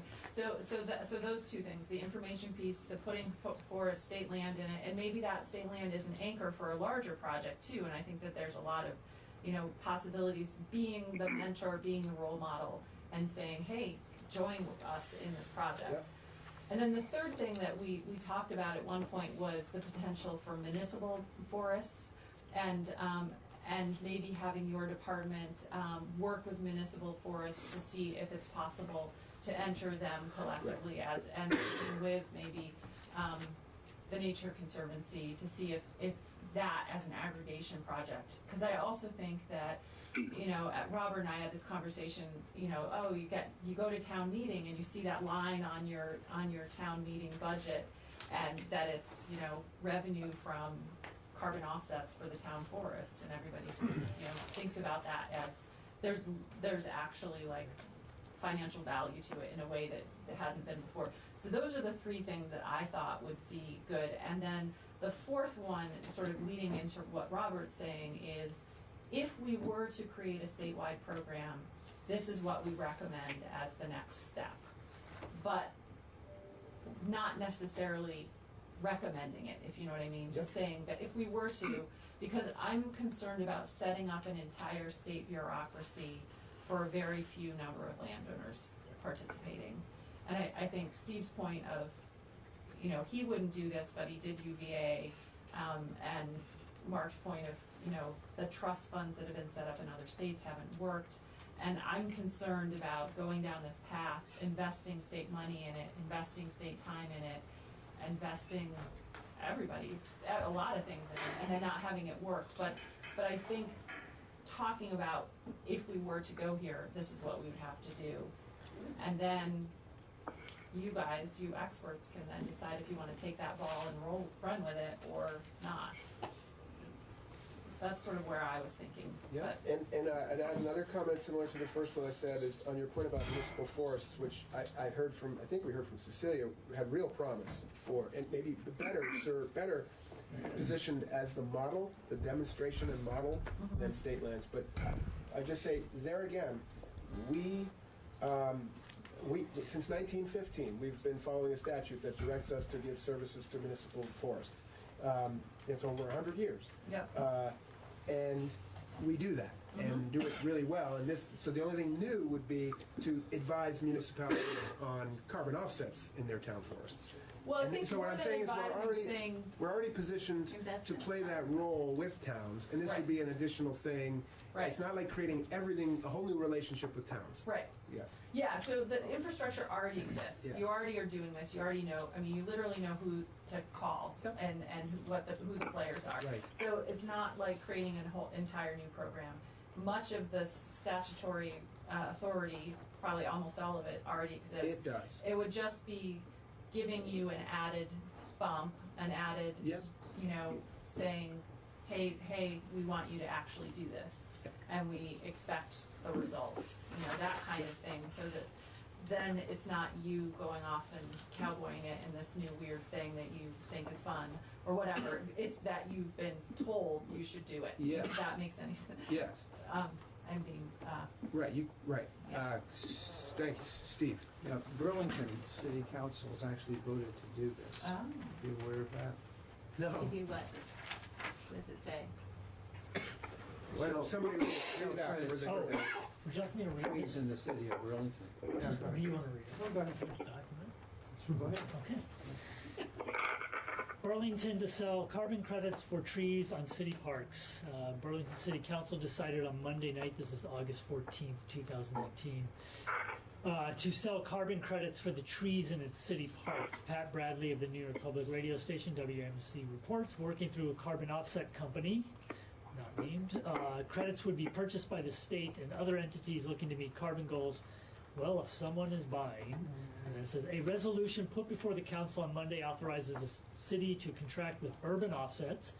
Ward 6 Democrat Karen Paul explained that if the company can sell the offsets over the next 2 years, the city would generate $135,000, which would be placed in a dedicated fund to support more tree plantings. Thank you, Steve. Keith? I just need to acknowledge, given the capacity of the county foresters, we are actually being forced to pull back on our support of municipalities. We barely have enough capacity to administer UVA effectively, let alone provide the important services to county forests and community forests. So doing that work is among the favorite work of any county forest. They're incredibly valuable in demonstrating management, but it's difficult to prioritize. So if there is such a recommendation that comes from the group recognizing that it's not within the current capacity of the county foresters to do additional work, let alone the current work that's expected. Thanks, Keith. It's good that the group gets to hear that in a different voice. so what would, may I ask, sorry. Yeah, go ahead. To increase the capacity sufficiently to be able to do this kind of thing, what would it mean? More positions, less of something else? Yeah, it's complicated, and in essence, yes. I mean, that's the short version. But I mean, I think Keith's point is a good one. I say, well, since 1915, we've been doing this, and I used to do a lot of it as a county forester. And as Keith says, it's the best stuff because you really there's a lot of bang for your buck. You get community engagement, and people learn, and it's infectious, But we've had to, because of other statutory obligations, particularly with the current use program, we've had to tell folks, you gotta drop some of that. We just can't prioritize, as Keith says, that work, given this responsibility in this very important other program. So we've had to kind of pull away, and now private consultants are doing more of that work with communities. So it's just making the larger point that if we were to gear up with a municipal forest effort, or any of these efforts, frankly, even on state lands, we don't have anybody. We have expertise, but we do not have bodies. A dedicated staff member. Yes, and it's a big state. There's 100 and how many town forests? I don't know exactly, 165 or something. So we'd love to do it, but we can't do that under present capacity. That's really it. And it's, right, it's and just I think that we would have to state that. Yeah. And then But it doesn't mean the decide idea whether or isn't not. sound or Right. isn't worth pursuing. It's just a practical reality that we need to be careful with and make sure everybody knows. And we wouldn't want to throw that in at the last minute like cold water on this. Right, so I think it's important to put it in the upfront in the report, and so that people know that if they want Yeah. to support this, then they would have to put Some capacity. money where their mouth is, kind of thing. And that's typical. That's like Yeah, what, exactly. It's just a practical and reality. And once people see that, maybe they'll say, "Oh, I'd rather do this other thing that might have a bigger bang for the buck." I don't know. And that would be me in the chair saying, thank you for your interest in this. We share it. And if we're going to have any added capacity, it would be to deal with the things we're already behind on right now, current use and public recreation on state lands, which we are, falling way behind. So I would say this would be at least third or fourth in our tier of priorities for new capacity, given what we keep being asked to do. And I think that's fair for you to testify Yes, to that point. that's what I but meant we by just sitting in the chair. putting it Yep. in here and Yep. saying this is what we would recommend. Yep. Yeah. Yeah, Yes, I just Cecilia. want to bring up that becoming expert in helping somebody develop a project is huge. Yeah. And that's why everybody hires project developers Exactly. to do that. And Thank so thinking that every county forester will become a project developer is certainly unrealistic. So I'm looking up this urban offsets people and trying to figure out who they have all different registries and all different, it's very interesting. Anyway,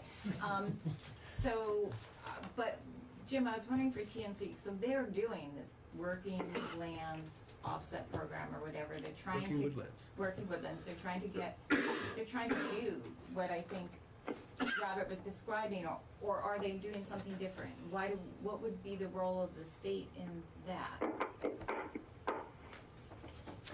So, the way Working Woodlands works now is individuals with primarily really large ownerships will come to TNC, or TNC will go to them, and as part of a larger conservation project, protection project, we'll put a working forest easement on the property and at the same time develop a carbon project. So that With they're- somebody else? It depends. So it's been evolving. In the early years of Working Woodlands, it was we would go to a blue source and just do the turnkey operation, and they developed a bunch of projects for us.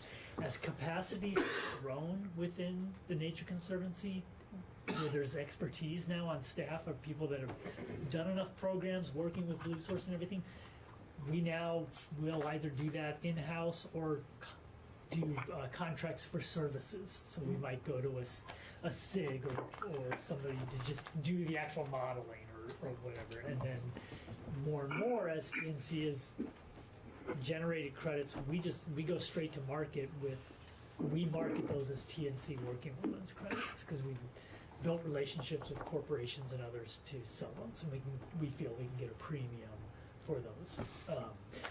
So you're taking both ends and all the way up to the middle. Yes, and it's kind of, I would say the more robust in the Central Appalachians, because that's kind of where the program started, and it's continuing to sort of grow out. So I really wanted to call Greg Mead and ask him, Greg Mead is the director of this program in the Central Appalachians for TNC, and ask him, how would you do it, if you were a state and you were trying to support this idea?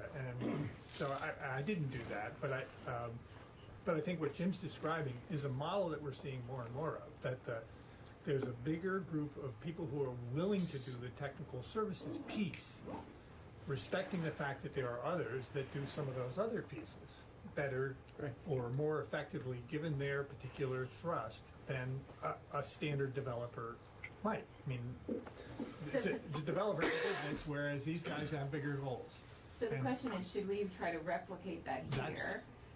Or not, because you guys have already developed that capacity. We could just say, But capacity is limited in his case too. You see, we have the opportunity to build local capacity to do some of those things and use their skills where they come. But then the other difference is the size of the parcels, and the model work in Central Appalachia because the trees grow faster and they have larger parcels. No, the model works in the Central Apps primarily because we have larger and both, right? Trees are growing big down there, and we have larger properties to work with, which is why the Nature Conservancy has partnered with the Vermont Land Trust to look at cracking this aggregation effort, because everywhere else we have small parcels and well-stocked trees, so how do we get them to market? So we're trying to figure that out, and that's, I think, where that, it's that larger aggregation, like how do we then scale that up?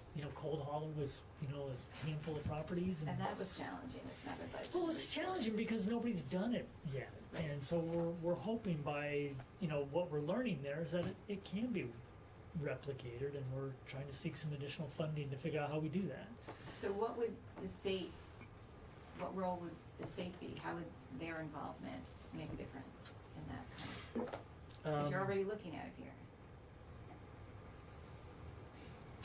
I've scratched my head around that a little bit. Part of that is making sure that, and I think we speak to this in the report, is that our use value appraisal program, UVA, current use, doesn't inhibit people from being able to join aggregation efforts. So we want to make sure that there's a pathway forward there, because we know, most of the properties that will be interested in enrolling in this program are probably already in current use. Right. So we want to make sure that that's compatible with that. We've made that point, I think, in a few places in the report. Yes. There's a lot of compatibility. There is a lot, and so I think we're covering that. So it's that, but for me, that we just need to be very clear. We want to make sure that we're not creating barriers for landowners to explore this. But you're not seeing some clear gap that, geez, if the state just had the resources, the initiative, the training, the mandate, whatever. I think, and then there's just, making sure that our county foresters and anybody that's interacting with landowners understands these markets enough to say, yeah, there's something there, go talk to these guys if you really want to dig into that. So there's a little bit of that. But, I'm, other than, I think that I have to, having just seen this from Robert, I need to kind of digest it a little bit. Can I answer, Susan? Yeah, go. Yeah. So I think one role that the state could play would be in the feasibility analysis, like Jack suggested, which is right now in the hands of developers. So there's an aspect of that that's really important in my mind for someone with real transparency to control. So we're not doing this because we think we can make money. We're not looking at this project because its success for us is based on its success for you. We're saying we can evaluate the feasibility on its merits for, yes, there's a cost structure that we might have to meet in order to provide a certain set of services, but we're not taking a 20% or a 30% or a 40% cut on the carbon here. We're going to be able to do this on a fee-for-services basis. So I think that the expertise required for that pre-project feasibility analysis could very easily fall into the person that might be an analyst in the department. Yeah, I was wondering if... Can I ask a question? Please, Jack, go ahead. I was just thinking back to Steve Webster's comment that you wouldn't be interested in this. Is that because you now understand it as a result, much better as a result of the study group, or it just on the face of it, carbon credits for forest lands just is of no interest to you? And I ask that just because I know we don't know what all the forest landowners think about this or what they know about it, but I'm just trying to get a sense of would he even getting to the point of not knowing much about this, understanding it well enough that you could decide to proceed or not would be useful.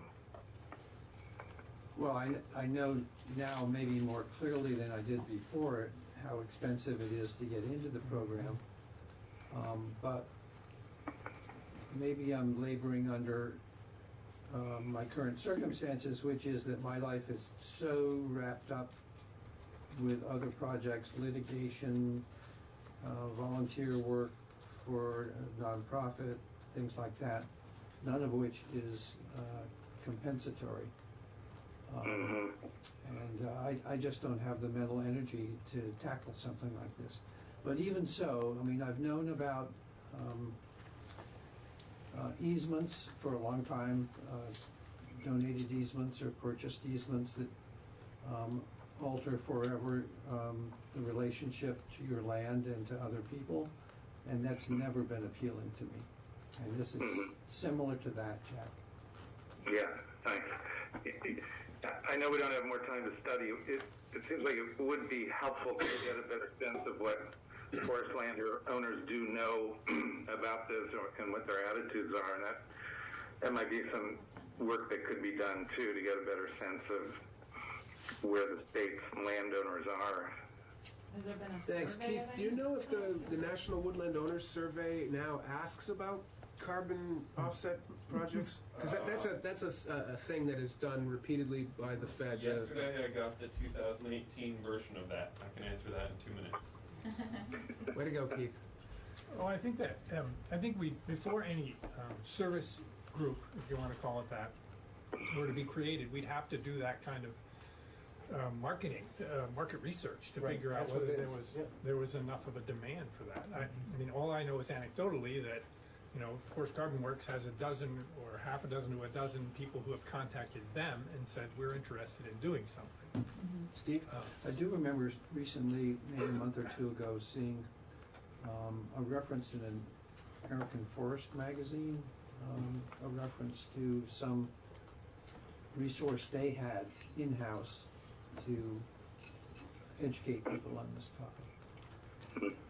I didn't follow through because I ran out of time, as is usually happens. I have a question for Jim or Jack, and maybe this isn't something that you've broken out or whatever, but even in, let's say, the Burnt Mountain project alone, and you haven't even gotten to, a completion as to what it's actually going to be yet. What are your estimated costs or hours involved? Is there any way to quantify that? Yes, I don't have an answer for you. I mean, I could give you a wag, but I'm reluctant to do that. That makes so much. What's hard is because we went through Blue Source, who's doing full project development in exchange for credits on the back end. It's hard for us to know exactly how much time they're pouring into that. I have an estimate on how much our time is, which quite honestly has not been that burdensome.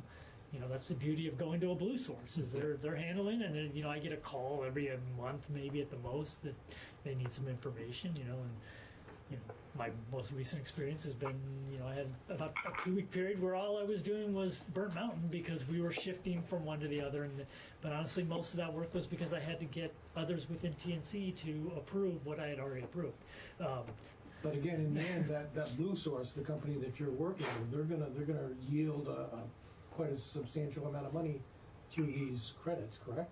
They will yield some income out of it, yeah. Whether they consider it substantial or not, that's up for them to decide. I think that goes to what Steve's talking about a lot, as far as, is this viable for me as a forest landowner to go through all this, which you're not even going through a big chunk of it, because it's being sourced out. But anyway, I think that's part of it. Yeah.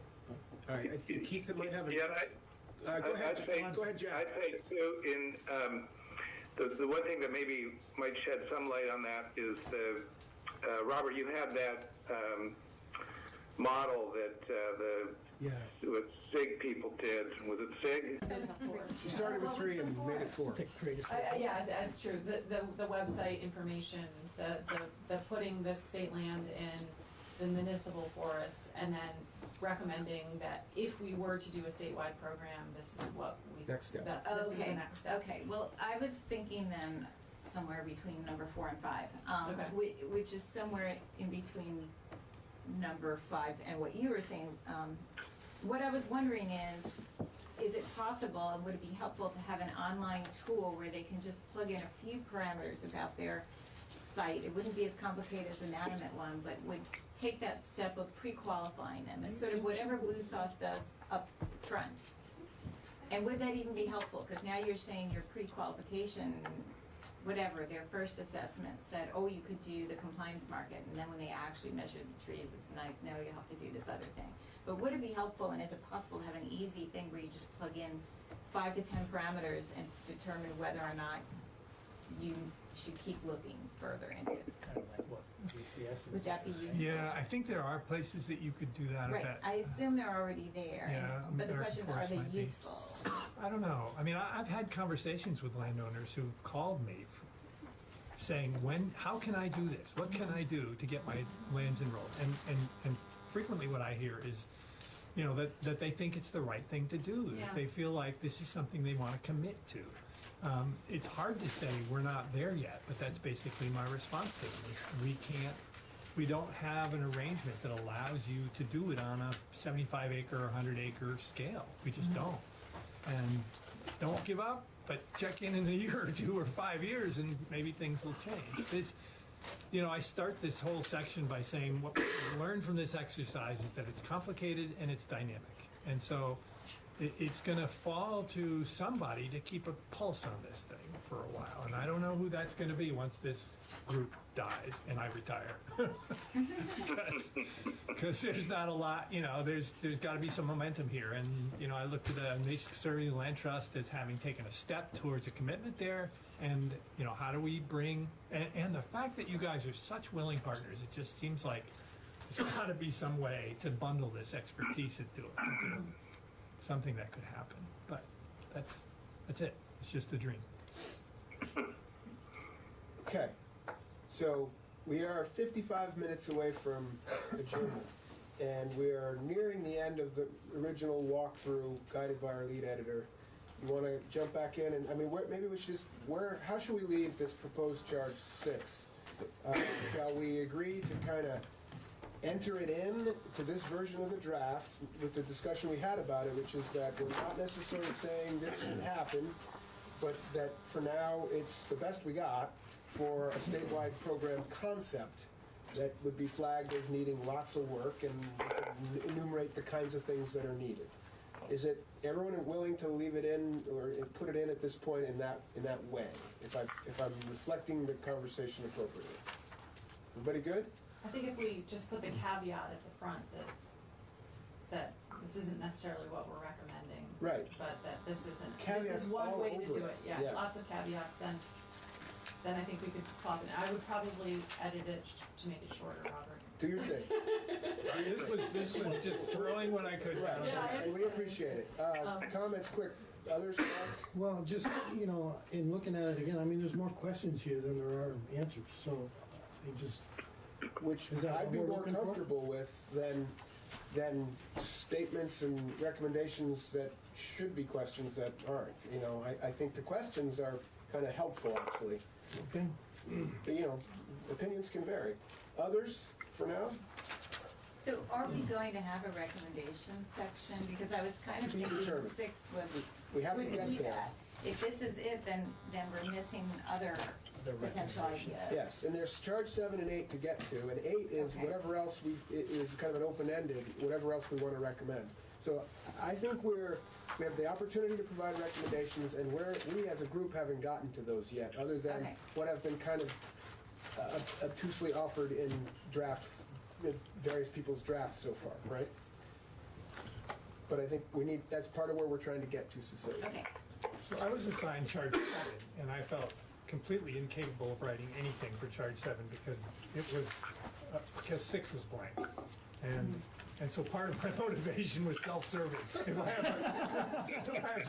have a straw dog in charge 6, then at least I could do something in charge 7. Keep rolling, Robert. Can I suggest a thing for charge 7? Yeah. So there are so many things of the possibilities of if it's compliance market versus voluntary market, if it's this kind of land versus this kind of land. Right. There's so many things that we could just do. This is an example of this kind of parcel in this market with this price, and just do so it doesn't even show like. But we're expecting to get, $500,000 out of this, but it would be... Right, we would list, if I'm understanding you, we might describe that it depends, given that it depends on so many things, we can't actually evaluate this. We can't answer... We're trying hard, so here's what we got, is this one snapshot of a potential sort of, a typical kind of private woodlot kind of scenario? Is that what you're suggesting? Yeah, I would say do 2 of them, though. So 2 examples. Just to say, here's one example. If you got into the compliance market, you could get this. If you got in voluntary market, you could get this. Okay, that's an offering that's been put forward. Any reaction to it? Mine is I kind of like the idea for a way to deal with charge 7. Mine is that's not what charge 7 is looking for. Tell us more. The way I read charge 7 is it says, following right after charge 6, if you're going to do a program, what are the revenues from that program? And how should that revenue be allocated within the context of the program that you've described? And we discussed that actually in previous meetings. And we said, well, what we said was, well, this is kind of a strange question because the revenues accrue to the landowner. Well, but I think that Well, not if it's state land. no, but I think that this envisions a state program. I might be interpreting it wrong, but I think 6 envisions a state program and 7 follows as the consequences of having that program. Where would the money from that program Why would it not go to the landowner? What am I missing? Because the program is to cover its costs, and that there would be some expectation that the state would benefit from this. So you're saying, like a developer, what would our cut be? Exactly. Yeah. Because you have to. They're not talking about allocating funds from the legislature. Fair enough. Here. Doesn't it still kind of depend, as Senator Hardy says, on so many things? Maybe, but what I'm hearing you guys talk about is that this is a case study of a typical parcel, and I don't know. No, we're just trying to frame up what I thought I heard was kind of a way to credibly respond to this difficult question by giving some helpful perspective on the range of possibilities depending on where you land in this universe. Yeah, I think when people have asked me, including... Or we could just have Mark do this section. Yeah, I mean, I do have in there, or JFO could work on this. Good timing, Mark. Is, people ask this question, how much money could we get? You're on the study committee, what have you learned? Right. And my answer is always, it depends. It depends on so I think we can put in, we can even put 3 different scenarios, just saying if we put in, 25,000 acres of super tall trees that were, whatever. Best case, worst case, mid case, best case. Yeah, and then the sort of obvious, I think the obvious answer to how the revenue should be allocated is that it would have to first cover the cost of the program. And if it's a state program, it would have to cover the cost of state employees and administration and all that. If it's a private, they would have to cover their cost of getting into the program, and then they would get the benefit of it. Yep. But ultimately, how revenue is allocated is our job. Like the legislature, it's the one that decides how to appropriate state revenue. So, I'm not sure exactly why it was stated like that. Cecilia. So one of the documents I referenced up front was something by Manmet that came out recently that gave their red, yellow, green that we decided was simplistic, but they gave specific cases. So it's that full thing, real parcels with real acreage, and why this one was viable, why this one was questionable, why this one was unviable. So I don't know if we need to repeat it or just include their things, but there is some guidance out there. We could also link to that. Do the hot link to that in this section. We could do a couple examples link to the hot link. They do like Howland Forest. They do a couple. Seems to make a lot of sense to me. With me, I think we have no idea how much revenue we would get, so we could just set up examples. I don't think we're really looking at this as a way to really earn money for the state. So maybe the state lands would. Yes. But the way you're describing it, it's going to cost the state. We have to allocate money to provide those resources from the state to partner. It takes. Well, I would hope that. Well, one of the examples could be a state parcel that we, you could put in an example if we put this 25,000 acre state parcel in, we could get this much revenue. I think that's a good call. We should make that, if we're going this direction, we should make that at least one of the scenarios. Wow. Do we have enough information to even do that though? I don't think so. Well, I think we have enough information to estimate with a bunch of provisos, caveats, etc. I do. I mean, that's what, by the way, did you walk us through that little spreadsheet if you have this acres and this thing and this? But I made all of those assumptions. Right. So we're just clear about our assumptions. Exactly. Because we don't have anything else. I think it's fair to say we don't know, but here are some examples of what maybe rough estimates that span it in a bunch of different categories. We've got estimates from a number of different sources. I have a table that I could plug in here that shows different parts of the country and the estimated revenues. I mean, that's... Well, we could link to that too, or put that in as another example. And Jack has some actual data from a real project that we could also cite. If you're, for the Middlebury College thing, you actually have the estimates of what your offsets are. I put that table in. In that your little case study. Okay, so I haven't put the case study in yet, Jack, but I'm going to put it in in an appendix, but yes, we can use that as an example. Yeah, and let me go back over that, just having had this conversation, to see if there's any more relevant information that we could include in there. Okay. Send me an updated version. I do agree too. I thought the Manomet piece publication was really helpful. If you were coming at this from what's this potentially, how does this work from a financial perspective? I thought they did a pretty good job of laying it out. So I think it's good to link to that.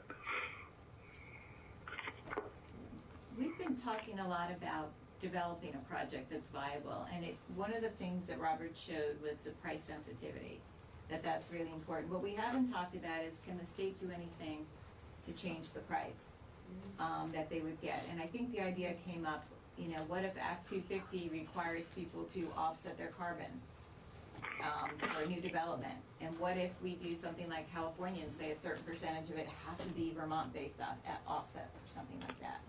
That would create demand, which theoretically would increase price. I don't know that we could meet demand, but we haven't really talked about that angle at all. I think I agree, but I'm not sure that's this charge. I just find it really hard for us to say what that is, because it's unclear to me what the what the parameters are for the revenue, where the project's coming from, who's doing the. It's just like there's so much there that I think the best we can do is probably, your table, or and having. Jack's and his, the Middlebury as the one example of a project that has been done here in Vermont. I mean, that's the best we can do right now. Data point of one. Well, that's all we've got, right, Jack? Yeah. If I could, Cecilia, to your point, and again, I'm coming from a legislative point of view, okay? I understand what you're saying, but you're talking about state mandates that would increase the amount of money people would get for these credits, okay? Those state mandates, whether it's to a car dealership, whether it's to a business through Act 250, they're going to put that cost up in their product. You're going to pay for it as a general public. It's not something that's magically out there. Oh, I agree. Okay. I understand. Or they're going out of business. Yeah. No, I'm not trying to make more costs for other people, but it's just, if there's going to be a climate component to anything that goes forward like that, then there are ways to favor Vermont. And so you had said the compliance market was going down. Demand for compliance offsets may be on the decline. And I wasn't sure about that because California is actually increasing the number of sectors. That's why they're reducing how much that you can use, but they're then increasing the number in a few years out. So they're expecting the offsets to go up. And then New York State now has a new climate bill that's supposed to include forest offsets. And we would actually we're border with them. So if they do the same thing as California, which requires that you have a direct benefit to California, and they think of direct benefit as, well, water flows from Nevada to California. We're right next to New York. We could be a prime candidates for the New York compliance market. And that's way out there. Nobody even knows what that's going to look like yet. But I didn't know if that was a fair statement that compliance offsets are I going do think down. I think it is worth mentioning, whether or not we do it, but worth mentioning that there are ways the state could help favor Vermont-based credits, or however you want to phrase it. You phrased it better than that, but that there are policy decisions that could be made, and put an example about that, because I think that does link it to other work the legislature's doing in other areas that are outside of this study committee, and I think that is helpful. And again, it's a policy decision. I don't know if we would end up doing it, but I think it's something that I hadn't thought of until you just said it. And Reggie is your other opportunity. Right. And so the other thing is, I don't think we're doing that, but at least 2 other states are using their Reggie money towards forest carbon offsets on a very minute. Well, but there's also reforming Reggie to allow for more forest offsets to be used within that cap and trade structure. Can I say, so back to this section 7, we would do the examples thing. Caveated Examples. The Middlebury College actual example. Yes. Robert's table and link to the, is it the Manomet? What's the? Yeah, I Yes. could send you a couple Okay. links. Okay. Yes, that's how I understand what we're sort of proposing right now for 7. Okay. So, I'm looking at the time and knowing that I don't want to drive home in the deep dark. Right, we're going to finish Okay. at 4 by hook or by crook, and the things we need to finish would be 7 and 8, and then I think a discussion of how to get to the next level, which is going to be a separate meeting, one way or another, and public comment. That's what we need to allow for in the next 40 minutes. Who's going to do these potential examples? Is JFO going to do it, or is Robert going to do it, or am I going to do it, or are you going to do it? The potential examples were, Robert said he had a table he could provide, At right? the table, I could think about the examples and Okay. put something together.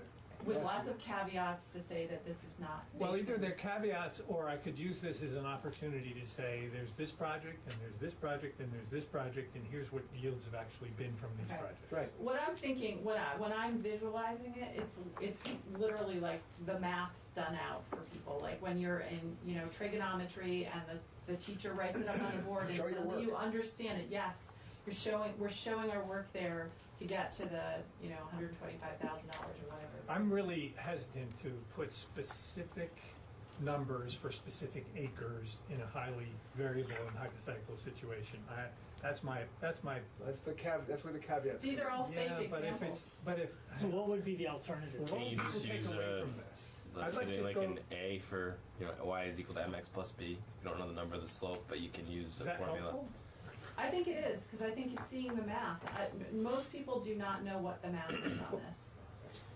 You do, Robert. But what matters is I didn't tell you. how many this credits meeting. are available, what's the cost of development, and what can you sell them for? Right. So if those 3 pieces are all you're looking for, we could probably put something together there. But to me, it doesn't add a whole lot to the discussion in a way that's meaningful. Again, that's being in fairness because you know so much. I know, about it. I know. Yeah, That's- I it's a really criticism Senators of my trying to own get at perspective. people who know nothing, who might have an interest, and Yeah. I think that's You Okay, agree, I'll Corey? try to keep Yeah. it.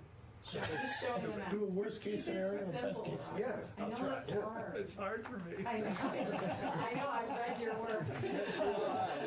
Sorry. But thank you, Robert. That I think. Thank you. That's a huge contribution. Okay. Do you have what you need, Senator, for that? For that section, yeah. So then Okay. section 8, other issues, the working.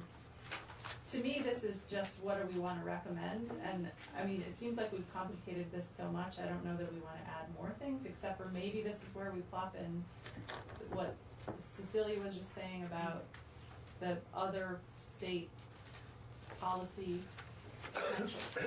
What you were just saying. That's already in there up front. Right.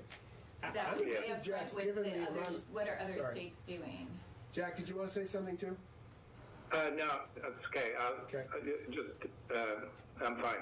Thank you. I'm going to go out on a limb here and make a suggestion that we just decline to address 8. We've got a heck of a report going on here, and we got our hands full with it, and I think we'll cover everything. We're covering everything we can, Yeah. and respectfully, we just say, thanks, but we have nothing further to add. I can just not even include it. Exactly. Or if when she's editing, something doesn't seem to fit Exactly. here, but We you have think it as a it's place to- important, you can sit them down and say additional things, or it can be an appendix, or. I'm proposing that. Comments? Jim? It seems to me that the earlier conversation about double counting fits right in here.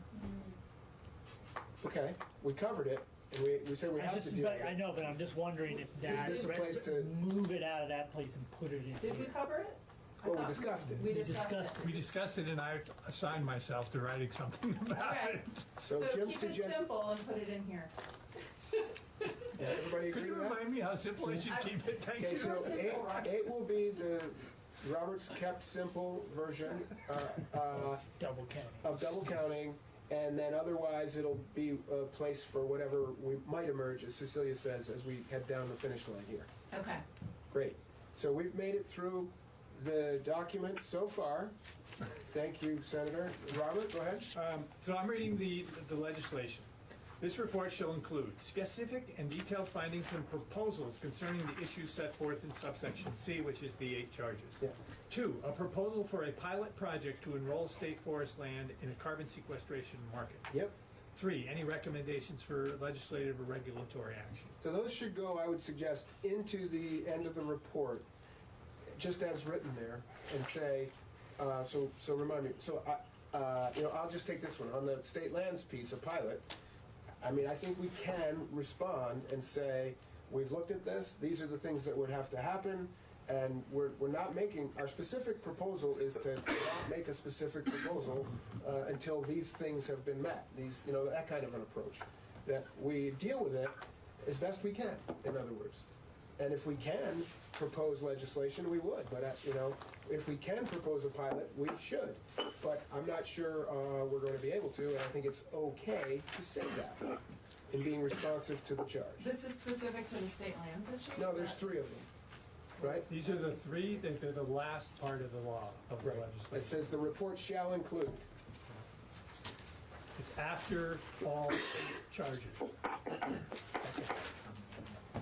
only wanted to reinforce that the section that we drafted on state forest land said specifically, here are a number of things that we would need to better understand, and if those were followed, we would be willing to contemplate putting together a pilot. So the recommendation of how to address that part of the legislation could be taken from our section.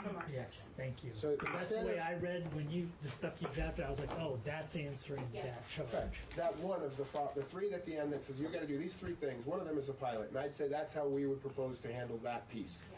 What are remind us the first one, Robert? Specific and detailed findings and proposals concerning the issues set forth. Well, but that's the entire That's report. right. And Pilot, 3 is any pilot. recommendations. And then we could summarize our recommendations writ large here in this place at the end. Yes. So I think we're covered. I think we can be. I just wanted to make sure that those were. No, thank you for that. That's very helpful. I think that we put up front. That's, remember I In have the executive summary. So if you go. Oh, I see, right. You want to start. I think we do Fair the enough. executive summary. As long as it's in there. And then just the conversation that Corey and I had, can you read in the first 2 pages what these people are saying? I stand corrected. It should not be at the end. Yeah, nobody will get that far. Great. So we've now covered sort of where we stand with the draft document responding to the charges and this follow-up piece at the end. We've gone through it well, I think. Thank you all for that. But what we haven't done is said, I want to say this, and it says that, and the edits, and what does this mean kind of thing. So we have to get to that next, which I'm going to suggest we're not going to do in 20 minutes. Yeah, so can I suggest that there are some sections that some of you are going to follow up with specific information. Right. If you guys could follow up with me about what didn't get in that you thought should have gotten in. Those, So, right. So that's what we need to discuss. We're going to do all those pieces, get you the things we've discussed that you need, our comments, so you can get to the next draft, right? What I think I could do is send out a Word version of the file that you could send me back. That's great. That would be, that you track changes. Track changes in. I don't want to do it on the Google Doc because then everybody's changes get in there and it gets really confusing. Agreed, thank you. But I also would suggest that you guys don't wordsmith it. That is what I'm trying to do. So if there's something I've said that is incorrect, or it's something that somebody else has said that's incorrect, because I didn't really change much content, then fix that. But if it's just a wordsmithing thing, if we're all trying to edit the wordsmithing, it's going to get to be too complicated. Can I get a special pass on that? I'm not like an inveterate editor myself, so. You can get a special pass. But, so you guys can, if I send out a Word document, you can just go through it and do the track changes. Yes, I think this is a great plan. Does this make sense? Yes. So we're all clear on that. We have discussed things that we're each and various of us are going to share with Senator Hardy. And then we've got line edits, and that's all going to happen via responding to a Word doc that you, Senator Hardy, will send to. You can call me Ruth. But the other thing is that if you could, when you send it back to me, label it like New name. Michael's edits. Exactly. So that I know, so I can. And you'll only get, for our part, you'll only get one from Your A&R. office. It'll be from me, but it'll be standing on the shoulders of these That would giants. be easier for me. And Robert, I expect a lot from you. Okay. Little, you're going to get a little from me. Keeping it simple. How'd we do, folks? We're in a good place, I think, relatively speaking. We would need, that's what we're going to do, and then we need to eventually get back together to say, Yes, thanks, Ruth, for putting it all in. You got my part right, and it's all in there. And now we have to discuss, like, the recommendations and the sort of conclusions, and are we all good with it? And we would need to do that in an open process, and we can do that, as I described at the outset, in a special meeting that you don't have to come to unless you want to, but I will reserve a room and have a space, and it's public, and we'll handle it that way. I think that's what we're planning to do next. So I can work with the new Deb on, finding a date for that and getting the information out to her. Does that sound like a good That would plan? likely be here as the physical location? Or Here, you're not I would sure? suggest probably at National Life. Okay. Where the parking is still bad, but maybe better than here. But it's also where our offices are, and I have control over. I can reserve a good room for it there and have the equipment.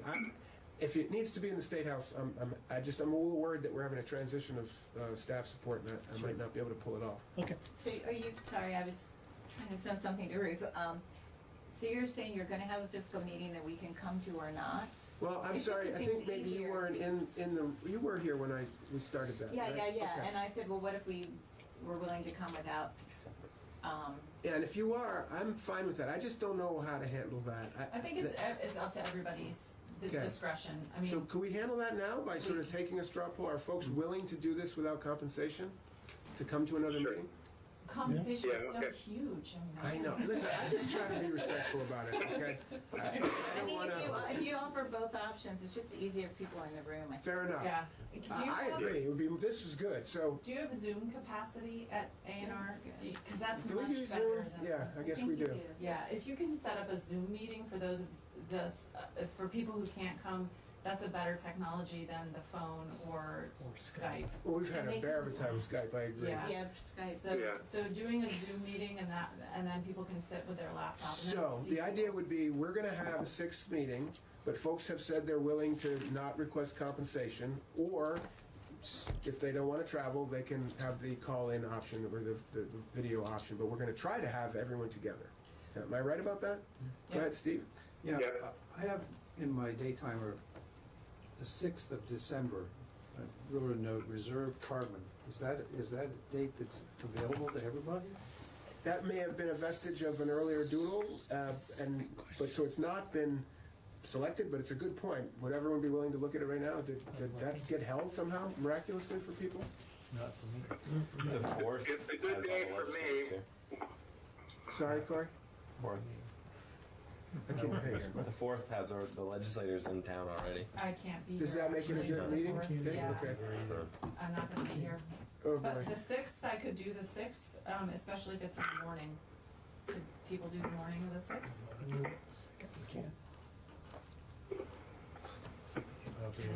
Funny, I have hold for Carbon meeting. Do you? I do. That was one of the doodle poll Right. options. So I had it held Yeah, too. that would work. I could do it. Either one, morning or Mark, afternoon. you could I not could not do the could you 6th. call in even Could- or not? No, I'm gonna be gone from the And- 1st to the. And John's not available either. I guess we can try to muscle through right now and find a date, which would be awesome, or I can do the doodle poll thing. Is there a chance we could settle on a date? Let's try it. When are you try leaving, this. Mark? The 1st, and I'll be back that following Sunday. So Okay, that'd be so- the Week of the 9th. 8th that you're- 8th is Monday, Yeah. yeah. How about the 10th in the morning? We have 10th in the morning. I could not do that. I could do the afternoon. How about the 10th in the afternoon? I could do the afternoon. Me too. I could. Who can't? I can't.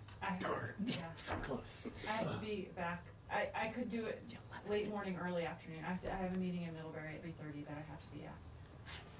What about the 11th? We're now working on the 11th. I can. I can. I can't do the morning. Afternoon of the 11th. I'm gone the 11th through the 14th. I'm gone the whole week. Okay? Into the week of the Wait, who could 16th. do the 10th? Was I the only one who couldn't do the 10th? Think so.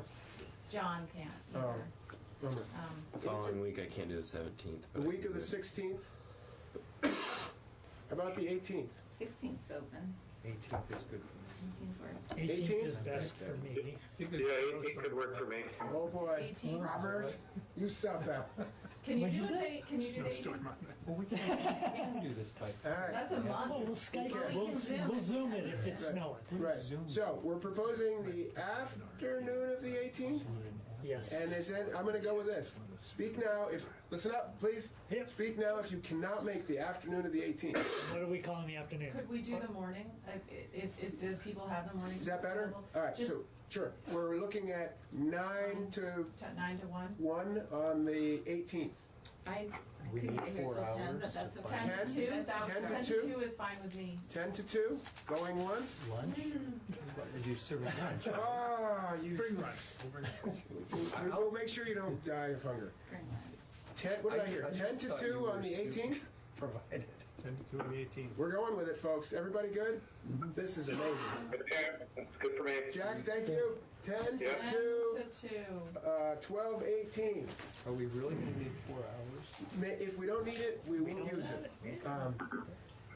And you're going to National Life? Well, wait, let's see. Do To be you want determined, right? actually, to be determined right now, but it doesn't have to be. If there's staff support here, I think maybe keeping it here is better for the public. And let's start with You it. decide. To be Mr. determined. Chairman. Thank you. There is food here. Okay. And there's food here, right? Right So- there. Can, we still have a couple more minutes. Yes. Can we just go over a couple more? Oh, we need We public do. comment. I don't know how much sure there's going to be because it's just us at this point. And Right. So let's just pause. We're doing great here, but you, to be clear, what is it that you wanted to get back to? well, so the findings and recommendations sections. Go ahead, Mark. No, I just wondered, I think it's important for us to enumerate our major findings up front so that, and then Yes. recommendations. I'm just curious where we're at with that. Right. So we've agreed. What we've done is we said that we are likely to have some, Yeah. and that they should be in the front of the document per your and Corey's comments about readability, and, right? So we've done that, but what we haven't done is decided which will be there, Okay. or even how to decide on that.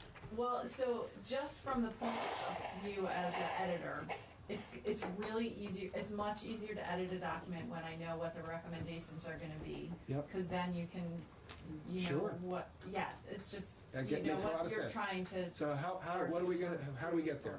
Exactly. So we've gotten 5 things I've heard that people have mentioned as potential recommendations. And I was wondering if we could go through them and see, at least take a straw poll, it's not an official vote, Yes. as to whether or not people are comfortable at least putting them in as draft recommendations. I think that for I'm them. willing to accept that. Everybody good with that? I would say let's pause there, listen to public input, allow for it. If there is any, it might inform those, and I think that's fair. And then we'll come back and finish up with Yeah. that. How's that? Sounds good. Super. Now, is there any public comment? Allowing for it? The notes will reflect that there was time allotted for it and none was offered. Thank you. Why don't you guide us through those that you heard, Ruth? and- Okay, so there's the recommendation that Department of Forest, Parks and Rec, or your department. That's what it is. The Department of Like, Forest, is Parks that- and Rec. I like that better than my department. Okay, DFDR, what, no, that's It's a different FDR. one, It's whatever it is. conventionally just referred to That, as the FDR. forest people, would develop some Forest kind and of. fun. Forest and Fun, would develop some sort of public, information, resource that, How this website. stuff works, what it is, as best What we it can. Yep. is, how it works, who are the players, where are resources, that kind of thing. I'm not going to stand in the way of that as a recommendation. Does everyone feel comfortable I with think that it's as an a appropriate role recommendation? for us. Okay. Forest, FPR. okay, I'll make it right, I'm just typing in a note to myself. Or it also.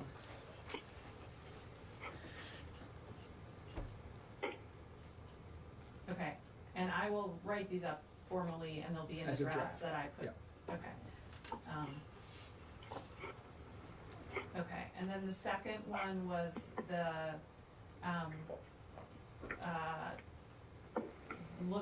the potential to develop a a municipal forests aggregation plan to enter municipal forests. Was that the one of the four that you were hoping to get out of this? The municipal piece, the or is this municipal separate? piece, and then and actually enrolling a parcel of state forest land into a carbon market. And then the fourth one would be if we were to set up a statewide program, this would be the next step. Those were my four.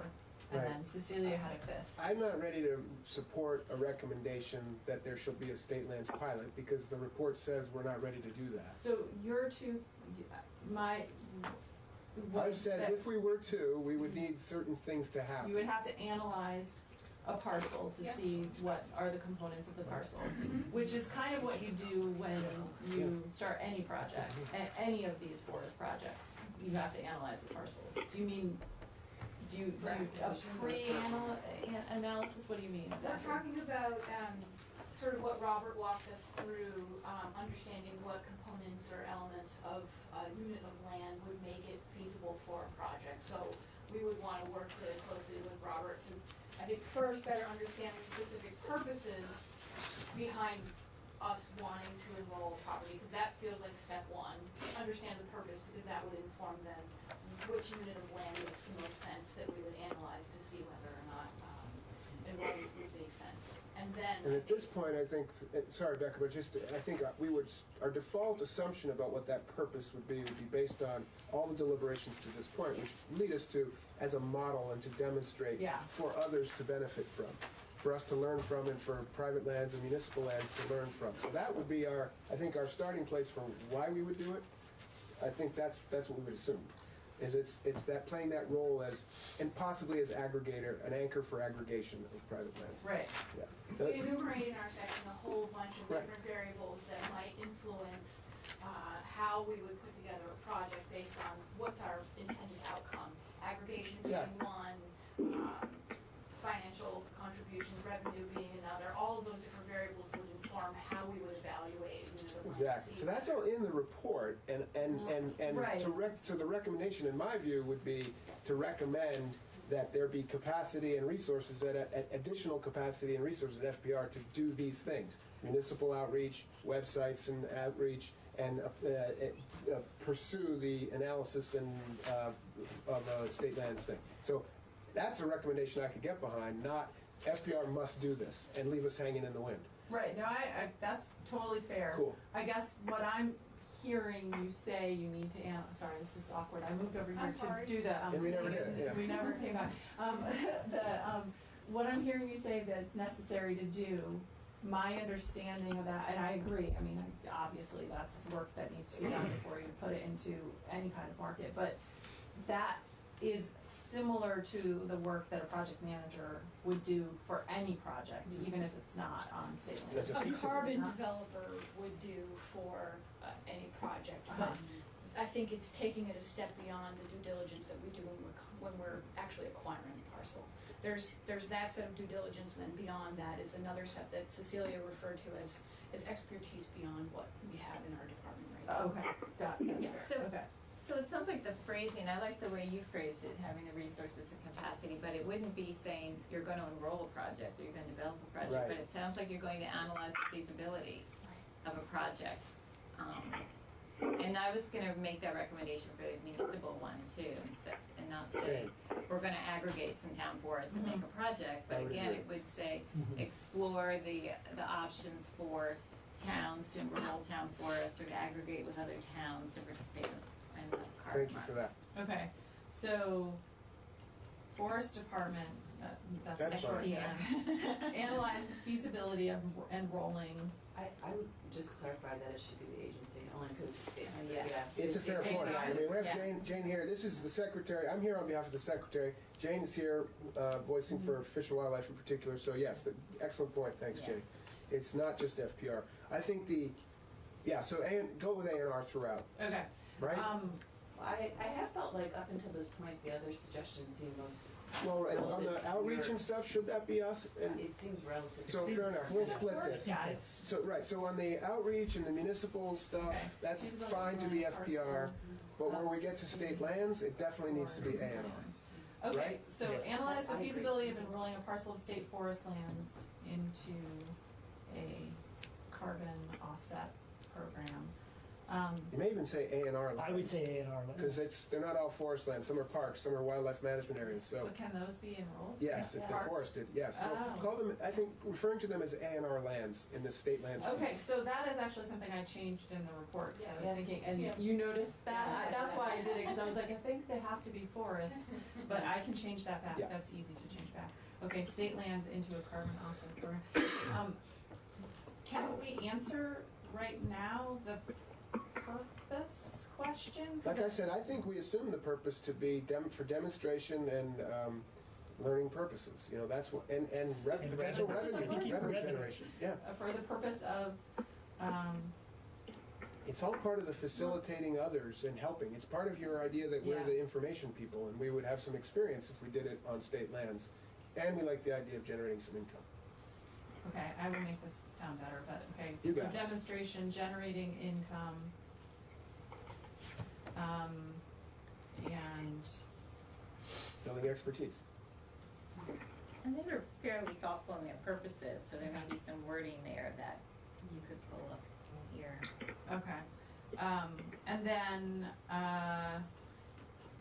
the municipal one, how should we word that? Well, are people okay with this, the straw poll on the second one? I think it's exploring the feasibility or, I think Cecilia had an approach. Go for it on the municipal. yeah, just not to promise we're gonna do it, but similar to the state, but even maybe a little less so, and explore the possibility of assisting Right. towns in engaging carbon market opportunities, Including aggregation. including, possibly, exploring aggregation. Is it municipal forest lands, or is there That's- other? Yeah, That, that's how I it is think in will be good to statute. cover both town forests and urban forests, I think municipal works. Yes. Okay, Or- municipal forest. And that's how the Non-designated statute forest refers to the That's municipal. 20, Non-designated town 1950. forest municipal. Okay. And is the state gonna purchase Burlington's grants? No, just kidding. I bet you're gonna leave from here and go out and buy a bunch, aren't you? I already did. It only takes a minute, you can buy it for $6. Okay? Okay, so we're comfortable with that one? If it's just exploring the possibility, that's pretty, We're comfortable Or with it being a exploring the draft options or recommendation. something, and one is developing a project, and again, I say the marketing piece, it might be something the state can help with ultimately. marketing with the municipal ones or marketing in general? Oh, anybody. I mean, because if, let's say we work with the wedding industry, and if people are putting up their little wedding websites where they can buy presents for people, why couldn't they offset the carbon for their travel to the wedding? Talk about entrepreneurial. Wow. No, You know, this is a thing. Yeah. I mean, yeah. Yeah, people already do it. There's this music group from my daughter's involved in, and they're doing like a tour, the band tour, and they're gonna buy carbon offsets to offset their Travel. travel. And these are high school kids, and I think they would wanna buy Vermont carbon offsets if they could. Maybe they'll buy the Middlebury College ones, Jack. I was just gonna offer that. Yeah, I'll send them your way. So we don't even have to require people to do it through Act 250, but there are people that are already, whenever I hold a conference, and it's not easy to find a website you can click on and say, offset your conference travel with Vermont Carbon. Is that getting in the way of? Yeah. I mean, to say that the department or the agency would suggest these are options for buying Vermont credits, is that okay? I don't know. I mean, is it violating some kind of, that the department can't favor one business over another? That's what I'm, do you know what I mean? Mhm. Like if we said buy Middlebury College credits because they're Vermont, you can't do that, No. right? Exactly, But that's we what I'm could getting at. There's all kinds of policies established Exactly, about that's that. what I'm But we getting could at. still explore, we could add the word explore, not only developing the projects, but marketing. So towns could decide how they want to market it or not, but. Okay. because we haven't talked that much about it, but that's the other half of. Well, there's a number of companies now that will buy offsets and then resell them through a portal for that exact purpose. Native Energy, a Vermont company, among them. Okay. So explore the possibility of aggregating and marketing Vermont municipal forest land for carbon offset. Or explore the options of working with towns. We don't want to assume that we're sucking up their carbon state or whatever, but I would say explore options for assisting towns in developing carbon projects, potentially through aggregation, marketing them effectively. Okay. Because I think it would, just like having the state lands enroll would help them understand the process of market development. If the state were helping people with the marketing part, it would help them with the marketing piece as well as the project development. Help them understand it, options. Okay. I have explored possibility of working with Vermont towns and cities to develop carbon offset projects, including aggregating and marketing Vermont municipal forest land. Something like that. Something like that. Okay. I Are think people okay with that I could one? create a program to anybody that wanted to buy an offset from me in one of my trees. I give them a name and they can purchase whatever, ash tree, birch tree, you name it. Well, That's what it sounds like the city of Burlington is doing. Mark wants in on that. I'm on in. Okay, we have 9 minutes. Then the last one was if you're going to do it for a state project, this would be a statewide project. The next step would be X. If we were to recommend a statewide program, as opposed to the state lands pilot, right? Yes. Do we want to say specifically that what we've been talking about, that we think working through existing voluntary market standards and registries rather than create our own? Yes. Do we want to say that explicitly? And therefore state efforts would focus on facilitating participation in these markets? I think that's a really good idea. And being a partner because... And partnering with, with other entities with interest in capacity. Everybody good with that? Mm-hmm. Yeah. Thanks.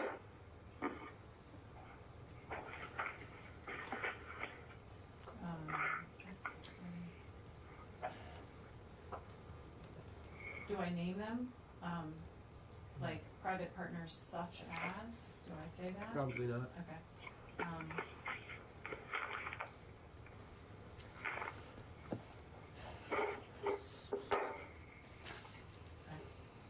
Current use, do we want to have a specific recommendation about current use? Have you read our section yet? Not as closely as I need to. Yeah. I mean, because I think the points we'd be making, if anything, would be that there's compatibility. And I'd recommend that we don't do anything that would undermine the integrity of the program and its functioning now. And I think there is a risk of that. By sort of saying that, well, now there's this whole other component to the program. So I think we should build on the compatibility that already exists and not try to create a special carbon program, because I think it jeopardizes the entire program. So I think we need to be explicit about that. I'm in agreement with you. Great. That we need to, like I said. So the recommendation would be to not create a new program within current use, but to leverage the existing compatibility with carbon as a management strategy in the existing standards of the program. And then get to your point earlier, also about not requiring that as a condition. Yeah, and being careful about any future changes that might be perceived. limit the ability of I'll take a shot at it. Thank you. I would recommend we would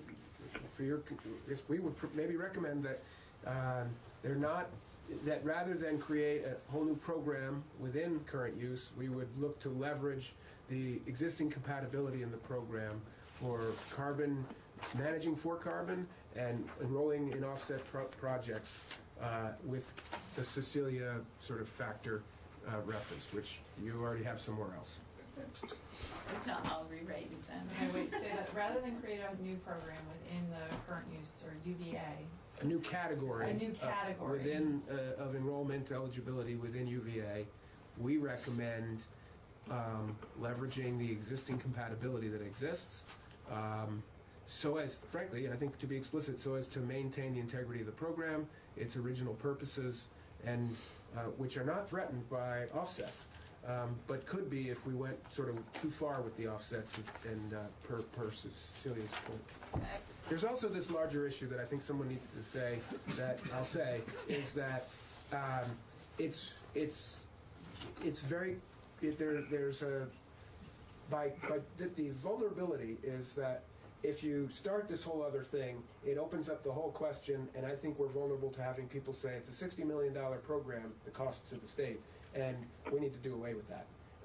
That's a real danger. Then we're throwing the baby out with the bathwater, and that's a problem. So that's where I'm coming from when I say this, that there is compatibility. We've done the analysis, and you can be enrolled in current use and still have a chance to sell offsets in a market.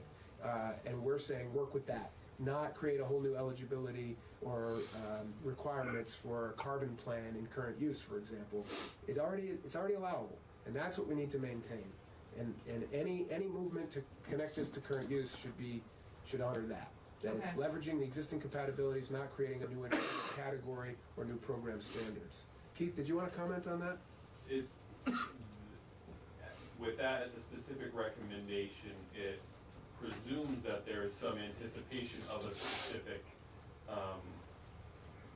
it's kind of countering a specific recommendation that I'm not sure is even been made. Even there. Fair enough. So I'm wondering if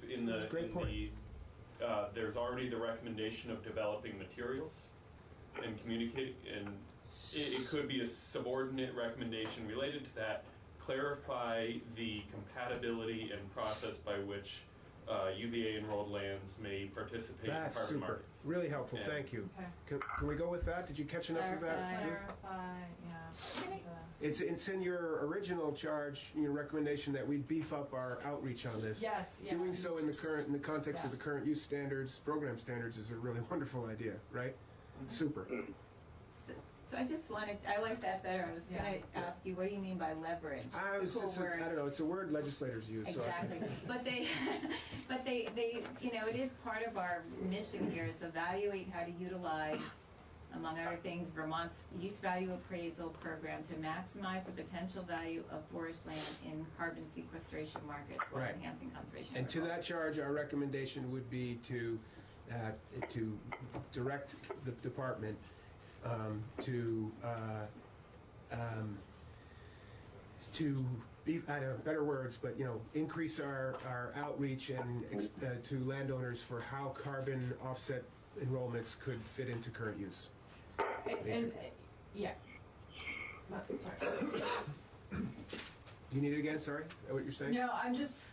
I think if this is I appreciate that Keith said this because I thought your recommendation was kind of a negative, like me too. I accept it as a really helpful solution. But I'm wondering if we want to, and I was going to also suggest that, it's compatible with UVA, it's also compatible with harvesting, it's also compatible with all these other things, and we could list that all in these, but then I was like, do we want to create a laundry list? And so I'm kind of going back and forth as to whether I want to suggest it, so that's why. I think we're talking in the context of recommendations, so if it can be a recommendation to do so, yes, but if not, I'd say no, we should leave it out. The compatibility could go in the findings. We haven't really talked about That's what right. that section will look like. Yeah. So. Because we're not going to get to the findings, can everyone send me what they think should be a finding? Yes. Like this, I want to make sure this is included in a finding. Keith, sorry, Steve? Yeah, I want to express a concern I have, and it relates to incentivizing people to do this. If the current use advisory board should plug into their formula an imputation to all forest landowners, there's a certain element, just because you own forest land, that you could be selling carbon offset credits. And so we're going to impute that income to you to the base formula and increase your property taxes. That I would be strongly opposed to. Fair point. And in the same vein, I would say, let those forest landowners who do receive income from these offset credits let them keep it without having it affect their property taxes. Right. You know, increase their property taxes because of enhanced value. Right. If you really want people to enroll this way. We're not making a recommendation to the current use advisory board to change the rate setting formulas to include the potential income from carbon offsets. We're not making that recommendation. And I think it's important to say up front what we've all heard and thought, that the vast majorities of Vermonters, the carbon markets are not something they can participate in There's a right finding. now. That's a And finding. so therefore, if people can't access that market, then they can't add that into along with the something value in calculating UBI. Right. Because it's just not open to most people. Thank you. And it won't be different for 30 years, which will be my expiration date. You told me this. You have a reason to get up in the morning, so that's good. Keith? There were a few places, recommendations related to changes to UVA that would increase the compatibility with carbon markets that are not consistent with the recommendation that was raised. So I think we're going to flag those in our comments. Flagged and should be aligned. Yes. Thank you. Senator Hardy, how are you doing? Okay, this feels daunting, but. Well, nice work. Are we almost there? Do you want any more recommendations to suggest? Well, the 4 recommendations, the website, just to put them simply, the website, the state land analysis, exploring the possibility of town forests, and then if we were to do a statewide program, depend on the expertise of private partners, engaging, be a good partner, blah, blah, blah. That one I need a little bit We more. need to flesh that out. To flesh that out, so if you have suggestions. Any you can quick send it around to the me table for that now? Otherwise, that would be in subsequent emails. Is that the Robert proposal? Not necessarily, I think that, but it's some I mean, variation it's of getting it. at this public-private partnership Yeah. to facilitate. Yeah, but but those 4 recommendations generally we're all okay with, so that as we lead toward editing this more, I can say this is what we're going for, right? Yes? Yes, okay. Great. Okay. So can I just set a deadline for you guys getting back to me? Please do. That's fair. I will send this to you tomorrow. It will probably be still have my weird notes in it, so you can. So if we're meeting essentially in a month, next week is Thanksgiving. If you could get me something by the 6th. You say what it should be. If you can get me and actually get it to me, I mean, no offense to everybody, you are all late except for Robert. so I don't want it then that like the 48-hour thing again. That was obviously didn't work. So if you could get me something by the 6th, that will give me a week and a half to edit it and get back to you with Everybody questions. good? Seems fair to me. And if you guys could give me your phone numbers, I think you all have mine. So if I have a question specifically for you, that would be helpful. So you want, by that date, before that though, wait a minute, you want us to send you a whole bunch of little things we promised? Yeah, so in some the of next these- couple days? Yeah. So you Whatever we put can, it in as soon here. as we can Yeah. get stuff to her, but no And then later than the 6th. No, but the 6th Oh, I is for our see. edit. So she needs stuff beforehand to send it So that we can back have out a to new us. draft to edit. Yeah, so basically, I'm gonna send you a Word document. You can go through it and do just the track changes in that Word document, and then send it back to me and say, labeled Cecilia's changes. Then I'll go through, see your changes, and incorporate them. But your changes may contradict with Jim's changes, Right, so right, I need right. to see everybody's changes and then make some decisions. So you're saying you want all of those individual changes by the 6th? But I thought you were also asking us for little things along the way that you need within the next day or 2 to put into the document that we then do track changes Yeah, on. yeah, that makes sense. So yes, okay. So Sorry. why don't no, you're absolutely right. So why don't you get me the little things that I asked for before Thanksgiving? Okay. What does that mean? The Wednesday. Thanksgiving Wednesday. is the Wednesday. 27th. By Wednesday the 27th. So all these other things. So that's 8 days. Thanks. Okay. And so if I have marked down that Cecilia's gonna send me something, or Jim, or Yes. whomever, Jack, you too, Yeah. Robert, lots of Yeah. things. You'll Small get them things to me by- before Thanksgiving. Small things, as we're calling them, by the 27th. So that I can- Comments and line edits, etc., by the 6th. Yeah, so once I get your small things, I'll put them into the document, and then I'll send it back out to you as a Word document. That we can edit. That you Becca. can edit, but by what I ask for your edits is you keep them focused, so that it's not a mess. But I got a special pass. Yeah, Go ahead, except for Becca. you. Are finding suggestions part of the small things? Good question. Yes. Yes, Yes. yes. Okay. Does that make sense? Helpful clarification. Thank you, yeah.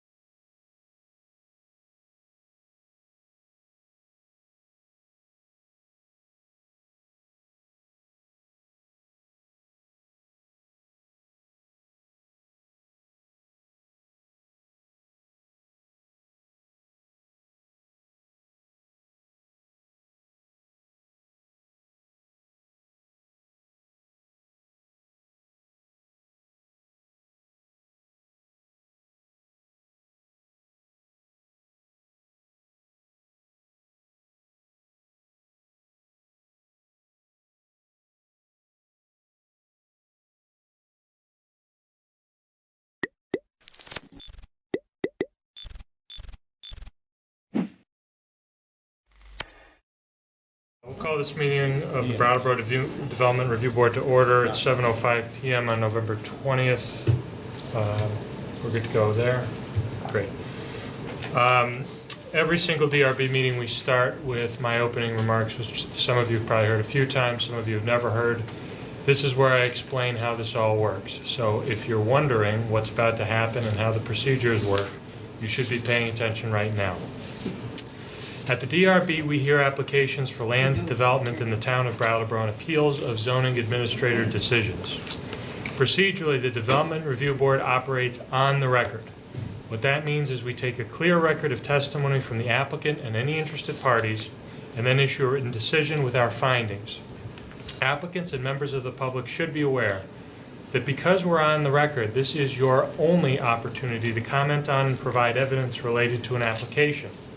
In the event our decision is appealed to the environmental court, that court will not take new testimony or evidence at its hearing. It'll look at the evidence from our hearing, the regulations or relevant law, and determine if the evidence supports the findings and decision of this board. Excuse me. Only interested persons that participate in this proceeding may appeal a decision made by our board, so I strongly encourage all of you to participate at this hearing. Because we're on the record, I'm going to ask that if there's even a modicum of a chance you think you are going to speak, you allow me to swear you in. So if anybody who thinks they're going to speak, if you raise your right hand, I'm going to swear you in right now. Do you hereby swear or affirm that the testimony you're about to give in the cause under consideration will be the truth, the whole truth, and nothing but the truth under the pains and penalties of perjury? Okay. If you didn't get sworn and you change your mind and you want to speak, I need to swear you in, or whatever you say can't be considered as evidence by us. Applicants require a majority vote of the full board to succeed. That means 4 votes out of 7. This would be where I tell you what we do if we didn't have a full board present, but it's not relevant at the moment, so unless we have a bunch of conflicts and a short board, I'm going to save that for another night. After taking testimony, the board will close the public hearing, and we may vote on your application at this meeting. The board will issue a written decision within 45 days of the close of the hearing. And while we may vote on an application during the meeting, it's the written decision that controls the timeline for an appeal. It should be noted that the town of Brattleboro is a party with an interest in land development applications. The town of Brattleboro has no special status before our board. Documents provided to us by the town planning department, the town attorney, or any other town employee are considered in exactly the same way as information from an applicant, a neighbor, or other interested party. So, with that in mind, Brian, we've been properly warned. We have been, but the previous application was warned for conditional use, and it is in fact a site plan. Conditional use is a more rigorous review, so I don't think that's what you're Okay.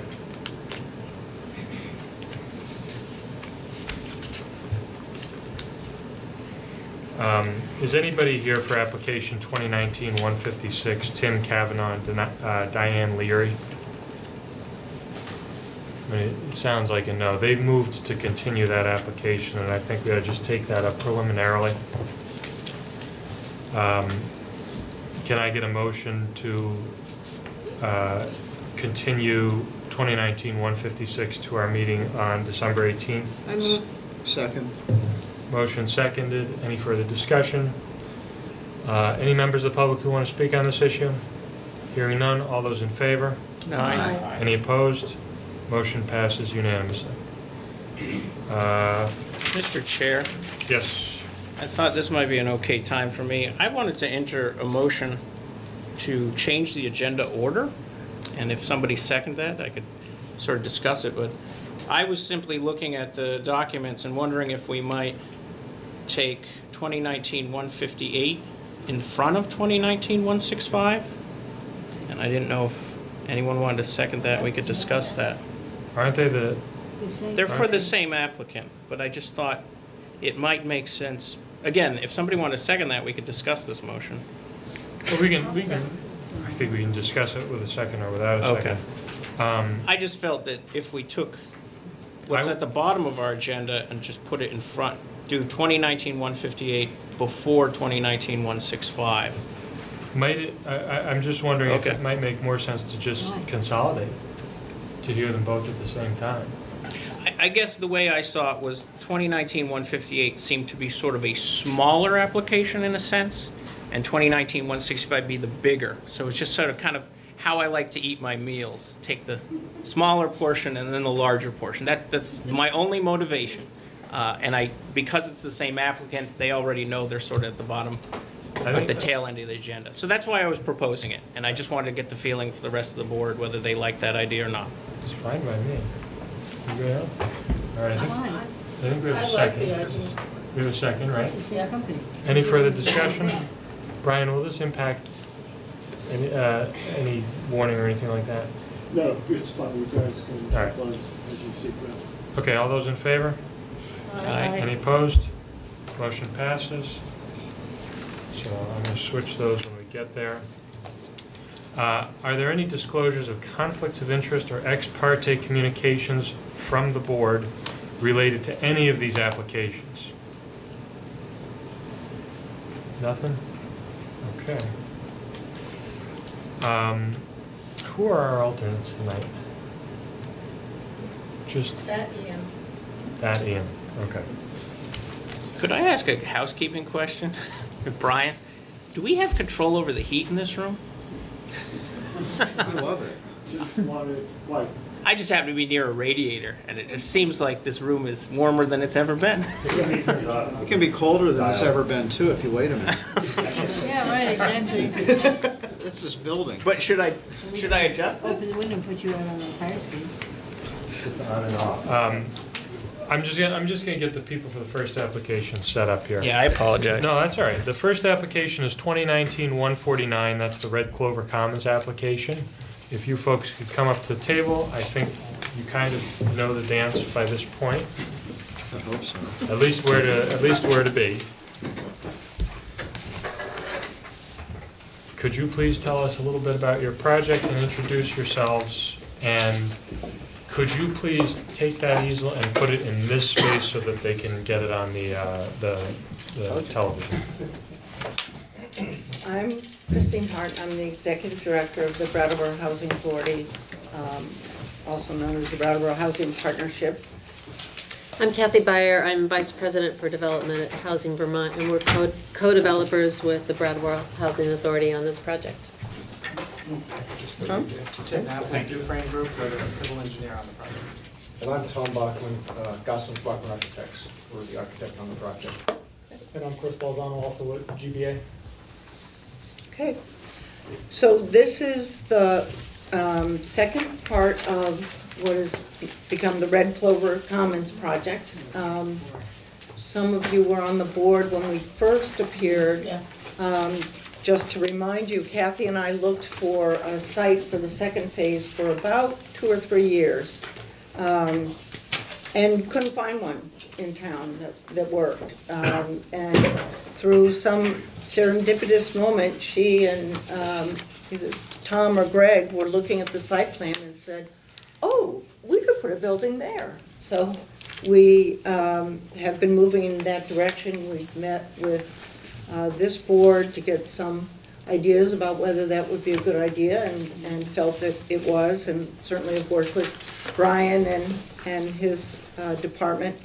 So we're here for approval of that. If we call it Red Clover Commons 2, it's been very well described, I think, in your materials. We have everyone here to talk about it and describe it in more detail, and I think we'd be happy to pretty much answer any questions or give you an overview if you think you'd like that.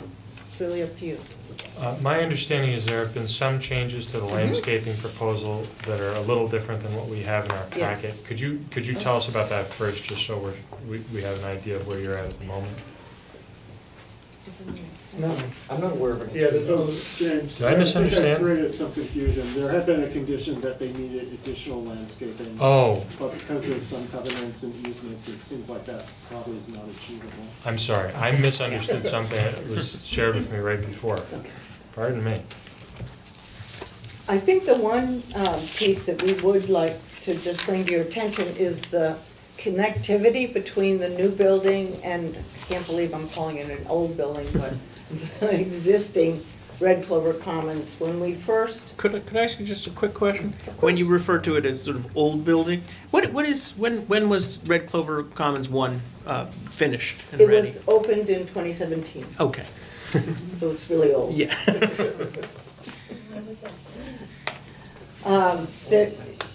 Originally, we had, because of a lot of reasons, we were able to have a connection, a physical connection between the two buildings. As we continued to do work on this building, the Red Clover 2, and also speak with the fire department and public safety, that connector had to be abandoned. And we have spent a great deal of time really looking at how to make this new building connect to the existing building in a way that will really be accessible for our frail and elderly residents. I mean, it's in our interest for them to be able to access Red Clover. So, Chris, would you like to walk them through what we've come up with?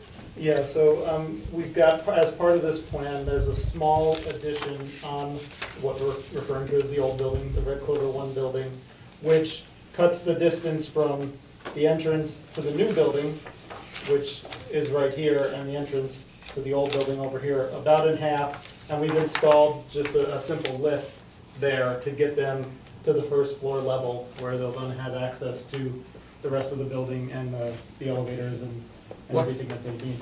What page are you on? This is L100. Looks like this one, yeah. Connection is covered. And just to be clear, the reason the connectivity is important is because Chris's program, they offer a lot of services in Red Clover Common 1 that will be used by the people living in Red Clover Common 2. So we want to just make sure that accessibility is easy and convenient and obvious.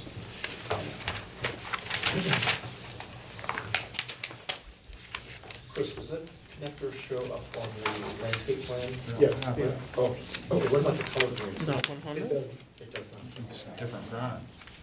Yeah, that's just 100. There should be an L100 in there as well. Could you just point on your map what we're talking about again? Yes, this small addition here. And is it in that sort of darkened Yes, color? yes, Okay. exactly. It's just a small vestibule and a lift. to Okay. get them. That addition is only about 125 square feet. It's- Okay. It's very small. What's the method you're going to use to ensure that the gate on Canal Street and the entrance on Canal Street is accessible to fire year-round? It's the same as it is now. Yeah, there's a lockbox there with a key that the fire department and the police have. And the fire department has gone over this, and in fact, they made some changes to turning radiuses to accommodate the fire department so that they can get up behind the building from both sides. Fire access and turn around here. Could I ask a question related to the illustration 101? I can wait. I guess it's two questions. The left-hand portion of the illustration says fire access reinforced turf. So I guess I'm curious about, what that actually is. And then I'm also curious on the right-hand side how the existing building, is this an entrance of some sort? Yes, that is the entrance to the existing parking garage. Do you mind pointing on there? Sorry. Yeah. This Oh, here okay. is I get the it. entrance to the existing parking garage. Okay. And the reinforced turf is similar to the fire access that is not on this plan for the Yeah. existing building. Okay. Tim might be able to speak better as Yeah, to so exactly the details of It's that. basically a grassed area with gravel subbase underneath, so you're carrying the load of the fire trucks and Okay. whatever other vehicles need to get back there. But it's maintained as a grass area. It's essentially so the grass doesn't turn into mud when a heavy vehicle Yep, goes on. so that'll be Okay. maintained and cleared. And we clear it in the winter. Plowable in the winter. Oh, So okay. we clear it so fire trucks can get on. I see. I was reading through the application, and I believe it was said that you were going to keep the snow removal on site. And I was looking at the map and was trying to figure out where it was going to go. If it says that it's temporarily on site, because at Red Clover, we truck most of the snow out. Okay, God, I may be wrong, but that's what I thought. Chris, why don't you just point out where the snow gets plowed at both driveways? Yeah, I mean, at least on a temporary basis, we have cleared this area here so that they can push everything off the end here, and then, it's hard to see because of the fold in the page, but there is the ability to push the. But that would be the area that you wanted to have access. for Right, fire. I'm just saying off of the back of that area. That area has to be plowed on literally with the fire trucks, so they would just push it off at the end. But how much space do you have between there and your neighbors? We've got, I think our setback from the back of the building is 22 feet. Yeah. It would get built up pretty quick. And I think We truck it off. Okay. That's what we have to do, and because we do want to make sure that that's clear for the fire department to get around to the back, so it necessitates trucking it off. We've had to truck it off with the new building, so. I guess this would. Why are you using propane for the water heating rather than heat pump? That's a good question. We're using air source heat pumps to heat and cool the building. Our experience, Housing Vermont works around the state, building multifamily housing, and the heat pumps for hot water are fairly new technology, particularly for multifamily housing. I think they work well in single-family homes. So we are not willing to be early adopters of a technology that hasn't been around for a few years. And then to follow up, I guess, when we're looking at, I guess it's illustration 200, the heat pumps that do the cooling of the environment of the building are, they essentially sit on top of the building? On the roof, yes. On the roof. And then I have a question for the chair. Is it any appropriateness for me on this board to say that I like the pitched roof on the, quote, old building and wonder why there's a flat roof? I mean, that's not really our purview, is it? If you view pitched roofs as necessary for conformance with the character of the neighborhood, I suppose. Yeah, I don't know. I mean, you can tell them how you feel. But I just don't know whether I don't know whether that's appropriate for me as a member of this board to make a decision based on. The thing is, the neighborhood it's in is a very commercial area. It is. Canal Street with a lot of flat Yeah, roofs. and I feel like the closest building them is the Walgreens building, which is probably a flat roof. Yeah, and just to give you a little history on why Okay. it is flat roof, it's because we need a flat surface for the air source heat pumps. Okay. The site is very tight, there's no place on the ground to put them. Okay. And that's what really dictated Yeah. going from a pitched roof to a flat roof on this building. Looking through the illustrations, that was just my personal reaction, which was the Red Clover Commons 1. I'm like, oh, I love how it's got that little bit of pitched roof, and so that was just that's my personal Well, opinion. Well, the other part is that the pitched roof in the first building Yeah. is part of the stormwater, the Okay. surface storm system. Okay. And we couldn't put that kind of system with a pitched roof in this space because Okay. it's pretty condensed. All right. This way we have a flat roof and we can more direct the water Okay. to where it needs to go to fit into what is a really interesting and environmentally based storm system. Okay. We are on the exterior of the building, we are picking up all of the detailing that we did on Red Clover Common 1. It's the same siding pattern, the same texture, same windows, so we really want to make this compatible with what we started. Okay. Am I thinking that we're going with this bluish scheme for color? Yeah, this picture that you see up in the corner is the existing Yeah. red clover, and the idea is that we are matching the color scheme Okay. of the existing building. Okay. You know, when things print, they might not exactly look. Yeah, Yep. it's more gray Yeah, than it's yeah. blue. It's tough with any sort of printout, that's why we Yeah. had the picture here to kind of indicate that that's what we're So there's, going for. what you're foreseeing is sort of a consistent visual aesthetic between the existing building and the new building? Correct, we're doing the same kind of landscaping, we really want this to look as one complex. Okay. Question for you. I'm sorry. Do you have backup for the heat pumps for low temperatures? Yes. What we are allowed to do is to put in a strip of electric baseboard heat. Resistance? Yeah. This building is really well insulated, as Red Clover Common 1 is. So if the heat pump fits 30 below and the heat pumps aren't functioning at full capacity, we're going to be able to keep... Oh, I know them well. Yeah. We're going to be able to keep the units warm. Okay. And the heat pumps, do they, how much, or are they going to be protected noise-wise from the neighborhood? Once again, you're going to be backed up pretty close to residential housing back there, isn't it? We have never had a complaint about these being on a roof in a neighborhood as far as noise. Are they going to have noise protection around them, or? They are screened on two sides? On two sides, but it's more of a visual screening to canal and fairground. So to answer your question directly, on the back side, there is not a screen. No, I just, Yeah. like I say, you just hear about people complaining about the noise that air handling systems put out. All right. And I was just wondering if that was a possibility to try to, would it be an evil thing to have, work that into the design rather than have to worry about complaints about it afterward? I mean, could be a possibility, I mean, I would. I say think we refer to- want to so, look, because yeah. I think, I'm not 100% sure, but I think that the lot behind, where this building is, the lot behind it is vacant.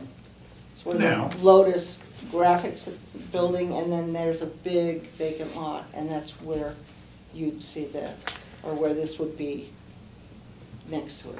If there were a sound issue, it would affect Red Clover Common 1 before it would affect anybody else. And I can... Oh, yeah. I can almost guarantee if there were a problem, Red Clover Common 1 would address that acoustic issue. Yeah. And But, yeah, we just finished a project in downtown Montpelier, and we've got exactly the same system, and You probably know what kind of decibels it puts out. I don't know what kind of decibels. Okay. But there have been no complaints, and it's in the center of the city, so. Are there any recreational facilities associated with this? Not in this building, no. There's, because this residents here will have access to everything at Red Clover Commons, there's some lovely community gardens in the back of. More passive recreation here, I mean, there's a very nice south-facing kind of terrace porch area on the front of this building. I think that's where the people will be hanging out.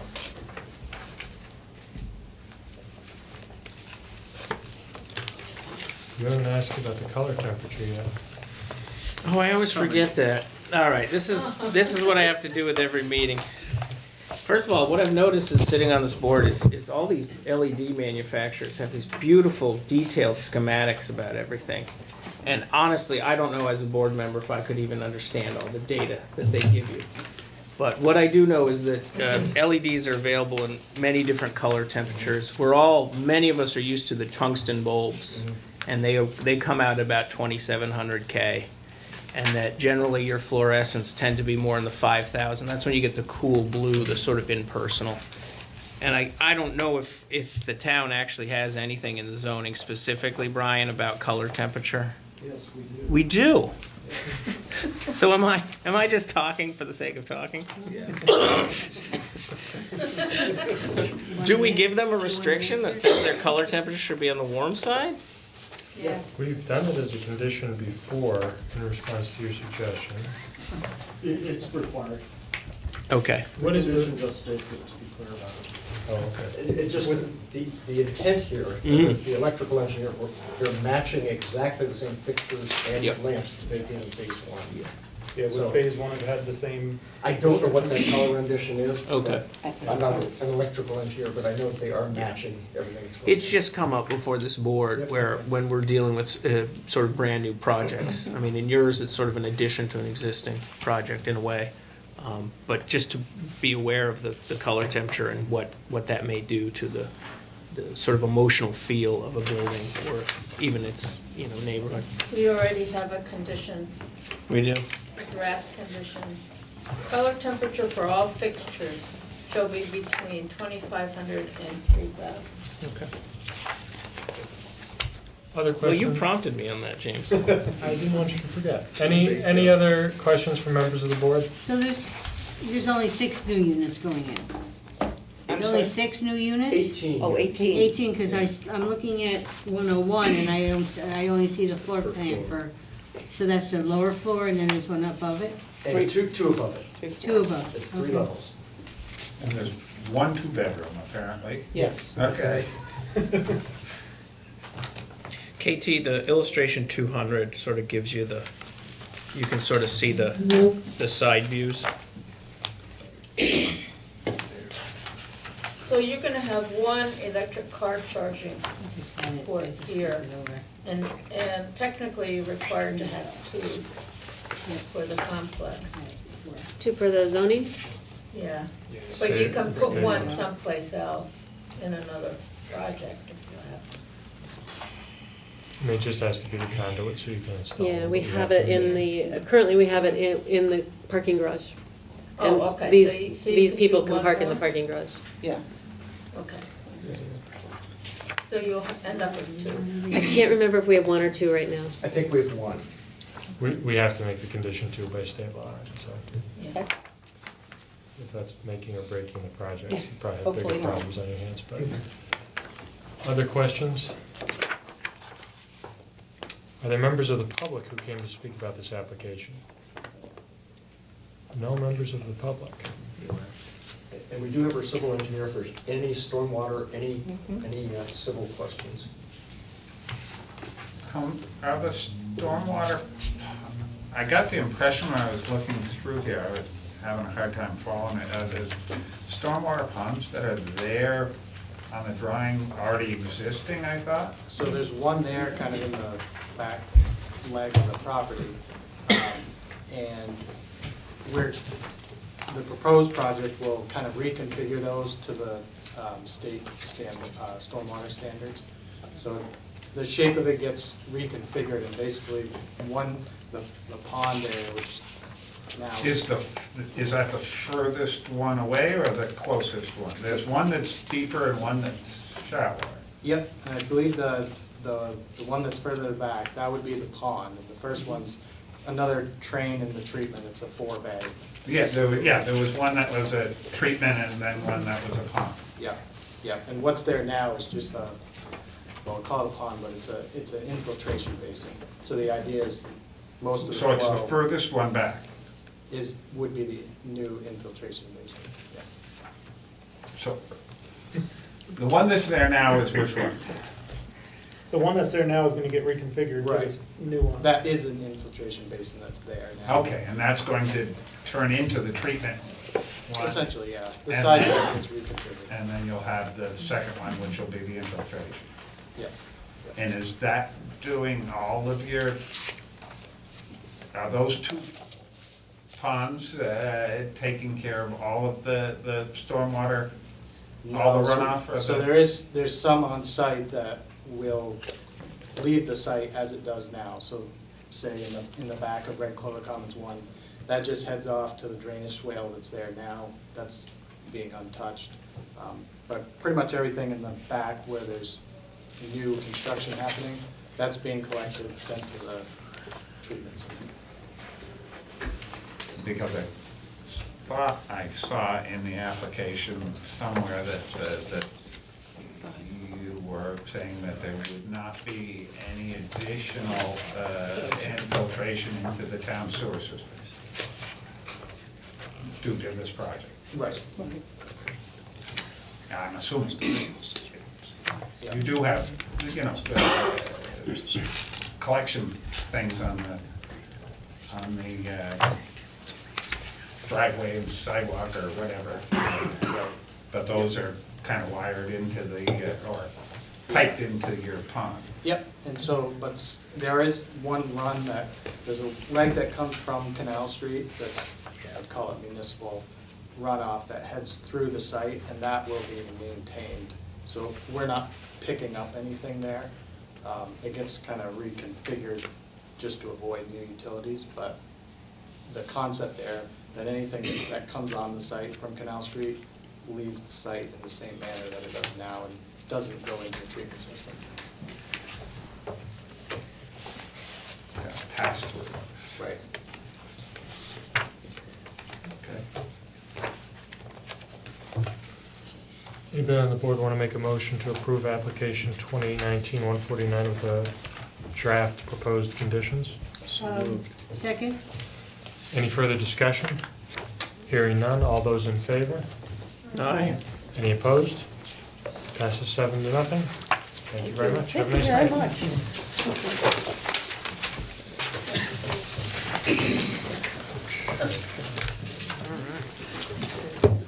The next application is File cabinet. 2019-157 George Paradis. I think it's Paradis.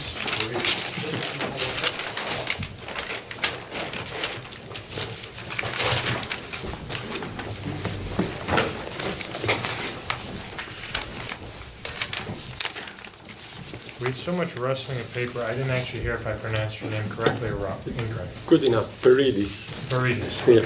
Sorry, sir. So could you tell us a little bit about your project, please? I'm the owner of 19 Elm Street in downtown. And at this moment, this building consists of 2 front apartments. On the first and second floor, there are 3-bedroom apartments. And in the back, there are 2 1-bedroom. Hold on one second. Would somebody mind closing that door, please? I'm sorry. These microphones, they pick up audio for the people who watch it on TV, and I just want to make sure we have a clean. Go ahead. So, I think I gave you, you have in front of you some of the papers that show, one of them shows, first of all, the whole lot and the survey that was done a few years ago. And then a simple schematic that shows how the second floor apartment is, and which indicates actually where the bedrooms are, the bathroom and the kitchen. And what we have found is we own 3 different buildings in the Brattleboro area, and we found that actually we don't find a lot of people who want the 2 and 3 bedroom apartments, and there is a demand for 1-bedroom apartments. So even this apartment right now is occupied just by a single person. So we thought that we should change actually this green highlighted area into an efficiency apartment and leave the front portion into a 2-bedroom apartment. And so finally, in the third is the schematic of how we envision this efficiency apartment. And I don't know if you have it in color or not. I hope you do. That indicates essentially the blue is the existing structure, red is what it's going to be demolished, and green is what it's going to be new. And the windows in the back They will have actually to be raised, so of course they don't interfere with the stove. Although actually the one in the new bathroom has to be moved to the left rather than being high up, so that there is enough space for everything and there is no water coming in. And we think that that will actually help the city to accommodate more people or tenants. We, as a, yeah. You go ahead, I didn't mean to. No, I think it's, we have a plumber for that. We have consulted a plumber. We know where, right where the toilet is, there is a chute that goes down, and the downstairs apartment has exactly the same configuration, so it's going to go through that laundry room, so there shouldn't be any problem. The electrical is already, the whole apartment, this is wired, and has also a 220 in it, so that is also covered. And the new door, there is a second floor landing that goes to the back apartments, so which of course they're going to use the same staircase. And we're going to close the existing door, which is red on the right hand side where it says next to the bed. That's where the door is that communicates with the other apartment. That will be walled off. How much room is there for parking there? We have 5 spots right now. It's exactly, yes. It's the back of the building, and that's enough, yeah. What's the landscaping like around the building? It is in the original, in the survey that I showed you, it shows where there are, I don't know how easy it is to see it, the trees that are there or the bushes. Essentially there is there are 2 trees that belongs to our property, and there are trees that are hanging over from the center next to our property.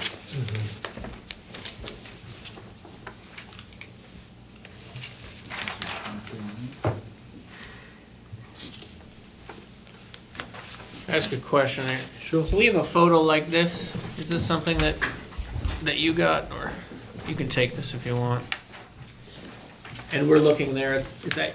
Yeah, that's the back. The back. That's yeah. right. And you see just 2 cars, and then there's space to put 3 more cars there. And would that correspond with this area of the property? That's right. That corresponds to this area of the building. That's correct. Yes. I can hold it up for the camera. Yeah. What is the outdoor lighting like at the premises? Our own. I mean, we have. We have motion lights for the back and the side, and the front light is permanently on. Because of other kinds of problems, we believe that it's appropriate to have lights in the area. This is just a light over the front door? Yes, that's right. Is it downward facing? Does it face down?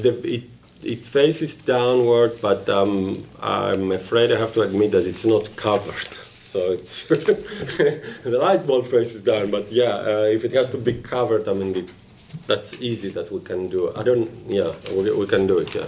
Okay. You're not going to have any signs? No. Just go into landscaping. Yeah. We are not. From the planning department. Yeah, my thought is that we, consistent with our ordinary practice, have him submit a plan that Brian deems appropriate. Yeah, we don't plan to change the landscape at all. Everything is inside the building.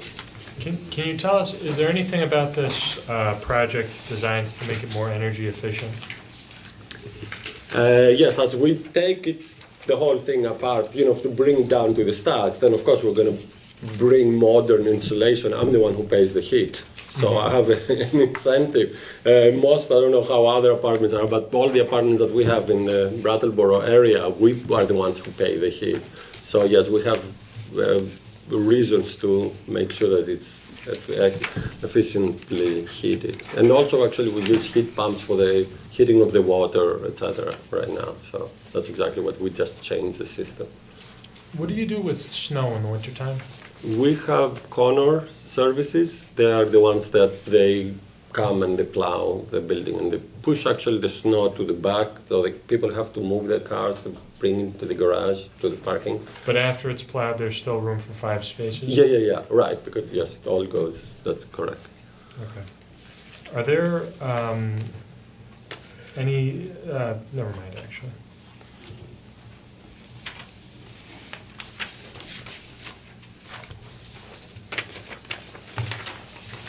I think that's all of my questions. Does anybody else have some questions?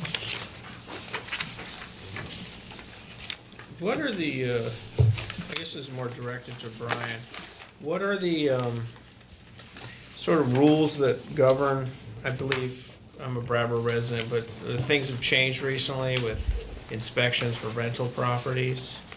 And I'm curious is if the proposed change, we're talking about just the second floor, is that correct? That's correct, yes. If these proposed changes to the second floor look like they would conform with any? Yeah, the fire department looks over the application and they didn't see any issues. So any issues of egress or numbers of doors and access, that seems to fly in terms of the fire department? The Division of Fire Safety is going to inspect and make sure that the construction is... Okay. Actually, we contacted them already. Okay. I had a communication with Howard Leonard. Okay. And so he came in, look, because we are so close, we're just across the street essentially from the fire department. That's where Elm Street. So he looked at it and we're asking, because we had exactly the same concern, do we need to put a fire escape or not? And the way it is, he says, nope, everything is fine. So I think you need to get re-inspected every 3 years too. So even if it changes, I believe they still it's have every to- 4 now. Oh, We it's had 4. one of our buildings just got its inspection. This is coming in 2021. Yeah. Again, it's just my instinct to, as a board, we wouldn't want to approve something that wouldn't conform with. Yep. Is there bike storage there? Oh, sorry, is that what you were gonna say? No, there isn't. Do you want us to put one? Yes, it's one of the requirements. We'll- Sure, yeah. I mean, it's, when you say bike storage, is that what they can lock them or that it's covered? I don't think there's any requirement that it be covered, just to have a rack, right? Yeah. It doesn't really define what storage is, so whatever is most convenient for your tenants. Oh, covered will be more convenient for them. It's beyond us to Yes. tell you how to make it. That's right. But the town ordinance does require bike. Sure, we can do that. Yes. I guess then, because of this bike, because they brought up bikes, there's a few in the picture. Yes, could you just describe the second floor landing to me a little bit? It's indicated. Oh, But right. if you There could is just describe it, perhaps. Yeah, so And I don't know if perhaps underneath it might be a possibility for bikes or something. No, because it's the other apartment that's coming. So as you look at it this way, right? Yeah, because you have it on right across to where the new door will be is actually the door of the other apartment. Okay. They're about 10 feet distance. It's quite a big landing. Okay. And the stairs, of course, go straight out, and then the door is also straight out of the stairs. Yeah. No, we will have to put in the back. I mean, you can see from the picture that people tie their bikes. Yeah. I mean, we let them tie them there, but we can put a rack so for them to tie them nicely. And indeed, if it's covered, of course, makes it a little bit more useful. Further questions? Are there any members of the public who came to speak about this application? Okay. Is anybody here prepared to make a motion to approve application 2019-157, provided include the proposed conditions set forth in the draft DRB decision, a condition for bike storage, a condition for a landscape plan to be approved by the zoning administrator,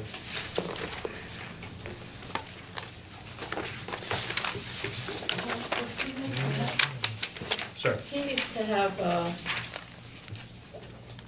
access to a charging station. No, not a charging station, just an exterior outlet. Oh, an exterior, Yeah. oh, dedicated. You're Yes. familiar with this requirement, the 120 volt, 20 amp ground fault circuit interrupter outlet, or a 220 volt, 50 amp ground fault Right, circuit we interrupter have. protected outlet Yeah. on a dedicated circuit shall be provided convenient to parking and signed as an EV charge point. That's the condition that we have here? Yeah. Okay. And to bring outside lighting into compliance if it's not. I'm not Yeah. sure if it is or isn't. Brian can square you around that. And he heard my spiel about the color temperature. It's in the draft conditions too. Oh, it is, It okay. is. So can I get a motion on that? So moved. Second. I think Mr. Ennis may have just seconded himself. No, she so moved it, I seconded it. Okay. So, any further discussion? Hearing none, all those in favor? Aye. Aye. Any opposed? Motion passes unanimously. Thank you. Thank you. Have a nice night. Okay, so the next application is 2019-158. And just for I get the feeling there are a few members of the public who came to speak about this application.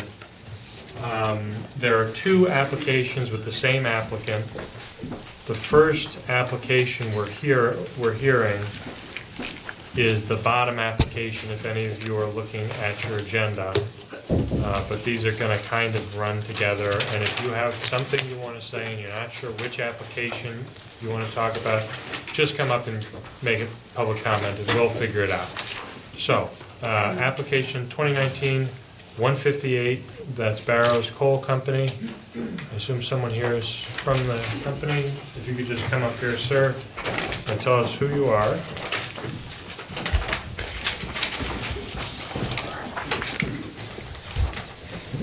My name is Michael Fifield, president and owner of Barrows and Fisher Oil Company. Good evening. Good evening to you. Could you tell us a little bit about your project? I am looking to get permitting to be able to replace the foundation on our largest oil tank at Barrows and Fisher, located at 55 Depot Street. And this is because of the new bridge? Yes. And just in case someone here hasn't seen your application, if people come to the meeting, they have access to the materials we have, but they might not actually go through them all.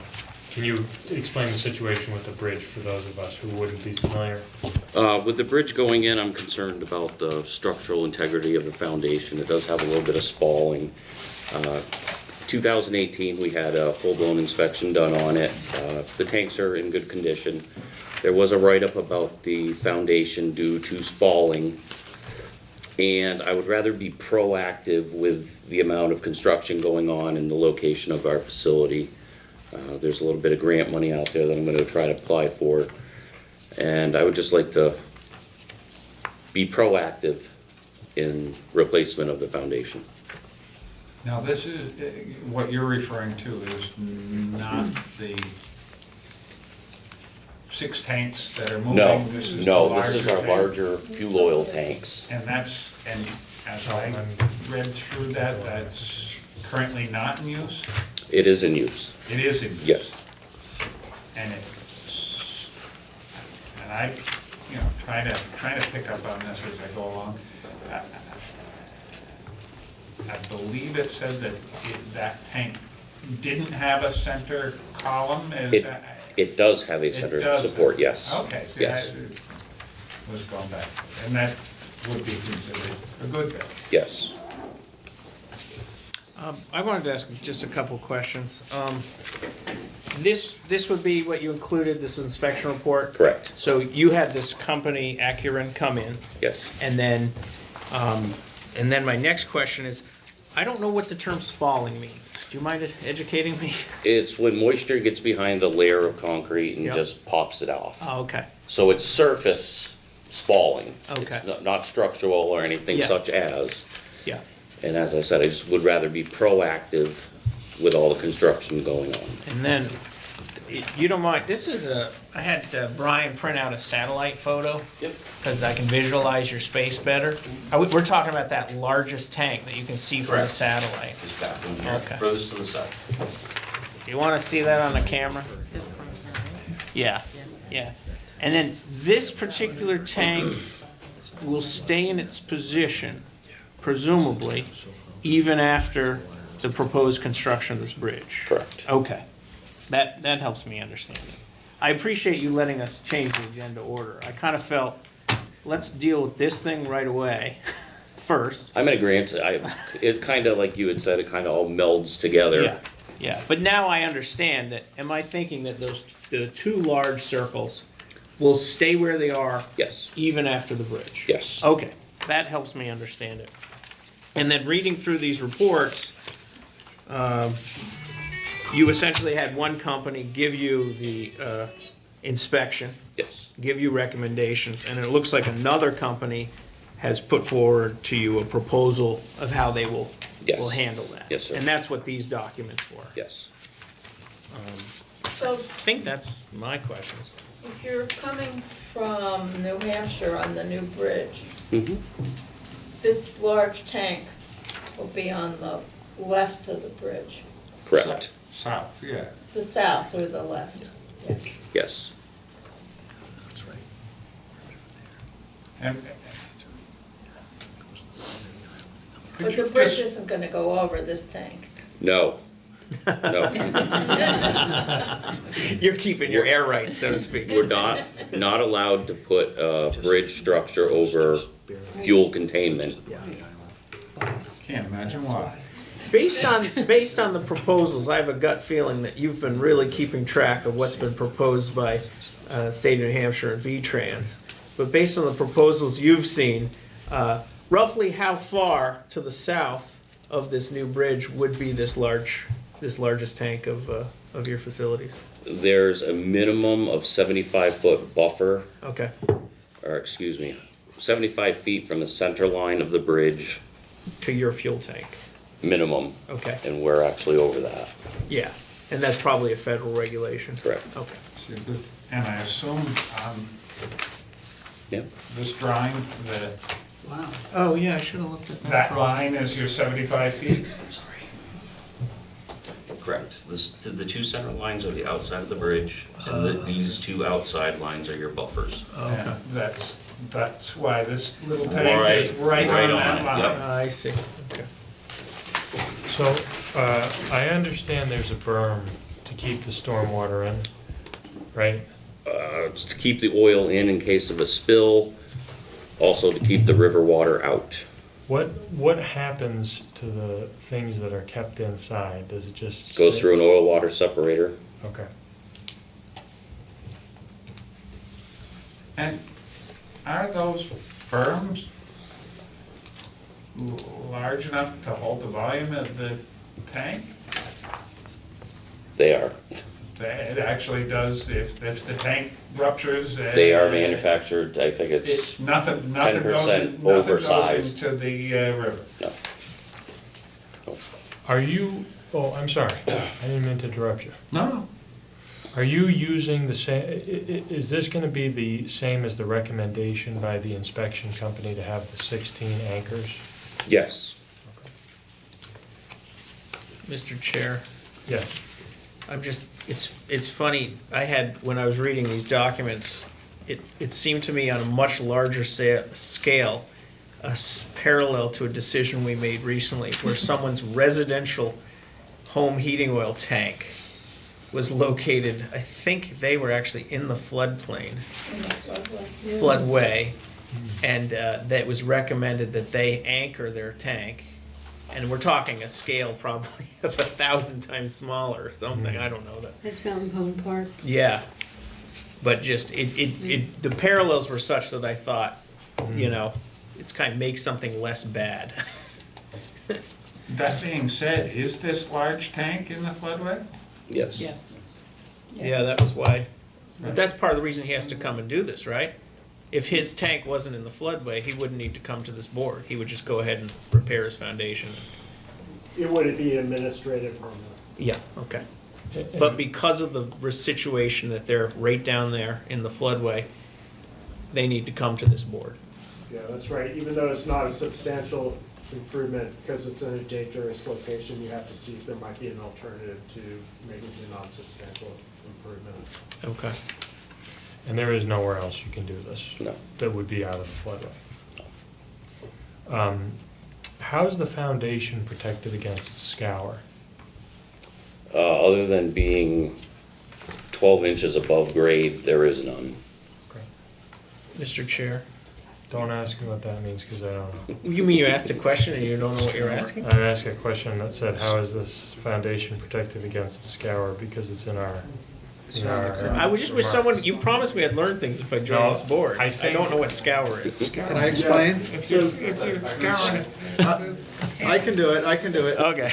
It's pretty simple. It's basically when the current hits the structure and undermines it and takes out the gravel underneath of it. But that tank basically in the river, the current does not hit that spot, so it's sheltered. I see. So scour is what happens when... There's been bridges that have collapsed by scour underneath the abutments. Causes undermining. Okay. Happens to train tracks. And how is the fuel line protected from the same kind of event? It's buried in gravel and it's plastic sleeved. That's watertight, I assume. Yes. I hope so. That's all my questions. Anybody else? Am I reading the right page? Was that tank built in '66? Correct. There was a tank there before that too. It's like been there forever almost, hasn't it? I think it's a smaller one was built before that in '53. Okay. And during Irene, that tank never flooded? Nope. Just because of proximity to the dam, basically? Correct. Yeah. Okay, that's all mine. Are there lights on the tank? There are no lights on the tank.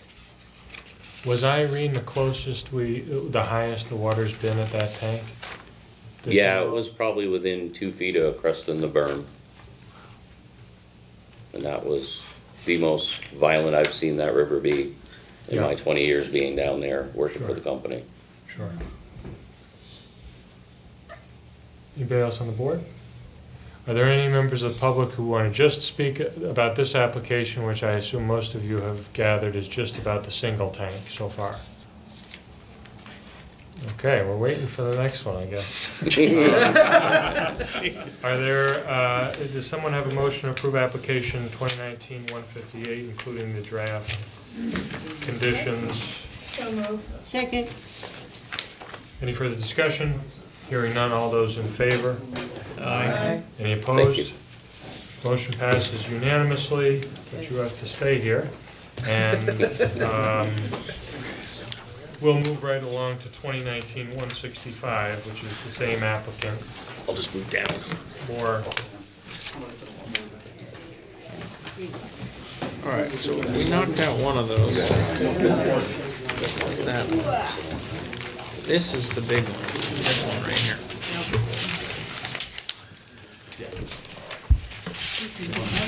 Which draft? Which draft? Here?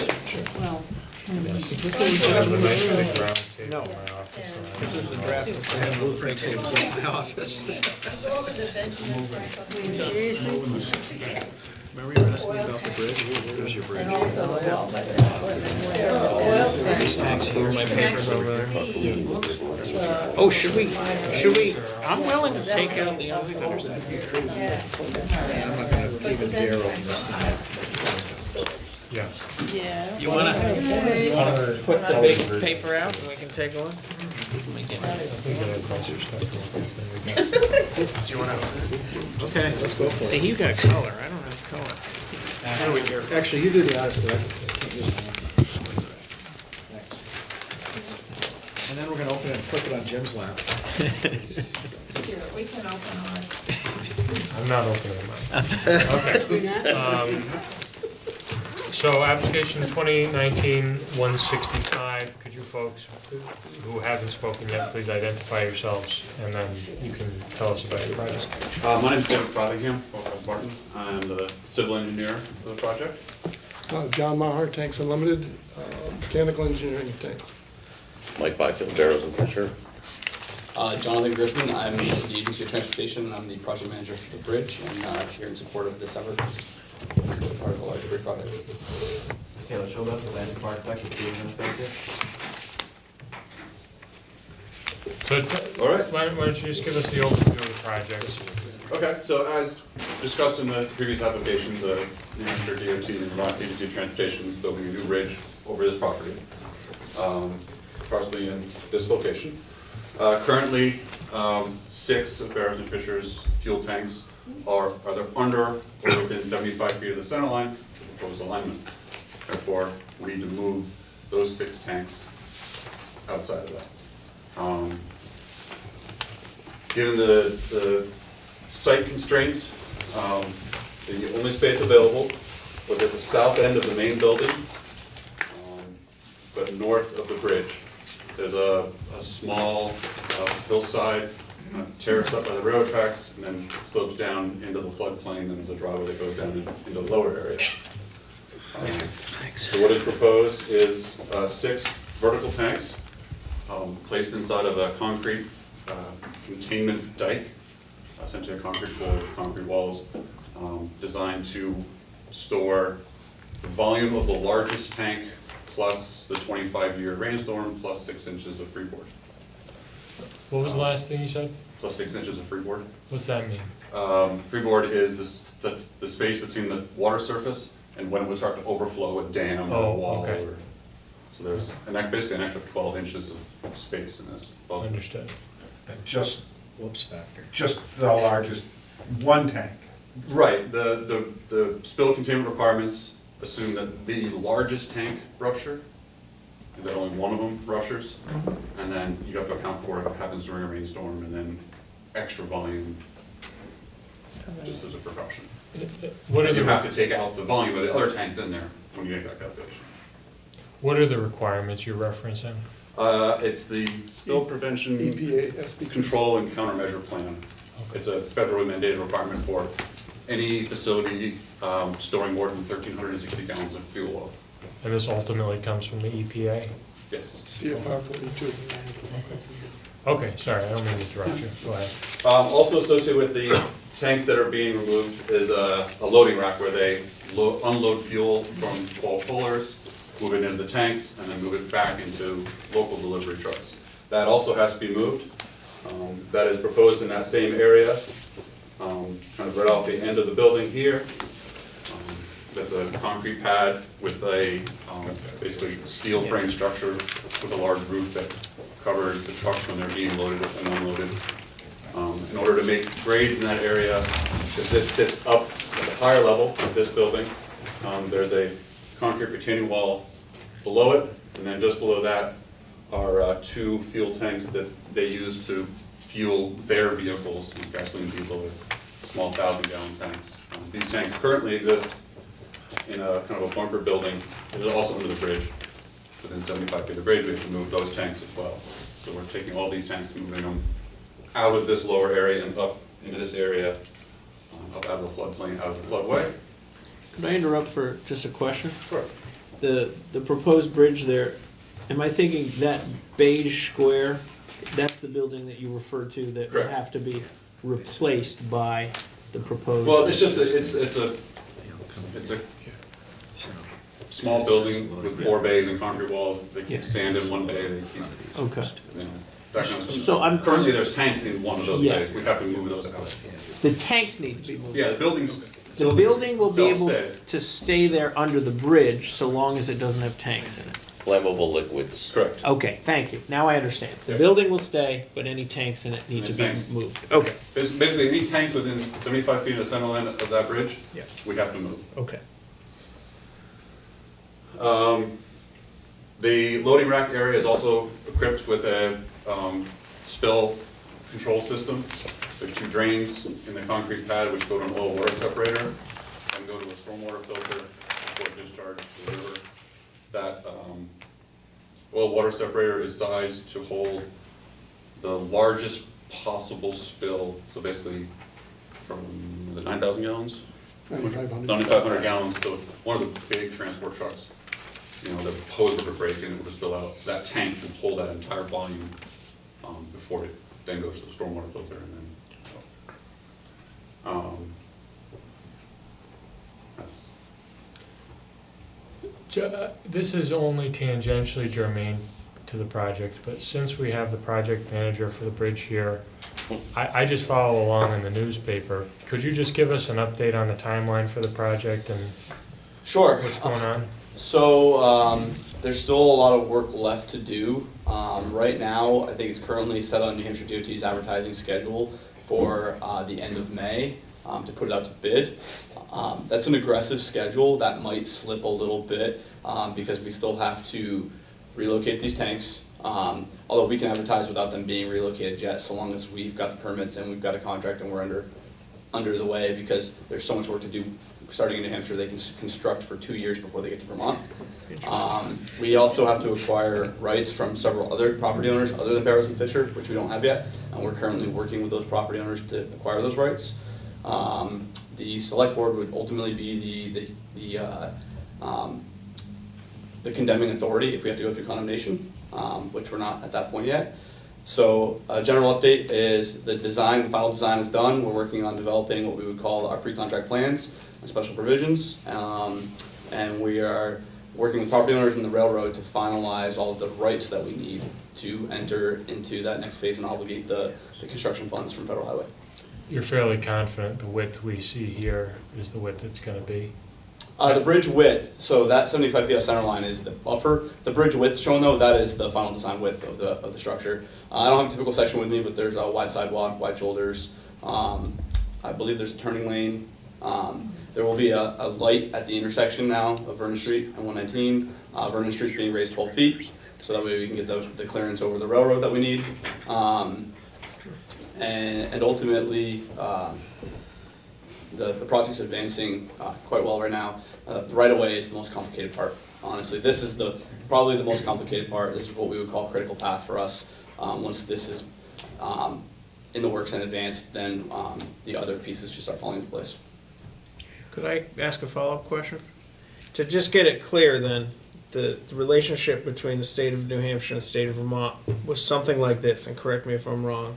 New Hampshire says, Vermont, we need you to figure out the landing, so to speak, when we start building that bridge. You got to get us the landing spot on your side, and then that's Vermont's responsibility. You, in your capacity, has to figure out tanks need to be moved, this property needs to be purchased, et cetera, et cetera. So once the alignment was selected, and there was a lot of public input on that with the environmental assessment, the EA, and we got NEPA, then that was the alignment for the bridge. So once that was selected, then it was our responsibility to do everything in Vermont that needs to be done, and it's New Hampshire's responsibility to do everything in New Hampshire, plus coordinate the efforts because they're the predominant owner and the contracting agency.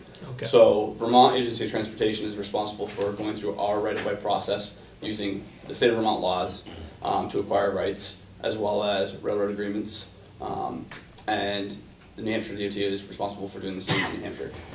And the ownership is actually at the low water mark of 1933. That was when New Hampshire DOT, or New Hampshire sued the state of Vermont to own the river, and they won. It's the best deal in the world Vermont ever got. Right, exactly. When they complain about costs, I always remind them that they sued us and they won. There's two things I need to point out, changes from the plans that were submitted. The section that shows a loading rack and the roof of the loading rack, the structure itself got narrower, therefore the eaves got bigger. So it's still the same span, just the actual dimensions of the structure change. And currently, other than a strip of pavement along the one length of this building, the rest of the site is gravel. As part of this project, their entire current gravel areas are going to be paved. So it will be a pervious surface. Currently gravel is an impervious surface. They're going from impervious to impervious.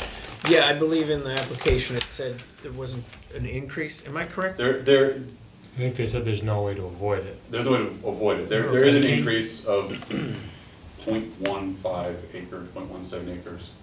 But as a total percentage, it's very small. It's very small. Okay. Can you just explain why it's unavoidable? The increase? The increase in impervious surface. It's actually all comes from this driveway right here. There was no way to utilize existing driveways and existing truck patterns to build this on.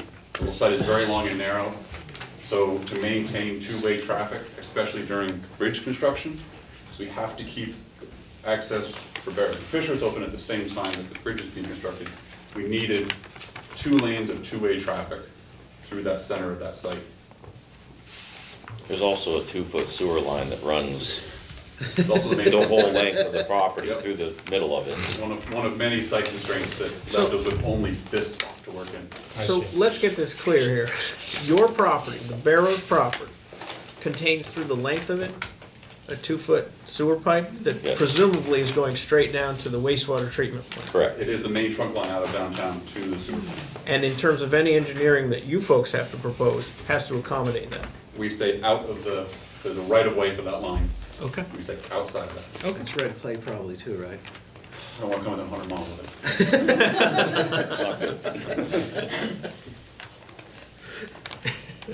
Questions by members of the board? Oh, we've got a point of order here. Actually, a question. Oh, Does sorry. your emergency operations plan contain flood events as well? I am not sure on that. I assume so. We do have means of a 10 horsepower pump. It's float driven. Currently it is off. We hand operate everything. As I said, we inspect the boil water separator daily.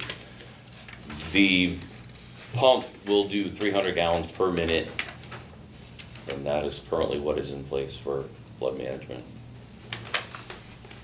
Can I just ask a clarifying question? Is that pump would handle water for you? If the water was a Correct. concern, you could move that water Out of the at dike 300 area.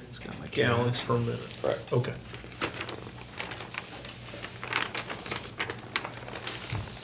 Is that sewer line on these plans? Don't think it's on there. Yeah, it should be on the 1.2, 1.1. 1.1's behind that. What is it? The sewer line.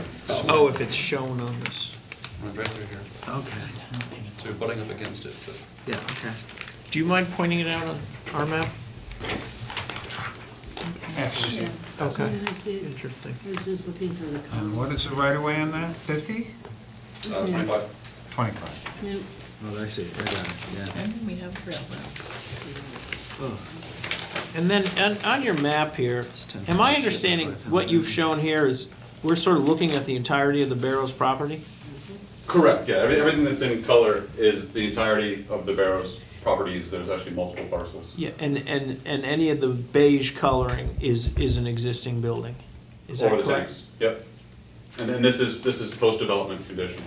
On the very bottom of the map there, no, closer to this side, that's a Barrows building as well? That is, I yeah. guess I'm just not completely, The people. yeah. Yeah, it's there. And basically, all your access is really through Bridge Street, is that correct?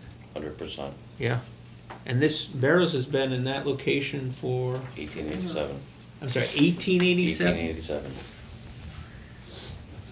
Interesting. Great grandfather. Final line. But the tank's from 1966. Correct. I just told him he aged well. So the one that we had before this one, is that the big tank over there? Yes, Oh, that's okay. down here. Yep. Yep. Could I ask a question of the fellow from, you're from the state of Vermont? Correct, yep. Which agency again? Agency of Transportation. Okay. What concerns, or what, maybe concerns isn't the right thing, is what sort of discussions happen with the footing of the bridge and planning for what happens in terms of floods? There was a mention in terms of the concern of scouring, and the bridge has been affected by that. So I'm just curious if you wanted to talk a little bit about, Sure. presumably Barrows property, they're going to have to give up certain rights of way so that certain bridge footings can go in? We're acquiring a significant amount of right-of-way from Okay. Barrows. Okay. I think the last count was like 12 different easements, which range from temporary construction easements to permanent crossing easements to access easements to the Highway P essentially, which is a permanent highway easement for the foundation. So we're acquiring a tremendous amount of easements and encumbering their site quite a bit actually with the construction of this bridge. As far as the foundation goes, all foundations designed by by AOT, the Agency of Transportation. We typically do deep foundations, which are designed to withstand scour events. This pier, we're a little bit less concerned because it's protected. It's got quite a distance and offset from the shoreline. But all of the piers that go out through the river are all going to be on piles. We are doing an enhanced kind of soil column for the abutment on the Vermont side. And then we are entering into discussions about changing the foundation type to mitigate impacts like driving piles is, you literally have a diesel hammer and you're hammering them in. Creates vibration. If we're concerned about vibrations or foundations of the local buildings, there's other things that we can do. We can do a deep spread footing where we would excavate even lower with a cofferdam and install it at a lower elevation below the calculated scour. So there's a lot of alternatives that we can do to install these piers, and we basically account for what we call an extreme event, which would be the 100-year flood, and we calculate a scour for that event. Now, somewhere along the line, I swear I read that this new bridge would actually raise the water level behind it. Was that true? So theoretically, yes, right? Because now you've added, I think we have 7 piers. So you're adding volume into the Connecticut River, which effectively displaces space that water can take. So you do have an increase in surface water elevation, but through all the analysis that we've done, it's almost negligible. The engineering assumptions could provide a greater error than the calculated difference. So, but the theory is there's less space for water because you put concrete there. So in theory, your floodplain above the bridge is going to get bigger. So we had to do a CLOMAR for it. What was that term? CLOMAR, I forgot the acronym right now. Okay. David, I don't know if you know it offhand. It's basically a hydraulic, an in-depth hydraulic study. LOMAR is a letter of map revision. Yes. I don't know what the C stands for. LOMAR is something, I can't remember either. Our hydraulics folks know that stuff a lot better than me. Basically, if you do have changes in surface water elevations within mapped floodways, there are federal regulations you have to follow in order to do that. So when we got the elevation report, that showed that this new construction was gonna be, I can't find it right now, one foot above the Base flood level. the base flood level. That won't change. Correct.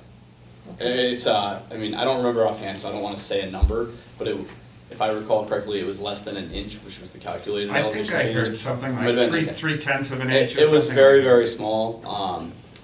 I don't remember what it is, so I don't want to commit to a number, you know. Or 3 inches. But it was a very small amount. The area, the waterway area is so 3 inches wide. seems quite large. It can't be Yeah. 3 inches. No, I wouldn't think so. That's why I was wondering. I mean, the waterway opening is so Great for large you. through here. I think that the dam control basically is what is controlling all the surface water elevations.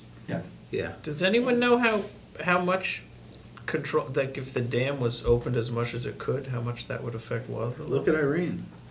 I mean, it's amazing. I mean, CBS News was broadcasting down by the old Irving paper, and the water was still like 3 feet below the road there, and it was just amazing. I mean, You're talking south of the dam.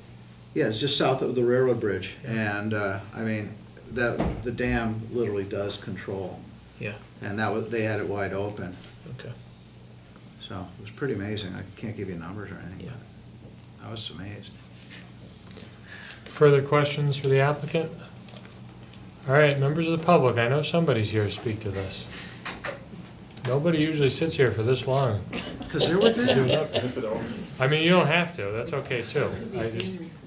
Sir, if you could just go up to the microphone, it's not gonna amplify your voice, but it's so the people at home can hear you.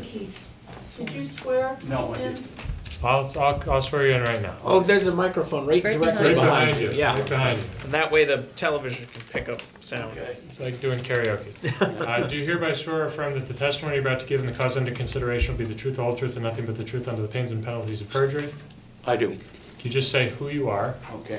My name is Michael Abbott, and I'm a member of the New Hampshire House of Representatives. I represent Cheshire District 1, which is the towns of Chesterfield, Hinsdale, Walpole, and Westmoreland. And I also sit on the Public Works and Highways Committee of the House of Representatives. and I would be happy to answer any questions you might have relative to the bridge. Oh, great opportunity here, don't we? Get her done. Absolutely. That's what he keeps telling me, right? All right, well, if there's no further questions. I have one question, if he's right Fire here. From what I understand, New Hampshire supports a fishing access on the island currently, between the two bridges, between the two existing bridges. Is that going to, as I understand it, vehicular traffic is going to go away on those bridges? Does that mean that fishing access will disappear as well? Well, it actually, the boat ramp that is there is basically non-existent. Well, yeah. It's not used. Okay. And what they are going to do is improve the boat ramp on a setback on the New Hampshire side on Route 119. So that you'll actually have a boat ramp, but a state of New Hampshire boat ramp on 119 on the, kind of like between the two bridges, so to speak. Well, no, not really. It's further down than that. It's down by where the setback. Yeah, the setback. By Robust. Yeah, by Robust. Yeah.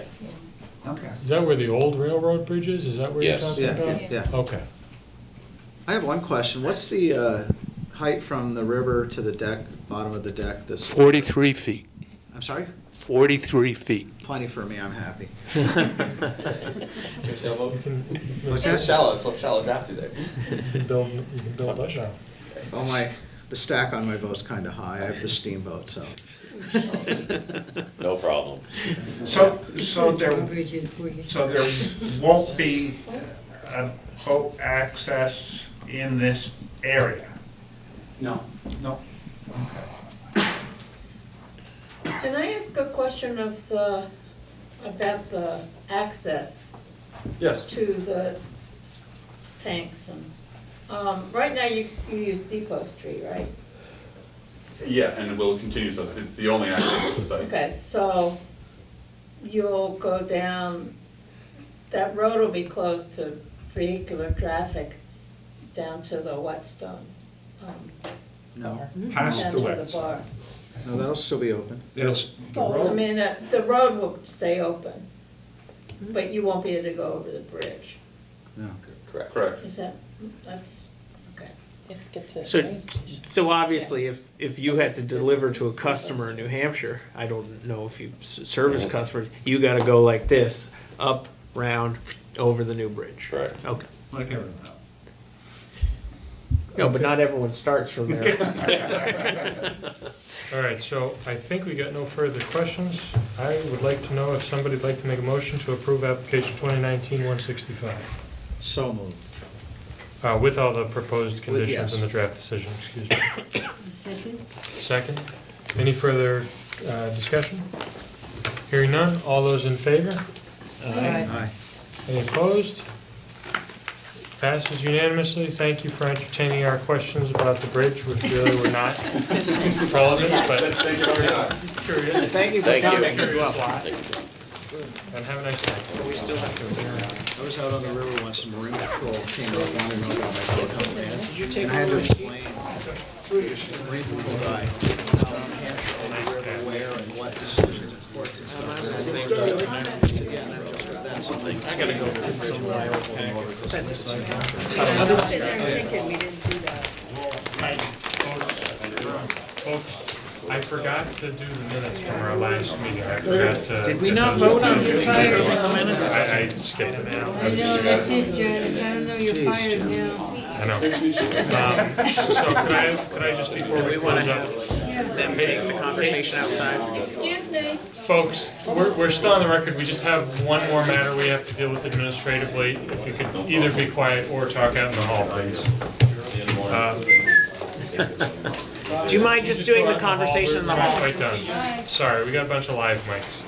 Okay, minutes of September 18th, 2019, do I have a motion to approve? Sorry, I didn't hear you. Move. Second. Oh, wait, I said the wrong date. Yeah. October 16th, 2019, do I have a motion? So moved. So moved. Second? I'll second it. Thank you. Second. Thank Any you. further discussion? Hearing none. All those in favor? Aye. I'm Opposed? abstaining. I haven't gotten there yet. Any opposed? Any abstentions? Motion passes 601. Any more motions? Adjourn. Motion to adjourn? And just before we push it, we confirm that our next meeting is scheduled for December 18th. Is that correct? Did I get the date right? Yes. That's what it, That's what it says. Third. Continue with December 18th. Yeah, look at the calendar up there. Yeah, it's on the one that was continued. Okay, I'm Wednesday. just confirming now so I can put it on my calendar and Confirmed. not worry about it. Thank you. Confirmed. All right, but if you don't show up, you know you're in trouble. I will let you know if I don't show up Okay. ahead of time. We got a motion to adjourn. We got a second. Any further discussion? Second. Hearing none. All those in favor? Aye. Any opposed? Motion passes. Meeting adjourned. Got a lot of work done, folks. I always return your steel. What did we do that in? So when are you leaving for Pennsylvania? That's not bad. Not bad. That's not bad.